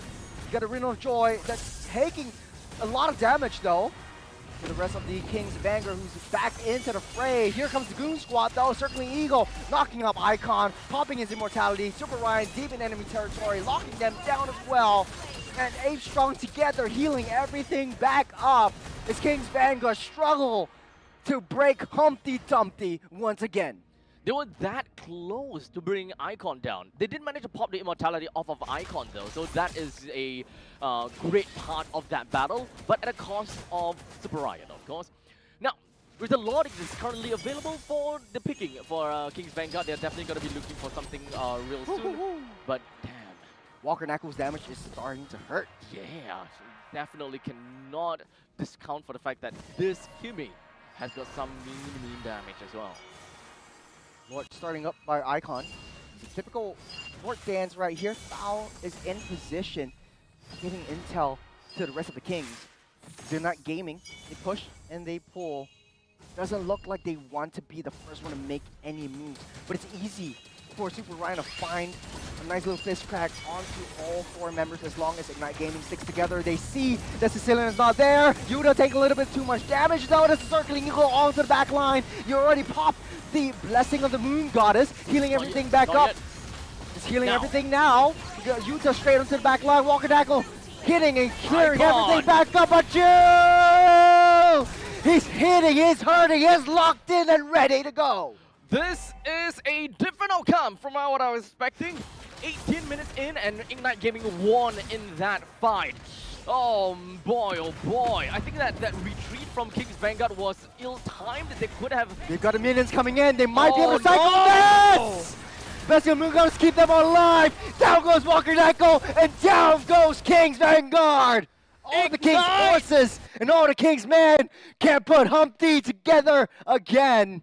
Kings Vanguard started from the seeded stage as an MPL seeded team torn apart by a challenger seeded team. Oh man! We would have thought that at the very least, Kings Vanguard will make their way all the way to the finals of the LCQ, but that's not going to be the case. Ignite, they are now in contention for a playoff slot. Yeah. Oh boy, going up against Everlasting Love for the final BO1. This is just what punishing format sounds like and looks like. I think we haven't seen Everlasting Love versus Ignite today. So they faced up before, and let me pull up the stats that Jay's brought because this is now interesting. Week 2, right? That was week 2. That was week 2. And even if they did play, it should be off stream, like what we saw in week number 1, where we've got Sovereign as well as Absolute Zero that played off stream. So this is definitely going to be an exciting battle coming up next. So make sure you guys don't go anywhere too far, okay? But in the meantime, let's talk about this. What do we have from that? Man, it's super interesting to see how everything plays out. We have, okay, that's week 3, day 2, that's today.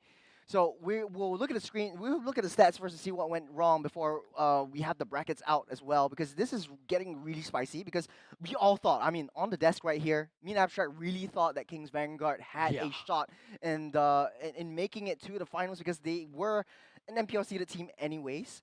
So a lot of high hopes, a lot of high expectations, but Ignite Gaming defied all odds, defied all expectations, bringing back the Ube strategy, the Boxia, and the Estes combo. With Estes, honestly, 0, 0, and 10. Yeah. And I sort of doubted the way that they pathed and the way that they rotated in the early game, where Estes was just babysitting Chu. But they had a game plan and set in motion.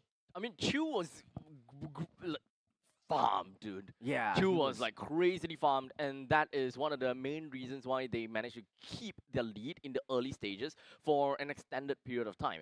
13 to the 14 minutes is actually the expectations, but to get a decent amount of kills during that power spike moment was just phenomenal coming in from Ignite Gaming. Now, of course, losing from 14 minutes onwards is expected. I would have thought that IG would claim it back because of the exponential, or rather the gradual improvements coming in from the Sicilian only 22 minutes in. The problem about that final fight, unfortunately, stems to only one person. There is only one person that didn't unleash his ultimate, which is the reason why IG managed to take that fight. Who? Slowly. He Interesting. tried to. He wants to go to the back line, but, tried to go to the back lines, yes. yeah. And the final dash to the southern part of the Lord's Pit, no one was there. He was expecting someone to be around there in order to fight. But no, they were all in that main choke point in the central part of their jungle. And that was the main key mistake from Slowly and the team. And from that point onwards, they don't have that full potential of damage. And they decided to back off, only to not expect that retreat would be stopped by IG. To be fair, I think one notable mention, definitely Blade. Was landing the Sanguine Claws, catching Too people many times. off guard too many times. You times. give him a Sicilian, best be sure that you have to watch out for the claws that are gonna be popping up from down underground and just trapping you in motion and just leading into kills after kills after kills. If you see the team fight participation as well, you have Jet and Chu having 100%. So that means that in the early game, right from the get-go, they were going in strong with the team fights, even though there were 2 men down the bottom side. So Jet really knows how to play this kind of strategy. You don't really, when you're an Estes, you don't want to be using him and leaving him all alone. Make sure that you pair him up with your Post 1, which is basically Chu. So at the end of the day, it was very difficult to break them up apart because ape strong together, and this was the modus operandi for Ignite Gaming. Whether they will repeat this against Everlasting Love is yet to be seen. But I think because they lost Everlasting Love in the Challenger stage, they were 0-4 ultimately. So I believe that they lost against Everlasting Love. Everlasting Love should have a statistically better chance in taking out Ignite. Now, the question that I have, like I'm really curious about Ignite, is that did they come into this game, drafted a Baxia and the Glue, expecting to play an Estes into this game? Like, I wonder if they whether they went in and be like, okay, we're gonna obey this. We're gonna throw them so completely off guard they wouldn't even have expected it. I think Estes was definitely on the tables because once Kings Vanguard actually picked up the Bruno, they know that, a single target, it's definitely over. Let's just pick the Ube, let's just stick together and just play team fight, because that's all we need to do to win out the objectives, and it still kind of works in this current meta. Throwing the Baxia in the jungle actually matches the rotation and the jungle speed that Baxia has against the Joy. So I don't think that is such too much of a worrisome factor. I feel like also they wanted to pick up the Fredrin, but was banned out by King's Vanguard, so they had a different kind of option. Let's just throw Baxia back into the jungle. He is still one of the Fredrin was fastest. banned by themselves, actually. Was banned by Ignite Gaming. Yeah, they banned the Fredrin themselves. Yeah. But okay, that's actually another thing that I kind of want to consider.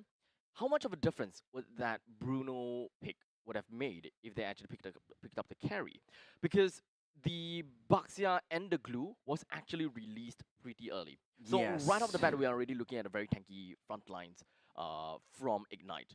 So picking up the Bruno actually did confuse me a little bit now that I think about it. Like, what is going to be your main answer to such a tanky front lines? We thought that it could be, it should have been an alpha, right? It should have been an alpha. You will be able to deal with this front line. If you are picking up Bruno, okay, you want the power spike in the early game. You play the alpha together with your Bruno. This sounds like a very good plan. You melt down the front lines with your alpha, and then, or perhaps bruising with the alpha, and your Bruno takes the final hit, because those critical hits from the Berserker's Fury is pretty insane. I don't think it was Slowly's issue though. It wasn't a hero kind of issue, because if Alpha was picked up, it would have been so much easier for them to fight fight to fight. Yeah, it's the only reason why Joy was picked up was because they want to deal with the cycling pressure, right? Yes. But Slowly was actually carrying the entire game single-handedly, going straight into the heart of the healing factor. Take out the Estes, take out Chu, before the rest of the team can actually overturn all of this. The only drawback is that the damage from the Bruno was not enough to really counteract all of this. Let's take a look at MVP, because it's going to be showing up on the screen. It's definitely going to be Chu! Choo Train as Granger. Yep, 8-0-1 total KDA, of course, with a KP of 100%. And surprisingly, for Granger, very high damage taken. Wow. Not too sure whether. Wait, that shouldn't be the case.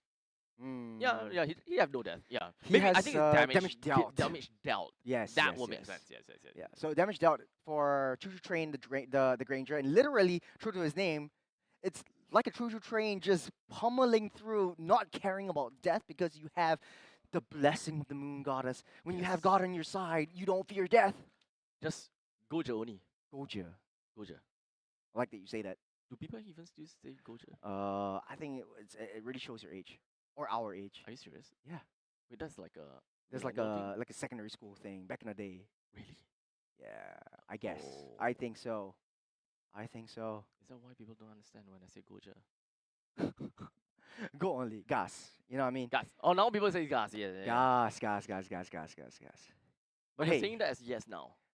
yes. You like gas. I Sounds always say like gas. I just say gas. Really? Yeah, Oh. but I'm learning Indonesian because like I'm gonna be traveling in Indonesia really soon. See the MPL ID, I guess. I don't know. Maybe that might happen. But let's get through today. First, we still have one more game on the books, and you guys know that this is a game that you don't want to miss. We will be having a brand new team in the playoffs. Will it be Everlasting Love or Ignite Gaming? Everlasting Love versus Ignite. Oh boy. Girl, Brand new team. girl. Oh, girl. Girl, yes. Yes. Slay Slay. queen. Jinx. Hey, my man. Of course. Now, it's definitely heartbreaking for me to see Kings Vanguard actually bowing out the tournament here in the last chance qualifiers after Yeah. playing for the past 3 weeks, this one included. But this definitely opens up the new wave of recruits, right? Everlasting Love and Ignite Gaming, some of which are players that we never really seen before. But there are still some of these teams that we have seen before. So a little bit of a mixture of amateurs and a mixture of veterans that just joined together, and boom, here we go. Last round qualifiers team going over to the playoff, see how they're going to deal with the seeded teams, for example. Yeah, we're going all the way because the teams are actually now getting ready. Ignite Gaming coming up from the previous win and riding the momentum. I think they do have a better shot. But let's take a look at Everlasting Love. Their opponents coming into the fray: Fake Cutie, Kyushu, Sus Bamba again, Kashi, and Willy. Free Willy. Okay, Everlasting Love, so far they have a very clear-cut way of, maybe not clear-cut way, but the trend is to play late game. Yes. Just play late game. Yeah. I hate it. Very defensive team. Very defensive team. I feel like Everlasting Love and Sovereign Sovereign. SG Have very kinda similar. very similar playstyle. Yes. That's why it's like very they're very head to head. They had the longest game today, 43 minutes 33 seconds. They also have one of the fastest games that we have today at 19 minutes. I know it's not very That's fast, not the fastest, but still, but for them, still, for them, it's the fastest. For them, it's the fastest. On the other side of the table, once again, for the final time, we have Icon, Jet, Blade, Chu, and Utah. To be fair, looking at the entire lineup of Ignite Gaming, every single one of them are veterans. So it's totally fine for us to believe that, look, Ignite, they're probably going to be the crowd favorite. However, take a look at the stats again. When they played against Everlasting Love, who's the one that won? Everlasting Love. Exactly. So that is kind of the surprise that we're probably looking out for. But this is also going to be a contributing factor for this final showdown. Ignite may have lost against Everlasting Love before, but how does that play into this upcoming game? They definitely have the last chance qualifier buff. I'll say so. Definitely has the They last chance qualifier plowed buff. through everything. Yes. While in the meantime, in the challenger stage, they didn't even win a single one, right? Yep. So it's basically like the new Team Evil. New Team Evil, playoff buff. But in it's this case, interesting because LCQ buff. Everlasting Love is EVL, so they should have been the new Evil. They that's should coming have up. Should have been. Shoulda, woulda, been. Shoulda, Shoulda, woulda, woulda, coulda. coulda. Yeah. Shoulda, woulda, coulda. Jinx. You owe me a You soda. owe me soda. What's You owe me next? Pepsi. I have no idea what's next. I have no idea. I've never continued that. But I don't know. Do we both owe each other a soda so I can buy probably- myself a soda? I will probably buy myself a soda as well. We have a little bit of time. Yeah. You know what it's time for? The Short The Kings Kings podcast. I forgot You the forgot. jingle. You forgot a jingle. I forgot the jingle. How can you, as So- a short king, you can never forget the jingle? Are you telling me that every single shot guy out there knows this jingle? Yes. Damn. we are Short Kings. We'll be inviting a lot of Short Kings into our Okay. podcast as well. The Okay. first guest needs no introduction is Jace. I'm just kidding. He's definitely not gonna come in. No. no, but he's actually in the studio with us. Yes. Yes. Yeah. Big Yep. shout out to Jace. He's actually in game right now. What a nerd. Yeah. What, a nerd. What a What a nerd. nerd. While we are here working our butt off. 9 games today. This 9 is the games? 9th game Yeah. that we had today. How many games you cast yesterday? And he said he didn't want to put himself in the roster today. What What the the hell? heck? Oh, it was hack. Okay. What the What the the heck? hell? Oh, We have totally no synergy. Abstract. it's like half synergy. Half synergy. Yeah. You're probably the only person that has ever brought me to this point where we start to mirror each other. Really? Yeah. I'm actually very proud of that. But I- you know what actually we need to perfect before the day ends? Uh, It's our intro. Yeah. And unfortunately, I don't think that we're going to a break, so we We're can't not gonna even do a break. we can't even do We an intro. can't even do it anymore. Can we like go to a break just so that we can do the intro? Like even if it's like 5 seconds, I'm cool with that, man. Can we like? They're all not listening to us. They're not paying attention. Oh man. But we're gonna do the intro anyways because it's a brand new game. no, we need to have the transition. We need to have it. The transition gotta do. So gotta, you go that side, I'll go that, and then we walk in, we walk in. and then it's a brand new game because now it's everlasting love. It's the final, so we have to It- start off with a bang. We start off with bang. Let's just do it. Okay. Okay, we go off Yeah. screen. Go off screen.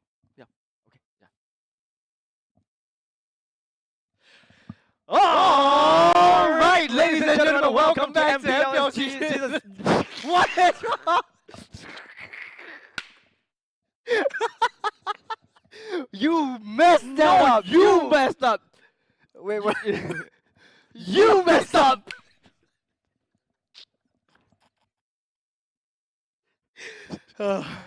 We're actually starting with a bang. Okay, we Yeah. try again. We Okay, try we'll again. We try again. We try again. We're gonna go. Samula.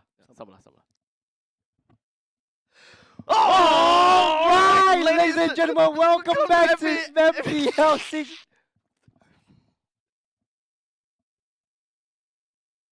All right, ladies and gentlemen, welcome back to MPL. What? Where is the Welcome back back. come from? Welcome Did back. we ever do welcome back? I thought we did. We did. We always did. We right always after the did breaks. welcome back. Yes, Oh, yes. man, No, God no, no, damn no. it. Okay. We'll just continue from here. Okay. But no more all rights because I think the audience is getting a little bit of a ear bug from all of this. Okay, so So we'll start off with the jingle again. Okay. Okay. Okay. Welcome to the Short Kings podcast. Okay, we're back in our chill phase. Chill phase. Yeah. In between the games, we always talk about random things that's happening Do around. we get closer? Closer? Yeah. Closer, like sitting closer. Yeah. I think the chair kind of moved because the wire is all over the place. Yeah. I think. Let's see. I I don't want to do that because the chair is actually gonna break down for me. Yeah, because of your big size, dude. Getting a Muscle, little- I'm muscle. getting a little fat now. No, it's muscles.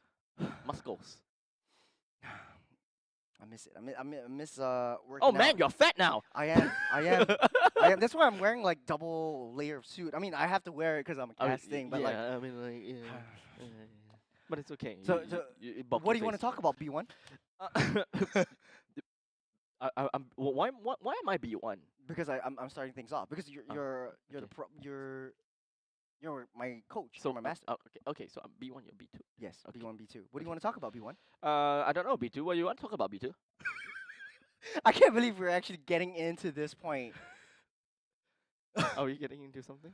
B2. Let's I don't know. Hey, you have a new house on the way? Ah, yes. Yeah, yes, how's yes. your house? We talked about this a little bit in the stream Oh, that we yeah, did yeah. offline. Yeah. And you're renovating your house. Yes, It's gonna be it is. in Tengah. Yes. Thanks for doxing me. It's a new place that It you is- have. it is a pretty new Yeah, place. how's it going? Currently is going fine. I pretty much is going through the electrician part now, so kind of Mhm. like pulling all the loose wires and such.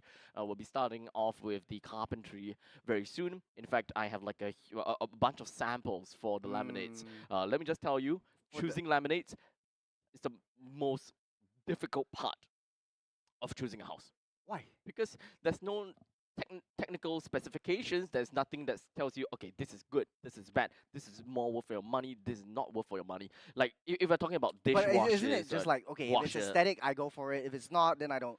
that technically speaking, yes, but I'm not a very opinionated person.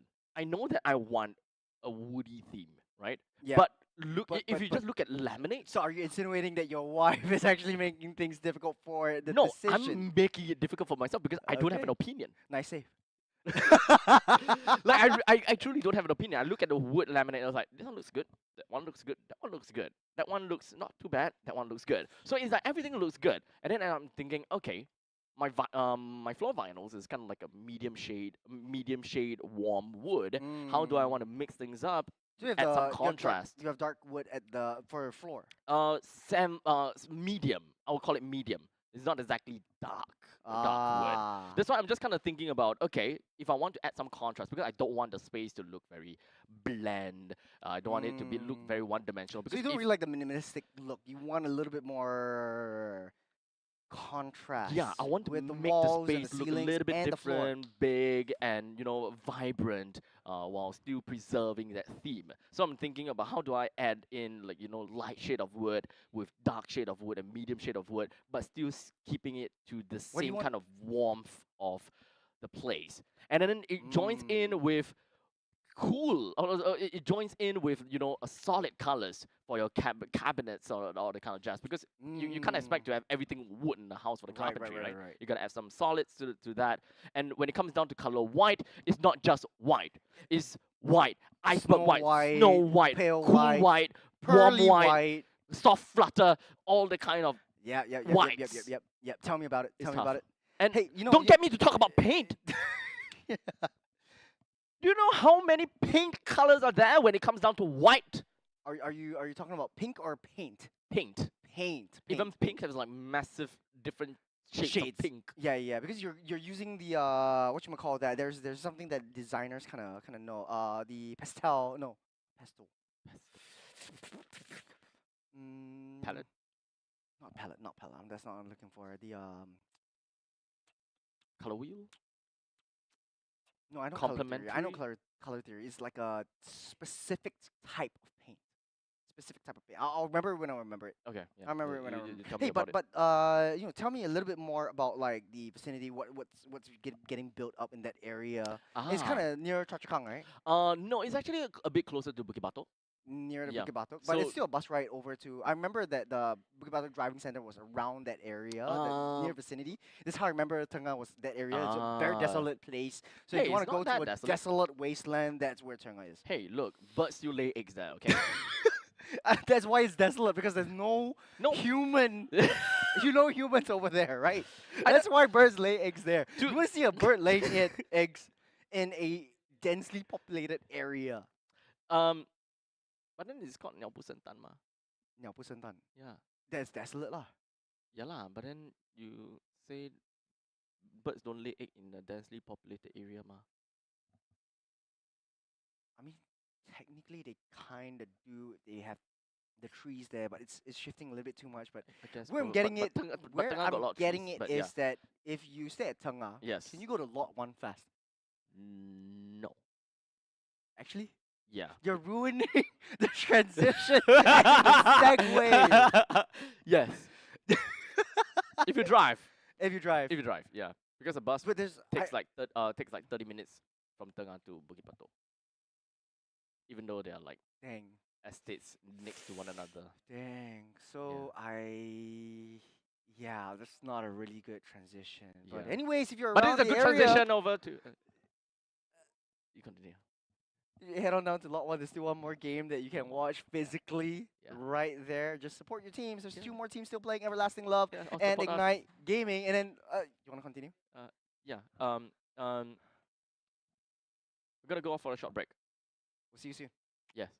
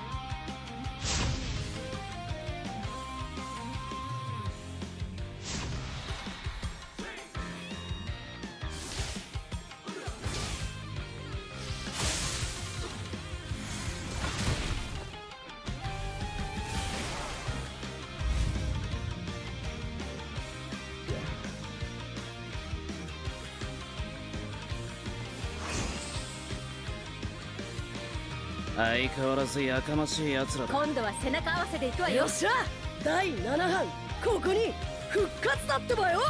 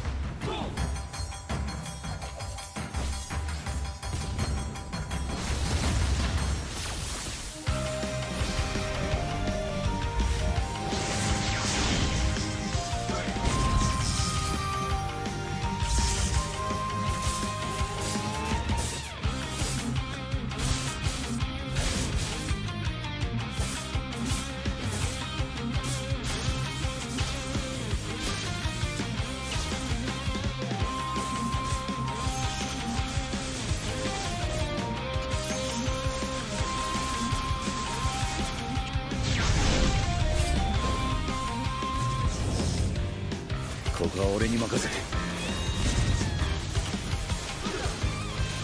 もらった。4代目ほかげを超える忍びはお前しかいないと俺はそう信じた。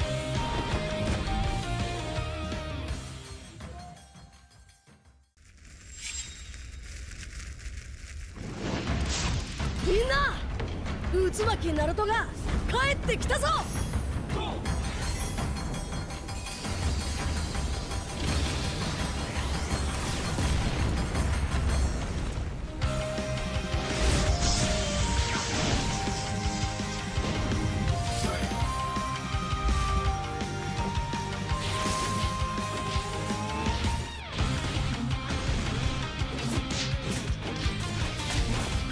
クラマ力を貸してくれ。よ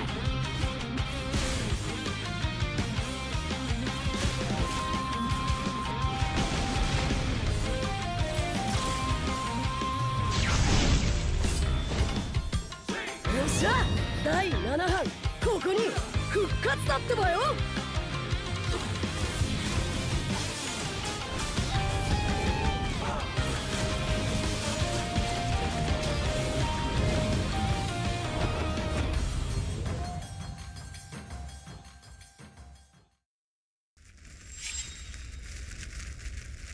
みんなを守るために私はもっと強くなる。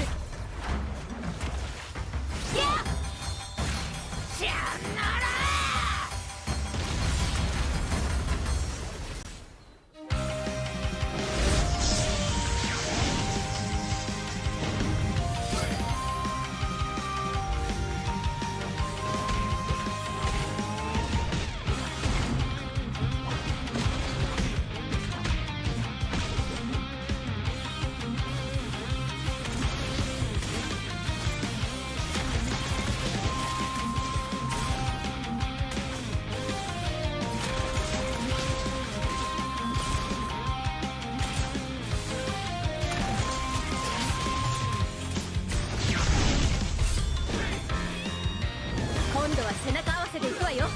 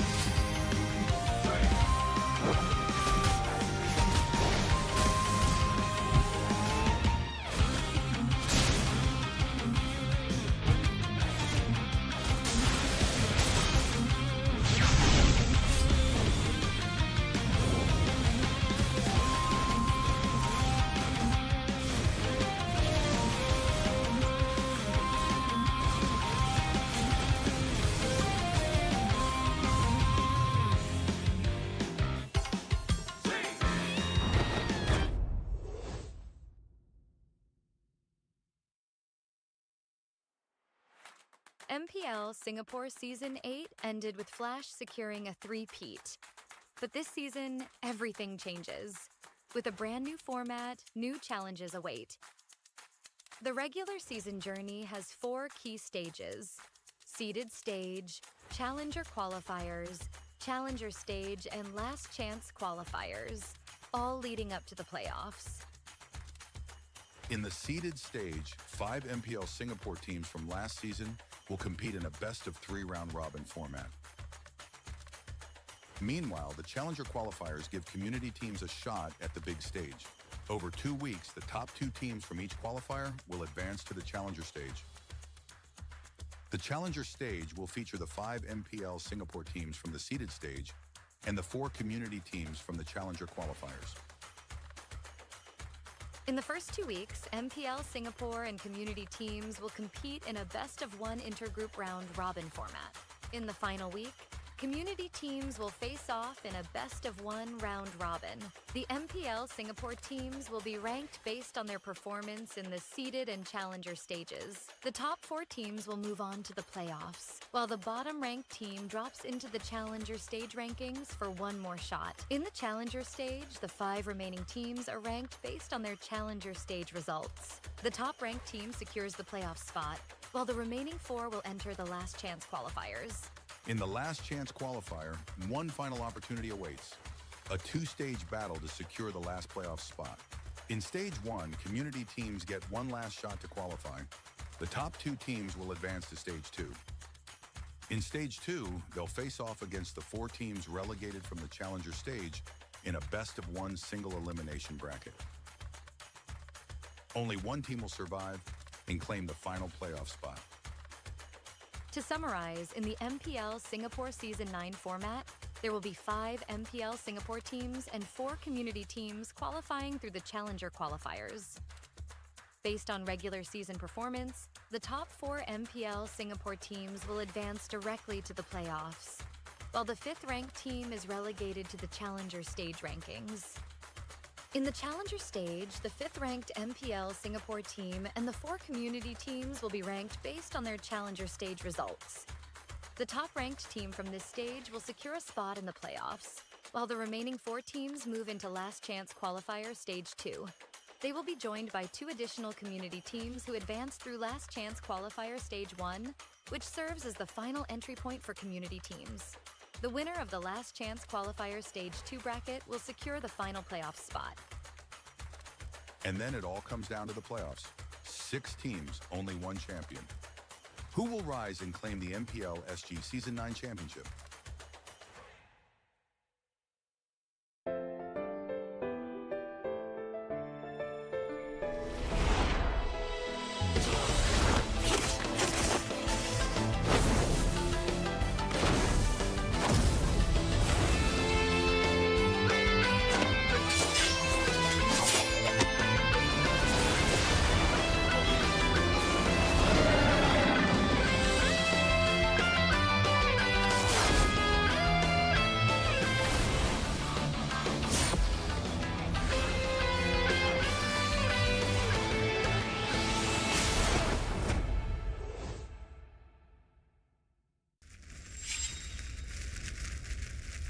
見せてやるよ車輪ガンの本当の力をな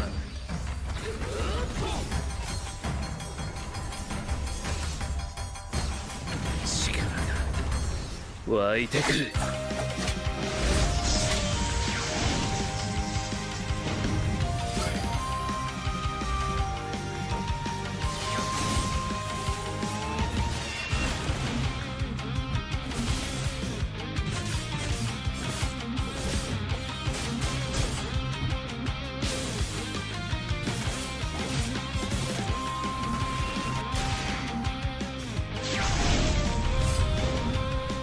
相変わらずやかましい奴らだ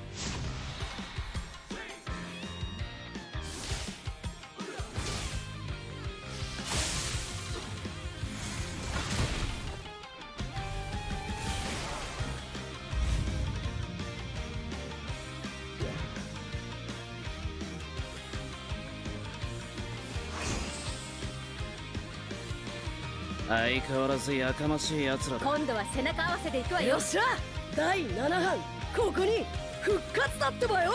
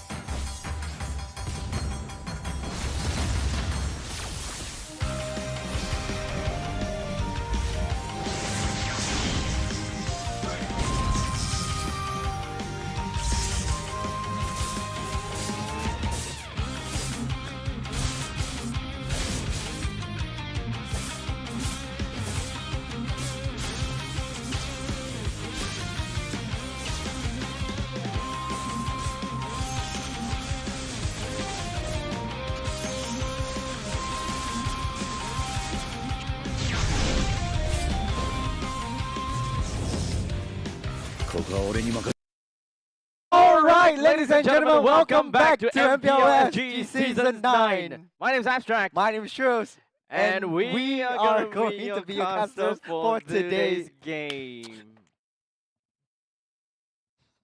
You still say this game as in today.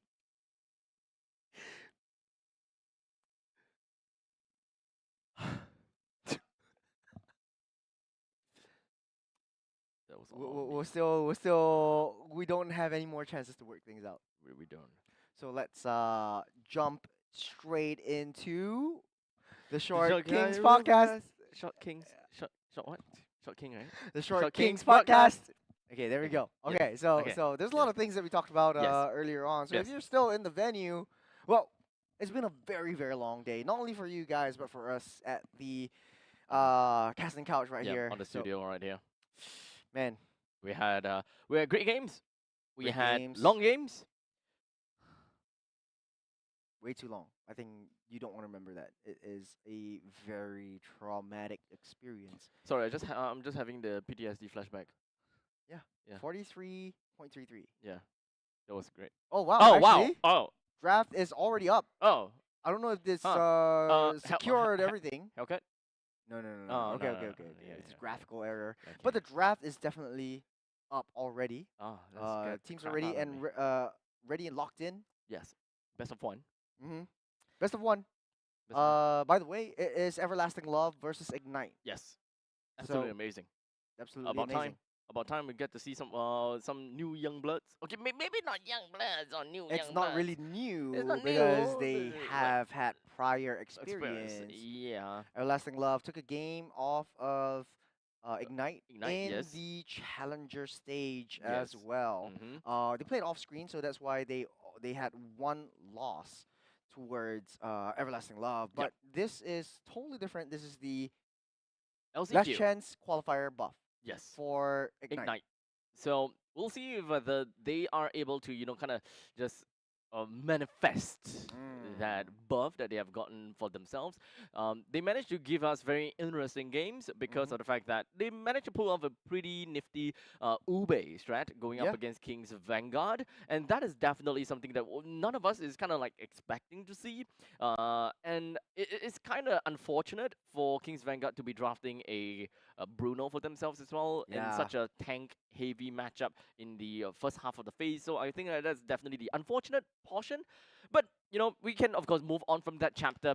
Let's take a look at this game itself. At the moment in time, we do have got Matilda as well as Stefani that's currently being banned out right now. Coming in from both coaches, of course, with Everlasting Love, we've got coach user 2791827365, and for coach Cryptic on the other side.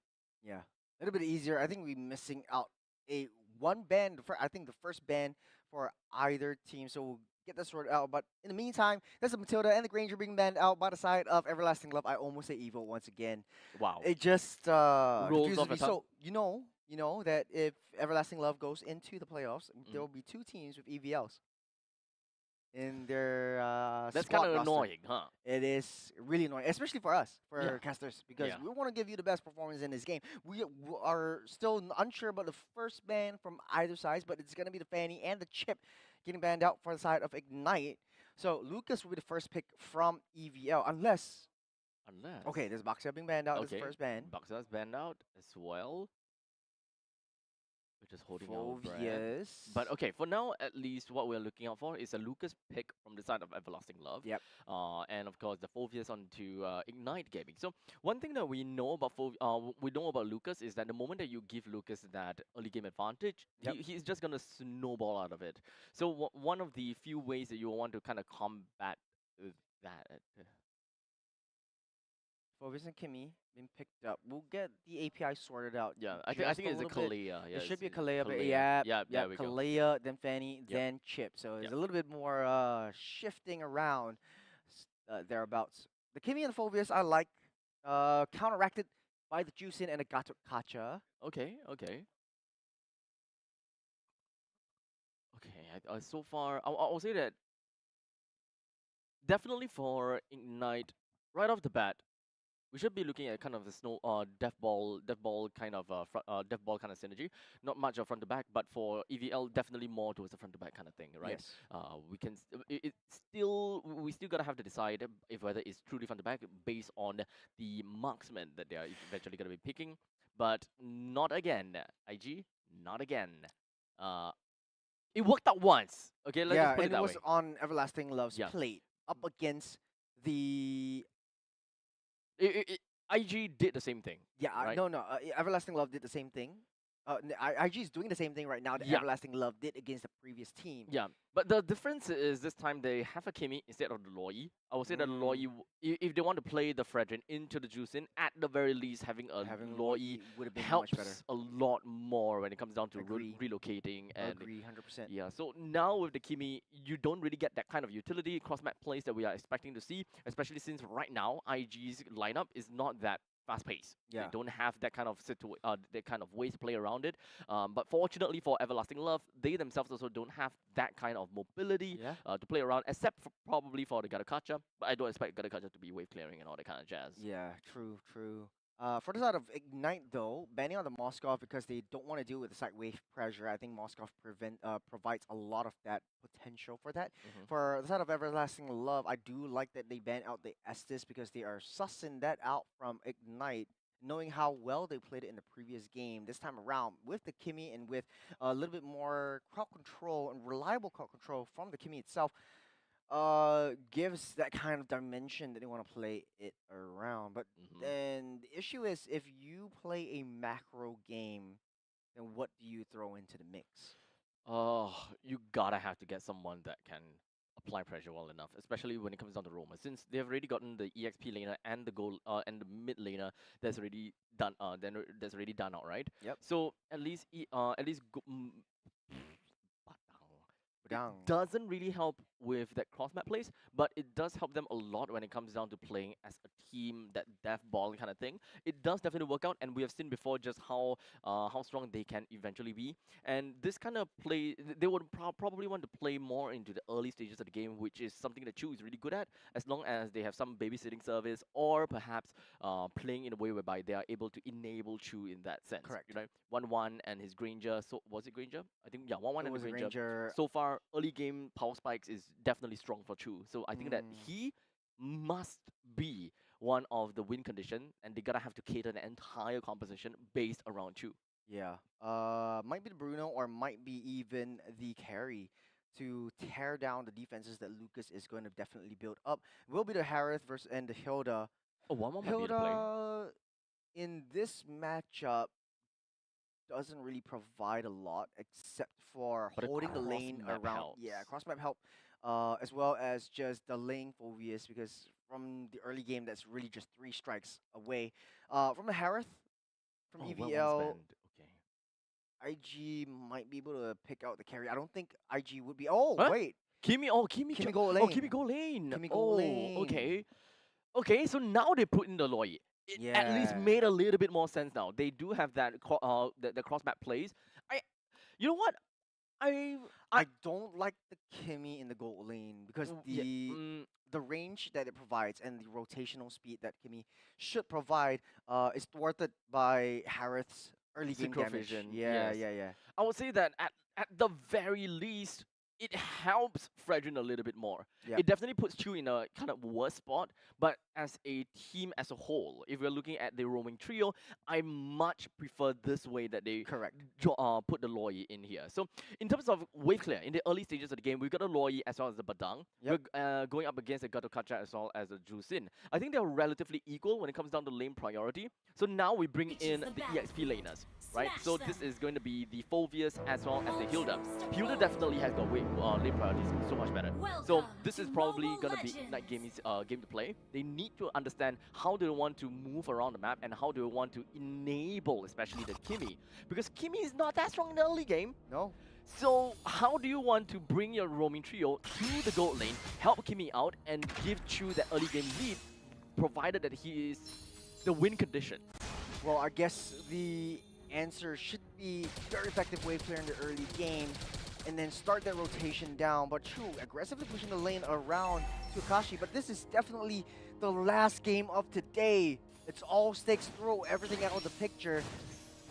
The manipulation though from the draft goes over to the side of Ignite Gaming because I was not expecting Loi to come out again. Yep. Especially after the Kimi was picked, we automatically subscribed to the idea that, yeah, that's a Kimi. Yeah, it's a Kimi in the gold lane, in the mid lane. Yeah, but throwing into the goal lane, I think that's a really nice curveball thrown right at us. Even, I think, for Everlasting Love themselves, right? Not expecting the Loi.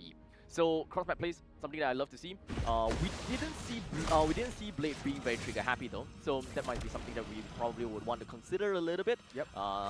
And as to how Everlasting Love wants to react based on those.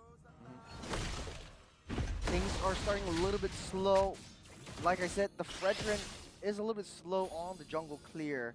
Fake Cutie definitely much faster as Icon has to ramp up the tempo just a little bit. 15 seconds till the first Lord spawns up. The rotations are starting to come through as Vita trying desperately to get his level 4 to get the Demonic Force up and online. I think this game really rests a lot onto Jet. Possibly just making sure that Sus Bomba will not be in one of the main battles, especially if the Icon is leading the charge.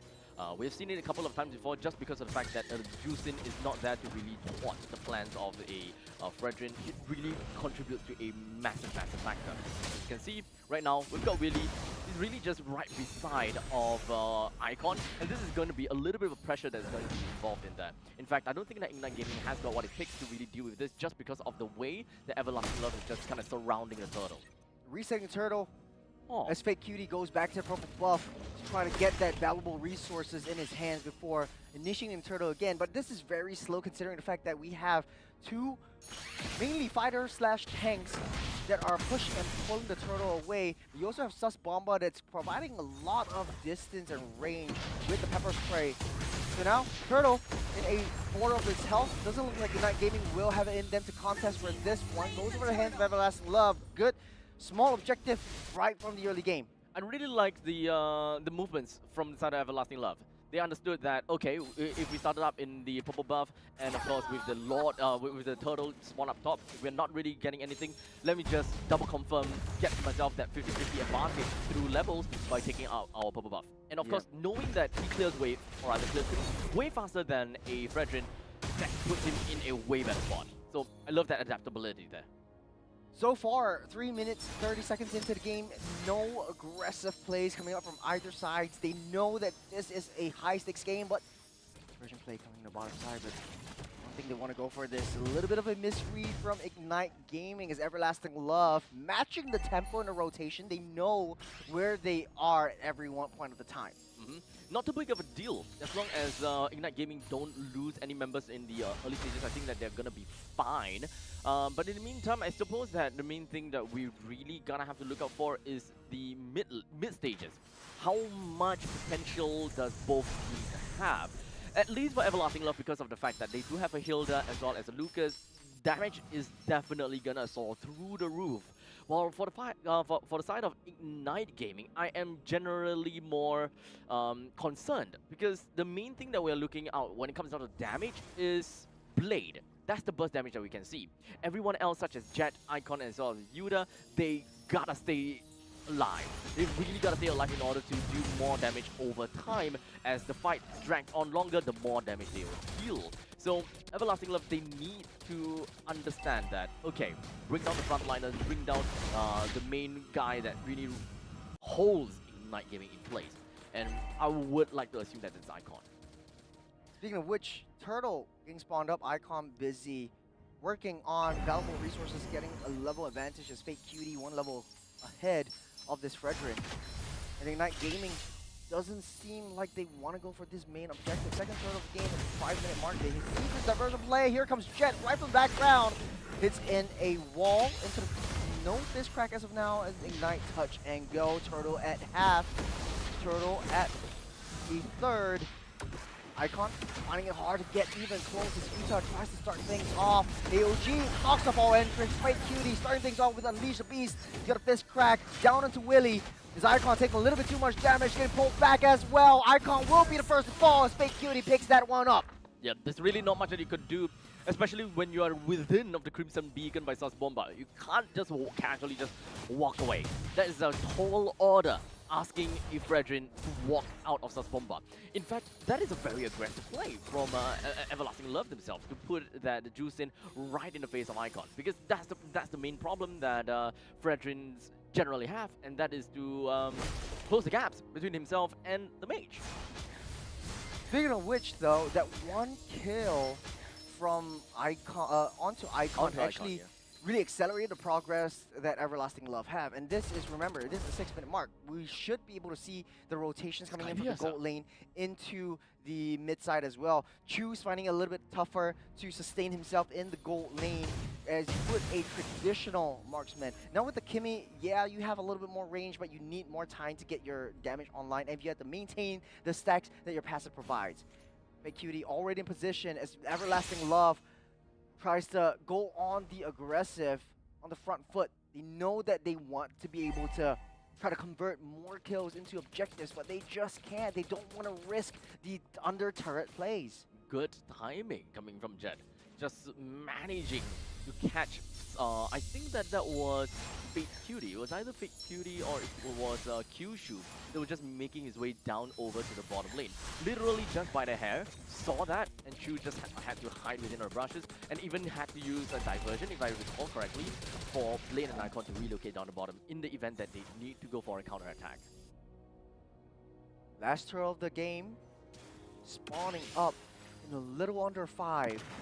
As Ignite Gaming pulls it back with the traction balls. Here comes the fist crack down onto it. AOG to stop off all advances from Ignite Gaming as they pop that Crimson Beacon flicker away from disaster. As Everlasting Love able to keep that Juicin alive. Yuta taking a little bit of chip damage from Willie. The one-on-one. Turtle getting a reset as well. Kyushu, a little bit too much damage taken as well. Oh, no, Kyushu will be able to go down here by the hands of Chu.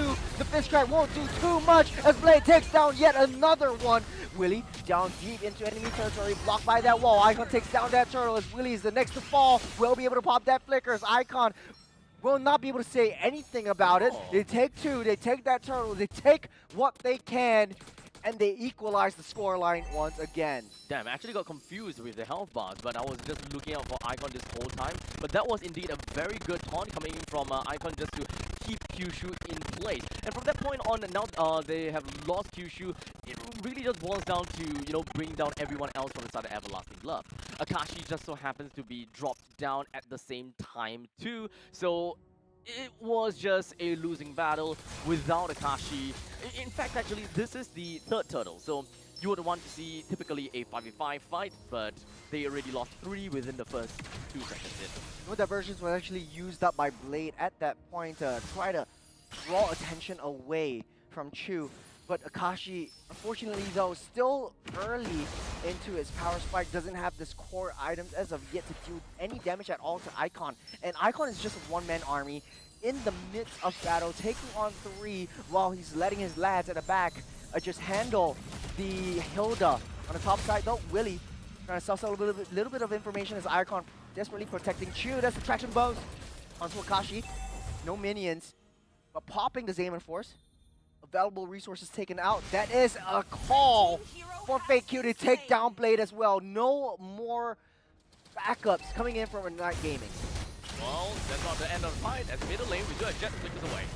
You have the demonic force by Yuta finding the flank onto Saswamba. He will not be able to do too much as of now, but AOG lands. Yuta getting pulled back as long as well as the Icon. Energy eruption won't be erupted as of now. No locks, no roots, as Ignite Gaming wants to play it a little bit more safe. Currently neck and neck in terms of kills. When it comes down to the economy, very close as well. It's just 100 gold difference, so negligible differences.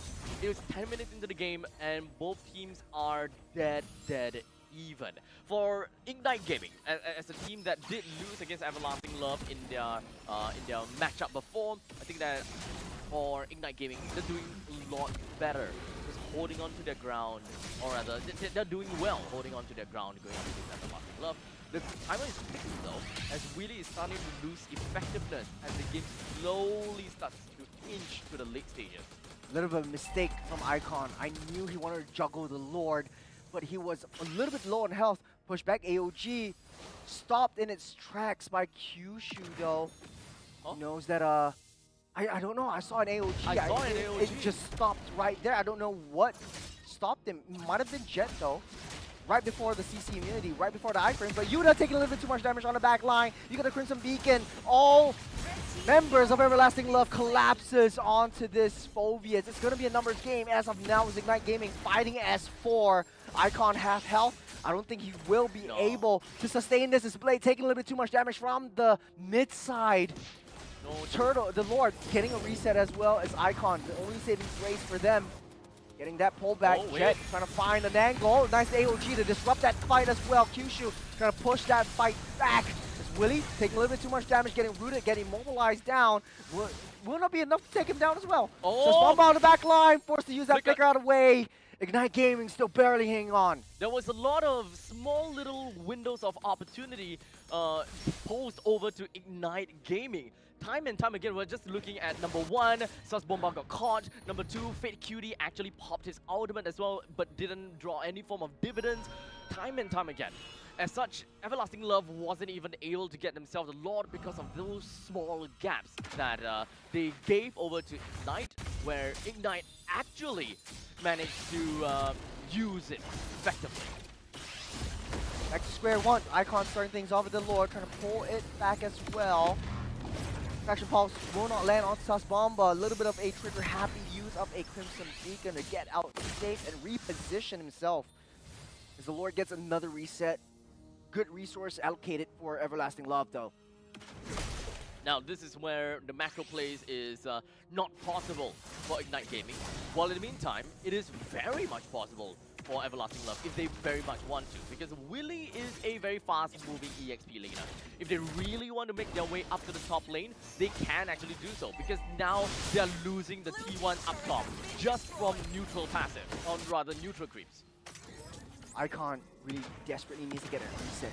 I think the adjustments into the Lord really starting to hurt a tank jungler. He can't really tank that much hits from the Lord, and he needs to be able to get another reset onto that Lord. It's been roughly around 5 minutes that we've been having that push and pull.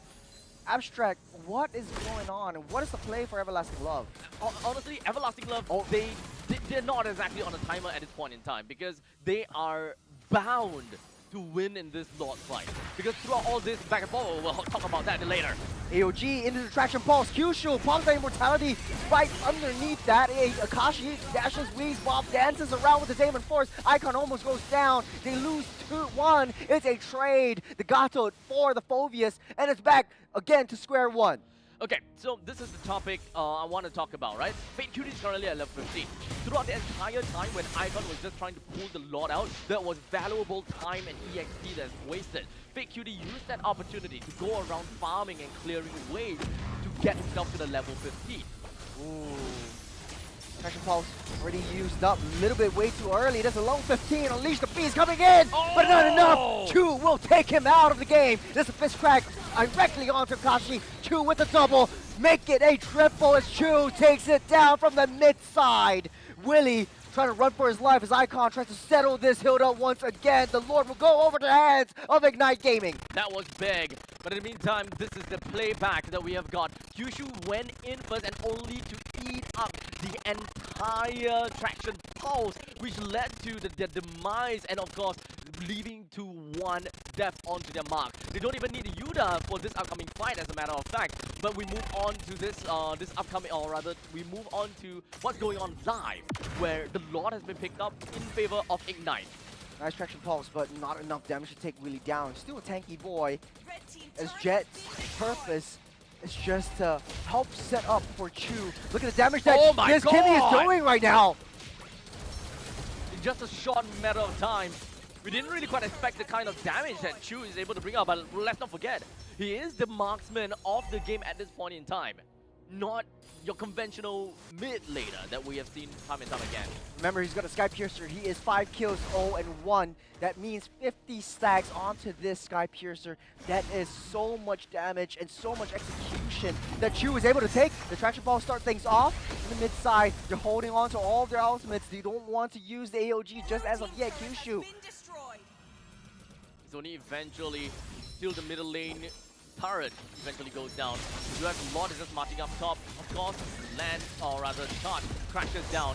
Quite a bit of high ground damage from Ignite Gaming, or just primary pokes going on. With both Blade and Chu just poking into Everlasting Love. That's more than enough to really just send people flying. Nice little traction pulse in a slow motion. Sus Bomba has enough time to pop the Crimson Beacon out of the way to get a reposition. But it's a crucial resource that's already utilized by this Chu Sin. As much as Ignite Gaming is able to force the issue down on their own homes, they are unable to take down any. Actually, I spoke too soon. The T3 bottom side is open, so that means Ignite Gaming has everything in them for a nice little backdoor diversion play if they so wish. In fact, they don't really need to do that, because the bottom lane turret going down is actually placed so well into Ignite's hands, because they are not exactly a team that has a lot of cross-map play as a solo member. If they want, they can cross-map into ganks and skirmishes, but not for lane pressure.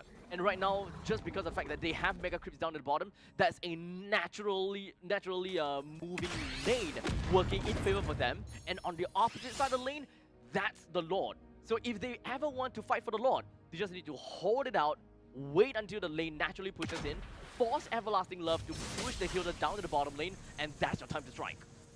Thunderbell has been bought by the Badang and the Fredrin. So the longer this game goes, Ignite Gaming will scale in its defense as Icon and Jet able to take a lot more hits. As Chu's damage starting to hurt, he does have a concentrated energy as well to heal everything back up alongside the Bloodwing, so he has the shield for extra bit of defense. Everlasting Love needs to be able to find a way to that back line. When you pick a Lucas, you need to be able to snowball, but they're finding it so challenging. Guys? Minions actually going in. Everlasting Love has to send someone to take care of the waves pushing in. So this looks like a free and easy lore for Ignite. And so now we do have the Lord is coming down to a low amount of HP, while in the meantime Kyushu is opening up, and Fate, he's actually already used Unleash the Beast. Oh, that's a little bit too soon. Blade actually takes the lore from underneath the nose of Fate Cutie from the back line. Chu dishing out the damage that he so desperately earned. Yuda leading the charge. That's a 5-man death ball onto the face of Everlasting Love. I don't understand. Why is Fate Cutie the one that walked in first? I think I can generally understand if the Lord is coming down to an all-time low amount of HP and you really want to go in and snipe, but only to be completely yoinked out by Ignite Gaming. So that is definitely a really tough spot. But now, we do have the Lord that will be marching in from the bottom lane. Middle lane creep waves is just marching in too, so that is a definite T3 that is in favor for them. Tournament lives are at stake, and such the Lord marching down south will make its approach a foot into their homes. Everlasting Love, they do have some form of high ground on the back line. Icon finds Willie Chu, dealing way too much damage for him to handle. Jet goes down, not unless he has that fist crack to stop that approach, as Everlasting Love still has 4 members to try to desperately defend. 120 seconds, that's 2 minutes on clock for the last Lord of the game to spawn up, but their house is a barren wasteland. So that is what Ignite Gaming needs for themselves. All mega creeps from top, middle to bottom. They no longer have to care too much about cross-map plays anymore. This is the 5v5 game that they need to perfect if ever they need a diversion to jump over to the back lines just so that Icon will be able to get a little bit closer to the back lines, that is all going to be fine and dandy. But unfortunately, if they want to do that, it needs to be in the absence of the Lord. Otherwise, Icon might lose out that crucial opportunity of tapping the Retribution. Taking a look at itemizations right here, does look like the boots has been sold by Chu just to get a little bit more defense with the Winter Crown. If AOG lands, that's the Winter Crown being popped, so he's free and fine to free hit from that back line. And you can see the way that Ignite Gaming plays is towards Chu. It's for Chu to carry them to victory. Oh! Traction Pulse lands with the Willy alongside the taunt, alongside the fist crack. Tanking a lot of damage, able to walk out. No way! But not until Blade has something to say about it. That is Chu on the back. Blade goes down by the hands of Fake Cutie. AOG lands. You got their Kyushu right from the back line, but no one can reach Chu. He's just free hitting from the back. Finally goes down by the hands of Kyushu. That's 2v3. Ignite Gaming has to run for the hills, has to run for their lives. As Everlasting Love buys some time for themselves. How is Chu hitting himself? Was it just from the DOT? Because I don't see any There's no flaming. vengeance. There's There's no vengeance. counter attack mechanic. That's for blade Sonic armor? Kyushu. Does Maybe it blade do armor. magical damage? What is magic damage? It's still basic attack. It's still basic attack. Okay, I thought even the magical even basic attack is magical damage. Yeah. Dang. Okay. So blade armor, that's nice. I was thinking, well, wait, he's going down a little bit too fast. Yuta taking a lot of damage, but you have the base to care for. Willy will take care of that. The diversion play will bring more reinforcements coming in as well. Kyushu deep in enemy territory. The Lord will get a reset. It's not looking good for Everlasting Love. They don't have Icon right in the mix. They should have just blitzed it down. But in the meantime, down in the base as well, creeps are starting to slowly flow in, and Ignite Gaming can see that Harif is no longer in play. But of course, it really depends. Now the bottom, now the lanes is, or rather the base is completely filled up. They don't see Harif anymore. They can't stop. Traction Pulse to start things off. This Immortality being popped by Yuta. They can't Able stop. to walk away safely. AOG will not land. One on the back line. You have Willy taking out 4 members and their hits. You got a fist crack already utilized by Jet. But from the mid side, they take down Yuta. No Phobias to be able to buy enough range for Chu to do his thing. But Chu losing the stacks from the Sky Pierces is gonna hurt. It's not enough. It's not enough for Ignite Gaming. They're gonna jump in. Lord at 1/10 of their HP. Big Cutie seals the deal. Lord goes down to the hands of Everlasting Love. They need to be able to buy some time for their base. The minions are starting to pour in. 60 seconds on the clock. Goodness. Oh, minions though. Minions are starting to pour in. Blade. Oh. It's not enough for them. They have that Lord in their possession. 60 seconds on the clock. That was the timing. If Ignite Gaming was able to hold it out just a little while longer, just play a little bit of a push and pull, it would be great. But unfortunately, the Lord was not completely resetted by the time they go for this final fight and such. Look at the base. It was flooded. Ooh. It was completely flooded. Fate really sealing the deal, taking care of the Lord before taking out Chu for dinner. Now, Ignite Gaming on that defense is a constant push and pull the entirety of this game, but the ball is in Everlasting Love's court. Or should I say the Lord is a lot of damage onto Fake Cutie, saving Unleash the Beast for that disasterly charge, but I don't think will be over as of now. As Ignite Gaming pouring their way out, the reinforcements are here. Okay, so now that's enough for Everlasting Love. There is still a lot that's up to the northern side. If they want to contest for this, for Everlasting Love that is, they can, but I would strongly suggest against it. Just getting themselves that siege turret is more or less enough. They don't have to overextend themselves and play within of Ignite's Gaming's home. Ignite Gaming. 5-man defense up on the top side. Traction Pulse will pull quick Cutie back, but AOG will dissipate. The Crimson Beacon will pour in as well. Kyushu's taking all the damage that Chu is dishing out. He's picking up what he's putting down. It's Everlasting Love. They lose Kyushu, then they back off. Holding on to the diversion play, they might be able to make something work here, but Ignite Gaming is more passive than that. They want to play for that defense. It's 12 kills to 12. Everlasting Love is 8,000 gold ahead of Ignite Gaming, but gold lead doesn't matter at this point. It's all about the momentum. It's all about finding the right targets. That was a fine push. They managed to just sacrifice Kyushu only just for that T3 turret up north. So that's Oh, shit! With a huge fist crack, chasing up Sus Bomba from the back line though. Willie freely hitting the back line. You don't have Icon anymore.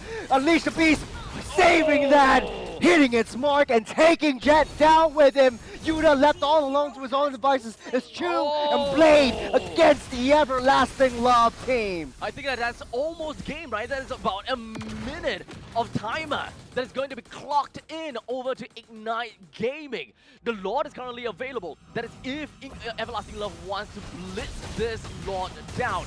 They want to move on to the middle lane. Technically they can as well, but it is very risky. Holding on to that Crimson Beacon was huge for Sus Bomba. If he used it a little bit early when Icon was on his backs, that might have been over. Nice little shot from Fake Cutie to seal the deal as well, but it can't seem to reach Chu.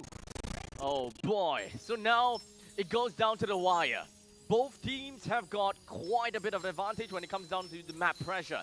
The only thing different is Everlasting Love have yet to breach through the bottom lane T3. But fortunately, they do have the Lord that will be marching in from the middle lane, preparing to pillage everything that Ignite Gaming has got left in its base. And that ultimately will be the core. Ignite Gaming, very precarious situation. It's a waiting game for all of them. Everlasting Love desperately trying to sync up all the ways, but look at the top side though. I think the Super Minions will be able to handle that one, but if they're not too careful, the Minions might be able to breach through. Well, it's the wave clear that's a problem for Ignite. Just a small little wave is a little bit difficult for them. So far, we haven't really quite seen some amazing divergent plays. If they want to do anything, even right now, I don't think it's going to be a great deal. They need to defend this head on, front to back. Let's backdoor play into the diversion play into a backdoor. Icon start things off with the energy eruption. AOG to split things off. The Lord getting pulled back away from the throne. Akashi is just dashing, weaving, bobbing away, dealing a lot of damage. Sus Bomba already down. Kyushu might be the next to fall, but they take down that Lord and they will extend this game. Ignite Gaming is not giving up another fight. And speaking of fight, Akashi getting caught out by Jet, but it's not enough. Jumping over the wall. Ignite Gaming still barely hanging on, losing an Icon. It's a huge, huge blunder onto them. No, not a lot of front lines anymore as they try to extend this one. He will be up before the next Lord, and so this might be the last Lord of the game. This will be the last Lord of the game. Looking at the battle spells and the Lord's timing, Akashi will not have his Purified even 20 seconds after the Lord spawns. But when it comes down to Revitalize, that will be back. However, Willie would not have the Flicker. On the other hand, looking at Ignite Gaming, one of the main few core players will have their Flicker. All of those battle spells are ready to go. So in the very event that they need to go for a counter attack, or if they want to jump over to Everlasting Love, especially to take control and make full use of the fact that there's no Purify on the Akashi, the time is this upcoming Lord. They need to pull the trigger. Speaking of which, Lord spawning in the next 4 seconds. Ignite Gaming trying to draw a little bit more distance and maintain the pressure down the side waves. They need to be able to know that they can fight this Lord, they can dance around this Lord without worrying about the backdoor opportunities Everlasting Love likes to play. Remember, we saw Sus Bomba with the Kimmy doing slight backdoor plays, but now, not without a Kimmy, a Juice in. Will the same thing happen? It might definitely be possible. The only thing that I think is underwhelming for me is the way that Blade plays with the diversions. Holding on to it for far too long, but both teams taking the dance away from the Lord Den. Unfortunately, I don't feel the pressure coming in from diversion. Whenever he pops out diversion, they have been committing to it. We haven't really quite seen a diversion just to scout out rushes, to kind of psych out where they possibly be. These are small little mental plays that Blade could potentially put into his arsenal, but that has never really happened before. Purify. Also available for Akashi. Unfortunately for Ignite Gaming, they actually waited out a little bit too long, where Everlasting Love have got all the better spells that they need for this upcoming fight. This is completely 50-50. The mid lane minion siege though is not 50-50 anymore. Ignite Gaming does have a little bit more upper hand. The waves are pushing in their favor. They just need to know where their Everlasting Love is splitting their resources. The Waves are pushing into Ignite's favor. They have everything in their resources to make this work. It's all down to Icon and Jet to make a nice play. They all have their resources ready. We're in for a big war. Kyushu's positioning is ultimately going to be the most important thing that we're going to have to look out for. Is he going to initiate? How exactly is he going to initiate? Because most of the time, it seems like Everlasting Love is just baiting it out first. They want Ignite Gaming to be close together, trying to get the objective, and only then, when everyone is close together and of course not dying, that's when the AOG comes in, force everyone split up. Nice reactions. Sus Bomba down to health. Lei just popped in a burst combo. It might not be enough for Everlasting Love though. Slow push down in the bottom lane, but Ignite, they're gonna do that. Perhaps just turn things around a little bit for that slow push. It's more than enough. They even pushed Jet down to the bottom lane.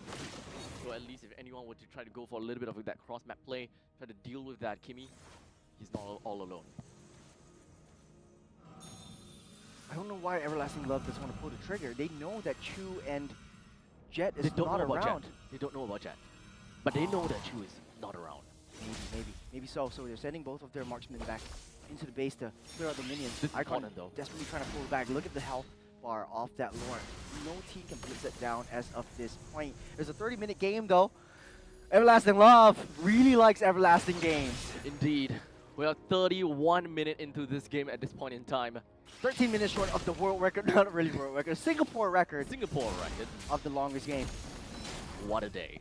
What a day. It's supposed to be best of 1, but it really feels like a best of 12.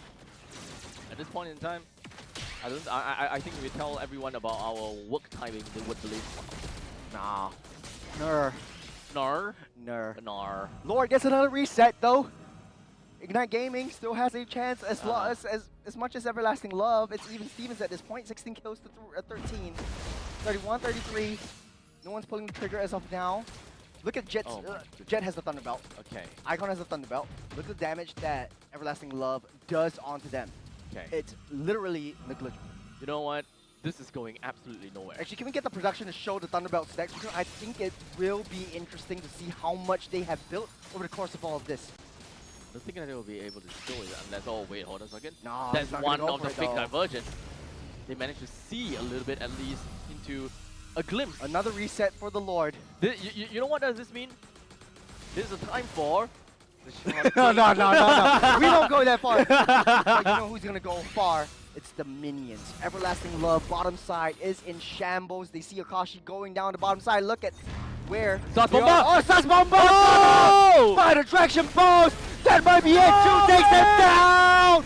Yuda on the back line, Kyushu. Akashi's Taking not a in the little fight. bit too much as well. Willie. Oh, it's just waiting for the right time. The diversion play on the backside. They don't see it. They see Blade though. Blade taking a little bit too much damage. The reactions will not be enough. Blade goes down. First hit to infinity and beyond. They lose one after another. 2 down for Everlasting Love against 3-4 members of Ignite Gaming. Jet. Yet another wall. They're building up. There, Akashi's right here. Able to take down Icon though. One more hit. Might be able to go down. AOG is sent back. I thought he would go in for a re-engage, but we're back to square one. Icon can't take this Lord now. They all need to get a reset. Okay, I'm sorry, but what the hell was that one-man diversion play? I think he failed to see where AQD was, but I think that the vision granted by the diversion would have been a huge indicator. Unfortunately though, or fortunately though, for Everlasting Love, they will be able to fight another day. They don't really have Sus Bomba anymore in a very precarious position. They don't really have a way to try to 4v5. affect on the back line, but we've seen AQD do this once or twice. Lord getting a reset once again. It's a 4v5. Or rather 4v3 actually, but Sus Bomba is going to be coming out soon, and one of the core ways that Ignite Gaming would have fought back without being too scared of the Zusin, that timing is about to be over, because Sus Bomba has now effectively joined back into the fight, and Icon realizes this. Time for him to recall. It's just 2 damage from that Lord. It kind of seems like a library. Pin drop silence all over the map.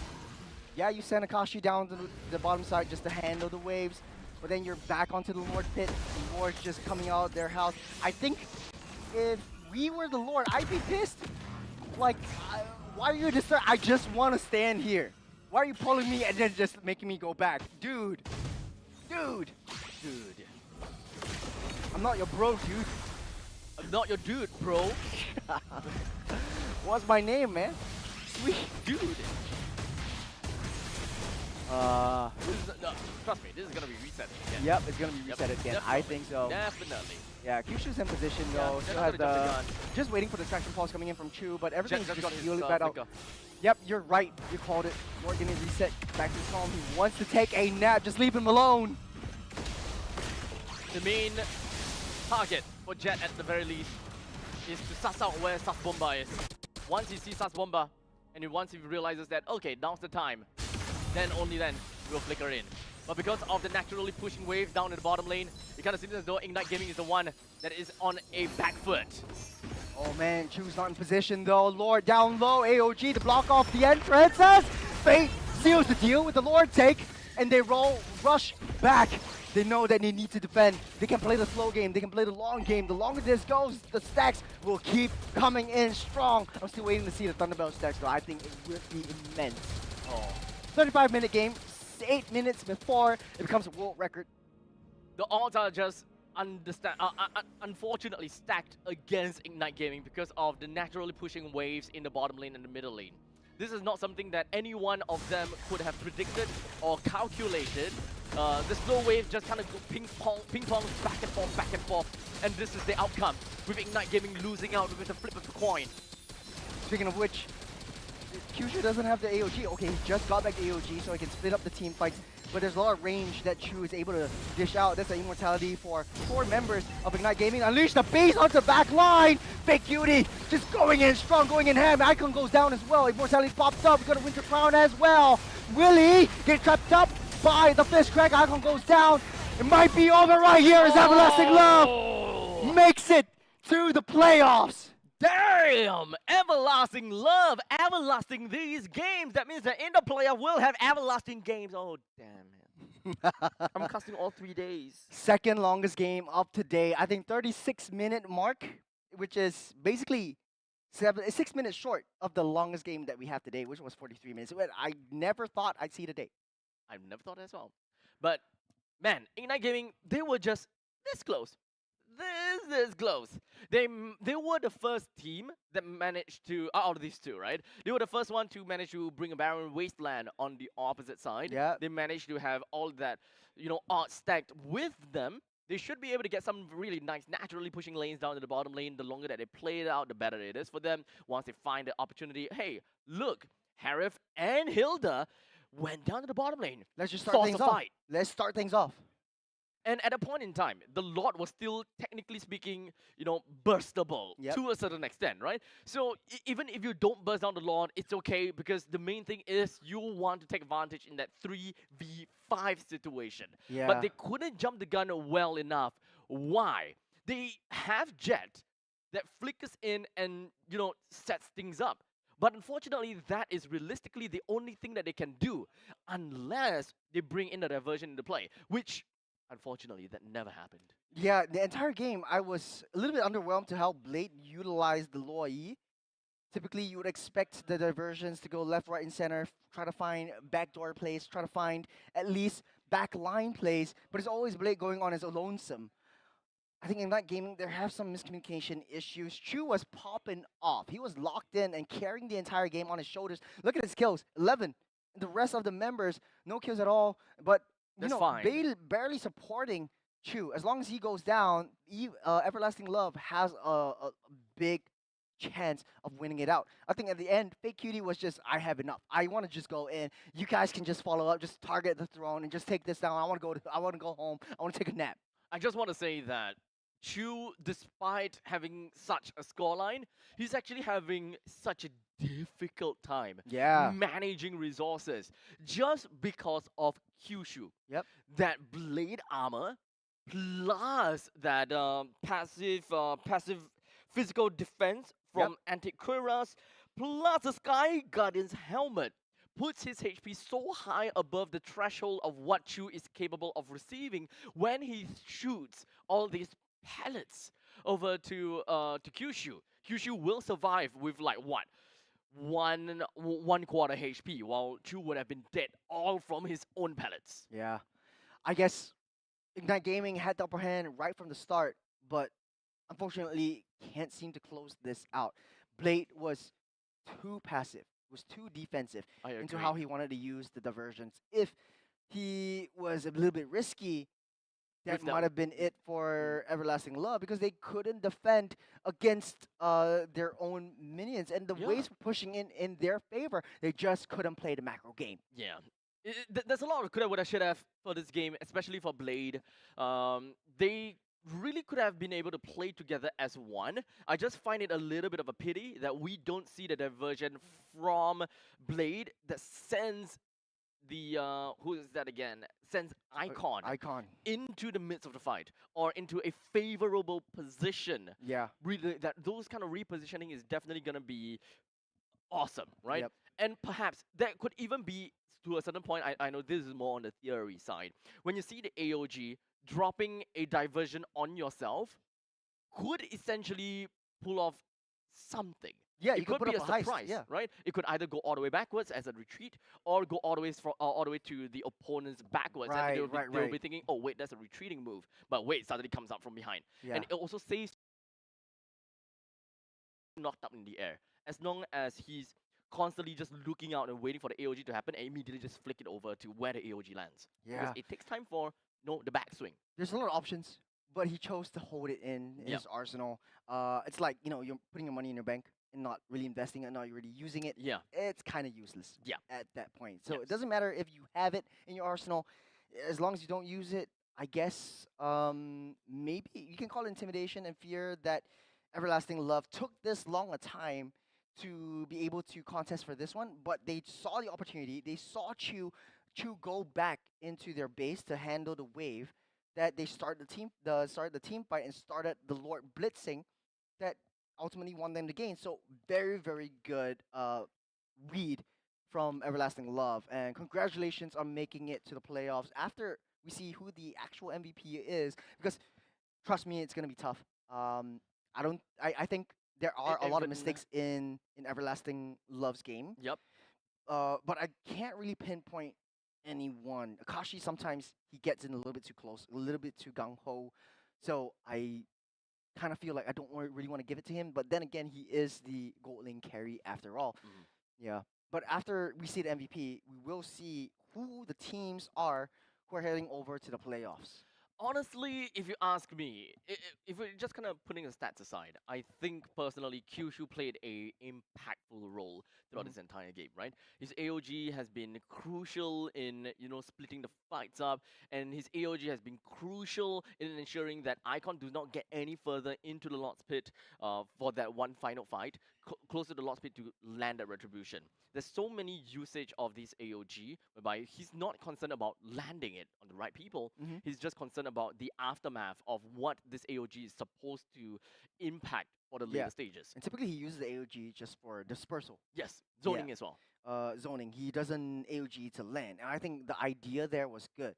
Yeah. Because as long as Chu's away from the main fight, they can just focus on one after another, and it gives a lot of time and effort for fake cutie to really have that snowball effect and Yep. really have that kind of like single kill pressure onto one after another. Yeah, and not only that, right?